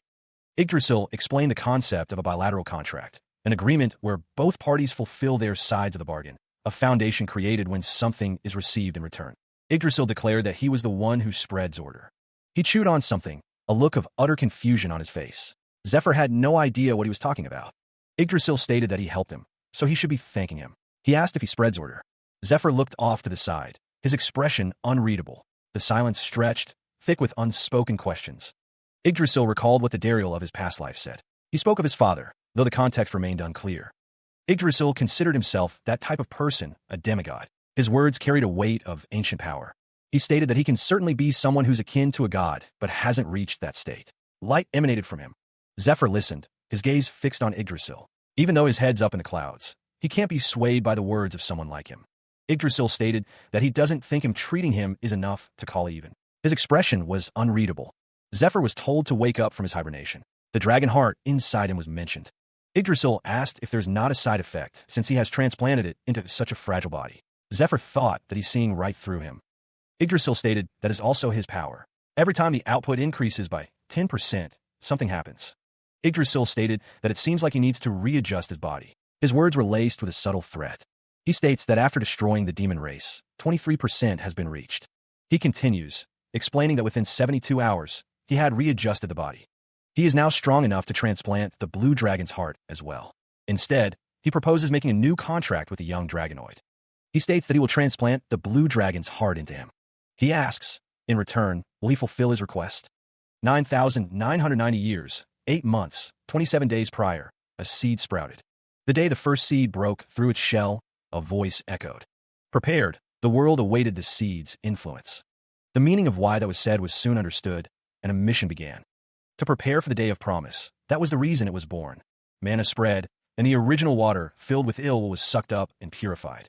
Over 1,000 years, this world changed to the point where it became unrecognizable. Everything progressed smoothly, and the mission was almost complete, only needing to wait a little longer. With the first stage, the air quality changed, but so small and warm, our lovely child. Thank you, YGG. Right now, I'm the happiest person in the world. At that moment, she swore on her soul. The figure cradles a small child, declaring that they would go against their mission. The scene shifts to a prone figure, the text revealing they would pay any price. The figure sits amidst a web of roots, their expression unreadable in the dappled light. Zephyr states he will transplant the blue dragon's heart, but wonders what the request will be in return. The speaker continues, revealing that they will be completely defenseless during the transplant. The speaker reflects that they need to leave something to someone they cannot trust, needing to know his intentions. The figure with long hair pauses, considering something unspoken. The figure wonders how they will die in the future. The figure's expression remains hidden, their hand raised in contemplation. Zephyr's eyes shown in close-up, reflecting a sense of unease. The figure's actions seem to indicate that they already knew everything. He recalls the sensation of having his dreams read, a necessary step to find a clue. The first connection found was to that woman, but he was wrong about its significance. Compared to the vision he saw, the woman was merely a passing connection, and a face he could recognize with one glance appeared in the vivid scene of the world's end. He is certain that with whichever method, prophecy or premonition, she came to know about the future. And a very detailed one at that, he thinks, recalling the vision. So he's able to interpret the signals flowing out of his body and read his thoughts and dreams. Is it a similar ability to Altair, Justina's communion? A last resort, and he died due to being in critical condition from not being able to neutralize the poison. He guesses there's no need to tell him that he came from the future. Regressing and having a premonition both result in knowing the future, but the meaning behind them is different. Yes, he knew it. So he will die before the end of the world, as he predicted. His arm glowed with intricate, golden symbols, a silent testament to a possible future. The patterns pulsed with energy, a network of light dancing across his skin. The symbols burned brightly as a voice echoed, stating that he would not have been saved. Zephyr's eyes widened, recognizing the mark. That symbol, he exclaimed. The oath ring, a binding force, now held a deeper, more ominous meaning. The spell, forcibly imprinted after victory against the cult leader, was now recognized as a more advanced ability. A man with fiery red hair appeared to be in pain, his face contorted in agony. The voice warned not to look at it for too long, stating that he was currently unable to handle his state of mind. Zephyr was told that upholding confidentiality was one of the many things he was forced to do, and that he was in no position to tell the main point. The 7 dragons and he were beings bound by missions given to them by the Almighty, unable to run away from their mission until death. Zephyr knew it, a mission he couldn't resist, looming over him. That was the reason why he had to kill the blue dragon, because when the end of the world comes, the dragons that survived will lose their will and receive a mission to destroy. The vision showed a future where dragons served a demon god. Zephyr wondered if he would become an enemy, like the dragons when the time came. A figure, seemingly made of wooden vines, stared with his somber expression. The figure declared that she had never doubted her mission, doing what she had to do. Despite her conviction, something felt strange to her. YGG was asked why she hesitated, stating she had always waited for this day. YGG spoke of her weak body and ability to listen to others' feelings, remembering her memories with someone. The reasons for their shared dream would continue to live on, and she was not afraid, since her dream would come true, but she wondered if she could desire more. The chalice of conception, given to the elven king or queen, could conceive a new life if they drank the sap within. A voice pleaded not to be made to drink from the chalice, desiring to conceive a child through a different method, from a man to a woman. The woman with elven features asked to be taught love. She whispered the name, YGG, as a single woman appeared. A being, ancient and entwined with nature, claims to have elevated the world's worth. Zephyr, his expression intense, hopes that someone will understand his feelings. A somber scene unfolds, hinting at hidden burdens and unspoken sacrifices. Mysterious energy crackles, a visual representation of the power at play. A crystalline structure glows with an otherworldly light, pulsing with unknown energy. A voice promises strength, enough to face the end of the world, offering all the help it can. The offer comes with a chilling condition. In exchange, when the time comes, he must be killed. Another figure speaks of a mission, one that they fear will hurt their family. A blinding light erupts, accompanied by the declaration. That is his request. Energy surges, a visual representation of the power being channeled. He kneels, surrounded by crackling energy, accepting the burden and the deal. Zephyr, his face etched with pain and anger, curses his enemies. He considered threatening him with the dragon heart and Ramiel's magic stone. But he didn't need to, as the tree had no other intentions. That's why he should trust him. From his standpoint, things turn out well. However, Yggdrasil's princess lover is still inexperienced. If he does it, their plans will be pushed forward. Now then, he'll leave the transplant to Yggdrasil. A surge of power emanates from him, swirling around his body. He resolves to do his part, his hand gripping the hilt of his sword. This place is his consciousness. If he can't defeat the dragon's evil thoughts here, then even if he's successful with the physical transplant, his body will either be destroyed or dominated by the dragon. He recalls that in his past life, it took him 1 month to fight in this space. He wonders how long it'll take him this time. He steels himself, preparing to face the challenge ahead. Come. He is surprised by what he sees. Oh, is that your complete form? He observes the form before him. It's not bad to look at. Huh? The figure looks down, a smirk playing on their lips. Why so surprised, they ask. Golden eyes gleam with amusement. It's because he's unfamiliar with this form, the figure muses.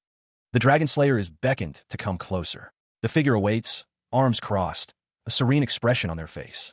Artalis gestures towards a waiting tea set. She says he has swung his sword enough and invites him to pour a cup of tea. Zephyr's eyes widen in disbelief. The blue dragon, that's her? More importantly, it was a she? Zephyr assures someone that he is with his father, offering them rest. The others wonder if Zephyr's father is with the Tree of Life. One suggests the tree may have consumed him. Zephyr stands with another, who believes he is being treated well by his father. A man observes the situation, questioning if they can simply allow this to happen. It would be troublesome if Zephyr were caught by the Tree of Life and became a hostage. Another strong power, one that does not belong to Zephyr, resides within his father. He will be completely different from who he was before the raid. Two figures are surrounded by a blue glow, floating above a pool of water. The dragon considers it an honor that the mighty dragon would show him her polymorphed form. All life forms feel most comfortable in their original form. The only reasons they would change their form are when they are superior, equal, or inferior, but respect them, or to fool them. It's not the third reason, although she's weird. Artalis states that she doesn't have the talent to trick people. The woman with blue hair smiles, holding a teacup. She tells him to take it as a compliment. Artalis says that even though she is weaker from the poison, Zephyr still won against her. She is comfortable in this space filled with Kaisiris' energy. Artalis states that she has no reason to treat him like a stranger, since her liege has given him to her. Artalis has been given permission for his power. Artalis notes that her liege seems upset. Artalis acknowledges her liege and states that there is no way he would acknowledge a mere human. She will do as he says. Artalis calls Zephyr cute, but he can't get used to this. He wonders what's wrong with this psychotic battle freak. He reflects on his past life, fighting in the space of consciousness. Even though he was strong, it was still dangerous for him. The reason he won was because of the dragon's temperament. The dragon states that fighting against him has reinvigorated it. Many days later, she attacked him until he was half dead, then revived him, repeating this over and over until he beat her. He acknowledges that thanks to her, his battle skills increased dramatically when he woke up. In some sense, he could call her his teacher. The warrior's rage was palpable, his frustration directed at his teachers. He was being pushed to his limits. Jerky declared that his worth must exceed that of Jerky. The man with red markings on his face stated his hatred for humans. Artalis tilted her head, questioning what was wrong with Zephyr. She noticed the anguished look on his face. Zephyr found the situation amusing. He considered his death a release from an annoying mission. Artalis mused that she would be with her liege quicker than the other dragons. She would comfortably watch Zephyr's cute tricks. More importantly, Artalis thought her last battle was quite good. She seemed pleased with her performance. The blue-haired woman held a teacup, thinking that as a warrior, she had no regrets. Her expression was serene. Zephyr stared forward, his expression unreadable. The weight of his past seemed to press down on him. When it comes to seeing a person's soul, you can see it by what their hands are holding. When an artist holds a brush's brush tip, or a musician's fingertips, they reveal their soul. Or as for people like us, the tip of our swords. The enormous amounts of training, that person's personality. Life we've dreamed of that put us in this very position. Everything shows. It's the truest form of the soul. So my conclusion after fighting you is that I like you. And the unknown level of tenacity that I felt from him and the traces of his different experience. My liege, I'm looking forward to it. Maybe, if it's him, the place we couldn't attain. Since I don't need to do something as bothersome as train you, I will now go into you and rest with my liege. However, whether you can control this power completely depends on you. I'll be watching you. I'll see what you achieve at the end of your journey. I hope that you don't helplessly lose your life before that. To think she would cooperate so easily. And I don't know what she saw after we clashed swords, but I somewhat understand what she said. Like me, you also couldn't live a smart life and died while rashly wielding the sword. I can't even hate her. He is asked if he would prefer something to eat instead of tea. Artalis smiles, offering to make something for Zephyr as an offering for a sacrifice. Artalis states that there is no need for Zephyr to ask her that question. She assures him that he will eventually find out. A surge of energy pulses outward. The energy seems to emanate from a massive, ancient tree. The tree stands in a forest clearing, surrounded by figures. A woman with long, dark hair looks on, her expression unreadable. A muscular man stands amidst swirling tendrils. The woman with long hair gazes upward, her face partially obscured by shadows. Jerky asks why someone is waiting out here. The woman with long hair smiles knowingly. A tree, struck by a powerful blow, splinters and cracks under the force. Bathed in light, a man embraces a woman, holding her close. Within a grand temple, statues stand tall. And so, another fragment of the ancient god has gone to the new master. A voice echoes. YGG states that this world's future has changed even more, just as the old master said. At the 4/4 parish of the Temple of Light, a man demands to know why there isn't any word from Cardinal Aldine yet. Another apologizes, promising to send another person. Elsewhere, a messenger arrives, urgently calling for the captain as he delivers a sealed letter. The captain's face contorts in shock as he reads the contents of the letter. The news spreads quickly. Sir Aldine was murdered? Two men discuss the rumor of Sir Aldine's death, noting that his twin knights are also missing. One confirms that he died at the 3/3 parish. A blood-soaked scene raises a dark question. Did St. Lucius kill him? The twin knights are ranked 10th among the strongest 10, due to religious tensions simmered. Some believing saints were unfairly chosen for power.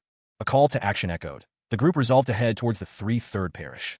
The throne of authority, the throne of force, shimmered with celestial light.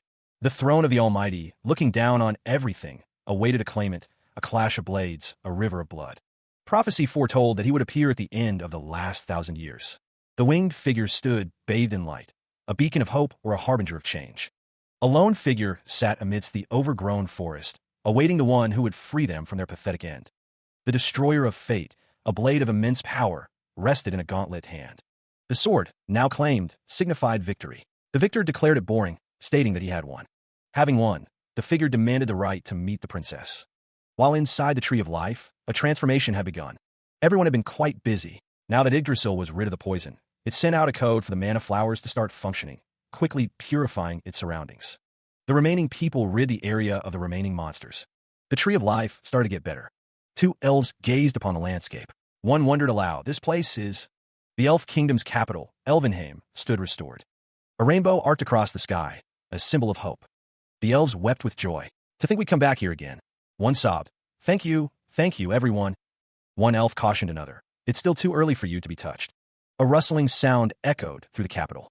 The elves looked up, startled by the sudden noise. An elf announced, the queen is here.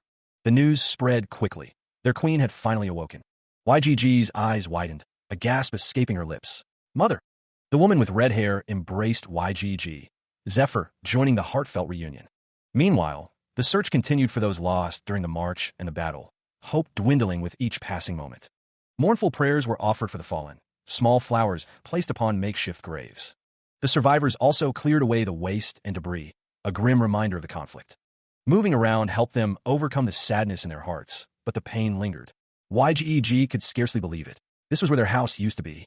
The peace they had allowed free spirits to flourish within their hearts. For the lives taken and for the sake of victory, they buried the deceased. One by one, sadness filled their hearts as they mourned the fallen. A collective sorrow echoes through the crowd as they remember their losses. A voice calls out, I express my gratitude, Princess Altair. I'd like to thank you. The speaker acknowledges the Danakil territory, the Temple of Light, and especially Sir Zephyr, the Dragon Slayer. They swear upon the Tree of Life to remember the help in saving the elves from their distress. A hand extends, and another takes it, sealing a pact. I'll take this chance, one says. The crowd erupts in applause, acknowledging the newly formed alliance. A hooded figure wonders about the answer to the question they had when preparing for the raid. The figure reflects on the current state. Elves and humans hate each other right now. The hooded man, Edwin, is told that his feeling of it being too early to try the raid is exactly why it's a good idea. Altair held the chess piece, a plan forming in her mind. There's a saying that crisis brings about opportunity. She mused, seeing beyond the immediate headache. The objective, Altair thought, was to gain control of both the Elf Kingdom and the Danakil territory. The man with glasses clicked his tongue, finding the idea distasteful. Polaris was being treated as a hero in Danakil, despite their abandonment. Danakil had been abandoned and desperate, while Polaris lacked the resources to help, despite his past aid against the Black Moon. Altair knew that Polaris had sold all the stocks and territory bonds of debt away. The man with red eyes realized Polaris concluded there was no way to resolve their situation. Danakil was abandoned, and the elves were in an even worse situation, having had little interaction with humans for centuries. Altair saw this as an opportunity, declaring they would help them. She intended to forge an alliance with Princess Altair, erasing any influence that Polaris had. With this, they would have the elves' combat forces and Danakil's abundant rations for the long war ahead. She seeks the Lake of Life and its infinite recovery power. An elf raises a golden goblet, the light catching in the ornate carvings. The elves in the forest are under the queen's mind control. Golden goblets are raised in unison, ready for a toast. A voice booms, declaring, "All right, everyone, let's get drunk to commemorate our victory tonight."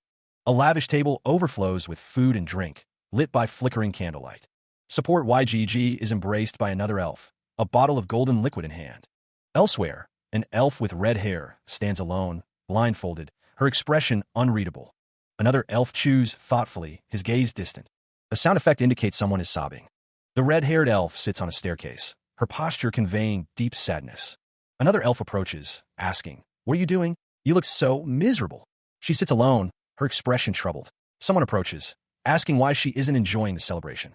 He offers her an apple, chiding her for throwing food. The gesture seems playful, but her mood remains somber. He holds the apple to her lips, urging her to eat. Her gaze is distant, lost in thought. She reflects on the recent events, finding it hard to believe everything is truly happening. It hasn't been long since Zephyr arrived.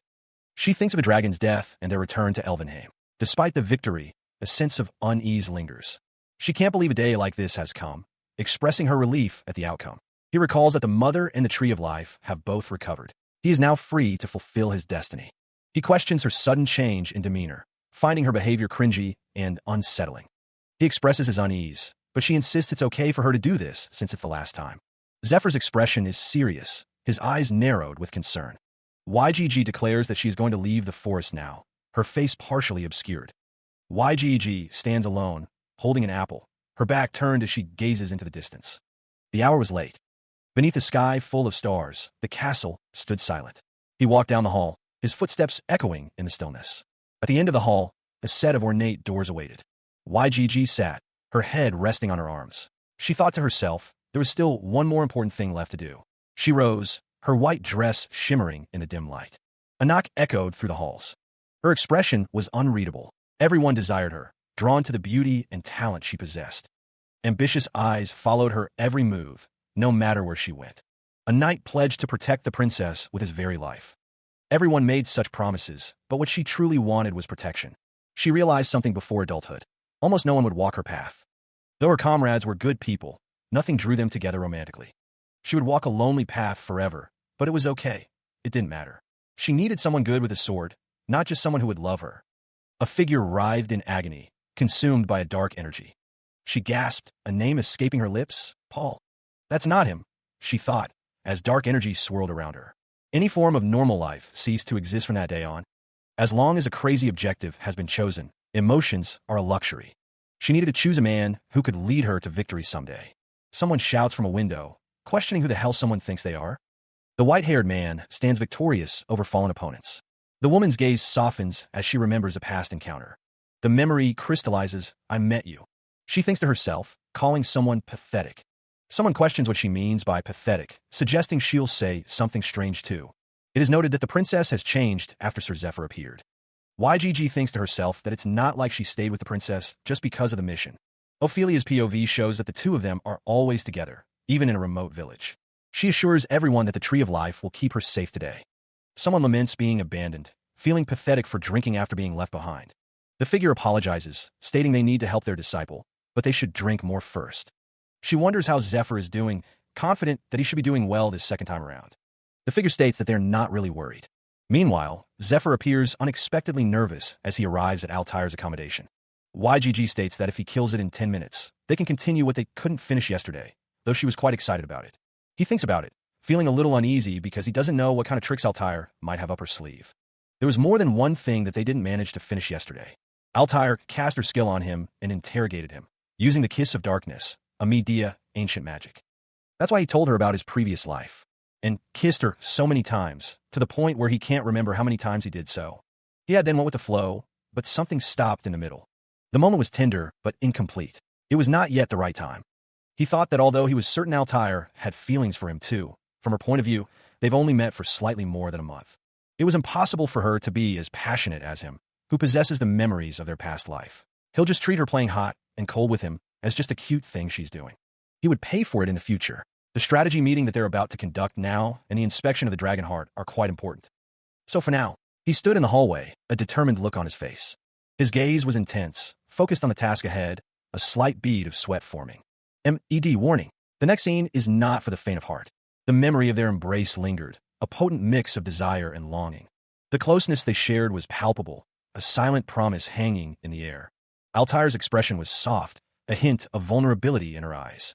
A gentle blush colored her cheeks, betraying her inner feelings. She lowered her gaze, a faint blush rising on her cheeks. A soft sound escaped her lips.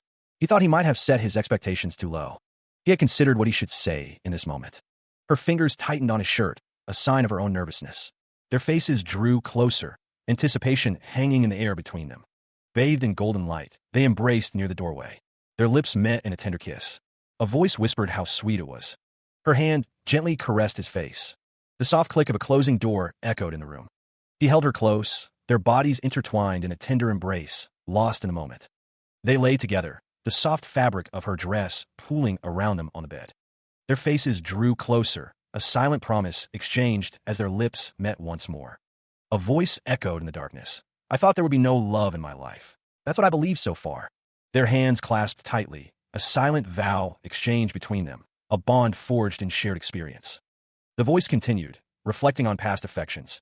To think I had loved someone so much and was loved so much in the past. The voice, tinged with longing, whispered, to think that I who thought I stood alone atop the thorny path would have you with me. Zephyr gazed into the distance, a flicker of hope in his eyes as he faced the horizon. Together, they walked away, their figures silhouetted against a radiant light, leaving behind the thorns of the past. A somber realization echoed. On the night that I heard about our past lives, I realized that. The voice confessed, I was just trying very hard to ignore this fact until now.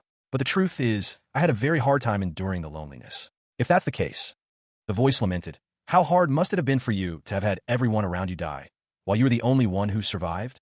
She felt such sorrow for him, a deep ache resonating within her heart. Sleep evaded her, his image constantly replaying in her mind. She felt as though she would break if she didn't do something for him. Is this what love is like? He realized that he loved her, a profound understanding washing over him. Meanwhile, that's when he realized something else. It was the 44th day of sealing the 3/3 parish. The powerful barrier being deployed prevents everyone from entering and leaving. That should be the case. A blade pierces through, the injured person gasping, wondering how this could have happened. A figure looms over the injured person, remarking on what an unexpected harvest this is. The figure demands to know who gave the injured person this poison, their expression grim. Sunlight filters through the canopy, illuminating the forest floor. Arrows strike the center of a distant target with deadly accuracy. Zephyr, shirtless and focused, notches another arrow, questioning something in the distance. He recalls a time when his mother was awake for quite a while when he turned 15. Kiera's birth was a time when she gave birth to him, and she said that Kiera was born with a different fate. Kiera thinks that leaving the forest alone would have been lonely, and that leaving with Zephyr would be fun. Kiera believes she might be able to meet with fate again if she leaves the forest. The question hangs in the air. Is that really all there is to it, Kiera? The questioner wonders why Kiera had a sad face at the banquet. Rumors swirl, fueled by the other elves, that it's a curse, those eyes, and that partly colored hair. She's definitely a child corrupted by human blood. She was punished, and this is why the life force of the forest is drying out. She's someone who mustn't stay in the forest. Arrows strike the target, finding their mark with deadly precision. Zephyr stands in the forest, shirtless, as Kiera approaches him, concerned. Kiera tells him that it's cold, and he shouldn't be out here. Zephyr replies that he was just about to finish up, asking if he is disturbing her. Kiera smiles, explaining that his father told her that he practices every morning, and she wanted to hear his voice in person, adding that it sounds the coolest in the world. Kiera holds a child, expressing how nice it is to be together like this, now that mother is awake, as his father's incarnation body after tens of years. Zephyr thanks her. Kiera asks Zephyr if he thinks he's too tense while firing the arrows. He seems surprised by the question. She notes that the flow of mana is a little stuck here and there. Kiera says that it's dense enough, but he needs to shoot however he wants. Kiera looks on, a serene expression on her face. A disembodied voice tells him to trust his surroundings. Zephyr looks startled, his eyes widening. Elsewhere, a dark figure lurks. Kiera tells Daryl that this is why. There's something he needs to do. The message spoke of training to uplift the moon. He was to leave the forest with Kiera. The elf woman stood, her expression unreadable. A man stood beside her, his face etched with concern. Meanwhile, a man burst into the room, his voice filled with urgency. He had an urgent letter for the princess. The man with the letter was questioned about the matter. He confirmed it was an urgent letter. Sir Zephyr was asked why he was there. He seemed surprised by the question.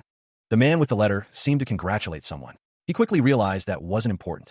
The man pleaded to wake the princess. He held up the letter, stating it was the agenda. Zephyr's eyes narrowed, focusing on the seal. Ornate chandeliers hang above, illuminating the room where a crucial discussion is about to unfold. The long table is surrounded by figures, each with their own thoughts and expectations for the meeting. One of the attendees notes that everyone has gathered, while another laments a lingering hangover. An apology is offered for the early morning gathering, setting a formal tone for the proceedings. A woman with long black hair announces her intention to share something before they begin. The topic at hand concerns the decisions made after a discussion with Queen Sylvestra during the banquet. One of the characters is named Daryl, and it is said that both of them will become a part of the party permanently. Two chibi characters express surprise at not being left alone, one of them admitting to feeling embarrassed. The woman with long black hair reflects on how her mother had already planned everything out, recalling when her mother came looking for her that morning. A red-haired character questions why they are receiving something, suggesting it should be given to Daryl instead. Kiera is asked if she remembers what she was told in the past. It is stated that one is born with a different fate from others, implying they will have to leave the forest one day. A blonde-haired character states that they will bring about new life, hinting at a significant role or responsibility. The last seed of the Tree of Life was presented to her, a request to nurture it. As the great elfin forest's last queen, this was her first assignment, to become the queen of the new world. To leave the forest, she must raise the tree that lacks its calling and establish a new kingdom, an incredible future soon to unfold. The method to end the cruel fate of their tribe and help them survive rested on her shoulders alone. The one who had a weak link with Lord YGG and was an empty vessel could contain the power of the newly raised tree. That weakness was the result her father and mother had intended. She was the miracle they desperately wanted. A tear streamed down YGG's face as she considered the weight of the task before her. While happy that her mother had awakened, she was also scared, afraid of the truth her mother had to tell her and the rumors that spread around. The woman with purple hair thought of her mother and father, realizing how dearly they thought of her, even about the things she worried about. She offered a silent thank you. The man with light green hair vowed to never think such foolish thoughts again. The two were welcomed, their dragon raid skills noted. They were now in the care of the speakers, who were pleased to have one more of the strongest 10 join them. The woman with long black hair stated that they would treat the two as core members of their party, needing them to join in meetings and giving them missions. The document outlines the process for requesting supplies, information, and consultation officially. A hand gestures over the documents, signaling the start of the meeting. The woman at the desk admits she doesn't know where they should start. The man with glasses says they should start with the head first, and he will explain the situation. The letter was sent by a member of their merchantry planted in the 3/3 parish. After St. Lucius raided one of the 8 challenges of the world, the tomb of the abominable princess, he sealed off the 3/3 parish and is living in seclusion. The man with white hair thinks people don't know of his existence as a regressor, so this is probably what everyone's guessing. Lucius has absorbed the dragon heart and is recovering, or he sold the dragon heart away secretly and is trying to get rid of any evidence of getting it. It doesn't matter which it is, investors are probably going crazy over it. If the dragon heart appears in an auction, it'll be sold for the highest possible price. Or was it just a baseless rumor that never existed to begin with? No matter which it is, people will be having a lawsuit over it for years. That's why the anxious investors who aren't sure if they'll be able to get their profits have hired a joint defense council. The Finance Council of the Temple of Light, investors in Lucius's party, were concerned. The council wanted to push the blame solely onto Lucius. Because Lucius was behind on debt payments for the stake of faith, a legendary item. The captain, Iron Maiden Gertrude, came to check if Odin was alive. Adventurers came to challenge Lucius after hearing the rumor that Odin and the Twin Knights died. The 3/3 parish was crowded with all sorts of people and under siege. The 4/4 parish Temple Knight Order demanded their money back from Lucius, calling him a scammer. Since the 3/3 parish lost many combatants in the tomb raid, their fighting forces weren't stable, YGEG considered. If a siege warfare broke out, not even the saint would last long without reinforcements. YGG wondered about the other side, if there was something even more urgent than the 3/3 parish's situation. However, the other side would be a letter from a butler of Lindell Castle regarding the weapon he uses. The weapon was very famous. Requiem, the legendary sword that belongs to the strongest person on the continent, John Howell, the Sword Saint. Lindell Castle stood proudly within Altaire's territory. A voice echoed, anticipating the arrival of Sir Zephyr. Ned, the castle steward, greeted the white-haired knight. He thanked Zephyr for his promptness, gesturing him forward. A memory surfaced, the last weapon Zephyr had chosen in his previous life. The image of the sword, Requiem, was clear. A voice, perhaps his own, declared that the current wielder of Requiem was neither him nor the Sword Saint. The memory continued, the white-haired man now identified as the last disciple of something, though the thought remained incomplete. The Sword Saint, Adirius, stood among a group. One of them remarked, with surprise, that someone was not the princess. Crimson eyes burned with intensity, the face framed by white hair streaked with red. A silent rage simmered. A sinister smile stretched across a man's face. Now that this son of a bitch had appeared, something was about to happen. Zephyr's face was shadowed, his expression unreadable. He wondered if he should just kill him right now. The swords stand as a testament to the strongest 10 of the continent. 5 years prior, at Kian Palace, a celebration was underway. The mercenary king, Gladys, had finally been defeated. Aaron Lucas was congratulated for his command of the troops and his overwhelming victory. Aaron Lucas admitted that he was not the strongest. The Lionite Order member considered the strong people he had fought so far. Even excluding demons and monsters, Aaron Lucas believed he was, at most, ranked 6th. The mercenary king was ranked at 9. Someone wondered who on earth were the 5 people stronger than him, and who were the people below him. King Leo, the 3/3 of Kian Kingdom, was curious as well. He would answer if his king wished to know. The strongest person is the Sword Saint, John Howell. The second is the Magic Tower's Grand Sorcerer, Henrik. The third is the Temple of the Sky's Knight of Blessing, Roland. The fourth is from the Sahara Desert's battle race, or Blue Blade, Karna. The fifth would be the Burning Forest Witch, Galathea. The sixth is Aaron Lucas. The seventh would be Dariel, the son of the Great Elfin Forest. The eighth would be Dominique, the Iron Mace of Faith from the Temple of Light. The ninth is the mercenary king, Gladys, who's said to be his rival. And the 10th, 2 people who act like an individual, the twin knights of the Vigo family. Before Zephyr departed Lindell, the legend of Sir Lucas grew rapidly. Since Sir Lucas was the aspiration of many knights, the list of those he acknowledged spread like wildfire. Those who were pretty good at fighting from all over the world would challenge them. They defeated way too many challengers. This list became known as the strongest 10 of the continent. That's how the strongest 10 of the continent originated, solidifying their place in history. Besides Dame Ophelia defeating the twin knights, there was also the mercenary king being executed for treason. The ranking hasn't changed much for 2 years, a testament to their power. 7 years ago, when there was an internal conflict over who would become the ruler of the forest, he remembers fighting a pretty strong human knight. The list is inaccurate, Sir Ned isn't in it either. This is a list made 5 years ago. He was still growing up back then. Regardless of where one starts off, if they want to become famous, they'll have to either defeat one of the strongest 10, or appear in the world with a keepsake of a strongest 10. That's the unspoken rule. Previous life, everything started to get chaotic after Aedirius appeared. Because of what he said about his master having passed on, the world changed. Fighters of all kinds sought to fill the empty spot. Meanwhile, Ned was declared a wanted criminal. Someone unseen before appeared with the sword of the legendary Sword Saint, a swordsman who, if what he says is the truth, the information at hand could be critical. Then this is the most urgent matter at hand, according to John Howell. He is someone whom the demon god cult leader is most cautious of. Sword Saint, John Howell. Her other name is Sorceress Elvalaren. Her nickname long ago was the White Queen, and her true identity is the White Dragon Nemeshuna. A disciple of a dragon? She'd never heard of that before. Lost magic. As expected of the princess, she's created tons of incredible relationships. Isn't John the name of a man? Are things different for humans? I think humans have a swordsmanship known as Zornha. So she probably either thought it was okay for her to use a similar sounding name, or she's using a fake name. Is that what you're surprised about, though? Ned Streer seemed troubled by the contents of the books he read. He wondered if a white dragon was killed by the black dragon. The information he had was incorrect. The white dragon wasn't dead, but sealed away. She would send her incarnation every 100 years. The woman with long dark hair recalled that her incarnation was grooming someone.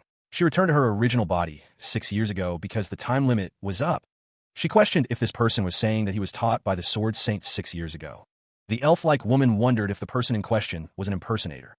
The woman with long dark hair knew the truth, of course. She thought that he was not an impersonator. Aedirius is a true disciple of Master, she had heard.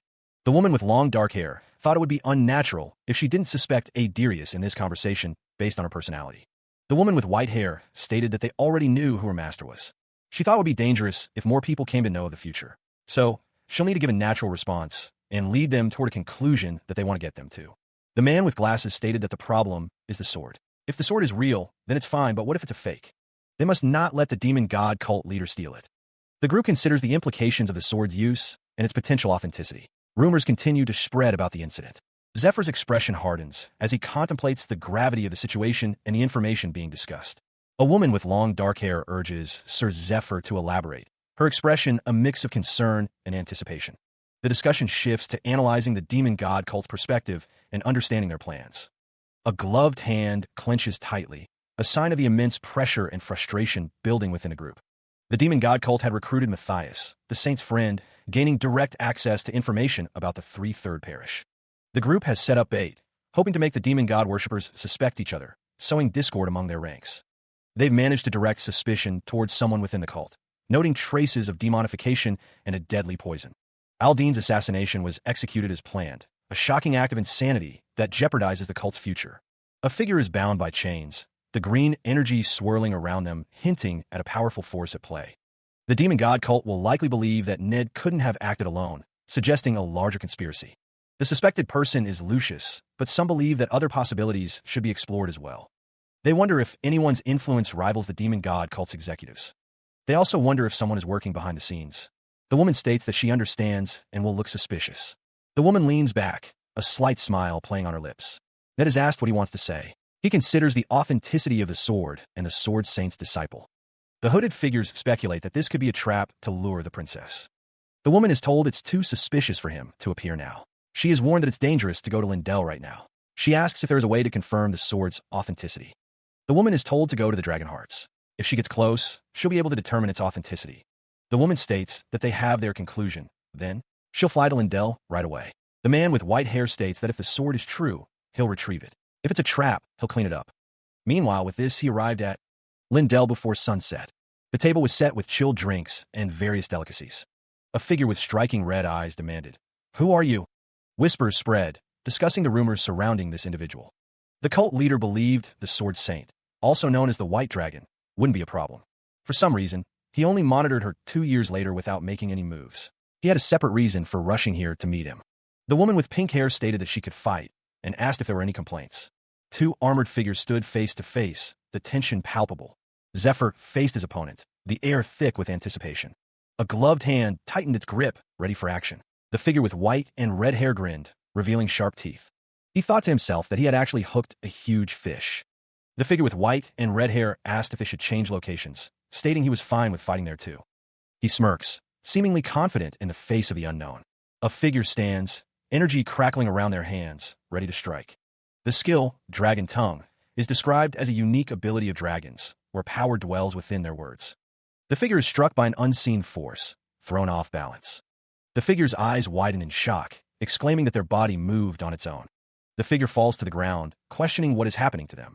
Zephyr stands above the fallen figure, an unreadable expression on his face. The panel reveals Zephyr's mother, who wanted to raise him differently from his father. The group wonders what they should do now that 80 has been dragged away. Nina Risha insists they help 80, noting the dangerous look in his eyes. Hardyho disagrees, stating that 80 simply went to finish a fight and they shouldn't interfere. A voice apologizes for keeping someone for a month, despite needing to meet Princess Altair. A little later, he reassures himself that it's okay to go later, as there are still many monsters to deal with.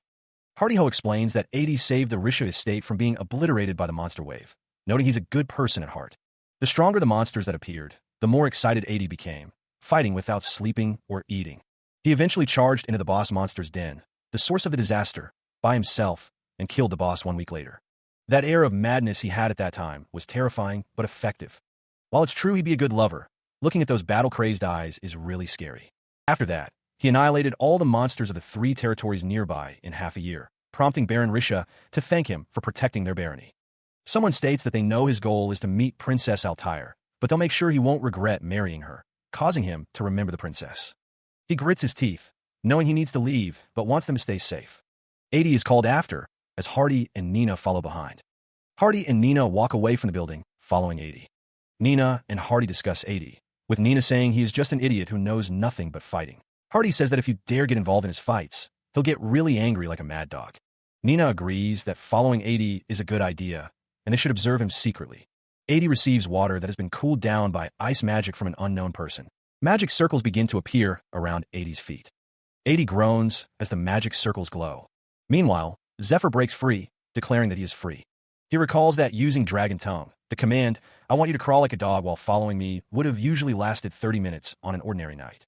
Someone notes that he broke free in 12 minutes, and his items are really good.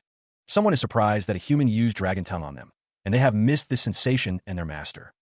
The armored figure questions his opponent, probing for information. Is he a servant of a dragon, or an owner of a dragon heart? A surge of power emanates from the warrior's hand, as he prepares to unleash a skill. The skill is called Earth's Cradle. The skill, Earth's Cradle, belongs to the white dragon, who rules over land. It allows one to hide any item within the alternate dimension in the ground. The warrior smirks, dismissing the importance of his opponent's identity. His master told him it doesn't matter what they are. Idirius declares that he won't go easy on someone like his opponent, whom he has just met. He is Idirius, the disciple of John Howell, the Sword Saint. Idirius stands ready, surrounded by swirling energy. He prepares to demonstrate the power he wields as a disciple of the Sword Saint. There are three primary reasons as to why Idirius is stronger than others. He is about to elaborate on these reasons. The reasons include an overpowered master, born talented, and crazy good items. The silver lion mithril armor is a treasure made. The armor is made from the bones of the white dragon. It makes one immune to all sorts of abnormal statuses like extreme heat and cold, poison, and curses. Thanks to those abilities, Idirius can fight in any situation and even fight against dragons. He is a formidable opponent. Idirius is strong even without a dragon heart. He stands ready to face any challenge, his armor gleaming in the light. The warrior displays his gauntlet, confirming its identity. That's Requiem, right? Just so you know, he says. He held a massive blade, its history echoing in the air. It was a dragon-slaying sword made 1,000 years ago. Idirius spoke, the terms of the challenge laid bare. It just drank fresh dragon blood. A bead of sweat trickled down his face, the intensity of the moment palpable. Idirius continued, revealing the stakes. There's a dragon heart. He gestured towards a glass, the liquid within shimmering. And here's water in a cup. Idirius held up the glass. The condition's clear. If even a drop of it spills out, it'll be your win. He offered a further incentive, the stakes rising higher. If I lose, you can have both Graham and the dragon heart. Idirius smirked, the challenge laid out. That's easy to understand. If you win, you want Requiem? Zephyr's eyes narrowed, his anger simmering. Keep that to yourself, fucker. Idirius held the glass out, a cruel smile playing on his lips. If I win, I'll decide your nickname. Whitey, Baduck, or Mutt. Zephyr's gaze intensified, his resolve hardening. For the intelligence of someone who crawled for 12 minutes, because of my skill, I'm already giving you plenty of respect there. You get it, right? Idirius laughed, the sound echoing with arrogance. Bah! He clashes against Idirius, the force of the blow creating a shockwave. The swords meet, a high-pitched ring echoing through the air. Idirius stares down at Zephyr, asking if he's out of his mind. Idirius declares that if he loses, he'll become Zephyr's dog. The swordsman unleashes a flurry of blows, each strike carrying immense power. He parries the attacks, sparks flying as the blades collide again and again. Idirius stands firm, his sword radiating a fierce energy. It's noted that Idirius is doing well despite only using one hand, his swordsmanship allowing him to control the huge sword freely. The question arises, what about his strength, though? Idirius activates Lion's Roar, an exclusive skill of the Silver Lion Mithril armor that maximizes defense by using powerful energy to cover the body, reducing physical and magic damage by 50%. He continues his assault, his movements now enhanced by the protective skill. Zephyr is forced to evade, narrowly avoiding a devastating blow. He cries out, struggling against the overwhelming force. Idirius unleashes a torrent of energy, the air crackling with power. The landscape is torn apart by the sheer force of the attack. The observers exclaim Idirius' name, one noting that he has grown even stronger since their last encounter. Zephyr stands amidst the destruction, bracing himself for what comes next. Idirius laughs, declaring that Zephyr's strength has passed the test. Idirius is surrounded by crackling energy, the power radiating from him. Blades of energy cut through the air. Zephyr and Idirius clash amidst a storm of energy, their battle reaching a fever pitch. Idirius declares what a real fight should look like. He extends his hand, a surge of power emanating from his palm. Zephyr grits his teeth, bracing for the incoming attack. The power takes the form of a spectral dragon, its presence dominating the battlefield. The dragon's power slams into Zephyr, sending him crashing through the environment. Zephyr struggles to comprehend the sudden shift in Idirius' abilities. What? Since when did he? Idirius strains, the weight of his own power bearing down on him. So heavy, I can't come out of it. Zephyr finds himself unable to move, trapped by an unseen force. No, I can't even move. It's as if something is tightly gripping my entire body. The telekinetic grip tightens, the spectral dragon's influence growing stronger. Idirius channels the skill Dragon's Way, drawing power from the absorbed dragon heart. The current exclusive trait of the Dragon's Way skill is telekinesis, a blue dragon's power made manifest. Zephyr is lifted into the air, completely at the mercy of Idirius' telekinetic abilities. This Idirius met in his previous life, already the strongest among the strongest 10. That's why he wanted to test him out a little, but the rookie still had a long way to go. This isn't the level of skill he remembers. There must be some reason for his explosive growth in the future. That reason is, he's glad. If this damn kid, who can't stand to sit still for a moment. He left Lindell Castle because he was bored and met her. Then he would have become an existence he can't subdue, even with his strength. But this time, it'll be different. In this life, the first strong foe you meet after leaving your master, and the reason you become stronger, is different. You're a sword, and I'll be the master who wields you. Then call me master from now on, Mutt. 6 years prior, the time allotted dwindled. The figure apologized to Altair, stating this was all they could teach. The figure, cloaked in light, expressed confidence that Altair would find what they needed, even without their help. The way to complete this magic. And the way to defeat that man, the cult leader, was fraught with difficulty. The figure thought, their expression grim. Magical energy swirled around a distant moon, a testament to the power at play. The avatar form had begun manifesting 25 years prior, remaining for quite some time. The figure wondered if they, too, were experiencing changes as the prophesied day approached. There had been a lot of trial and error. The figure had taught many talented children, but they either gave up or developed twisted personalities. The figure was glad to meet Altair for the last time. Altair kept fighting without giving up on the world, and would probably become the hope of people.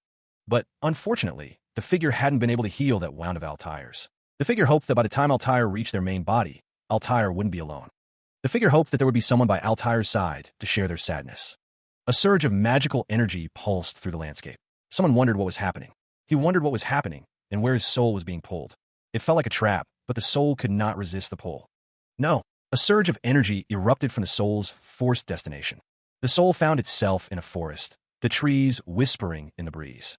The soul, now in the form of a lizard, coughed, wondering what had just happened. It was dusty and stuffy, and he wondered why he would feel that way in his soul form. Suddenly, a hand grabbed the lizard, trapping it. A boy held up the lizard, declaring it his dinner. The boy wondered if he should grill or boil the lizard. The lizard realized he had somehow possessed the body of a lizard and almost got eaten by an orphan boy, something he couldn't believe. Through that meeting, he became the Sword Saint's disciple. After that, the master taught him everything she could before her time in that body was up. At that time, she gave him the armor and sword and asked him to help the princess. Idirius declared that a man doesn't go back on what he said during a fight. He vowed to be the master's dog and serve her from now on, ready to do whatever she wanted. It worked well. Well, he guessed this was to be expected, though. There's only one reason for Idirius to move around right now, his thirst for fights. That meant he could have really died of boredom after descending the mountain. He thought he'd go crazy from being bored. No matter who Idirius fought, be it boss monsters, knights, or bandits, they were all too weak. He thought to himself, was fighting this boring? Wasn't it supposed to be a bit more exhilarating? Since Master is gone now. He wondered where he could find such thrill again. Idirius had worried about it so much, but Idirius finally found his answer, sitting on his throne.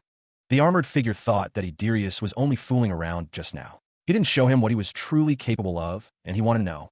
The armored figure wanted to know what skills Idirius was hiding, and just how strong he really is. The armored figure wanted to fight Idirius again, and defeat him eventually. Idirius stated that when you raise a dog, they don't just drive away. The armored figure asked if Idirius wanted him to play with him and give him snacks. He said he'd only have energy and be able to do what he's supposed to do if Idirius did that with him. The armored figure stated that it was all right then, and to come here. Idirius told the armored figure that there was his snack.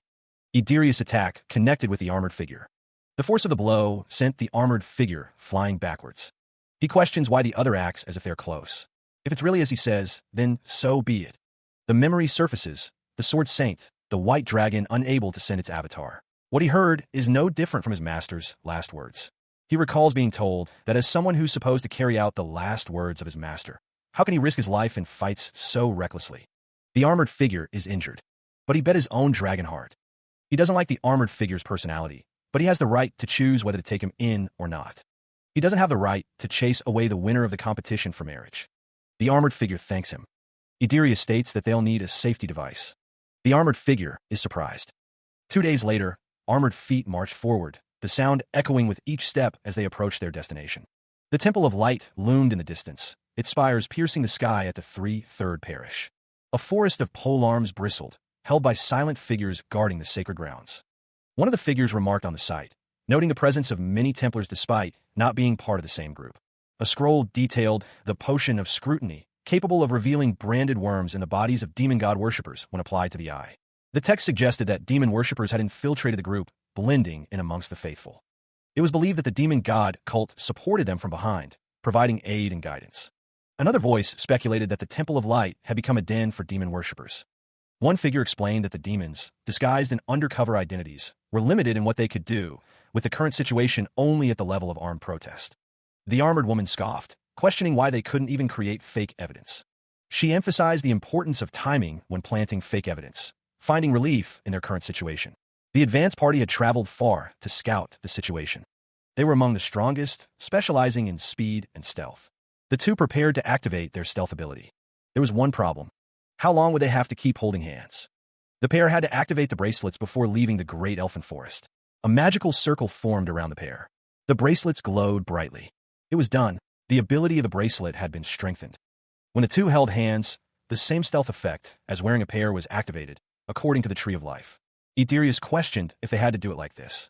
One person was enough for the advance team, the princess stated. They couldn't just worry about an all-out war, they also needed to stop individuals with exceptional abilities from interfering. The woman explains that Ophelia is needed because she can recognize the smiling woman. That's why Ophelia, the only person who can recognize the smiling woman, is needed.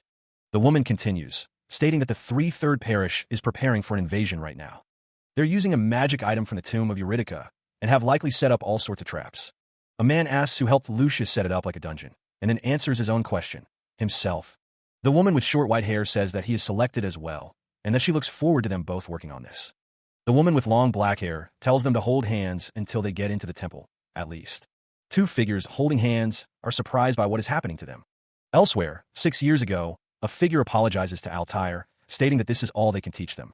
The figure continues, saying that they're sure Altair will be able to find it, even if they're not around to help anymore. The way to complete this magic is the way to defeat that man, the cult leader. A beam of light pierces the night sky, illuminating the full moon. The avatar form began manifesting 25 years ago, remaining present for quite some time. Am I experiencing changes as well? Because that day is impending, Altair wondered. There were many trials and errors, Altair reflected, remembering teaching many talented children. Altair was glad to have met them for the last time, knowing they kept fighting without giving up on the world. But unfortunately, Altair wasn't able to heal that wound of theirs, the figure thought sadly. Altair hoped that by the time they got to their main body, they wouldn't be alone. Altair hoped that there would be someone by their side to share their sadness. A strange energy crackles in the air, as Altair wonders what is happening.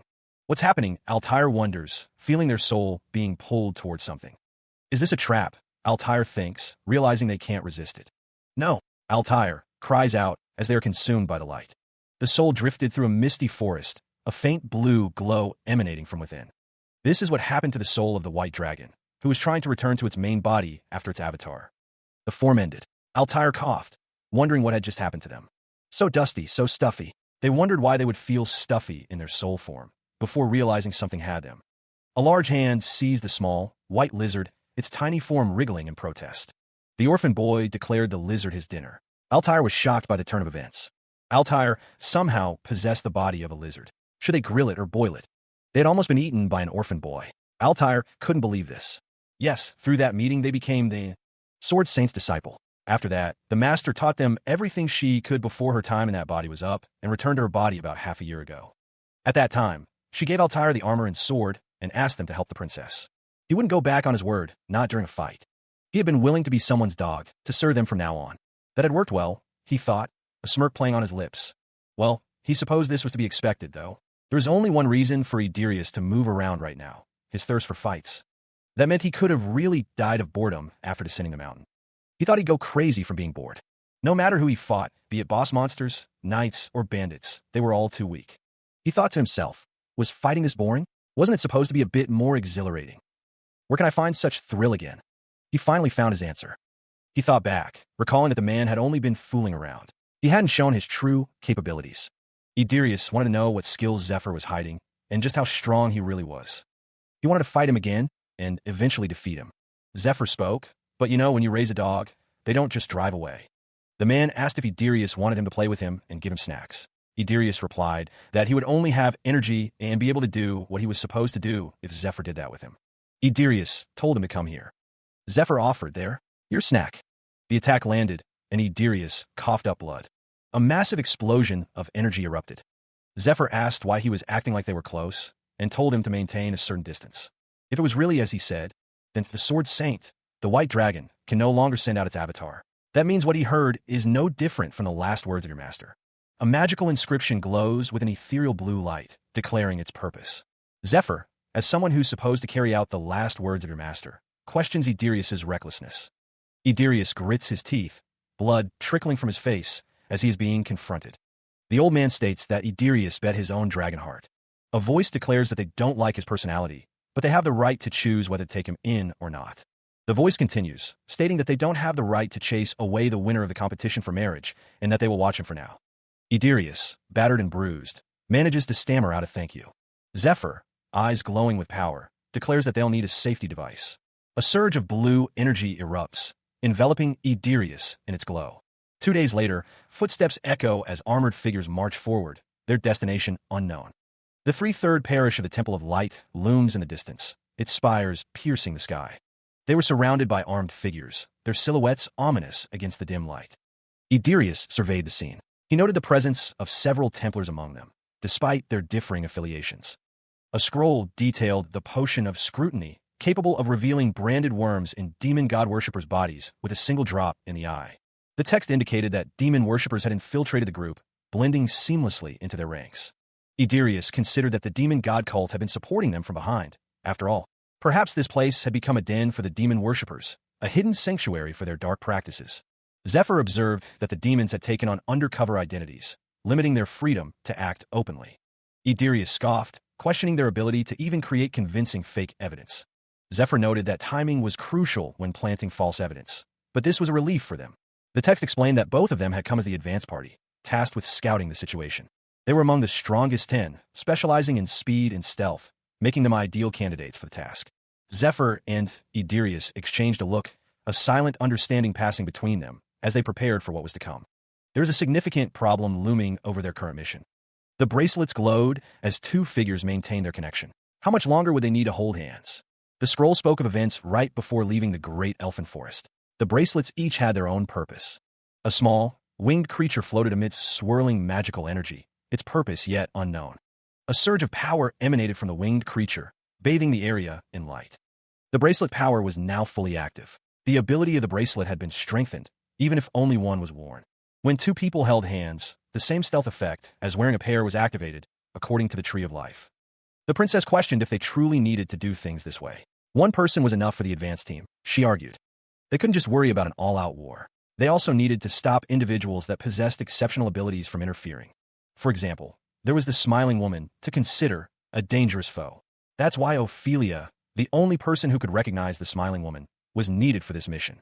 The third parish was preparing themselves for an invasion right now, using the magic item they got from the tomb of Eurydica. The group suspected that the area was riddled with traps. Someone asked who helped Lucius set it up like a dungeon. The voice confirmed that they were selected as well. They would look forward to them working on this and go to 3/3 parish. Ophelia Amleth stated that since they don't know what kind of skilled people will be there, they should hold hands until they get into the temple. Two figures held hands, one hoping they'd never let go. The other questioned what was happening. The order came down from on high. Everyone from the Magic Tower and Danakil would be stationed in the Great Elfin Forest. The capital aristocracy recommendation was in, and Milia was told to get it together. This was her chance. Someone needed various magic tools for the Ice Dragon raid, tools that could be made, of course, for a price. The production efficiency would be increased if they used their production plant, a chance to show off ingenuity. If this chance was missed, they would no longer be a mage. Someone vowed to forever be loyal, and Milia would help a lot since they were shorthanded. The rest of them were going to the 3/3 parish. Undell Castle stood in the distance. The Silver Lion mithril helmet, in training mode, sat heavily on its wearer's head. The helmet, made by the White Dragon for his disciple, changed form when the transformation spell was chanted in Dragon Tongue. Someone wondered how he knew the mode transformation spell, and why they had to cut so many onions. A jewel, a lion's blood drop, came apart during training mode to become a controlling device.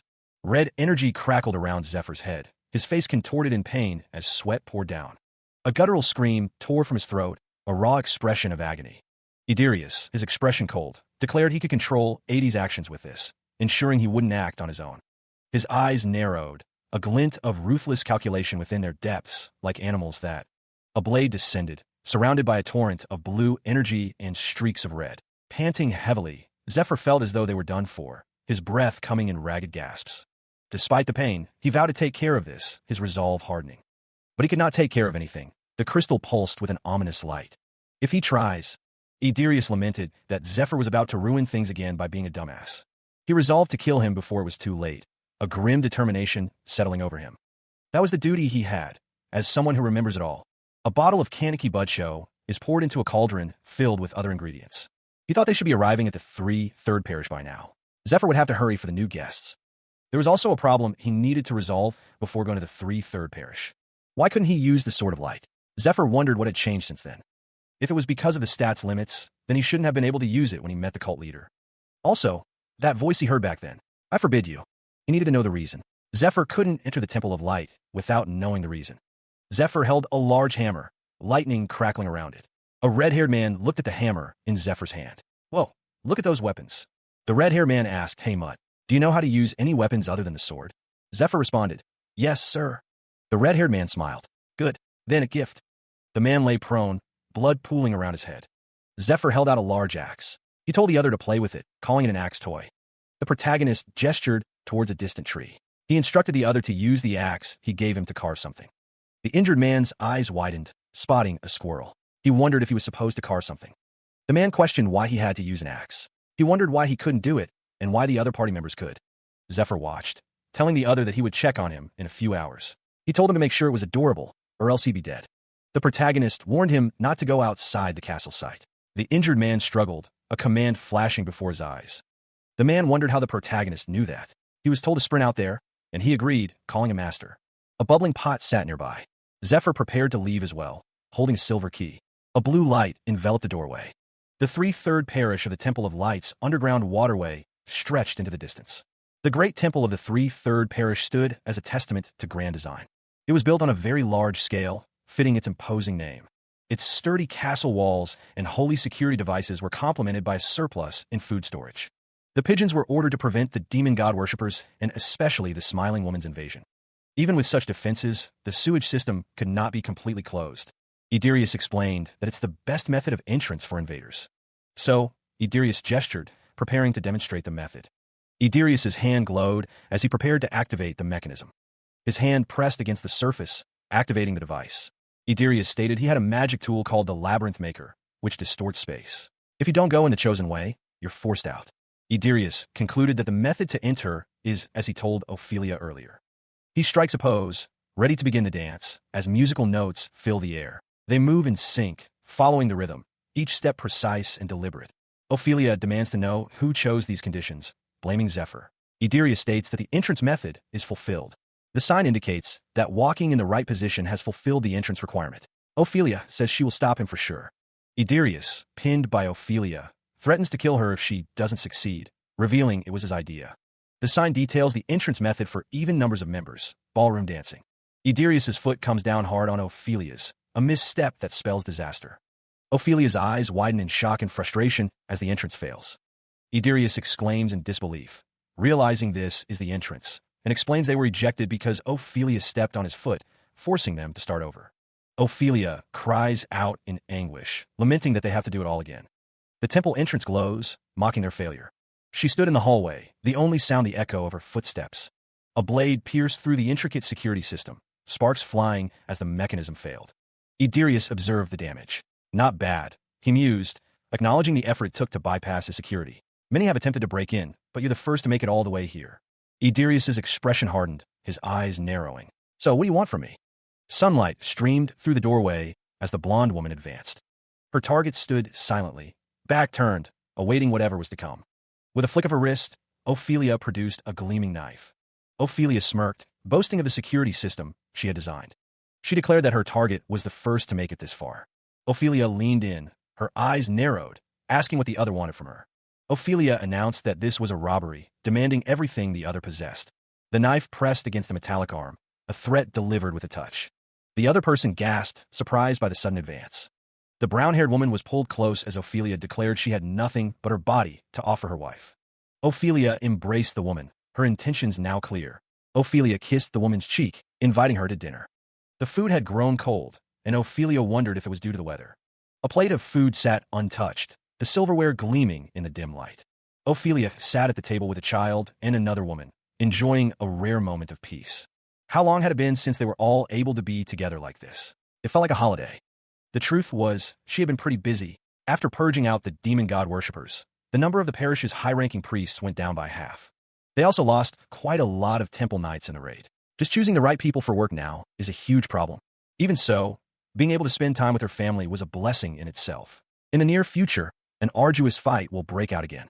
At that time, they won't have the time to sit down together and eat like this.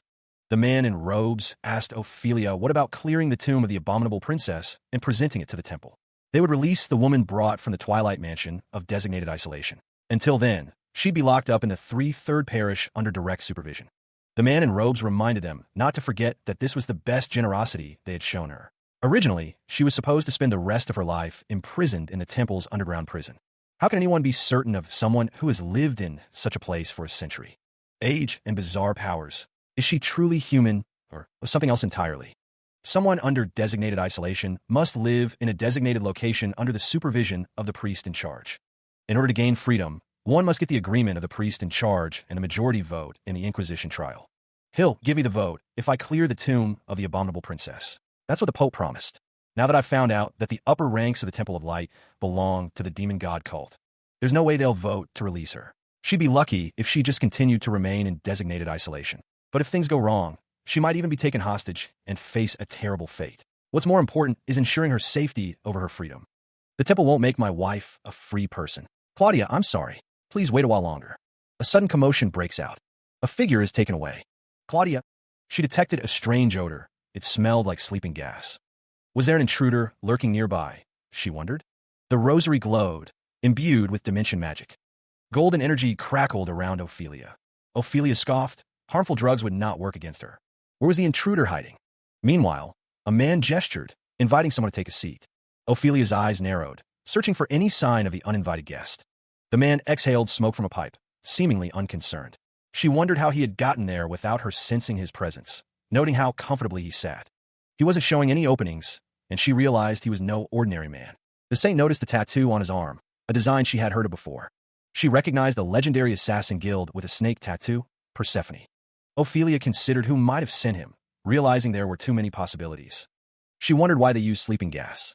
Ophelia reasoned that if the intruder intended to assassinate or threaten them, they wouldn't have used sleeping gas. Elsewhere, the man with the pipe noted that the timing was strange. Ophelia realized what it was, someone who liked to test her. She asked if her father sent him. The man with the pipe remarked that it took her 1 minute to guess that, and said good. Ophelia confirmed that she hadn't been brainwashed or mind-controlled by someone smarter than her. The panel shows Duke Cesare Giornetti. Duke Cesare Giornetti, the Empress brother, is the leader of the Qian Kingdom Western Alliance, a powerful noble who possesses great wealth and power. Rumor has it that among those guests, there are royalties of fallen kingdoms and even assassins. The Duke asked him to help him with something, saying he suddenly lost contact with his son and wants him to find out what happened. The man with the pipe said, well, actually, the man with the pipe reveals he infiltrated the temple last week. He claims to have gotten a rough grasp of the situation. He adds that he was also able to check if she still has the branded worm. Ophelia is shocked by this revelation, stating she had no idea. Lady Ophelia looks concerned as the man states that in that case, he'll make talking quick. He needs her to tell his father that he can make up for the losses. The man's voice echoes as he states the faster they do this, the more profits they'll earn. He seems impatient to get things done. The man with the pipe assures Ophelia that her wife and son will wake up 6 hours later, feeling refreshed. He tells her there's no need to use her purification skill on them. The man with the pipe declares that enough of what he's been tasked to do. From now on, it's personal business, he thinks to himself. The man's face is shadowed as he demands, where's Zephyr? His expression is intense and menacing. Ophelia is visibly startled by the question. She wonders how he knows about Zephyr's presence. The man with the pipe coldly responds that it's none of her business. He seems unwilling to reveal his sources or methods. The man's face is close, his expression threatening. He is about to reveal what she needs to know now. He warns Ophelia that what will happen to her if she gives him a dissatisfactory answer. He reveals he's fed her a time-release poison. Ophelia realizes he fed the poison to 50 priests within the temple without them realizing it. Since there are no external symptoms, they won't use the purification skill. Their senses would become sensitive, drawn by the scent of the poison. The poison had been smeared everywhere, a subtle trap laid for the unsuspecting. Eventually, they would attempt to escape this place via the culvert. The figures in white robes moved with a disturbing, single-minded purpose. The culvert was a place where sewage passed, a means to get to the outside world, allowing free movement. What they say will become the justification for others. Those who had no choice but to watch would now have the justification to launch a siege war. The figure warned that the poison would remain in effect, even if defeated. The figure demanded that they be told everything about Zephyr as soon as possible, declaring it was time to speak. The 3/3 parish culvert employs a space-distorting force field created with the Labyrinth Maker. The force field is asymmetrical, requiring designated magic to enter. Beyond the force field, further security measures are in place. Traps and guards watch over who enters and leaves the area, adding layers of protection to the culvert. One of the security measures involves runestones. These runestones have been deployed, but they cannot be seen by the naked eye. The runestones are part of a larger magic formation. This formation is designed to detect any attempts at trespassing within a culvert. Each runestone is connected to the others, forming a network of magical detection throughout the 3/3 parish culvert. The alarm system is triggered. The monks are alerted to the intrusion, their expressions shifting to concern and readiness. These magic formations are simple in design, yet effective in detecting unwanted presence. The alarm is now active. When a magic formation detects an attempt at trespassing, it sounds an alarm. A woman with long blonde hair reacts to the alarm. The alarm blares, its sound echoing through the culvert, signaling a breach in the established security. The alarm continues to blare, its intensity growing as the intruder remains within the confines of the 3/3 parish culvert. A man, smoking a cigarette, is asked if he is starting to realize his situation now, as the alarm continues to sound. The woman with long blonde hair states that there are only a few minutes left for the information she wants, questioning if that is all there is to the trap. The gravity of the situation hung heavy in the air. Lady Ophelia remarked that it seemed her companion was unaware of the knights stationed nearby. She added that the knights should easily subdue the priests who have lost their minds. Ophelia stated that there was a way to cleanse the poison remotely. She clarified that while the poison would not be gotten rid of just by defeating them, she could find out how to detoxify them by force. Lady Ophelia stated that she would ask this in return. The other party questioned why she was asking in such a situation. The unseen figure wondered if it was because they thought the knights would buy them time. A voice doubted that the knights could do anything while they were all sound asleep. The rosaries of the knights were shown. The waiting room of the knights in front of the culvert was silent, save for the snores of the sleeping knights. The voice declared that whether the other party wanted to fight or drag this on, the only person who stood to be at a disadvantage was the saint. He leveled his blade, a stern warning etched on his face. Don't think about doing anything stupid. A sudden flash of light erupted around the sword, signaling an imminent attack. The force slammed into Zephyr's back, sending a jolt of pain through him. Energy crackled around him, the air thick with unseen power. A thunderclap palm strike landed, the force of the blow visible in the distortion of the air. More energy surged, the attack relentless and unseen. Zephyr, caught off guard, could only manage a bewildered, "What? But I was on guard against my surroundings?" Meanwhile, Ophelia and Claudia sensed the disturbance. Is this the saint's skill? Claudia wondered. Ophelia quickly denied it. Claudia realized, someone else is here. While I wasn't paying attention, an unfamiliar scent got inside this place. The unseen attacker continued their assault, energy blasts raining down. The barrage intensified, the room filled with the crackling sound of raw power. He felt the power emanating from the single gauntlet on his arm. The effects, even with just one, were incredible. The attacker's eyes glowed with an eerie light, assessing the situation. Based on the trajectory of his attack, the attacker pinpointed Zephyr's location. Zephyr braced himself as the unseen force drew closer. The attacker decided there was no need to get close to the knife of a poison user. A metallic click echoed as the attacker prepared his weapon. The attacker's expression hardened, his intent clear. Zephyr was sent flying backwards from the force of the blow. The sound of impact reverberated through the air. He struggled to regain his footing amidst this swirling energy. The attacker's weapon crackled with green energy, ready for another strike. The air crackled with potent energy, a silent prelude to a coming storm. He was struck by an unseen force, the impact sending tremors through his body. Claudia mused, contemplating the movements of her past comrades. She believed they would soon venture to the 3/3 parish. Zephyr was asked to convince him to join their party, but he didn't think he could. Claudia insisted he was perfect for the task. Zephyr was instructed to capture Altair, as he would be the one to persuade him to join. His abilities as an assassin were well known. Altair's mastery extended to all kinds of poison, even surpassing Zephyr's own expertise. The strengthener Altair used could make him equal to a vanguard of the dragon raid. Claudia asked Zephyr to just beat him up a little, but Zephyr thought it was a ridiculous request. Claudia doubted Altair would use the precious poison he'd use in a dragon raid this time around. The materials were really hard to get. Claudia was sure Ned would be able to do this, because he's the only human in this whole world who can. Altair dispelled stealth. Claudia wondered if he had received the blessing of the Elf Queen. Claudia looked up, relief washing over her features. Sir Ned was back, meaning the Blue Dragon raid had been a success. She steeled herself, resolving to do what must be done. Zephyr frowned, considering Altair's actions. Why would he dispel his stealth? It would have been more advantageous to keep it active. The force of the blast sends bodies flying through the air. Ophelia stands over the fallen, her sword glinting in the dim light. One of the figures complains about the situation, recalling a previous ballroom dancing incident. Another suggests they get lost if they don't want to do this, deciding to go in by themselves. Ophelia is glad she was on standby near the entrance, as another figure states that the situation only happened because her feet were there. Ophelia thinks that he should have made it into the building by now, and that she should prepare to go in too. She considers infusing mana into the seeds. The plants, received from the elves, are watered and begin to grow. The roots of the massive tree structure writhe and groan. Ophelia stands before the massive tree root structure. Ophelia thinks that she should be able to stop anyone from running away with this, but feels uneasy, wondering what is happening over there, and that she should knock out anyone who tries to pass through this place. Her eyes narrow, a sense of urgency washing over her. Let's hurry. He might be in a situation where she's needed. Elsewhere, bare feet tread across a cold, hard floor, each step echoing in the vast space. Ophelia stands tall, her wings spread wide as she surveys the scene before her. Meanwhile, a weapon lies discarded on the ground, a testament to a recent struggle. The man with white hair sits, observing the scene. He wonders if the house owner is here, noting it's been a while. Ophelia's bare foot steps onto the discarded weapon, the sound echoing through the room. Ophelia demands an explanation, questioning what Zephyr is trying to do again. The man with white hair observes, commenting that the place looks like shit. The man thinks that this place is huge, but it doesn't feel cozy at all. Ophelia declares that she's going to get rid of this shitty-looking sofa. The sofa is destroyed in a burst of energy. She emanated a powerful aura, her expression a mix of shock and anger. Ophelia demanded, voice rising, to know what he thought he was doing, reminding him that those were precious items. Zephyr, unfazed by her outburst, questioned if she thought the furniture was precious or expensive. A turtle-shaped hourglass ticked away, counting down the time. Zephyr stood his ground as Ophelia watched him, her anger palpable. Zephyr declared that time was up, leaving Ophelia to wonder what he was planning. A pot bubbled with a dark liquid, a ladle resting inside.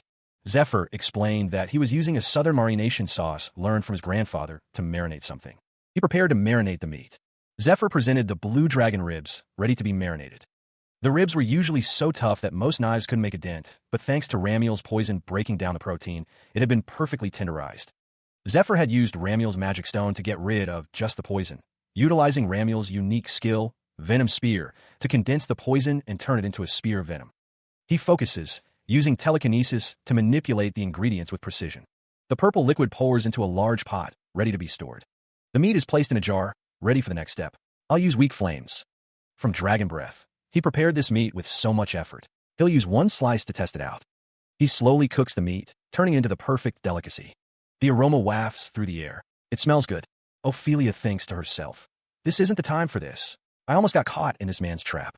Ophelia observes, stating she came because it was noisy, but she was worried over nothing. It looks like he's putting the room she gave him to good use after all. She tells him to do whatever.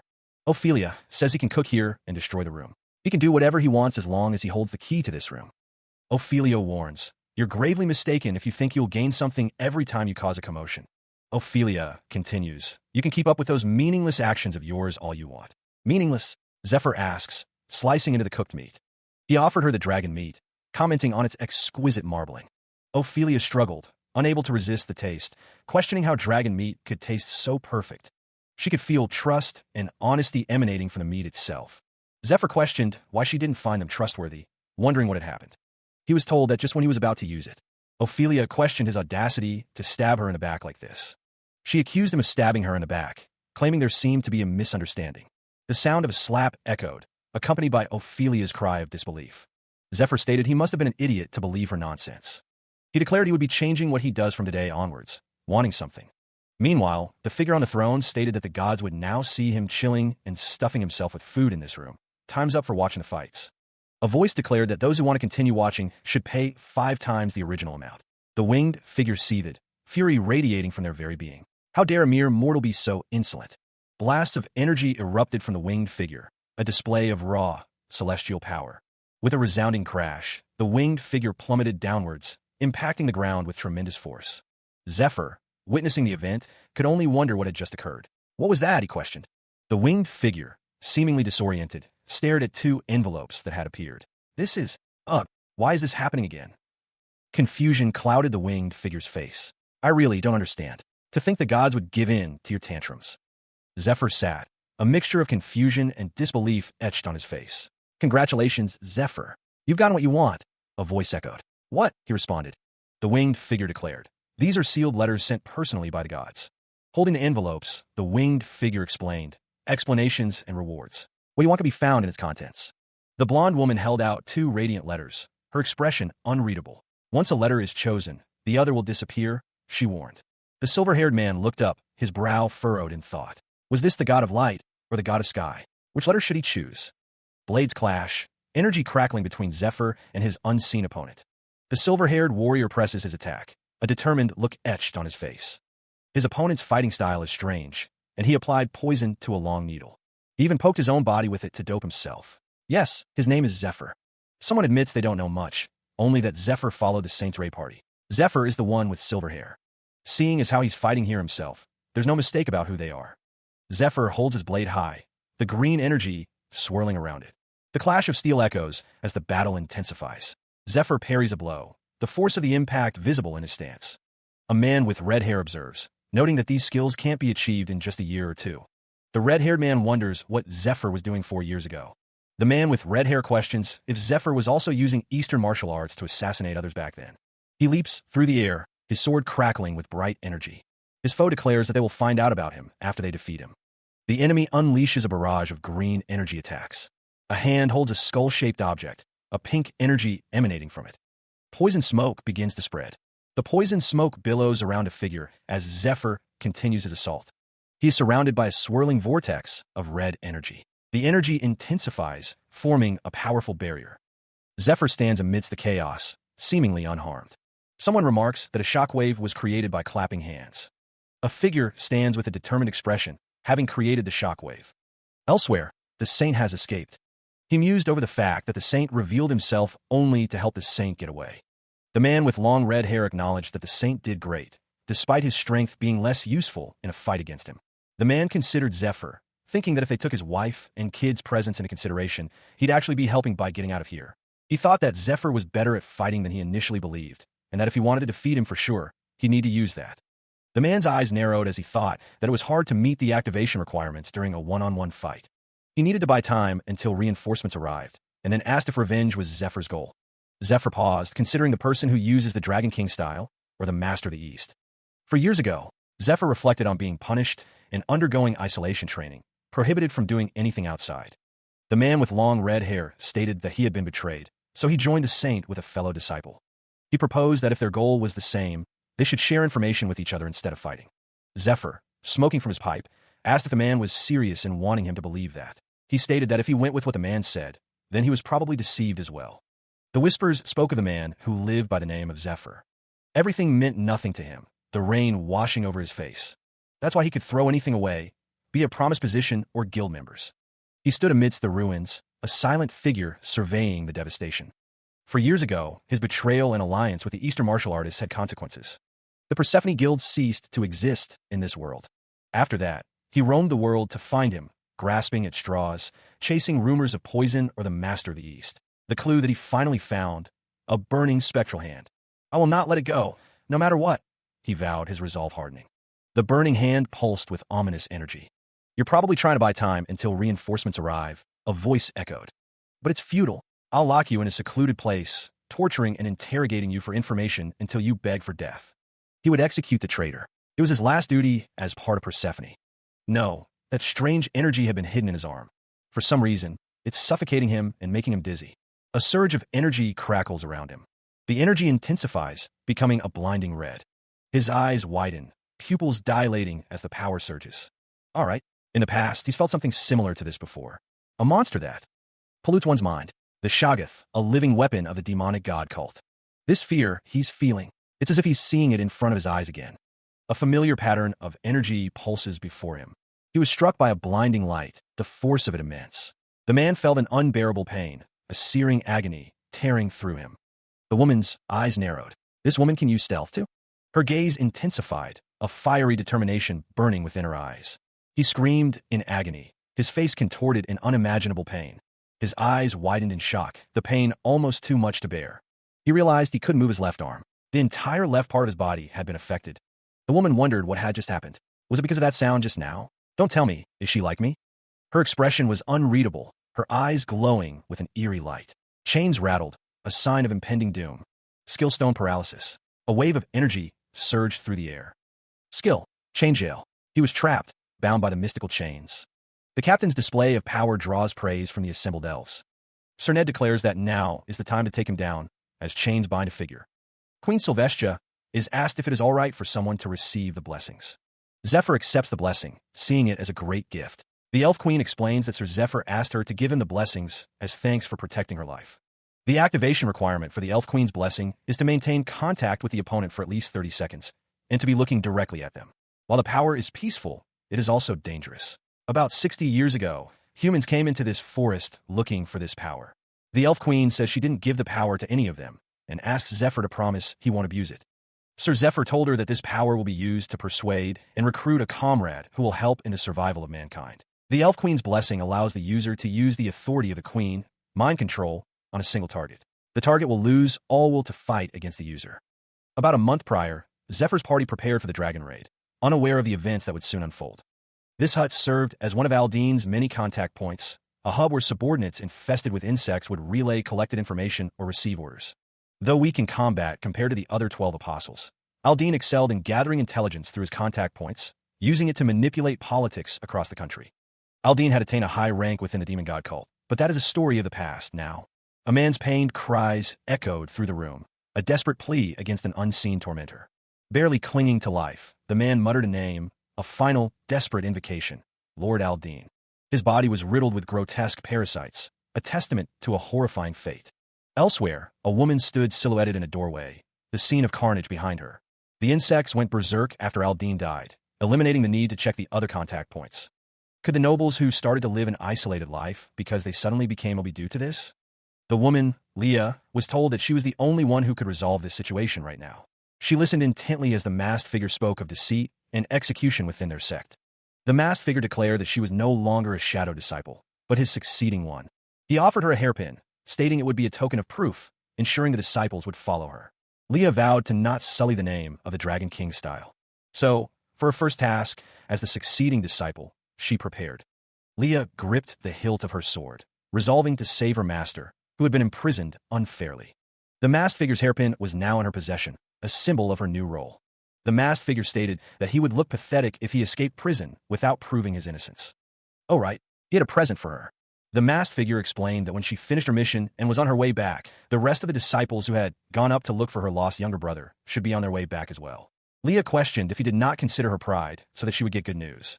The only two things Leah had after she lost her memories because of an accident when she was young were her name and the present her younger brother gave her. It was Leah's birthday, a fact marked by a floating inscription. A voice echoed, reminding someone of a forgotten promise to help find everything. The woman with red hair was told to prepare what was needed, as they would be moving in 4 hours. She acknowledged the order, addressing the speaker as senior sister. Now that an unexpected variable had appeared, the woman considered the situation. It was of utmost priority to find that variable, take control, or get rid of it in order to gain victory. The determination in those eyes would decide the master's position, honor, and survival. A vow was made to be the one to protect him. The Master of the East seemed to have trained 2 succeeding disciples to compete with each other, but also groomed several shadow disciples in case anything happened to the 2 of them. Among the shadow disciples, there was one unlike the others or Zephyr. She was said to have learned poison or face-changing techniques. They had decided to tell him, but he hadn't caught on to anything yet. One admitted to having no idea when he started learning poison. It was just heard that she learned it. The first time, poison's similar to what you, and he recalled that Zephyr used poison 8 years ago. At that time, his senior brother used poison secretly and was caught by his master. 2 figures stood on a balcony, one with white hair. The white-haired man asked if he was saying he was in cahoots with his guild 8 years ago regarding the details of that poison. Zephyr considered that things could be even more complicated than that. Everything the Master of the East taught him is from the East. A hand held a needle over a diagram of the human body. The text asked why Persephone also uses needle techniques like they do. The diagram showed various pressure points on the human body. The text questioned just how far back these 2 organizations are connected. Zephyr stood with the white-haired man. The man stated that the Elf Queen's blessing is a fearsome ability, and that he looked like someone who'd be hard to deal with. The man thought that not only is he talking to him about secret information, but he's even listened to him requesting his help with the siege war in a positive light. Zephyr looked on, confused by the information. A scarred face was shown. He thought about the red scar on his face. The scarred face was shown again. He thought that it seemed to have grown bigger than it was before they fought, and wondered if he was overthinking it. Elsewhere, soldiers stood ready with spears. And so, for a few days, the enemies outside of the castle were in a deadlock. Ophelia Amleth monitored them day and night from her perch. But there were no signs of them preparing siege weapons or attacks. They persisted in the boring surveillance, able to do nothing but train the soldiers. Since the Blue Dragon managed to draw attention, he resolved to make use of the situation. For the Ice Dragon raid had already started, unbeknownst to some. But in order to prepare for the perfect situation that will lead to the next raid, a puzzle piece was still missing. And so, at long last, something caught their attention. An inspector urged someone to take a look at something. Someone wondered what he was doing here, the one to first break the balance. The soldiers stood ready, their spears glinting in the dim light. He stared out the window, a sudden realization dawning on him. He couldn't believe what he was seeing, the truth hitting him hard. Heavy breathing fills the air, a prelude to the unfolding drama. Addressing the crowd, he welcomes the priests, nobles, lawyers, and others gathered. The man declares himself the 3/3 parish of the Temple of Light's Heresy Inquisitor. Introducing himself, Matthias Grimmer claims to be the captain of the Saint's vanguard party and a friend of the Saint. A hooded figure speaks of Matthias, recalling his disqualification as a Saint candidate and his subsequent association with Lucius. Ophelia Amleth mentions the boy that Lord Aldine was recently taken care of. A voice declares that Matthias is an impostor, revealing his demonic transformation in the dungeon. Ophelia recalls that Matthias died by her hands, turning to ashes, which is why she couldn't collect his corpse. The hooded figure confirms that Matthias is a fake. Ophelia believes this is a trick by a villain who knows Matthias' corpse couldn't be collected. Despite the deception, she can see through it clearly. The secret weapon, groomed by the Master of the East, is revealed to be a master of face-changing techniques. She is also known as the Smiling Woman, but her intentions remain unclear. Leah Testarosa's face is revealed. Someone wonders if she'd appear after taking on Matthias' face. He recounts being a party member of the Saint's raid party, but they were abandoned. The hideous plan of the Saint was exposed. The speaker refers to a hideous plan. He escaped after attacking all the party members and trapping everyone to keep them quiet. All the priests are involved. The goal is the dragon heart. In the process of stealing it, he joined hands with Ned Streer, a demon god worshipper. Matthias Grimmer declares himself as an appointed heresy inquisitor. The target is Saint Lucius Giornetti, and the 3/3 parish is hiding him. Blasphemy is afoot. The group discusses the gravity of the situation, accusing the saint of joining hands with a demon god worshipper and hiding in the 3/3 parish. They declare that blasphemy is their sin. The man with red hair is confused, only seeing Matthias. He thinks that the woman is supposed to be his sister, and he can't believe she'd reveal that he's a demon god worshipper in front of everyone. The man recalls that she lost her memories in an accident when she was young and doesn't even remember his name. He sighs, lamenting, "Sister." A figure accuses the saint, who is the first son of light, of blasphemy. The accusation hangs heavy in the air.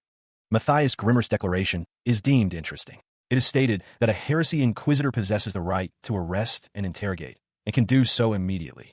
The man with the dark hair and beard orders to punish heretics. He states that a former heresy inquisitor can arrest someone who's ranked much higher than them.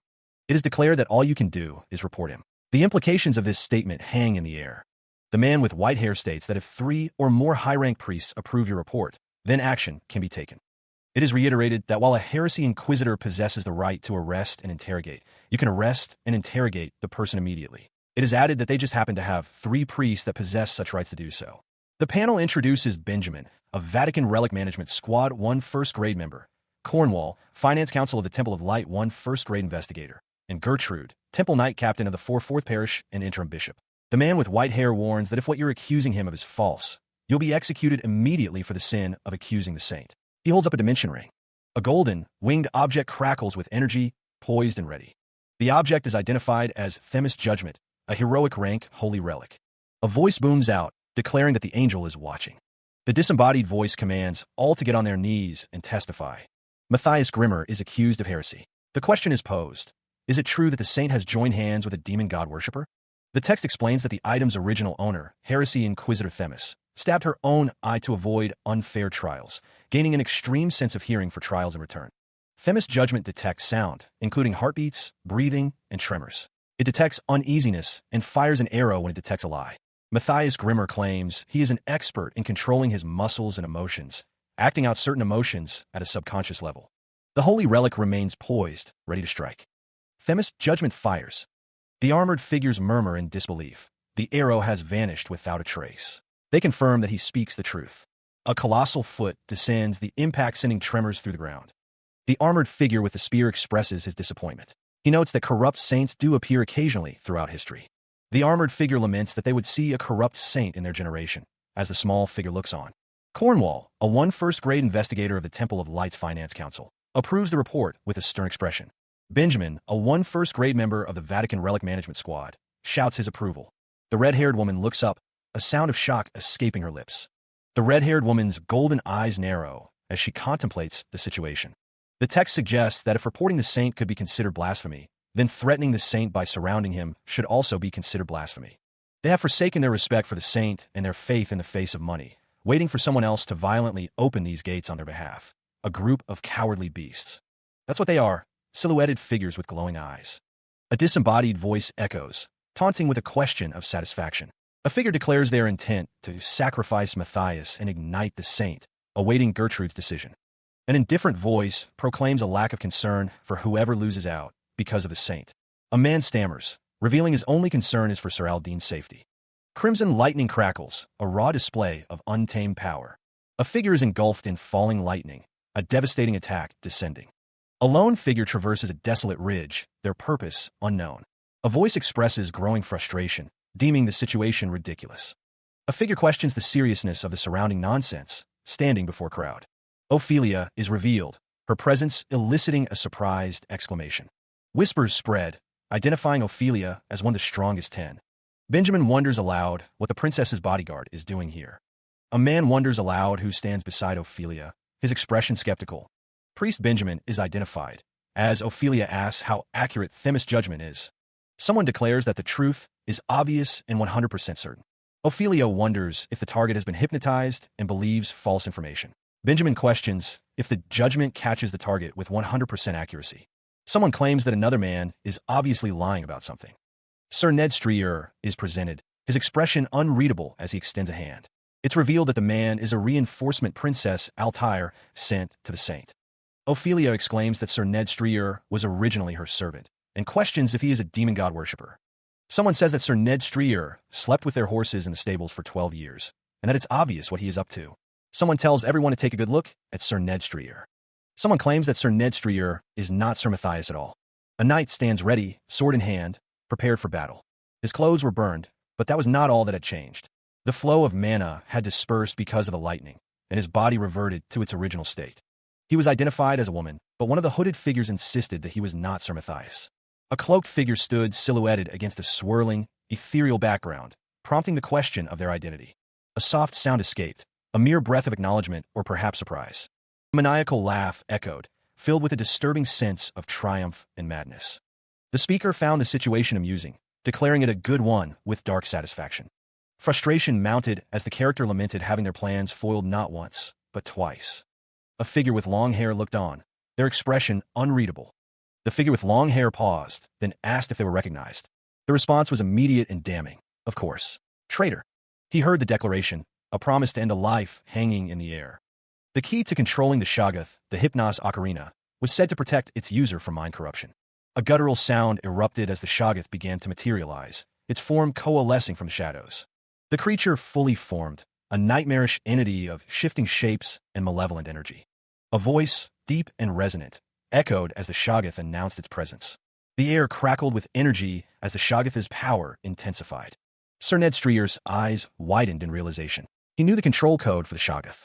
The control code appeared different than expected, elongated and warped. The Shoggoth continued to transform, revealing something more sinister within. The creature's form shifted, revealing a glimpse of the monstrous entity it was becoming. The transformation continued, the air thick with anticipation and dread. The evolved state of the Shoggoth was revealed, Basilicos, a being of immense power. The evolved Shoggoth, now Basilicos, towers over the battlefield, dwarfing the soldiers below. A character with dark hair smirks, suggesting, "Let's play some music, everyone." A monstrous, wolf-like creature unleashes a deafening roar. Its horrifying shrieks echoed through the air, shaking the very foundations of the landscape. Sir Ned Strier's defense falters, leaving him extremely dizzy. A subordinate assures him not to worry. A desperate voice reports that their mercenaries have already secured the escape route. Everyone quickly understood the nature of the skill being used against them. The monstrous horde advances, their claws and teeth bared. The cry goes out, "It's monsters!" The monsters are coming for them, a swarm of claws and teeth descending upon their position. It controls monsters. The name Basilicos means a small king, a power that is deserving of that name. The soldiers charged forward, eager to engage the monstrous threat. Cornwall watched the unfolding battle, a frown deepening on his face. He thought, they mustn't split up so recklessly. A knight stood firm, his expression determined as he prepared for the coming fight. Those blazing eyes turned whoever looked into them into stone. The monster loomed, a terrifying figure of destruction and chaos. A surge of holy power erupted, a beacon of hope against the encroaching darkness. May the darkness be driven away. The Staff of Benevolence, a rare rank holy relic, was deployed. A barrier of purification would be deployed upon sticking the staff into the ground. The barrier of purification had been deployed, a shimmering shield against the encroaching darkness. Cornwall declared that the purification effect would last as long as they remained within the barrier. He urged, "So let's focus on defeating Basilicos first." Benjamin, standing among the soldiers, was given orders. "All right, Benjamin, leave the attacking to us." The knight gripped his weapon, revealing it was the item he brought along for the sake of destroying the castle gate. The spear's servant of the goddess, a stone statue of a Templar, would attack one's enemies if divine power was infused into it. He stood defiant against the monstrous Basilicos, the staff's barrier shimmering around him. Golden energy crackled, a prelude to the chaos about to unfold. Zephyr lunged forward, the spear's servant of the goddess blazing with divine power as he closed the distance. Basilicos roared, a sound that promised destruction and despair. Dark energy pulsed from the evolved Shoggoth, a sign of its immense power. The hunter's helmet gleamed, reflecting the light of the impending battle. The spear's servant of the goddess struck true, impacting Basilicos with a burst of light. The clash of divine power and monstrous energy sent shockwaves through the air. The barrier hummed, straining against the force of the battle. Zephyr stood ready, his spear poised to strike again. A nearby character observed that most of Basilicos' attacks could be cancelled with a priest's skill, and since their attacks were light elemental, it shouldn't be a problem. If there was one thing to worry about, it would be records of subjugation. The monster's tail writhed as it prepared a life-threatening skill. It would activate after a long incantation. 80% of the party faced annihilation. Each activation brought a different, more difficult skill to contend with. The land-type monsters were arriving in 10 minutes, and the flying types in 2. Time was running out. He needed everyone to focus and protect him for 3 minutes. The ritual was underway. The legendary rank Holy Relic, Golden Mirror of the Holy Sanctuary, was activated. A surge of power emanated from it. Meanwhile, the management squad headquarters stood as a beacon of hope amidst the encroaching chaos. The sun cast long shadows across the manicured lawns. A signal was received. Priest Benjamin had used the golden mirror, and it was time for their cardinals to step in. The daggers glowed with holy energy, ready to channel the power of the golden mirror. The legendary rank Holy Relic, Dagger of the Holy Sanctuary, pulled mana from those who were holding it. The daggers unleashed a torrent of golden energy, focused through the golden mirror. The mana that the dagger had pulled would be transferred to the golden mirror, completing the ritual. The old man grits his teeth, channeling a surge of golden power. The power sent by the cardinals is on a totally different level, so strong it's hard to stand. The item was meant for siege warfare, but when loaned on a mission, there's a heavy restriction on usage. 40 years to get here, but it's all over now, he thinks with grim resignation. He declares that if they're going to take his arms, they should try taking it. What about Benjamin? A disembodied voice asks, filled with concern. The old man focuses, his eyes glowing with intense power as he channels the energy. It's her level of obsession. The voice continues, instructing Priest Benjamin to observe the rules. The old man, face contorted, shouts out, questioning Gertrude's involvement. Everything is for the sake of Sir Aldine, a voice declares with conviction. The channeled power surges forward, a destructive force unleashed. The energy explodes outward, obliterating everything in its path. Sufficient preparation had been made, even if the situation became complicated. The woman with red hair was speaking with the man in dark clothing. She prefers doing things herself, but can't be helped. The man in dark clothing explains that the reason all-out war is the last resort is because they need justification. Having justifications means keeping to the etiquettes of war and garnering support from other powerful parties. Ultimately, it means there won't be any disciplinary actions from the guardian dragon of the kingdom, the gold dragon. The woman with red hair states that they want to take as much as they can from the saint while maintaining their position on the surface. Apostle Othello explains that this is how the members of higher society live. Apostle Wilhelmina and Apostle Othello have climbed too high in the ranks within the Temple of Light to ignore such rules. Apostle Pavel says to his brother and sister to gather their powers once more. Cornwall is channeling a large amount of energy. Benjamin is being attacked and cries out to be let go. Gertrude questions what Benjamin is doing as the third shot is fired. The very foundations trembled, the barrier itself shuddering violently under an unseen assault. The unseen force continued to batter against the protective field, each impact echoing like thunder. The attacks had already begun, estimated to reach the 3/3 parish in 30 minutes. The barrier of the 3/3 parish's Grand Temple was shaking, the situation growing dire near the 3/3 parish. That was definitely the golden mirror. Leah Testarossa observed that it consumed divine power or mana in an instant for firepower and gained tremendous power temporarily. At this rate, the station master that was deployed using Eurydica's relic would be in danger too. Leah's expression hardened, her gaze fixed on the unfolding crisis. Cornwall declared that he would provide support with long-ranged attacks, asking Kiera to calculate the coordinates for him. His eyes glowed with power, a symbol burning brightly within his iris. Cornwall shouted for everyone to jump on the count of 3. A woman cries out a name, her expression filled with alarm. A voice counts down, the tension building with each number. The countdown reaches its end as a figure unleashes a powerful attack. Riders and their steeds charge forward, a blur of motion and fury. The mounted warriors crash into the enemy lines, their weapons flashing. The battle rages on, a chaotic scene of mounted combatants clashing amidst the ruins. A figure peers out from the shadows, their expression unreadable. Someone expresses surprise at another's survival, the battle continuing around them. A voice declares that the others are lucky, but their luck won't last. A figure stands amidst the chaos, their weapons ready and their intent clear.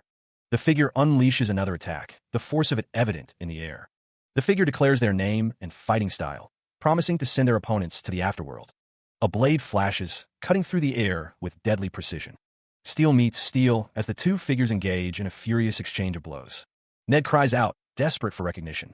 "Sister, please remember, it's me, Ned, your brother." Her golden eyes narrow, a cold resolve hardening her gaze. A crimson aura flares around her, a visible manifestation of her power. The woman's denial cuts deep. "There's no way someone like you would be my younger brother." The flat denial is followed by a swift strike, sending Ned reeling back. Ned, clutching his arm, demands, "I don't know where you got the information from." The woman's voice drips with disdain. "But how about bringing a face? That'd be more convincing for your bluff." Ned's face contorts in anguish. "Sister, why?" The force of the blow sends him crashing away. The news spreads quickly. The gate has fallen. Ned and another woman watch with concern as the events unfold. Someone activates a skill, electric acceleration. She shouts that someone is trying to get into the temple and must be stopped. Two cloaked figures declare they will protect her and take care of the place. Their role is to help her with her mission. Another cloaked figure contemplates what needs to be done. A monstrous entity prepares to unleash its power. The code to forcefully activate the second mouse skill is initiated, though it will be weaker. It will suffice for holding those priests of light here. It unleashes a torrent of power, a swirling vortex of energy. The energy coalesces into a downpour of black rain. Ned Streeter looks up, questioning the sudden change in the weather. The black rain begins to fall, and the hooded figures cough, shielding their faces. A figure struggles, questioning their own existence as the rain falls. Driven to madness, the figure vows to kill them all. The monster descends into a frenzy. The report in the future will record this black rain as cursed rain, and those who touch it will fall into a state of frenzy. The man with the staff struggles to withstand the mental attack, even with the barrier of purification. A voice urges others to stick together and stay near the staves, where the energy of purification is stronger. The man with the staff holds it aloft, bracing against the monster's attack. The monster's dark power spreads. The frenzied monsters clawed and tore, their guttural cries echoing through the chaos. 3 of the 4 purification staves have been stolen, drastically reducing the area of effect. Only a select few could move freely without succumbing to the mind corruption. The demon worshippers with the ocarina and Ophelia. Apostle Wilhelmina's eyes narrowed, a grim pronouncement escaping her lips. A great number of people would die here. Apostle Wilhelmina wondered if it would be the right decision to go after her sister now, lamenting Zephyr's absence. Zephyr acknowledged the need to eliminate those who deserved to die, but vowed to save as many innocent people as he could. The scale of what they could do would differ based on the number of people they had who could fight. Seeing the bigger picture, he conceded the point. He respected the judgment based on the actual situation they were in. Apostle Wilhelmina asked that the other character deal with the smiling woman, Ophelia, as she wouldn't be able to recognize her if she changed her face again. She would deal with the monster here, as she would rather go after her sister and use the Elf Queen's blessing to convince her somehow. Since she was quite a troublesome enemy, that wasn't exactly the wrong decision, strategy-wise, but the other character moved to engage, a blur of motion and steel against the encroaching darkness. A figure in a hooded cloak gestures, arcane energy crackling around their fingertips. He faces down a monstrous dragon, its eyes glowing with malevolent power. The dragon unleashes a blast of energy, the ground beneath it cracking. Apostle Wilhelmina's expression hardens. Smiling woman disappeared. Her eyes dart around, searching. Where is she? The apostle looks up to see Zephyr descending, wreathed in energy. Zephyr unleashes the falling thunder, a devastating attack of lightning and force. The dragon recoils, scales shimmering as it braces for impact. The attack connects, a blinding explosion of red and green energy erupting. The dragon's eye narrows, pupils constricting in fury. Elsewhere, a figure cracks a whip, preparing for their own fight. The whip lashes out, a blur of motion against the dim light. He resolved to put aside his personal feelings. He was not here to act like a spoiled child. What he needed to do was clear, a singular purpose driving him forward. The armored figure would open up the path for Zephyr, no matter the cost. A burst of energy erupted, a sign of the power being unleashed. The prophecy foretold that he and the princess would become heroes one day. That dream must come true. The figure with long hair declared that he couldn't let their enemies have excuses. They couldn't stand by while high-ranking priests were massacred. A monstrous entity roared, promising to end the fight perfectly. A voice boomed, calling out to the young lambs who follow the light. The figure with the megaphone used temple equipment, an angel's echo, to greatly amplify their voice. Someone called out for Lucius. Lucius Giornetti, the first son of light, had kept silent for 50 days and prayed for all of them. The message of Goddess Arya was being passed on. It was the saint. He had appeared. A voice commanded, demanding unwavering faith and reverence for the goddess's children. Those who believed would be blessed with light. The voice urged observation, a miracle about to unfold. The voice echoed, encompassing all present, promising a spectacle of divine power. The unseen speaker declared that a miracle would be witnessed this day. Lucius Giornetti, face set with determination, opened his mouth to speak. A blinding light erupted, engulfing a figure in radiant energy. The light intensified, accompanied by a piercing scream that echoed through the world. The figure writhed, consumed by the overwhelming power of the light.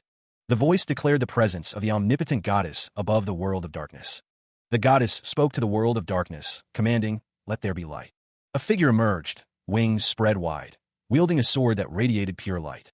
And then, a beam of light appeared, illuminating the world with its divine radiance. The golden envelope lay open, revealing a message from the goddess of light.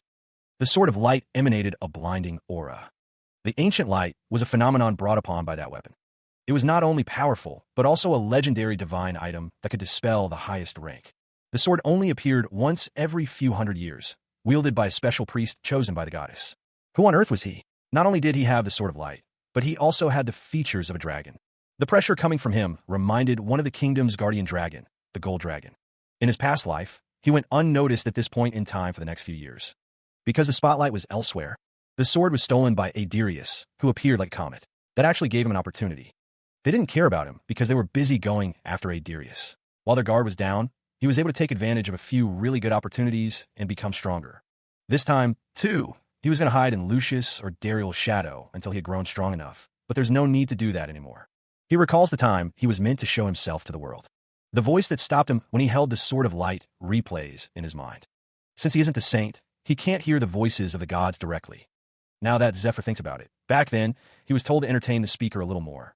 He remembers that time, too, and what she told him to tell you. That was just the voice of an angel passing a message, not a direct conversation. At that time, he thought only Arya had interfered in the incident with the Sword of Light. He now realizes the owner of that voice is the Sword of Light itself.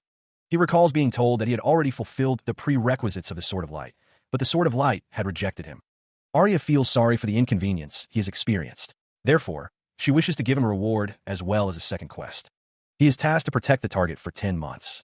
The reward for succeeding is Arya's weapon storage 1 first-floor catalog, where he will be allowed to choose 1 item stored. He considered the goddess's quest, and the Sword of Light's forced obedience. The sword probably wouldn't obey him after the 10 months were up. 10 months, however, should be more than enough time to prepare. The power of Dragon Tongue would ensure all humans kneel and monsters stop in their tracks. A hooded figure is suddenly struck, recoiling from the unseen blow. A blonde woman watches as the hooded figure's body moves on its own, reacting to the attack. The hooded figure is struck again, the force of the blow visible. The attacker stands over the hooded figure, blade raised, questioning the situation. Golden energy crackles around the attacker as they prepare to strike again. A shadowy figure looms in the background, a silent observer of the unfolding conflict. The attacker unleashes a powerful strike, the golden energy intensifying. The hooded figure is overwhelmed by the force of the attack, debris flying in all directions. Her eyes glowed with an eerie intensity, framed by dark streaks. It wasn't the saint, but someone else entirely who obtained the dragon heart. The question hung in the air, was this the man they sought? Clad in dark armor, lightning crackled around the figure. The woman mused that without the Shoggoth or brothers capable of demonification, retreat was the only option. Thankfully, he caused a big enough scene. She thought that to change her appearance and create distance between herself and Ophelia, she would recuperate and act again. An exclamation of surprise burst forth. Her eyes widened in shock. What was that? No way. Poison. He observed, finding it an interesting trick. The woman was accused of stealing someone else's cape and changing her energy to look like someone else. He would have lost her if he hadn't been keeping his eye on her. He revealed that he rubbed a unique-smelling poison on his weapon when he was fighting her on purpose. He noted that there were already particles of the poison all over her skin, clothing, and hair. It's no hard work finding her if he just chases that scent, especially with his good sense of smell. He was complimented on his unique talent, though the words fell hollow. The battlefield was littered with bodies, a testament to his growing power. He walked away from the carnage, the weight of his actions settling upon him. The Sword of Light had been his for 10 months, a symbol of his strength. His body stats were once so low that Eurydica refused out of concern for his safety. Now, thanks to Yggdrasil, his body had been reorganized, and he possessed 2 dragon hearts. The blue dragon heart, transplanted after the black dragon heart, provided an extra source of power. Instead of focusing on the past, he needed to reveal his identity when the time was right. A puzzle piece he wasn't able to obtain before now seemed within reach. In his past life, no matter how strong he became, people refused to believe in him. The opportunities that should have come his way went to someone else, a disciple of a famous person. A guild with tradition took priority, a shame, but it was the one word that broke down his relationship. He stood with Altair, reflecting on the concept of class. It was funny, he thought, how those who could have saved them refused to acknowledge him. Even those with little power abhorred the fact that he had climbed the societal ladder. He refused to associate with those who hated him, those who would destroy others out of ego. Despite everything, they needed too many people. The enemy was too powerful. They couldn't win a war as great as this one with just a few elites. That's why a powerful person whom others are willing to acknowledge needs to take the lead of all the people. A figure in golden armor lay prone, unmoving. A winged figure stood before a blonde, declaring this the proof of the chosen one. The winged figure welcomed the precious one, stating, "I've been waiting for you." A white-haired figure smirked, reporting, "But I've finished what you asked me to do."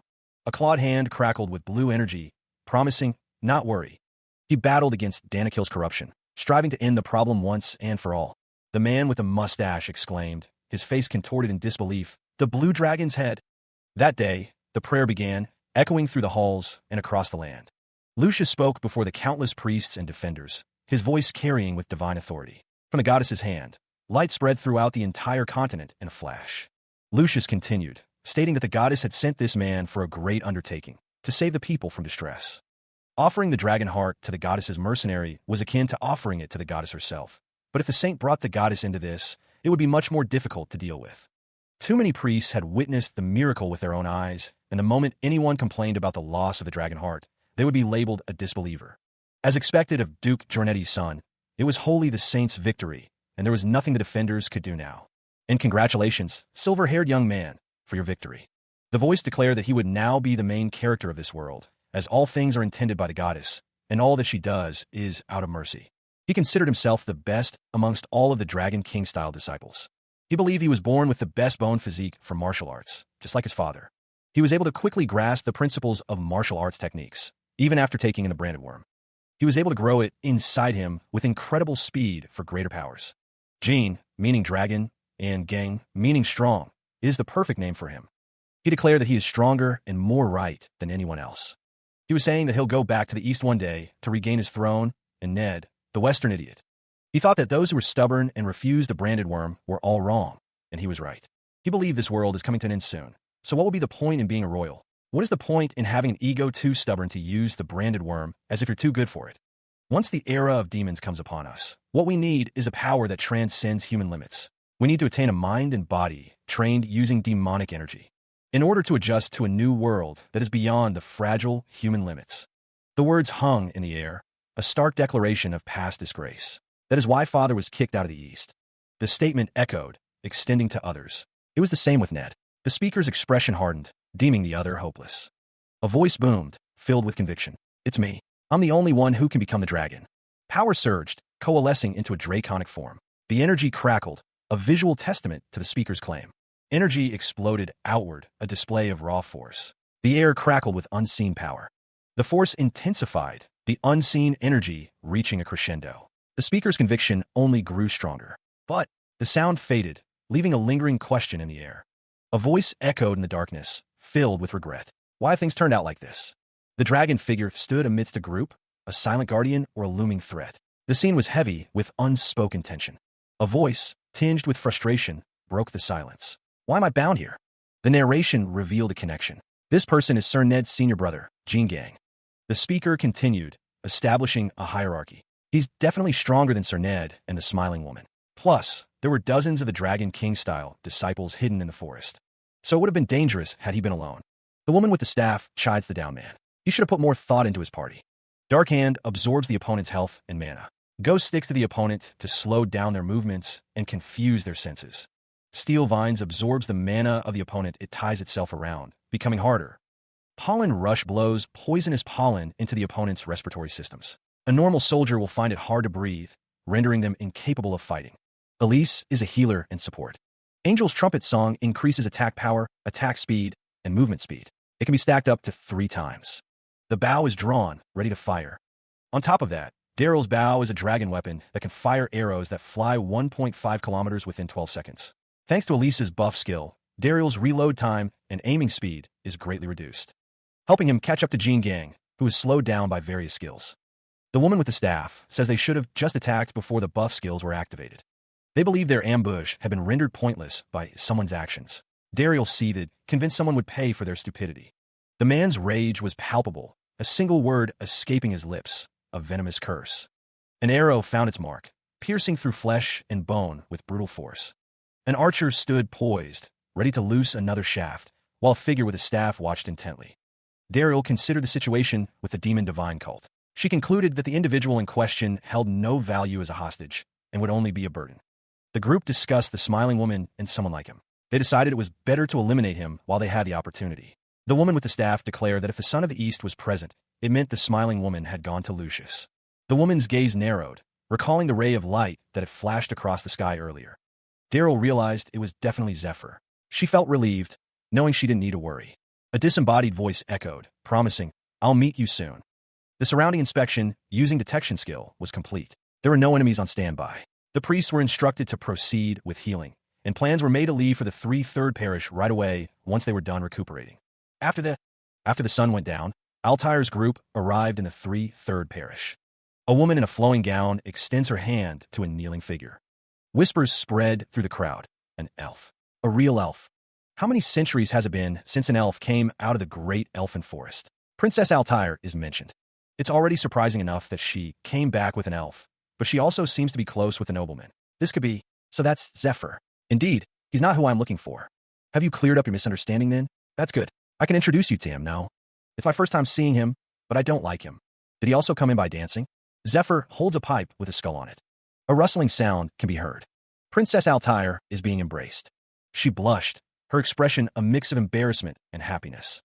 A close-up revealed blood trickling down his face, his jaw clenched. His face contorted in pain, the man's eyes squeezed shut against the agony. A voice echoed, laced with annoyance. "You again?" A cloaked figure extended a hand, as a smaller figure looked on in confusion. Fear permeated the air as they spoke of being burned at the stake. Elsewhere, the sign read, 3/3 parish of the Temple of Light Hallway, as flames flickered nearby. The armored man roared, seemingly caught in a trap, calling out for Aldine and Gertrude. The grand architecture of the 13/4 parish Fraser Archduchy loomed, a sinister laugh echoing. A voice chuckled, musing on how things had turned out. Reclining on a couch, the man found the situation to be quite unexpected. A slight smile played on his lips as he considered the white-haired warrior. He mused that he should go see Zephyr sometime, as the entertainment he provided deserved a reward. Tendrils of golden energy crackled around the figure. Now that he thought about it, he was supposed to play with him again. A hand delicately held a coin, the light glinting off its surface as the figure considered his next move. The figure with golden horns stood silhouetted against the window. He wondered what he should set the event as for the second round, and asked, "What do you think, Magnus?" The next day, banners fluttered in the breeze, a silent testament to the shifting tides within the city. The forces that had surrounded the temple hurried to leave the 3/3 parish. Those in charge of managing the sacred relics took back the stake of faith. The Finance Council earned a new investment opportunity called Zephyr, a dragonoid, another opportunity for the Temple of Light. The defenders now had various news to relay to their clients. The Blue Dragon Slayer's actions would change the dynamics of the original forces preparing for the Ice Dragon raid. The 4/4 Parish Knights and Gertrude, who had come to ask about Aldine's whereabouts, found themselves behind bars. They were thrown into jail without a word and forced to wait for heresy questioning. That was really scary. He was worried about how he would explain and resolve the situation. The fact that Aldine is a demon god worshipper and that they killed him hung heavy in the air. Both the 4/4 Parish and Alasker family sent flowers of celebration without any further questions. Were they all suffering from short-term memory loss, or what? If proof that Aldine is a demon god worshipper comes out to the public, it'll become a problem. And even if that's not the case, they could easily remove the 4/4 Parish's role from the raid in the future. They're probably just planning to take a step back until they realize what kind of cards they have in hand. The man in white robes expresses his dissatisfaction with the recent outcome. A voice insists that the current situation is the best possible result. The group acknowledges that this kind of victory is hard to achieve. One of them is addressed as captain. It's acknowledged that it's really hard to achieve. An angel appeared with a divine revelation when things were looking serious. An angel appears, delivering a letter to Lucius Giornetti. The goddess is always watching, so one should not forget gratefulness and praise. Lucius thinks about dragon barbecue ribs. He looked at the letter from the angel and realized what would happen. The letter states that an emissary of the goddess will come down from the heavens with a divine artifact. The goddess herself sent a letter to guide them. Lucius knew Sir Zephyr was a savior sent by the goddess, and through him, she intends to manifest her intentions. One feels the need to do everything they can to serve him. Something Lucius is unaware of. Someone will deliver the letter to Lucius' guardian angel, but only this time, and not for meat each and every time. The angel scoffs at the offering. He finds the choice of words vulgar. He offers to edit the letter further for more servings. He hurries along the corridor.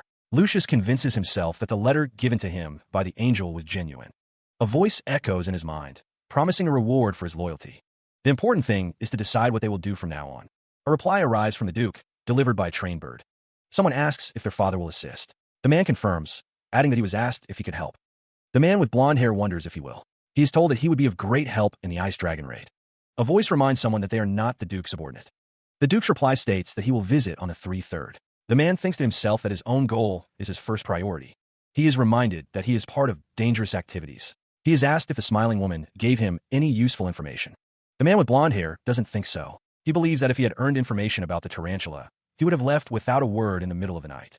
The man with white hair stands with two others, his expression unreadable. A sharp gaze pierces through the shadows, eyes narrowed in thought.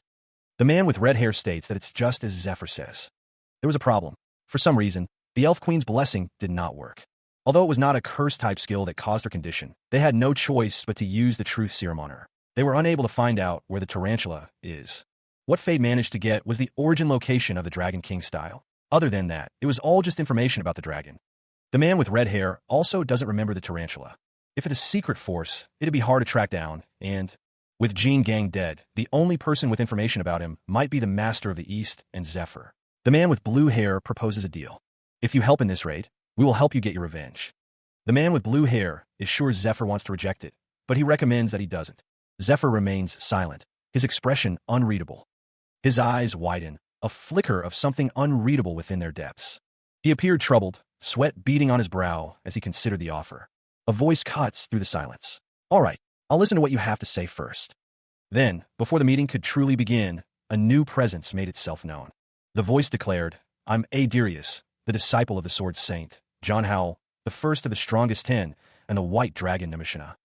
Adirius's proof was Master's sword, Requiem.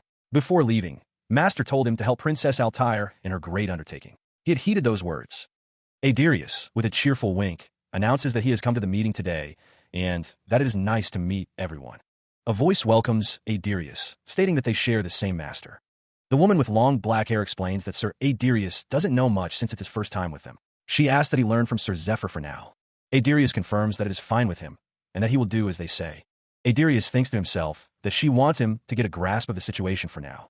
Adirius reflects that he could have made a real grandiose entrance if he had come earlier and attended the Blue Dragon raid. It'll be hard to earn speaking rights here for a while, Adirius thinks. Well, he guesses that's for the better. If he had arrived sooner, the Blue Dragon might have died by his hand.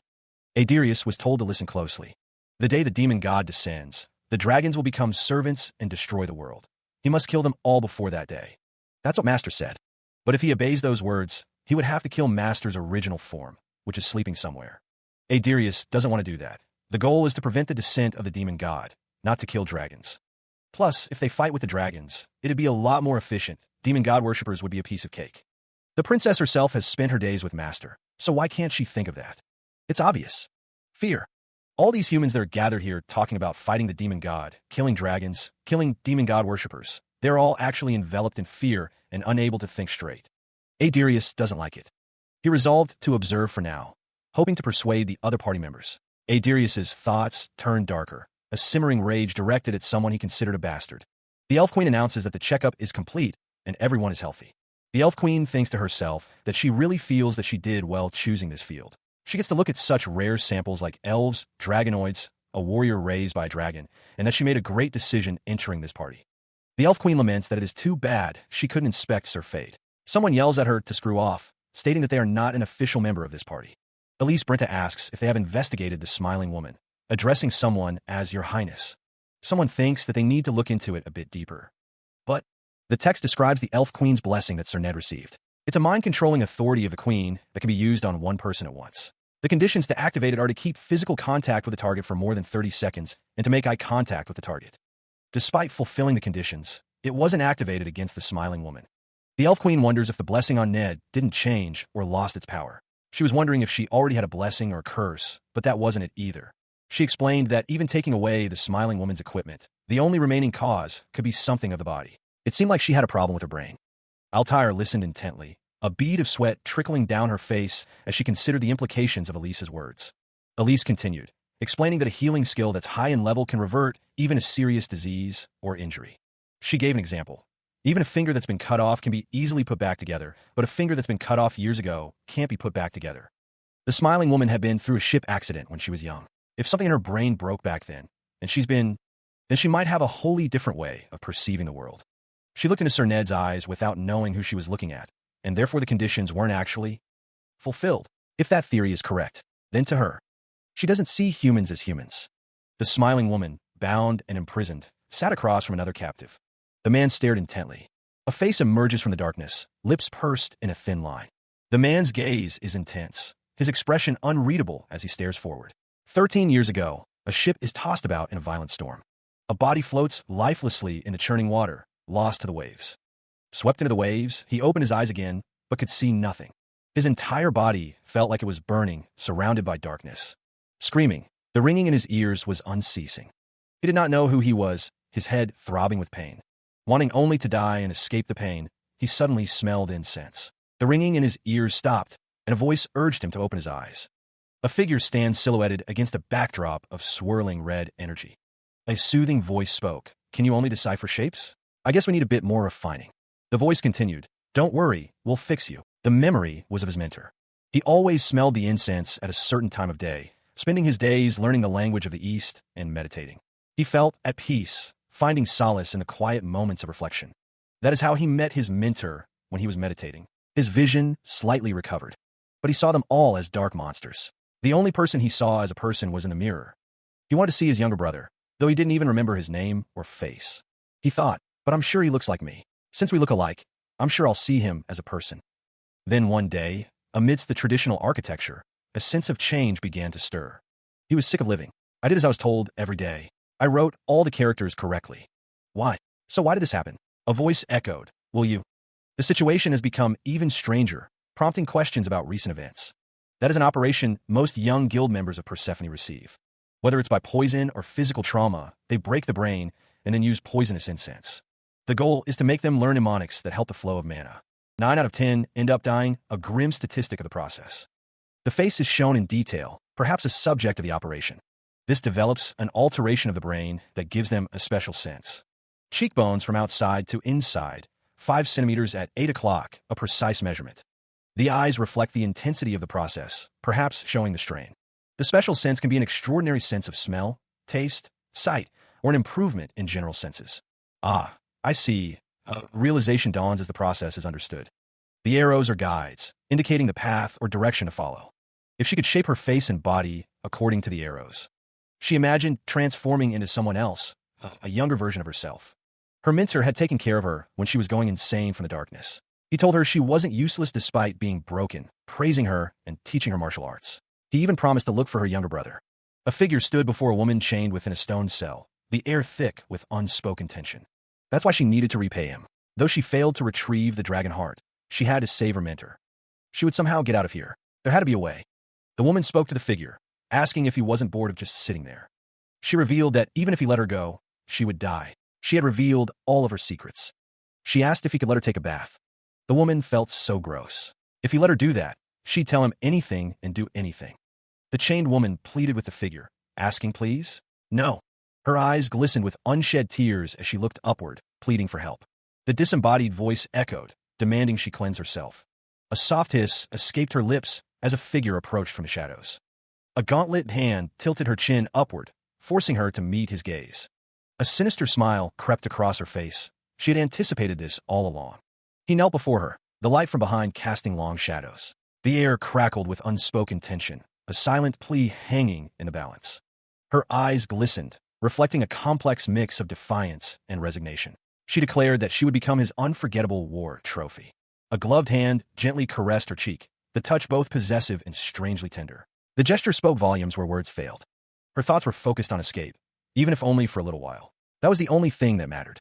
The way to weaken someone who possesses the dragon hearts and the sword of light was being considered. A deep breath escaped his lips, the sound heavy with contemplation. The gears of his mind were turning, calculating the possibilities. He commanded her to cut the bullshit and throw up the branded worm. His expression was cold and resolute. Arcane symbols glowed around her, a visible manifestation of the power that bound her. The air thrummed with magical energy. Her eye widened, a flicker of fear betraying her carefully constructed facade. The glowing symbols intensified, pressing in on her. The symbols burned against her skin, a visible brand of servitude. She was trapped, her body a canvas for arcane control.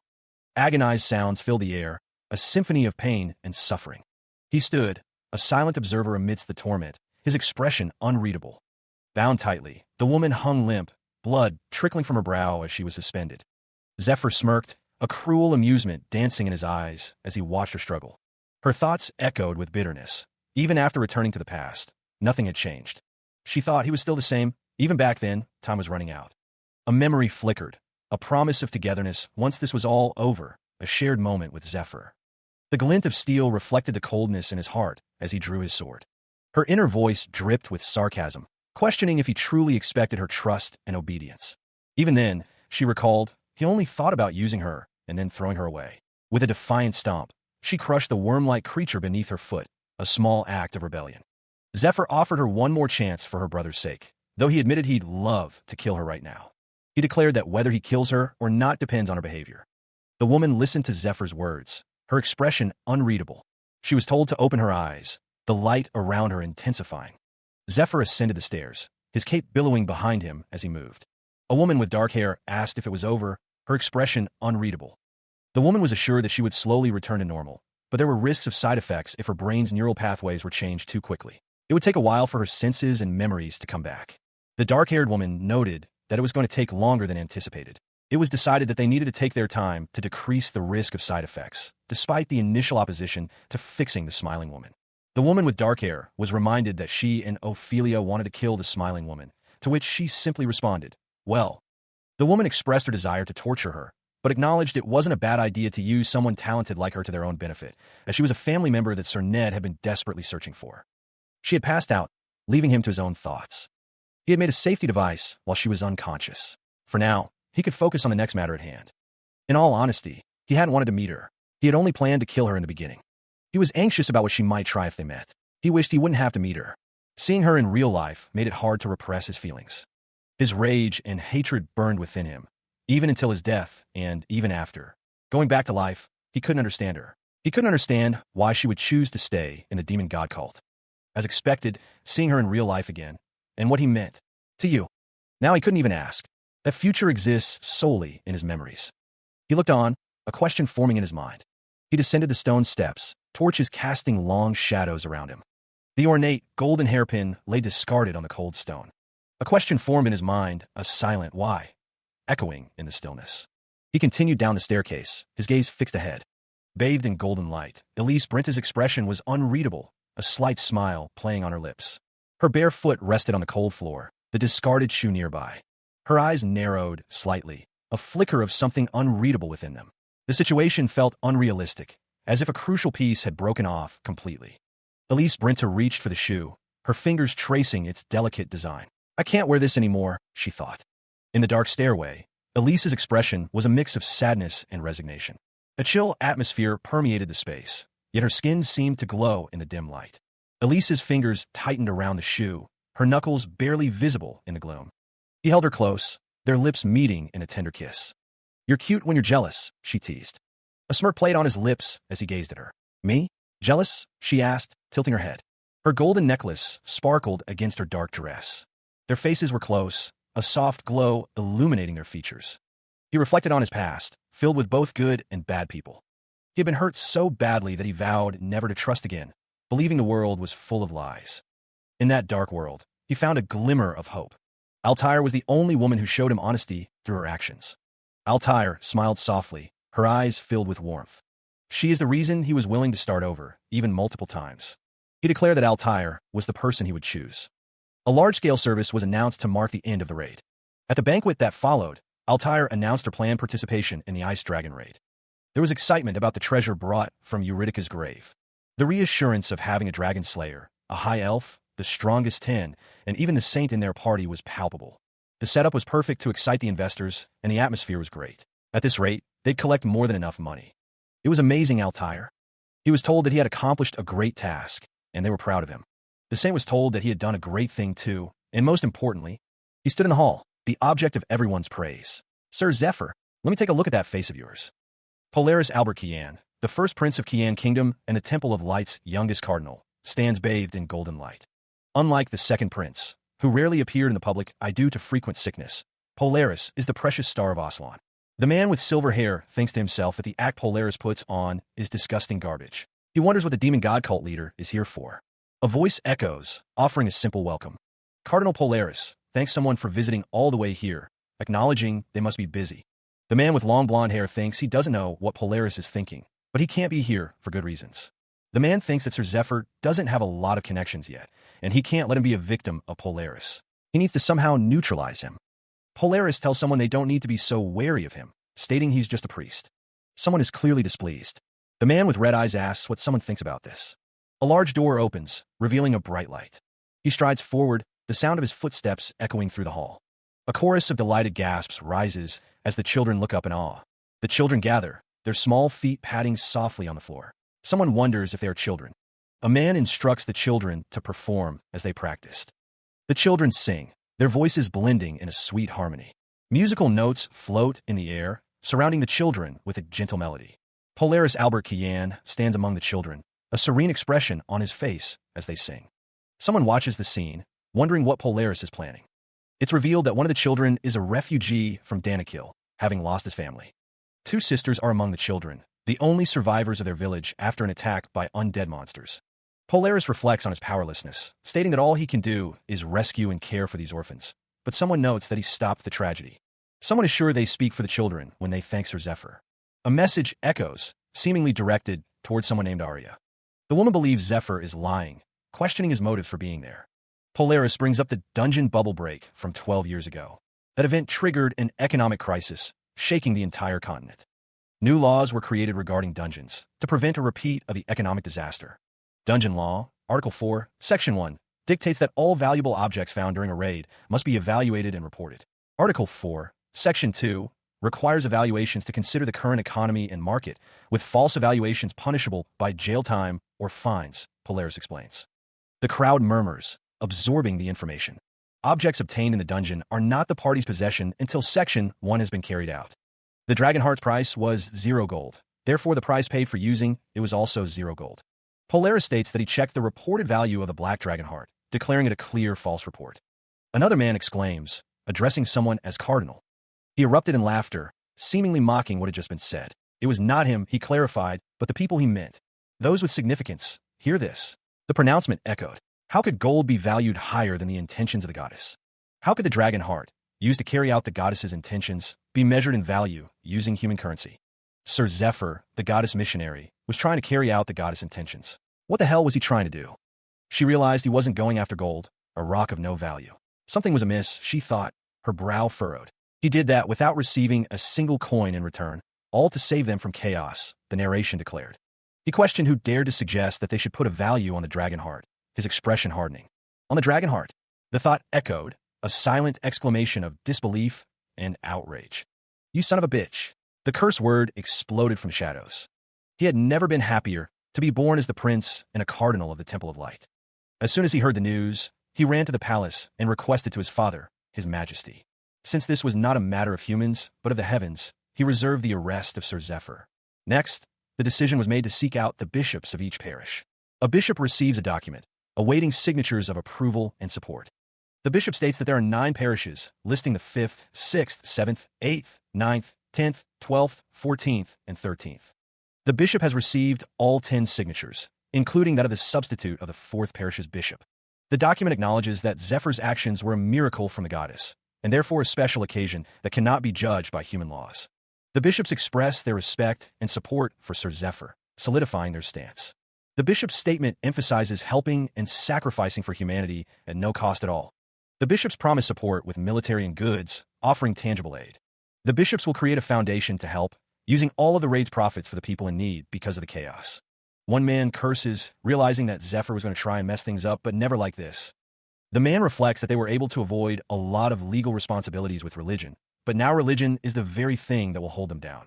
The man states that helping others without any payment is the problem, and if they deny that, then the problem of the dragon heart will be brought back up, but if they go along with it, they'll lose all of their profits. The person responsible for the current situation is none other than Polaris. He had given up his rights to the throne, becoming a priest, then a bishop. Challenging Polaris is akin to challenging the gold dragon, who adores him above all else. There is basically no one who can win against him, so they must find a way to make Polaris back down. The crowd murmurs, some believing it's hopeless, while others question what can be done. Someone shouts to read the room, accusing Cardinal Polaris of trying to take the party's profits using the Rescue Foundation as an excuse. Polaris chuckles, asking if they are surprised, stating he didn't come for a second war with them. His red eyes gleaming, Polaris declares he is here to beat them up. A man is brought to tears, lamenting that he can't do this.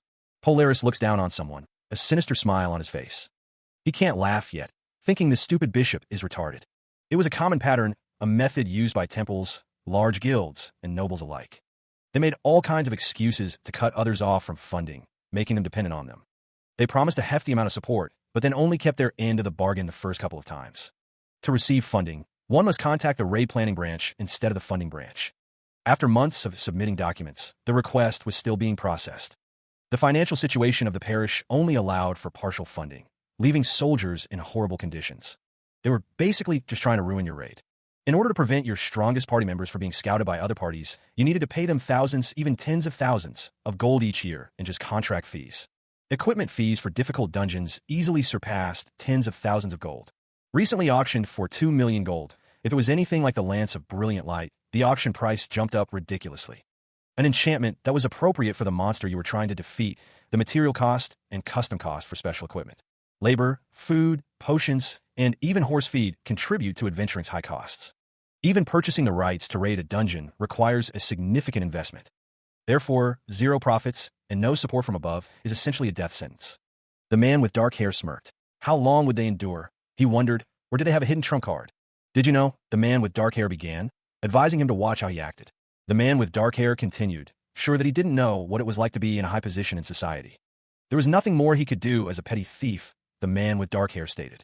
Since she had an image to upkeep as a princess, he hoped she'd at least keep her clothes on, even if she became dirt poor. The man with dark hair leaned in, telling Zephyr to relax, as he looked like he was going to hit him. The man with dark hair continued, guessing that Zephyr hitting him would be amusing for him too. Zephyr's expression remained unreadable. Zephyr's eyes narrowed. The gates to the south will open, and a wind of blood will come. Covering the entire world, this is a sign of things to come. The 4 horsemen of the apocalypse have risen, bringing plague, famine, war, and death. The blonde woman states that this quote is of particular importance. When blood flows to form a river, the pinnacle of demons will rise and take reign. To stop the world's downfall, one must possess the 5 stars of the dragons, according to an angel. The speaker recalls when he earned the Sword of Light. Since the goddess has permitted him the dragon hearts, as well as the Sword of Light, he cannot hand them over. The blonde woman declares that she will be the one to choose whom the dragon hearts go to, not anyone else. The figure with red eyes states that if one would just adhere to this, a firm handshake seals an agreement. He looks forward to working with the cardinal, Zephyr. A carriage, pulled by 6 spectral horses, makes its way through the night. Cardinal Polaris considered the situation. He would await the donation-related contracts, trusting that Zephyr would take care of himself. Polaris surmised that he was trying to keep the dragon heart at the very least. He wondered if Zephyr intended to give the dragon heart to Altair. A figure with glowing red eyes sneered. He's chosen the hard way, the figure thought. To his own ruin. It was originally one, and it needs to be reunited as one once again by regaining all the 7 pieces. Otherwise, there is no point. A sinister laugh echoed through the halls. He knows nothing about the truth of this world. I guess I don't need to take him seriously as an opponent. Of course, I have my doubts, the man mused. Was the goddess the kind of being to do that? He regretted not using his mana detection skill. Too many eyes have been watching. Even if things got mixed up, it was fine, since this concerned the summoning of the demon god. The figure ensured nothing could go wrong. They wanted to have a bit more fun in the short period of time allotted to them. Plus, they had prepared another gift for them. Huh, who are you? The figure held a large hammer. You know, master? A scroll read, a few days ago after Zephyr had used the silver key. Of course, I'm Nemashuna's old friend. The figure continued, you must miss your master. Zephyr looked at the other figure. The figure stated, I think there's a way for you to meet her again. Are you curious? The figure's red eyes gleamed in the light. The figure's hands were outstretched. A key dangled from a gloved hand. Good job. It's a shame, but we still have a dragon heart. The figure stated, and I couldn't think of a better way to respond to that situation. The woman asked, but why do you look happy despite what's happened? Was this all part of the plan, Sir Zephyr? He admitted that he hadn't foreseen things unfolding as they had. Zephyr smiled, stating he had been expecting something worse. Zephyr wondered why he had appeared at that time. The figure stated that he must be the owner of the dragon heart. Then, he got a hint for what Altair said and came up with a hypothesis. The White Dragon, Sword St. John Howell, is the demon god cult leader's greatest enemy, and she's the one who has the highest probability of ruining his plans. Perhaps he wanted to see if the White Dragon had something to do with the unexpected death of Aldine. Then why, for 2 years in his past life, did he not do anything about 80, who is the White Dragon's disciple? The answer to that is, a figure with striking red and white hair asked if he was a newbie. Adirius introduced himself, saying to call him 80. The Ice Dragon, Mirnia, is their party's guardian deity. 80 smiled widely, his arm around someone unseen. He could never collect the dragon hearts. That is why the cult leader was relieved and thought that they will never be able to gain the power they need to win in this long war. So he acted a bit, pretending he didn't know how to use the dragon heart. Zephyr thought to himself that he doesn't plan on monopolizing the dragon hearts. He mused that he fooled him, and he fucked right off. He observed a detached amusement coloring his thoughts.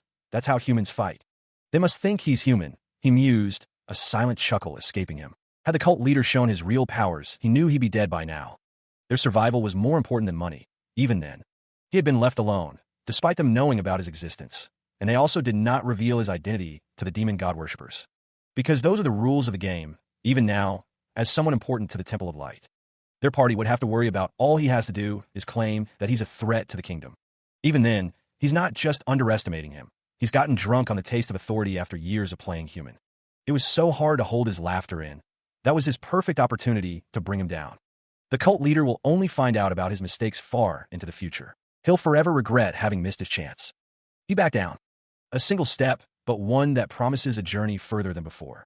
He gazes up at the moonlit sky, a dark-haired woman resting against his back. A hearty stew, rich with meat and vegetables, sat on a pristine white plate. Beside a perfectly cooked rib steak, a scroll identified it as Blue Dragon rib steak. A glass of clear liquid was labeled as water from the Lake of Life. Zephyr wiped his hands, stating that they needed to improve their stats, unlike in the Blue Dragon raid. A feast was in full swing, with many people gathered around a long table, digging in. The woman with red hair explained that dragon meat is the most nutritional food out there, adding that it's good. The man with the scar elaborated, saying that it improves mana, stamina, strength, senses, and even all types of elemental resistances. The woman with blonde hair stated that the water from the Lake of Life lengthens lifespan, also improving regeneration and mana, and has purifying properties. The woman with black hair asked Zephyr when he learned to cook. He replied that he learned from his grandfather when he was young. The woman smiles, amused by the suggestion that she'd be forced to cook. The other character chuckles, disagreeing with the restaurant owner's assessment. Zephyr is asked if he is sure about something, but the question is left hanging. Someone notes that 80 is the only one not present today and wonders about dragon meat. Another character declares he is not coming, claiming a stomach ache and aversion to dragon meat. Someone expresses concern that the absent character might come to hate them, but is quickly dismissed. The character states that the absent one won't be able to do much, partially due to the helmet. Whispers fill the air as the woman with brown hair looks on at the blonde-haired character. The blonde-haired character mutters that it would be best to get rid of something. Despite the cult leader's interference, the dragon raid preparations resumed, and they needed to make good use of the resource called time. He examined the catalog. It was this month's Lauren auction catalog, along with a list of items being prepared for display. The Lauren auction, the blonde woman explained, was the continent's largest, where millions of gold are exchanged, even for legendary items. The man with the beard stated that it takes a month for evaluation, and another to judge whether it's fit to be included in the Lauren auction. Once it passes the test, they decide the date, and in the third month, the catalog comes out. The official catalog is passed out for advertisement. Since they need to advertise the items and receive a lot of requests, it takes about half a year from the day you put in the request. Half a year? Isn't that too long? The Ice Dragon raid time period is 2 months from now, he thought, as he sat in his chair, reviewing the information. That's why we need to use this list to our advantage, a voice echoed in his mind. Once the auction date's set up, you can't cancel your request, but if you offer something satisfactory beforehand, they can cancel your request and sell the item. So what do I have to buy? What was useful in my past life in the Ice Dragon raid? If I could just refer to my past life for those questions, it'd be really convenient, but to my regret, I cannot do that this time. The Ice Dragon raid did not happen in my past life. So that's the Ice Dragon's castle, a fortress of snow and ice. He stood amidst the fallen, his sword dripping with icy residue. When 80 visited Lindell and Altair, along with many other forces, they were out of the castle chasing Ned down, who had run off with the dragon heart. The princess is concerned about the blue dragon and the ice dragon. 80 declares he's bored of waiting and will go see the dragons. Apparently, that was what 80 said before leaving. The reason he left for the port was probably to check if he could communicate with the dragons. 80 strides through the icy halls, his purpose driving him forward. There's no reason to kill or be killed, if we can communicate, that is. The figure considers how to get into contact with the dragon. But that situation, it was an unexpected fortune for 80. A voice calls out, demanding to know who he is. Why did you enter the home of another without permission? How arrogant. Let's get into contact with the... They lock eyes, the air thick with anticipation and unspoken questions. The horns and the aura emanating from 80 are unmistakable. A surge of power emanates from 80, the air crackling with energy. Myrnia is impressed by 80's speed. 80 can smell her sister on him, wondering if she took another human again. Myrnia extends her hand, questioning what 80 wants and if he wants to test her powers. The Ice Dragon, Myrnia, wonders if 80 covets the Dragon Slayer title. Myrnia declares that whatever 80 wants, he'll have to win against her first. It was an unexpected fortune. The desire to protect his master and her fellow species surges within him. What was 80's own, and the desire to fight passionately and aggressively, was his instinct written into his soul. And they both felt the weight of the impending clash. Adirius unleashed a flurry of attacks. The assault targeted the ice castle, each strike carrying immense power. Adirius laughed, impressed that Myrnia had withstood 5 attacks. Great! Myrnia griffed, declaring that she wouldn't last any longer. Adirius taunted her, stating that if she was her sister's disciple, she should be able to take it. Myrnia moved with speed, her expression determined. Adirius declared that since she had held back, Myrnia should try holding on. Myrnia braced herself against the onslaught. The attacks continued to rain down with relentless force. Each impact sent tremors through the battlefield. The energy surged, illuminating the night sky. They clashed, energy crackling around them as Adirius pressed the attack. How high was the chance of this encounter? She wondered, as she faced her opponent. The chance to meet someone who is so compatible, it seemed, was now a reality. That it is akin to looking into a mirror at another you, the voice echoed in her mind. Adirius continued the assault, their movements a blur of power and speed. The clash of their powers sent shockwaves through the very air around them. The battle raged on, neither combatant willing to yield an inch of ground. The air crackled with energy as the two forces collided. Elsewhere, from the great port to this uninhabited island, a vast ocean frozen over by the ice dragon's breath stretched out. Outside was autumn. However, the landscape here was locked in perpetual winter. Adirius mocked Myrnia, calling her inferior and unskilled. Adirius questioned if Myrnia was there to kill them, before asking, "What's your name?" The armored figure brought his foot down with tremendous force. He roared, His face contorted in rage as he unleashed his power. Her long white hair flowed as she moved with ethereal grace. Myrnia descended, her power clashing against Zephyr's in a burst of energy. She struck, her movements swift and precise, aiming to overwhelm him. "Don't be so full of yourself, kid," Myrnia exclaimed. Zephyr retorted that her body was the pinnacle of all living beings, and she needed to train for 100 years before engaging in a bare fist fight with him. Myrnia offered him a weapon, stating it was in order to spar with her. His armored hand shattered something, the sound echoing in the space. A voice declared that he would need at least 7 magic swords. Zephyr, encased in ice, challenged her to come at him with them, and not to forget about Requiem. He looked down, a fierce expression on his face. The icy fortress stood tall, a testament to power and will. It was a life of pure instinct, fighting as much as he wanted. When he felt like he was going to starve, he ate. A spark ignited, a small flame in the darkness. What could it be? It looked like a key, but it was just a flint. Myrnia mused that humans from long ago used something more unrefined. She guessed things had changed. When exhaustion crashed in after days of staying awake, the figures huddled around the fire. He slept like the dead. Myrnia thought he was a weird human. Most humans lose their drive to fight, Myrnia thought, once she showed them just a bit of dragon's power. All of her sister's disciples were weird. There was a child who was an empty vessel until the age of 12. That child's guard was as if something inhumane was wearing the skin of a human. Just thinking about that child made her stressed. Good physique, born with plenty of mana, flexible, able to understand, good senses, good space perception, and the bravery to stand up against fear. He possessed various kinds of talents to help him become stronger, but his best quality was his enjoyment. Zephyr's face contorts in frustration, teeth bared as his attack fails. He grits his teeth, sweat beading on his brow. Why didn't it work? What does he need more of? He considers his stance, searching for the flaw. Should he try changing his weight balance? How are the angles of his fingers? He delves deeper, analyzing every aspect of his technique. What about the concentration of his mana and the timing of the explosion? The habits of the opponent? He focuses, pushing himself to the limit. Just a bit more. He acknowledges the power of his foe, a grimace twisting his features. Damn it, she's way too strong. He's no match for her. But, taking one step and another, he plants his feet firmly on the ground. He steels himself, his gaze fixed on the challenge ahead, towards an opponent this strong. A manic grin spreads across his face. It is so fun that he cannot stand it. Beneath the moon's glow, he prepares to strike. A massive, ethereal dragon looms behind him, a manifestation of his power. He lunges forward, a blur of motion against the backdrop of the spectral dragon. He slumped, exhaustion washing over him. The fight had taken its toll. Collapsing to the floor, he decided to rest. It was a full moon again. 3 months had passed. Sprawled out, Zephyr reflected on his progress. He had grown considerably stronger in those 3 months.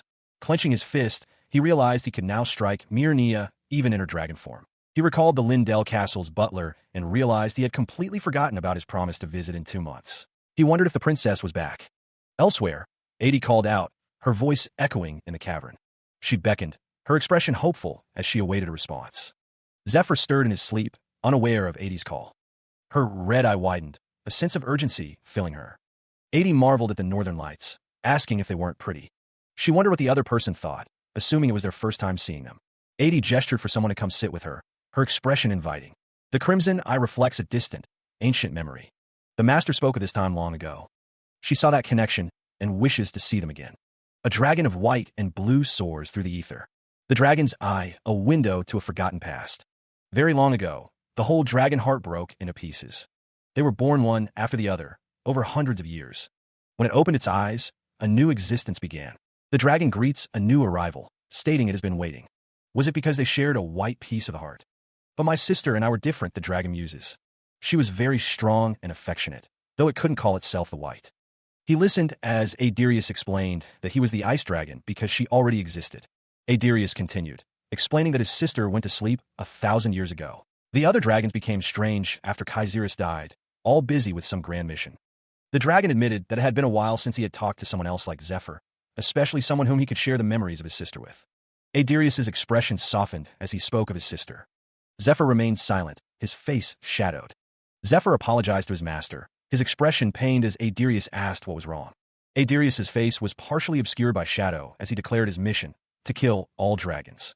A vision appeared, showing Adirius holding his little sister, the words implying that his mission meant not only Zephyr, but also her. Zephyr's expression darkened, his thoughts consumed by his inability to do something. A skill called Earth's Cradle, belonging to the White Dragon, was described as being able to hide any item within the alternate dimension in the ground, but only with restrictions after receiving the White Dragon's blessings. Adirius's eyes widened, realizing something. Adirius apologized for showing it so late, revealing that it was the body Master possessed when she was with him. A small, sleeping creature rests peacefully amongst a bed of flowers. A hand reaches down toward a basket filled with similar white blossoms. My sister Zora. Tears stream down the face of Mirnia, her expression a mixture of sorrow and resolve. Marinia's thoughts drift to a pressing matter. Mirnia, I need to go find Princess Altair, who is another disciple of Master. He stands beside her, his expression unreadable. Adirius recalls, aiding her with that was Master's last words to me. Zephyr's eyes narrow, a fierce determination burning within them. And I found a way to... Adirius's expression hardens as he continues. The princess will try to kill all dragons. He pleads, Mirnia, I need your help. Let's do this together. Once the day of the world's end has come, the remaining dragons and the Tree of Life will lose themselves. Destruction will become their grand mission, and they will become servants of the demon god. This cannot be relayed to anyone until the day of promise comes. The only way to escape this rule is death. But the white dragon Nimishuna was able to gain another chance. Huff, huff, by coincidentally possessing a lizard's body. The lizard gasped, thinking of 80. Its body was at its limit. Do not be scared. 80, the lizard thought, because of the spell I've cast. Once I die, my corpse will move for a bit and tell you my will. Listen closely and find Princess Altair. Because of the restrictions, all I could tell Altair was to kill all dragons. But I'm sure she will do it. Her goals and motivations are both clear. But 80, he's too kind, so if I don't tell him all of his secrets, I'm sure he won't be able to kill the dragons. At least not me and Mirnia. Please, 80, save this world and my kind. And most importantly, live. The night sky shimmered above a field of tall grass. Rain began to fall, a steady drumming against the world. The downpour intensified, obscuring the landscape in a veil of water. For months, Master suffered, casting spells on herself to relay the world's secrets. He considered the implications, to kill Master's original form, her sister, and all of her kind. What was he supposed to do? In the end, 80 was unable to come to a conclusion. He continued to put off making a decision, excusing his inaction by claiming he had to help others. Then one day, 80 discovered something in a dungeon near Nina's territory, something that he was certain of. That's what Master talked about. The demon god cult's summoning altar. The summoning altar loomed, a structure of dark intent and ominous power. That's it. If he found all of the summoning altars and destroyed them, he could stop the summon of the demon god. He declared that he didn't need to kill dragons, finding a better way. The task ahead seemed daunting, but 80 remained resolute in their purpose. The woman with blue hair stated that it was not possible to stop the demon god cult. She explained that they've already made thousands of summoning altars. Zephyr stated that if he needed to wholly depend on her for this to work, it would be great timing. The blue-haired woman dismissed the idea as a delusion, not plan. She stated that if 80 wanted her to take on something like this with them, they needed to prove themselves worthy, along with the princess. Elsewhere, Lindell Castle stood tall, marking Altair's territory, a place of strategic importance. The blue-haired woman said that it was great timing anyway, as the princess wanted to eliminate Artalis, the blue dragon. She offered 80 a choice, kill or convince Artalis. Meanwhile, a woman in a kimono introduced 80 as her fellow disciple, Sir Adirius, asking for a warm welcome. 80 confirmed that they were a man, stating that they couldn't depend on Mirnia, as that would be embarrassing. After that, for a year, 80 cleared all kinds of dungeons, collecting items they might need for their quest. It was a shame, but 80 couldn't sneak off to meet the blue dragon. If the blue dragon was really poison like Mirnia said, the figure in ornate armor knew the blue dragon would be very sensitive right now. If things went wrong, she'd cause great damage to the nearby territories. It was much safer to go with a party, just in case. So, they would pretend to help the princess raid for now, hoping to convince the blue dragon to become their teammate. Then the princess would have to change her mind and follow their plan. There had been more investments into the blue dragon raid. It was all thanks to them, 80. She simply did as usual. There was no need to be humble. It was true that they had more supporters because of her. Ralph, a mercenary, had heard that kid was in this party. Someone remarked on his size, and Ralph admitted he came to help him out because he lost a bet. Duke Giornetti sent him. The man with the scar asked what the pay was. The preparations went by smoothly. A cloaked figure announced it was them and to open the door. Fade wondered who it was and told them to come in. Someone looked through a telescope. The chance would come if they just got close enough. Start the Blue Dragon raid. Vanguards to the Lake of Life. The man with the scar told the armored figure not to hold him down. He told them to worry about themselves. TCH, the figure with red eyes, wanted to be alone. Well, it didn't matter. He wouldn't be able to keep track of what he was doing while fighting the dragon. The chance would come if he just got close enough. He'd heal the blue dragon first, and then they'd talk. However, the situation was more complex than it initially appeared. The The scroll detailed the demonic sword of sacrifice, forged from a winged demon's corpse. The sword, it was said, could heal the opponent, but at the cost of its own durability. Artalis was able to regain full consciousness for a split moment. But what the blue dragon managed to recall was the divine sword, Requiem. The sword, it was prophesied, would be their requiem and gravestone. It was also said that if one day someone shows up with this sword, White Queen, someone who is already separated from me and the Lord. The figure declared they had no reason to heed their orders. They also could not let someone unqualified possess their power. The blue dragon beckoned, declaring itself their rite of passage. Don't ever go easy on them. Teach them a lesson, Arda. Energy crackled, a prelude to the blue dragon's devastating assault. In the end, Adirius could not persuade the blue dragon. Escape was impossible. The blue dragon attacked with lethal intent, showing no mercy. The only option was to win, to survive the onslaught. The blue dragon's power surged, overwhelming Adirius. The blue dragon's attack bore down as Adirius thought, I'm sorry. The blue dragon's assault crashed down around him as Adirius apologized. Adirius's apology echoed in the face of overwhelming power. The blue dragon's attack continued, relentless and unforgiving. Perhaps that moment was when Adirius's other talent sprouted. He realized he was still too weak, unable to save those he wanted to. Adirius resolved to become much stronger and take over this party. He knew that if he failed, the humans would try to kill Myrnia next. A facade was necessary. The victory over the blue dragon had to be convincing. He would pretend to be genuine about being in this party, excited about his skills being acknowledged. Adirius was praised for his work. He would take the dragon heart as promised, as that was the contract. To buy all of their affections, he would hide his emotions and accomplish all they wanted him to accomplish. Adirius would take the princess influence away and take over the party. It was written in the contract that he would take the dragon heart, and he couldn't have anyone else take it. He would take his time to think whether to keep it or use it, but first, he would meet Myrnia. At that moment, something shifted, a change in the air. A surge of energy pulsed outward. Ramiel, the demon who had been hiding in the stomach of the blue dragon, awakened and touched the dragon heart. Ramiel's poison ran rampant from the dragon heart's mana and swept through the entire forest. For 80, this was the worst raid ever. A surge of power erupts, shaking the very air around them. Ramiel, enraged, demands to know why he was stopped. His eyes burn with fury. The dragon heart pulses with dark energy as Ramiel pleads for its power. Zephyr watches, injured and wary. Ramiel believes he could have eliminated the demon before it raged out of control. Zephyr retorts, questioning what Ramiel would have done even if he had succeeded. Ramiel acknowledges that Zephyr was exposed to the dragon's mana. He admits he didn't know Zephyr was so skilled. Ramiel wonders if Zephyr can guarantee that the dragon's mana wouldn't have infected the others or run rampant. He calls Zephyr a fool for running away. Adirius declares the dragon raid contract is over and that he is going back. Artalis calls out to him, but he ignores her.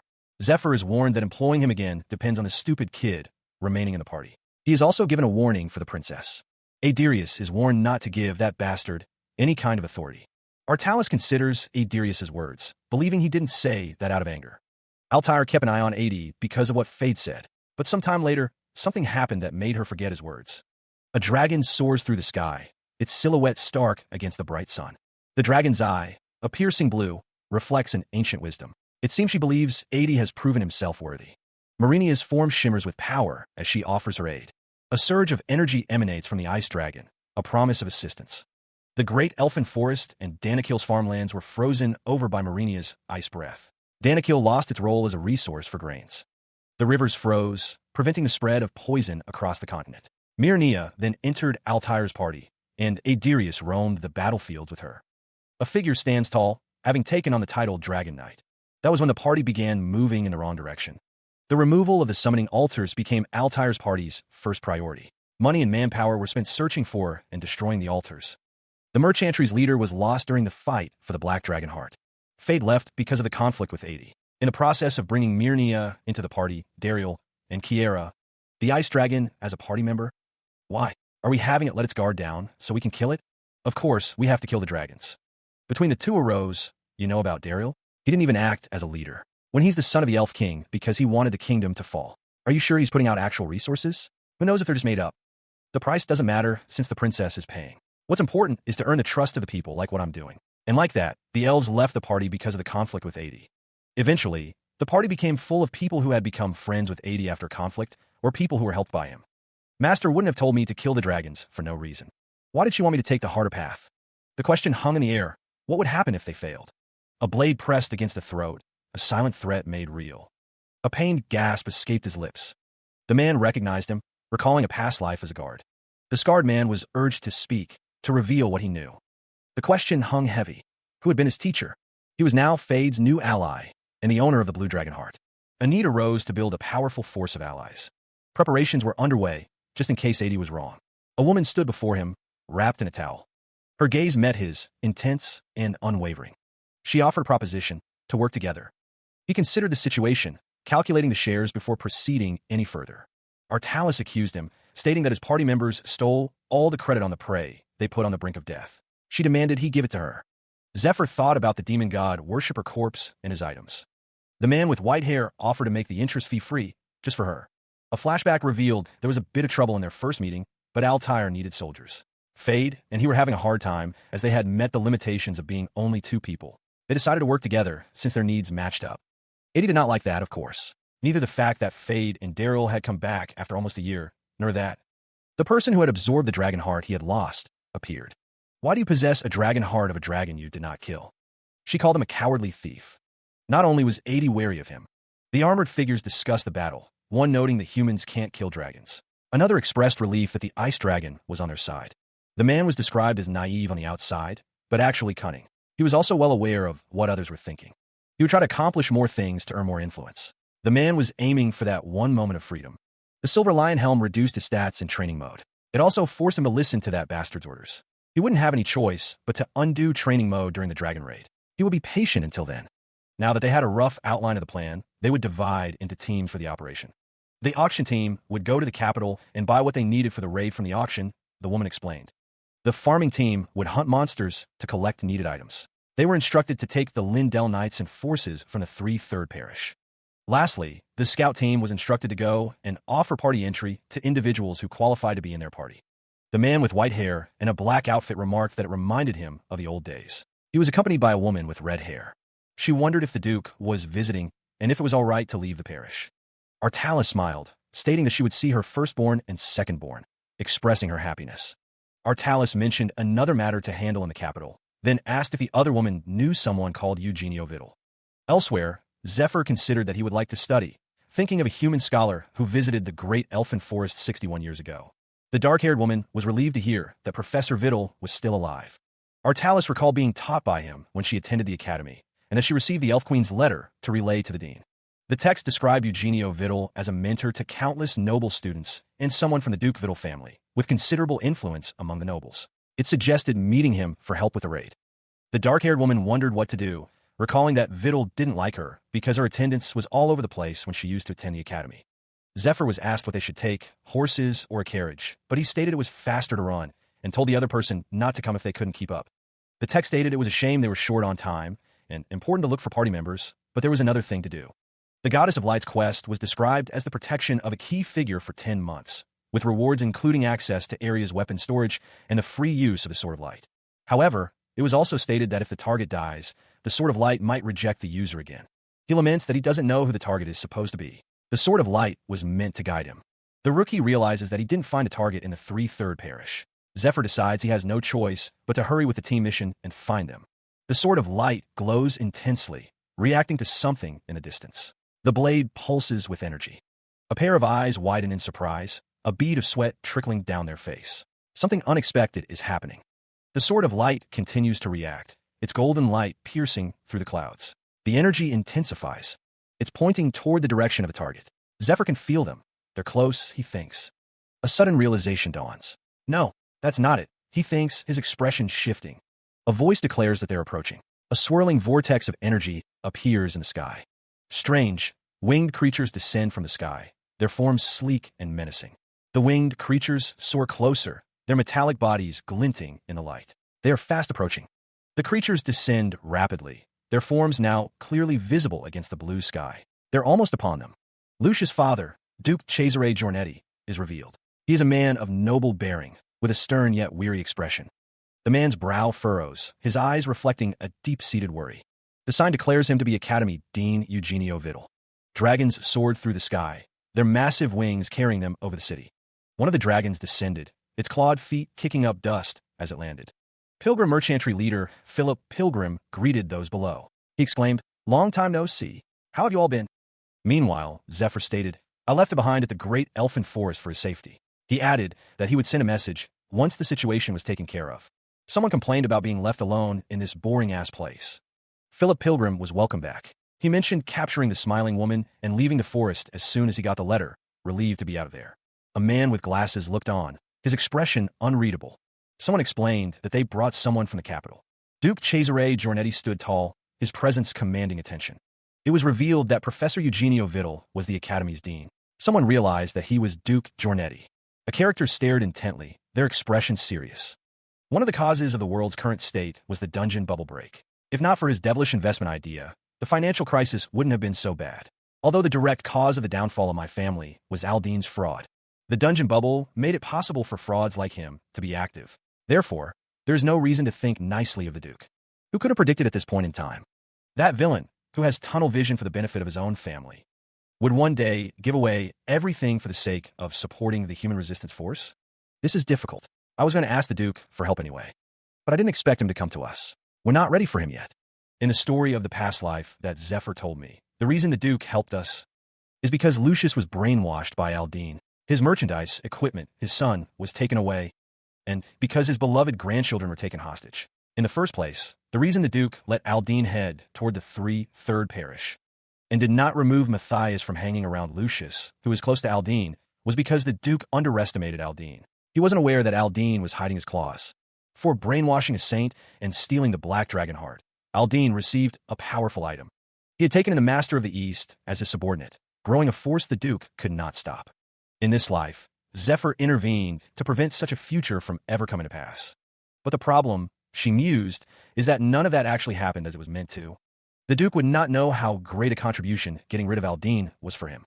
So he wouldn't be grateful to us, they reasoned, believing he'd request something ridiculous from them.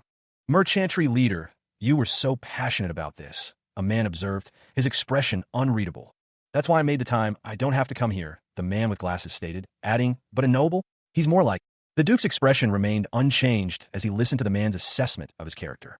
A man's face is shown, his expression one of confusion as he simply says, huh.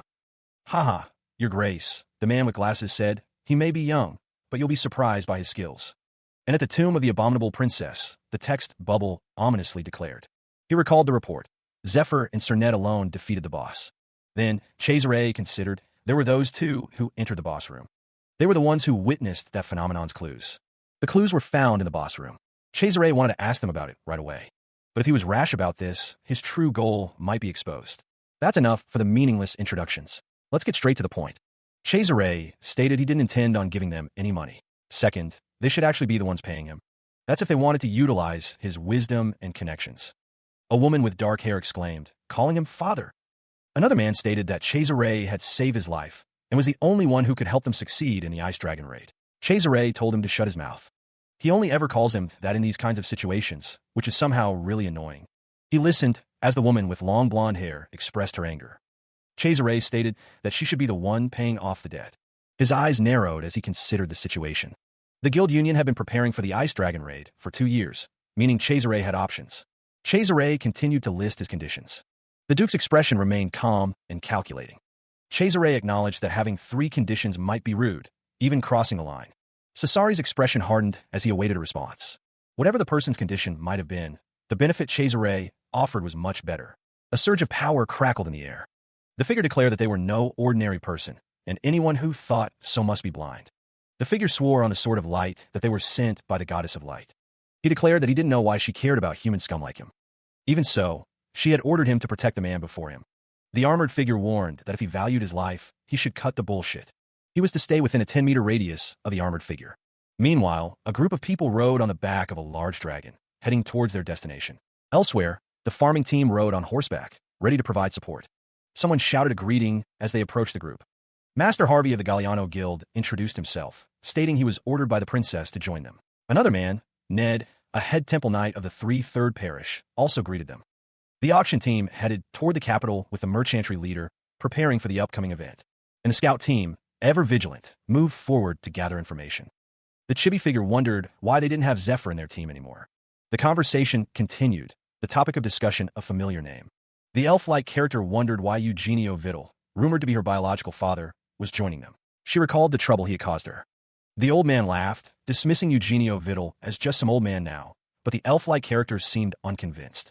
The elf-like character declared that she didn't even want to complain about him anymore, suggesting a deep-seated frustration. The sound of hooves echoed as the group continued their journey, the rhythmic beat a constant companion. A man on horseback announced that they had arrived, the destination finally in sight after their long ride. The group was assured that they were almost there, the end of their journey drawing near. The landscape was ablaze, a fiery path stretching before them, a testament to the dangers they faced. They were in the blazing forest, a place of intense heat and constant danger, where survival was a daily struggle. The trees burned fiercely, casting an eerie glow on the surroundings, illuminating the path ahead with an ominous light. Their destination was Mt. Silla, a landmark that promised either salvation or further peril, depending on what awaited them.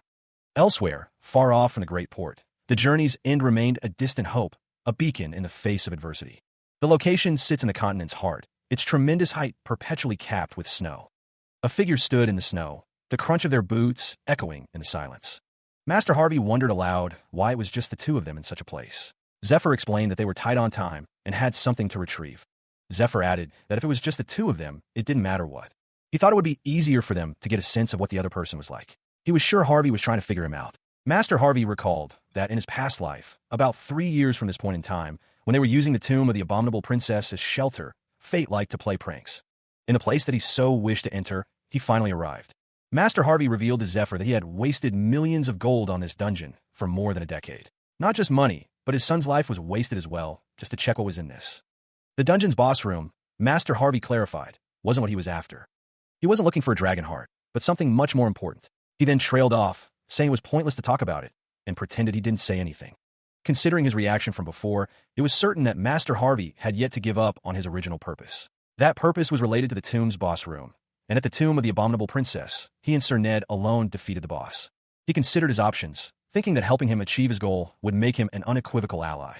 On the other hand, the man knew he would have to stop him if that goal was a threat to the party. Either way, he would find out what his goal was. The room is filled with ornate decorations, chandeliers hanging from the ceiling. A gloved hand clenches into a fist, the speaker wondering what kind of person they're dealing with. Power emanates from the ground, the force of it cracking the earth. Apostle Pavel expresses his frustration that none of them have heard of Zephyr until now. Apostle Wilhelmina suggests that someone intentionally hid Zephyr's existence from them. The speaker reflects on their inability to find anything on him, despite his strength. The one thing they are certain of is that he appeared in the 3/3 parish. Wilhelmina recalls when Aldine and the Master of the East had their subordinates infiltrate as slaves.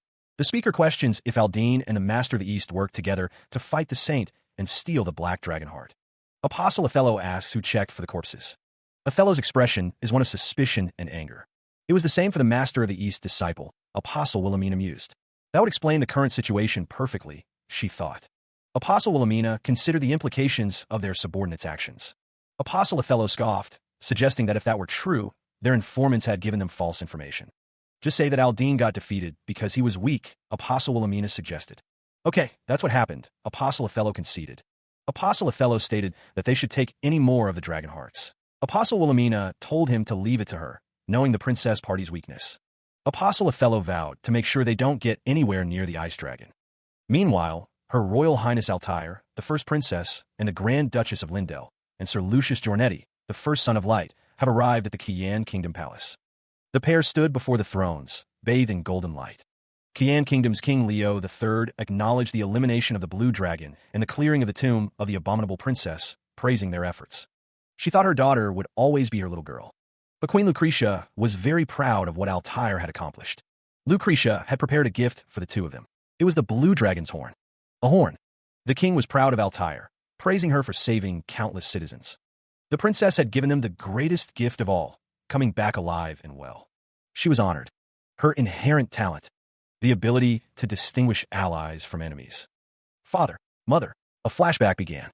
They had done great for the last 10 years, too. Now that 2 of the 8 challenges of the world had been resolved, they would hold a celebration and an award ceremony. The grand hall stood silent, awaiting the queen's next decree. Smiling warmly, Lucretia declared that she would reward Zephyr with treasure or territory. A voice echoed in the mind, contemplating the word father. Whispers spread through the hall, noting the princess's maturation and her changed priorities since the Blue Dragon raid. She even cared for the poisoned children. Lucretia acknowledged the people's suffering due to the ice dragon, realizing that royals must address such obstacles.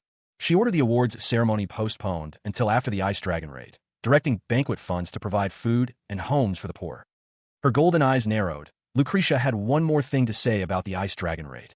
The muscular man relayed that a rescue team was being formed for the Ice Dragon raid, and the king had permitted it. The king's orders would arrive soon. Dungeon laws protected the party's freedom, as long as they upheld the laws. Lex Perry, an ace dealer from the Shooting Star Guild, stated that outsiders couldn't change a party's lineup. It was different for rescue teams. They were basically volunteers, standing by with equipment and support healers.